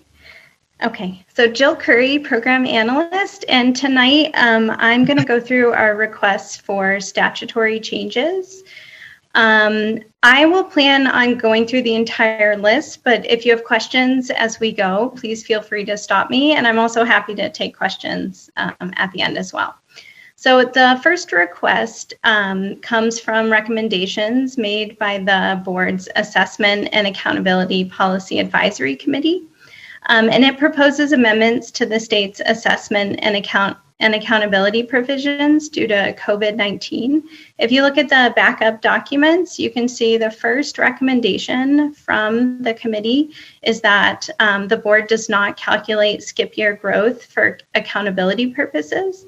And the second recommendation here is that the board should take steps to relieve schools from federal and state accountability determinations based on 2020-2021 school year assessments. So that's the first request. The second is to modify or repeal statutory language or consolidate reporting requirements as recommended by the legislative auditor in their audit of public education reporting requirements. The third request, this one is to, this request would enable LEAs to deliver the required parent seminar on mental health, bullying, and safety virtually. Currently, statute states that it is to be held in at least one school located in the school district. So the language that staff is proposing just would enable LEAs to hold that training in a remote or virtual setting. So the fourth request is for intent or statutory language that would allow a percentage of the funds from the appropriation for home and private school students for the statewide online education program to be used for program administration. We've seen in recent years, particularly this past year, this program was provided a pretty significant appropriation to fund additional home and private school students, but we haven't seen administrative funding for that as well. So the statutory change or intent language would allow a percentage of those funds to be used to administer the program. The fifth is a request to seek a legislative waiver for transportation funding for fiscal year 2022, so that it's based on fiscal year 2020 miles and minutes, which are pre-COVID miles and minutes, and this would ensure continuity of transportation funding. The next request is to pursue provisions related to auditing and monitoring public schools' use of state and federal funds. This is similar to what was in House Bill 469 from the 2020 general session, which did not pass. And then lastly, we are requesting approval to pursue a legislative waiver of TSSA program requirements for determining school performance, success, and student academic achievement for LEAs who may need it due to COVID-19 disruptions to the school accountability system to ensure LEAs can be allocated their TSSA funds. And with that, I'm happy to take any questions. Board Member Belknap? Yes, Jill, can you give me just a little more clarity on number 6, to amend provisions related to the auditing? Yes. Would it help? Do you want me to pull up the bill, or do you want me I can give you kind of some bullet points, or I could pull up the bill? Just general. Okay.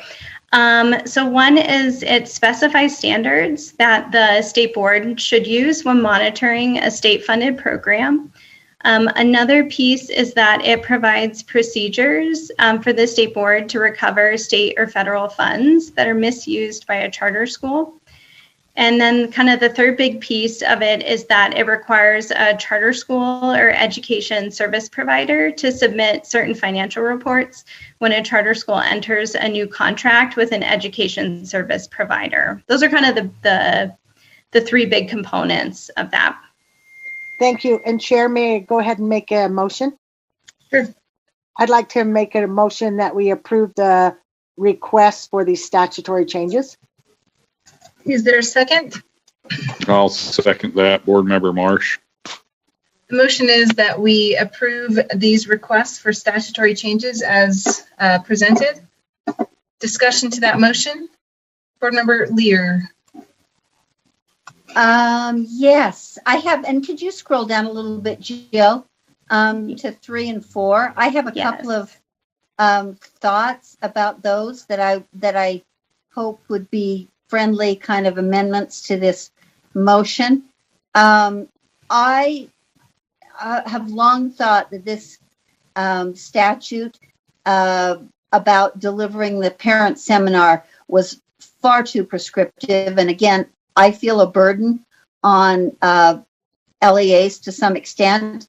I would not suggest we should take it away. It should be removed. But I would like to be able to expand the scope of revising that statute to consider if there are changes that would be more reasonable and make the requirement more doable and helpful for LEAs. Is that, could that be revised? I don't know if you want to do it on the spot or if, and I don't know if Laura is willing to accept that as a friendly amendment or a suggestion to that, to number 3. Carol, would it be okay if we added that for next month and fleshed it out and then added it back in? Fleshed out maybe what we want there? Well, and I don't know if I know what I want. I just want to make sure it's not limited to, it's not as limited as it's written in number 3. That's, so I don't know if we should remove number 3 and bring it back next month. It seems like doubling the effort to discuss it again next month. If we could just, in the moment, say revise statute to accommodate changes to the parent seminar on mental health, bullying, and safety. Jill, I'm not sure how the best or chair how to. Board Member Lear, if you'd like to make a motion to amend, you're welcome to do so. Okay, I'd like to amend.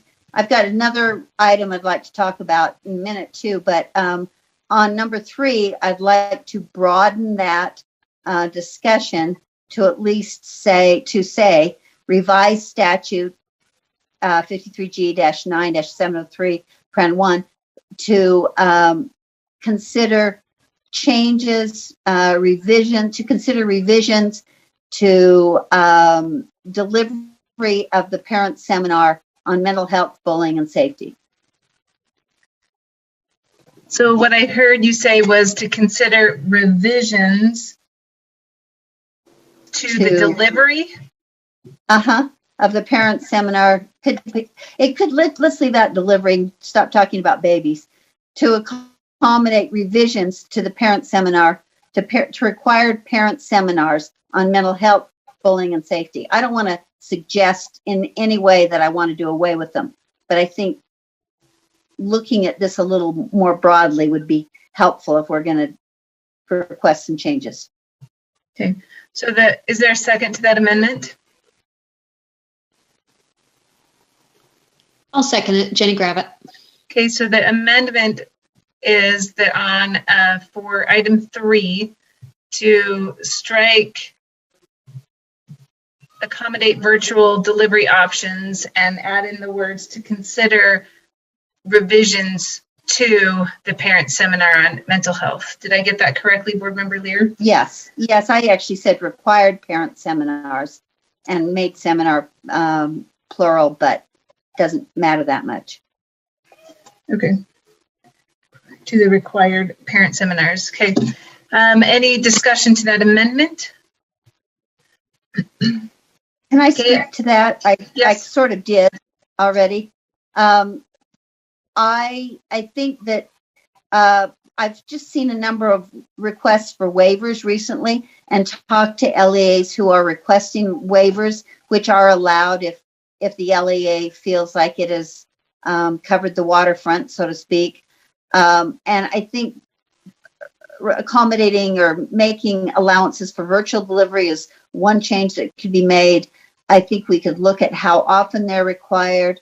I think we could look at the requirements that are pretty burdensome on LEAs to notify all the charter schools that are in their areas for equal participation. I just think we need to look at the requirement because it hasn't been revisited for 5 years. And this is an era where LEAs do not need extra responsibilities that are not proven and helpful.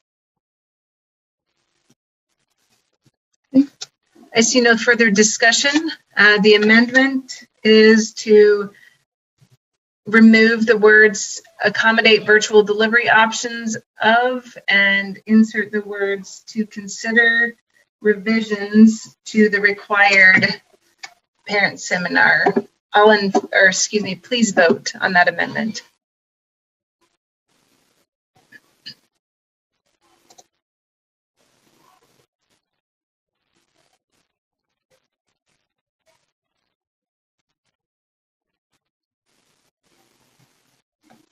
Okay, that motion passes.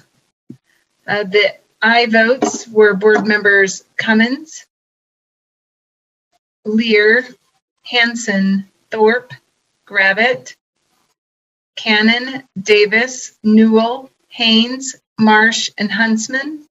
The no votes were Earl, Belknap, and Bolter.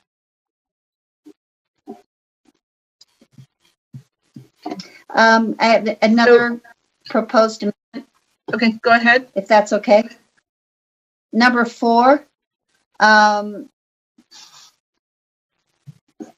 would like to broaden this one also.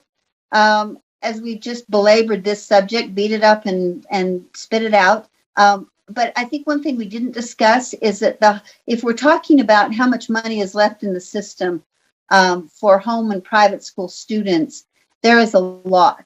So I would like to more broadly consider the funds of how the funds should be spent in an administrative way about on SOEP. So let me try and in the moment request statutory language to consider a state appropriation for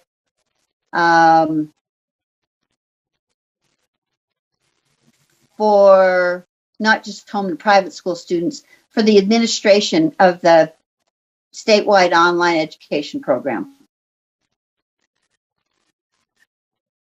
Okay, so just to get some clarity on your amendment, currently that's what it says, is for program administration. Yes, but it's specific to home and private school students. And I think maybe we can get some clarity, because it's using the funds that were appropriated for statewide online home and private students for program administration. So it's asking to use the funds that were appropriated for that purpose for administration. Is that correct, Jill? I can see what you're saying. Let me think. What I'm trying to get at, maybe Jill can help, or anyone's help I would be willing to take. I would just like to consider, for instance, if we're going to require LEAs to waive fees for SOEP programs, and this is a statewide program, I'd like there to be a fund that LEAs can access, so that it is not a single LEA's responsibility if it has an excessive number of SOEP students.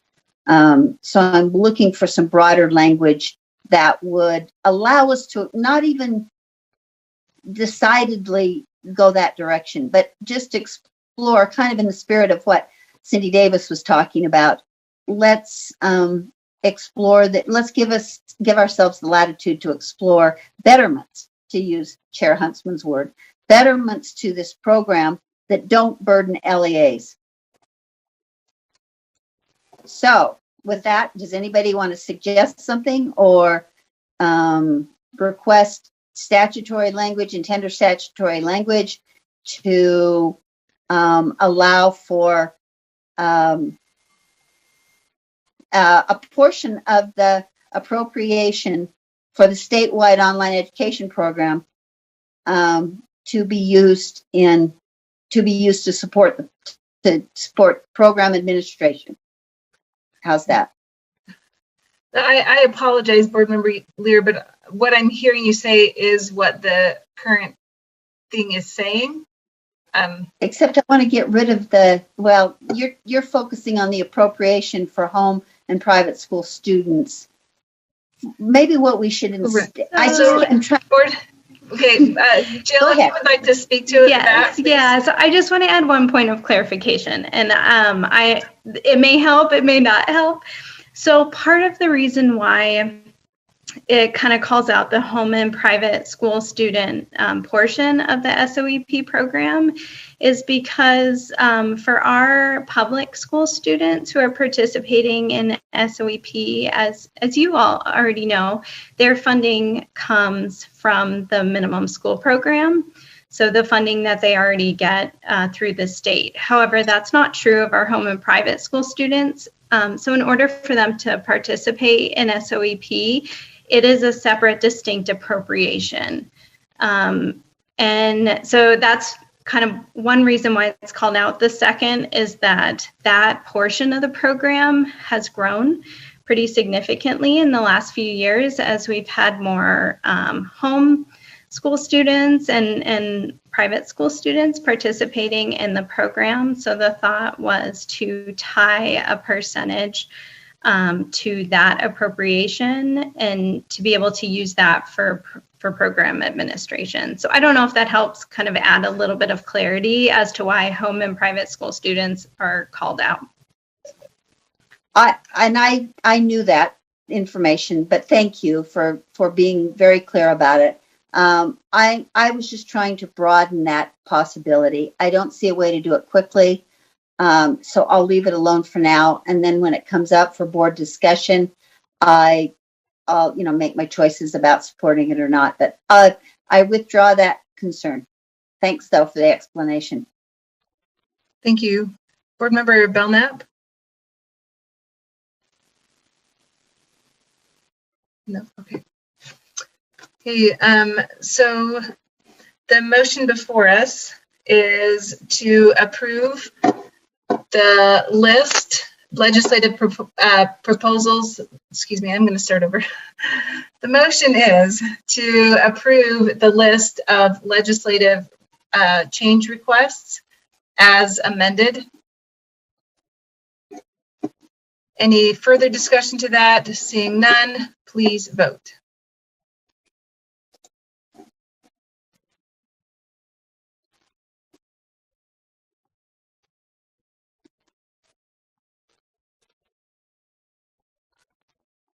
Board Member Marsh? Okay. That motion passes unanimously. Okay. Thank you, Jill.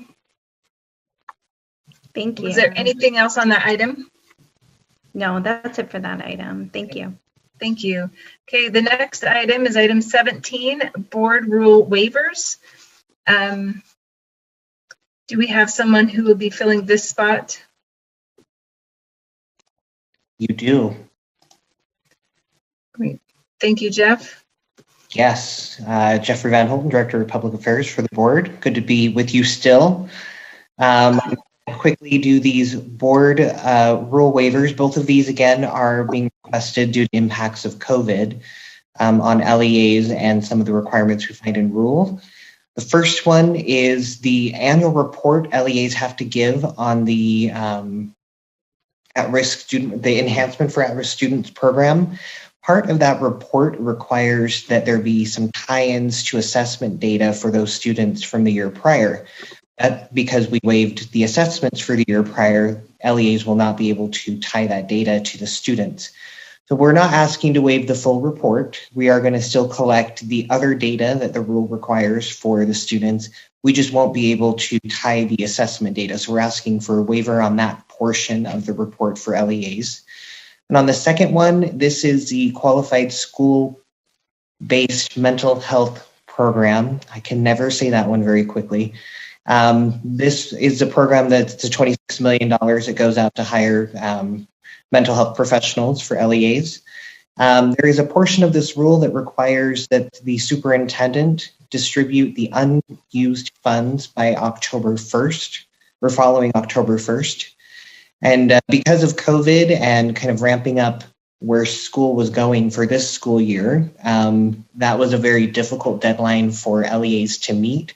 So we're just asking that we can extend that so that we can continue to do our first round of allocating funds through December 1st and then the unused funds after that, just because there's been a delay. So those are the only two waivers. Happy to take any questions if you have any. Any questions from board members? Board member or Chair Huntsman? Are you seeking a motion at this time, Chair? Yes. Can I make a motion that the board waive from the 2021 school year the annual reporting requirements for the enhanced for at-risk student program?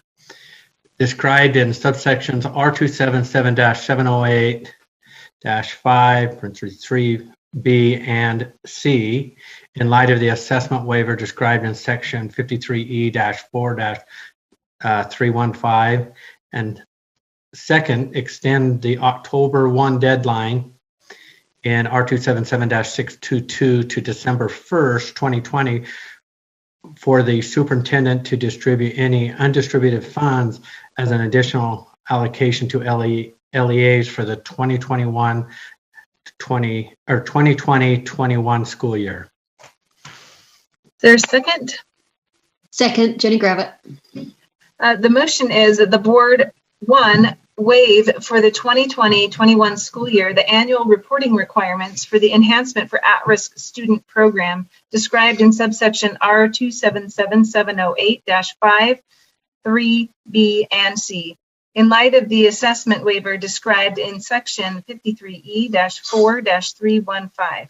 And second, to extend the October 1 deadline in R277622 to December 1st, 2020 for the superintendent to distribute any undistributed funds as an additional allocation to LEAs for the 2020-21 school year. Any discussion to that motion? Chair Huntsman, did you want to speak to that? No, I didn't get my hand down fast enough. Okay, that's right. You guys have had enough for me today. I see no further discussion. Please vote.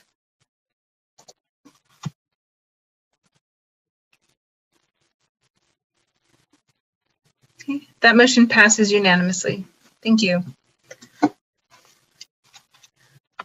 Okay, that takes us to... Just 1 second. Is Member Nielsen in the meeting? I don't believe so. Member Nielsen, are you present? No, Lorraine. Thank you. Okay, the next item is item 18. Board Policy 2002, Board Officer Elections Procedures. And we'll let Ben Rasmussen introduce this. Thank you, Chair Cummins. Ben Rasmussen, Director of Law and Professional Practices. The board policy on officer elections is before you at this point. We needed to make a couple of updates to accommodate your upcoming board officer elections so that you could do it in a virtual setting. We've added provisions so that the ballots would be emailed to the board secretary and that members could participate in a virtual manner. A few other technical updates to the board policy, but that's what is before you today. Be happy to answer any questions. Board Member Hanson. In reading through the policy, I saw that we reference, for example, in 1, the vice chair. We have 11 also references the vice chair. I think there's provisions for more than one vice chair, and I wondered if we needed to specify the first vice chair or make that the chairman, something like that. That's the first question. Maybe I can speak to that, but this is the actual election time, and one vice chair is given the assignment to oversee the elections of the next incoming leadership. And so it would just be a vice chair or the one that was assigned to that task that would be announcing, etc. So that would be fine. I think we still need to change it then to a vice chair instead of the vice chair because there's one vice chair, I think, unless it says somewhere that the vice chair is selected. The next question is about whether all candidates need to be make statements or be selected before the meeting, or if those candidates can be declared and put forth at the meeting without submitting statements or talking to the board secretary. If I may, Chair. Go ahead. The policy does provide that board members may make nominations during the board meeting in which election occurs. That's paragraph 5. And then everyone that's nominated gets a chance to address the board under that paragraph. So the statements that are above from the secretary that shall invite each board member, that doesn't bind us to committing or anyone on the board to committing prior to that meeting. Is that correct understanding? Correct.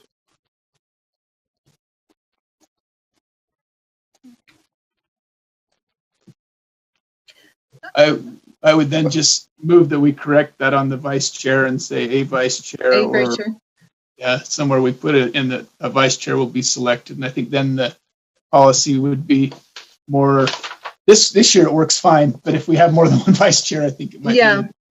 And if there's no objection to that, we'll just change that to vice chair in those two circumstances. So, board member Hanson, does that complete the questions that you had? Yes, thank you. Okay, board member Lear. Sorry. I had that, maybe I want clarification about how this will look. Because I have, since my election to the board 4 years ago, and oh, by the way, I won, you're stuck with me for 4 more years, as well as a few others of us. I have thought it was important to have a public vote for leadership, and I still would like to do this. And so I'd like somebody, perhaps Ben, perhaps Lorraine, somebody to explain to me how this virtual process would look and how it would be secretive or would it be open. And I know eventually we have to put our votes in the minutes, but I'm looking for a more open process. So can you explain to me how this virtual process that you've conceptualized would look? Yeah, I'd be happy to, may I, Chair? Yes. So this would run the same essentially that it ran the time before, except that the ballots would be submitted to the board secretary via email. You'd fill out your ballot. The process is set forth using the ranked choice voting process.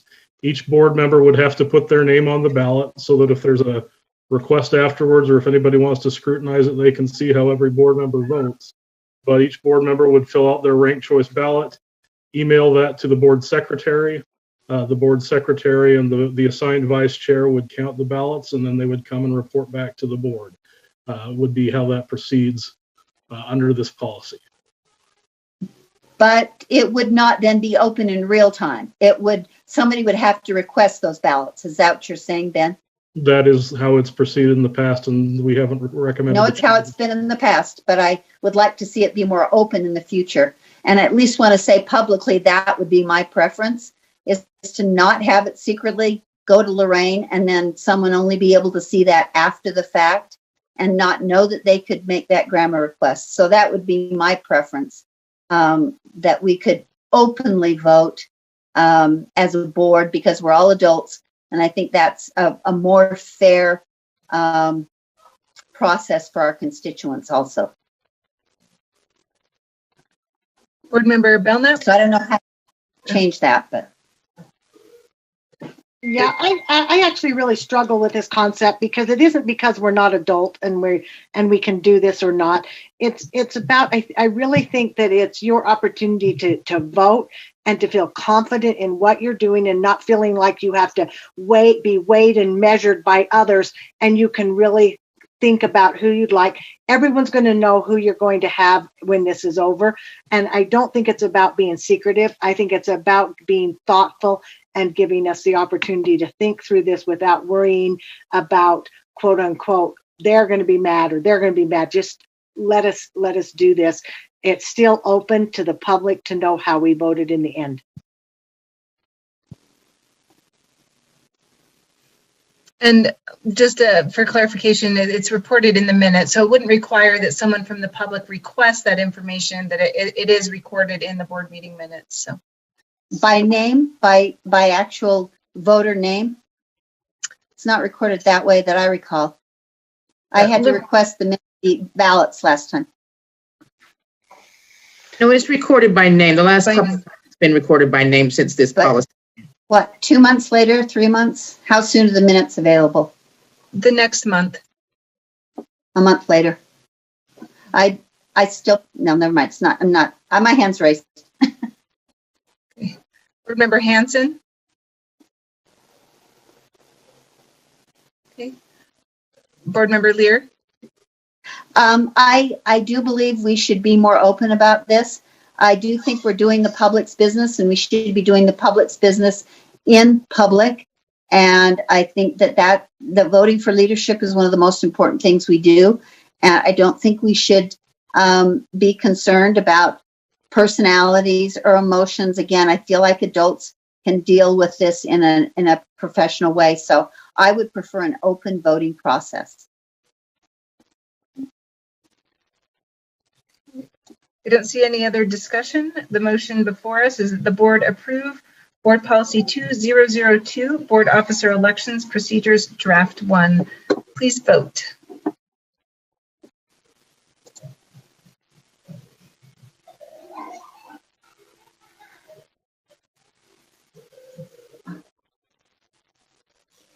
That motion passes. 1 no vote, Board Member Lear.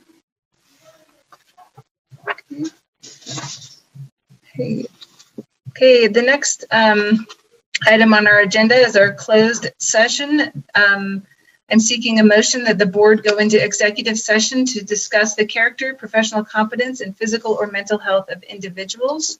So moved. Second. Okay, we'll do a roll call vote. Board Member Earl?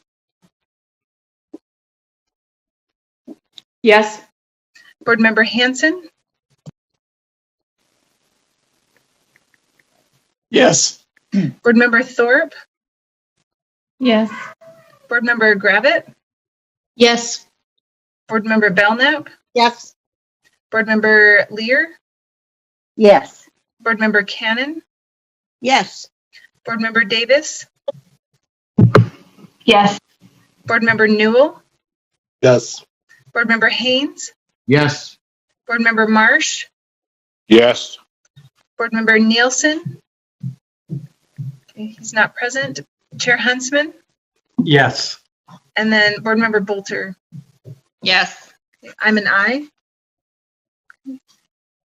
We will now go into closed session.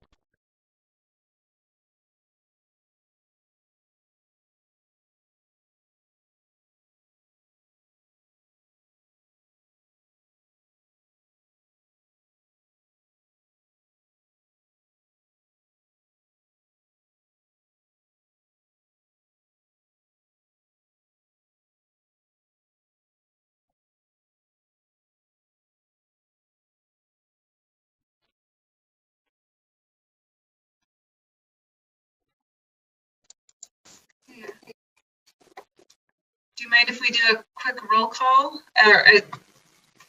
Yes, yeah, let's do a quick roll call as we come out, just to make sure everyone's here.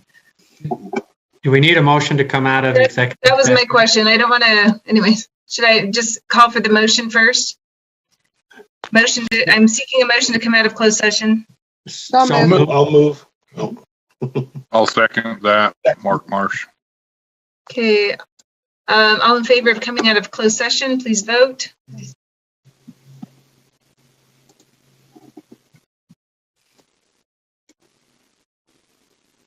Okay, so that essentially is our roll call. We have a unanimous vote, 14 board members still here. Board member Nielsen is absent, so that motion passes unanimously. Okay, board member Belknap. Thank you. In case number 19-1614, I move that we accept UPAC's recommendation. Is there a second? I'll second that motion. The motion is that in case number 19-1614, that the board accept UPAC's recommendation. Is there any discussion to that motion? Seeing none, please vote.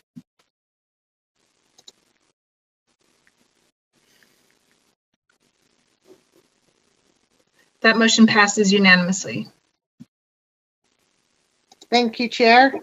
In case number 19-1648, I move that we accept UPAC's recommendation. I second that motion. Mark Marsh. The motion is that the board accept UPAC's recommendation on case number 19-1648. Is there any discussion to that motion? See none, please vote.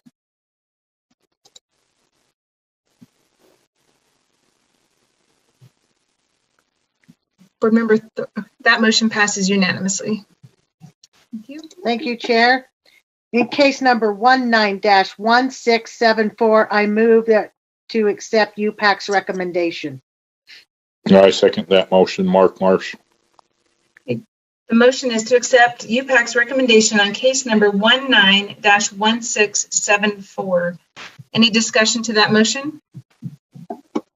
See none, please vote.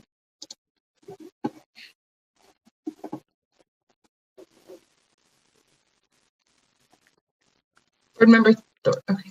That motion passes with one no vote. Board member Belknap was the no. Thank you, Chair. In case number 19-1680, I move to accept the remand order. I second that motion. Mark Marsh. Okay. The motion is to accept the remand order on case number 19-1680. Any discussion to that motion? Seeing none, please vote.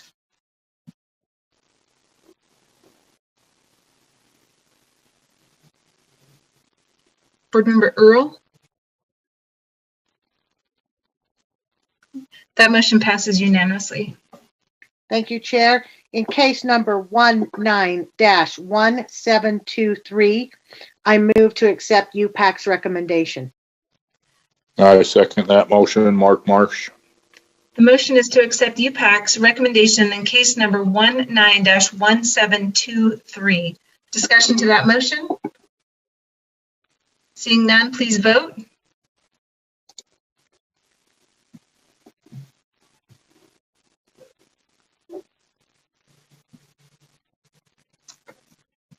That motion passes with 2 no votes, Board member Belknap and Board member Earl.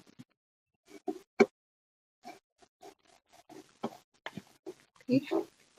Thank you, Chair. I move to accept UPAC's consent calendar. I second that motion. Mark Marsh. The motion is to accept UPAC's consent calendar. Any discussion to that motion? Seeing none, please vote.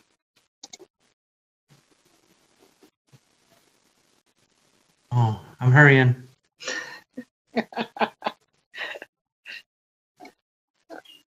Okay, that motion passes unanimously. Thank you, Chair.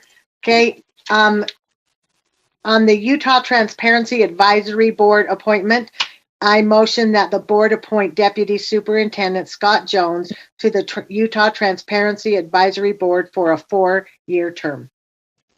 I second that motion, Mark Marsh. Okay, the motion is that the board appoint Deputy Superintendent Scott Jones to the Utah Transparency Advisory Board for a 4-year term. Any discussion to that motion? Seeing none, please vote.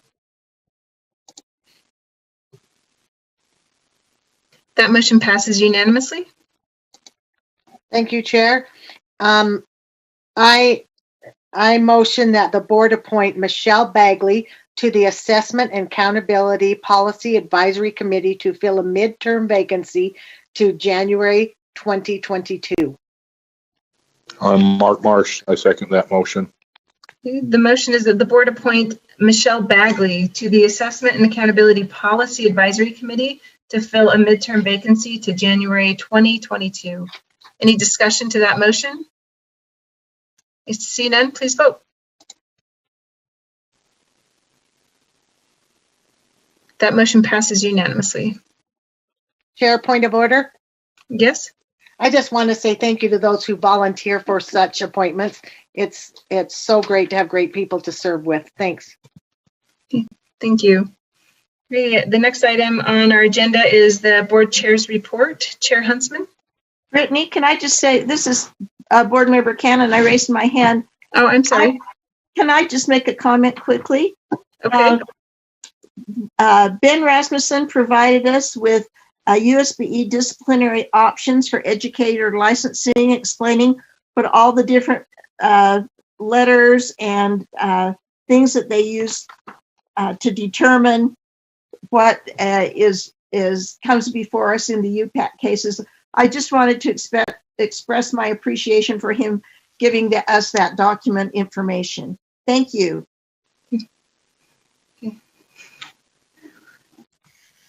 Okay, Chair Huntsman. Thank you. I had a really lengthy report, but I know it's almost tomorrow, and we're still in today, so I'll keep it short here. I think some recognitions ought to be in order. I want to congratulate board member Janet Cannon for the fine announcement and her willingness to serve as president of NASB, which is National Association of School Boards. Real excited for her and excited to see how the great stuff that happens in Utah may influence the rest of our country in supporting policy and some other things. So congratulations there, and we're looking forward to her national contribution also. And then also I want to recognize and give a shout out for all of those that have participated in the in support of the Utah Constitutional Amendment G. I think the last time I looked, I think it's up by, looks like it will pass. It's up by 7%, and I know a lot of work was done personally. I know the restrictions that we had in place of using state dollars and that to support something, but between USBA, the PTA, and UEA, and the board members, and I know that if you're like in my world, you received a lot of phone calls of what is this and what does this mean, and again, I appreciate all the efforts that was there. Also, I just want to also recognize the work that all of our different committees have been doing here as of late. There's been a very significant lift in the work. I had a full confidence in Chair Gravitt's ability to have that special committee meeting, and want to applaud her efforts, board members' efforts, and also staff in getting that work done there as they had one additional meeting. And so with that, I just want to say thank you, and we've got more work to do tomorrow, and thank you to staff and for your work today and this evening. I know it's been a long haul. It's been good to see your smiley faces this late in the game. Also want to thank Vice Chair Brittany Cummins for chairing. I've been under the weather a little bit, and I'm glad I still, I still have my voice and still had the opportunity to vote and participate today. So thank you, Brittany, for your work today. So that concludes my report. Thank you, Chair. The last item on our agenda is board member comments. Board member Davis.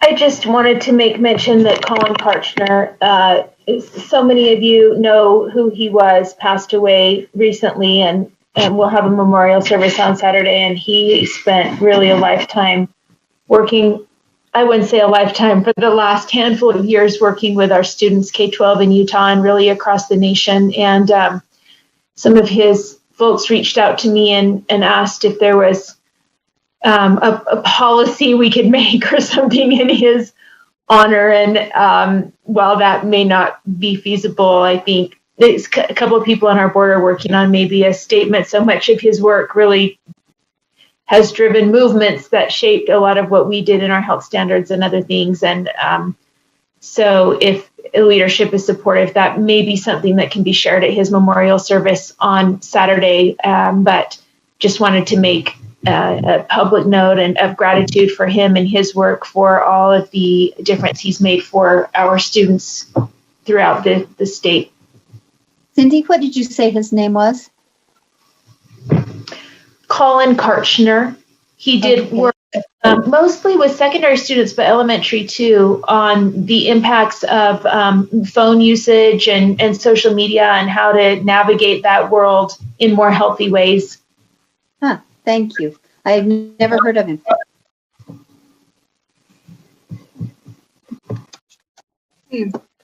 Any other board members for board member comment? Okay, and that is board member Belknap. I just wanted to say thanks to everyone. I'm hoping that everyone did vote. Grateful that we could all have that opportunity to do our civic duty and to vote. So thank you. I know sometimes it seems disheveled, but it's our honor to be able to vote. So thanks. Thank you. Board member Bolter.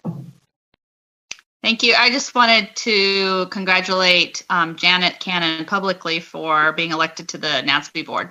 That's exciting news. And I saw the write-up in the newspaper about her. So congratulations, Janet. Great. Okay. We reached the end of our agenda, and that concludes our meeting. And while you were saying goodnight, I'll leave you with one more joke. How do you tell if a vampire is sick? By how much he's coughing. That's good. Good night. Good night. And good night. And good night. Thank you, Mr. Chair.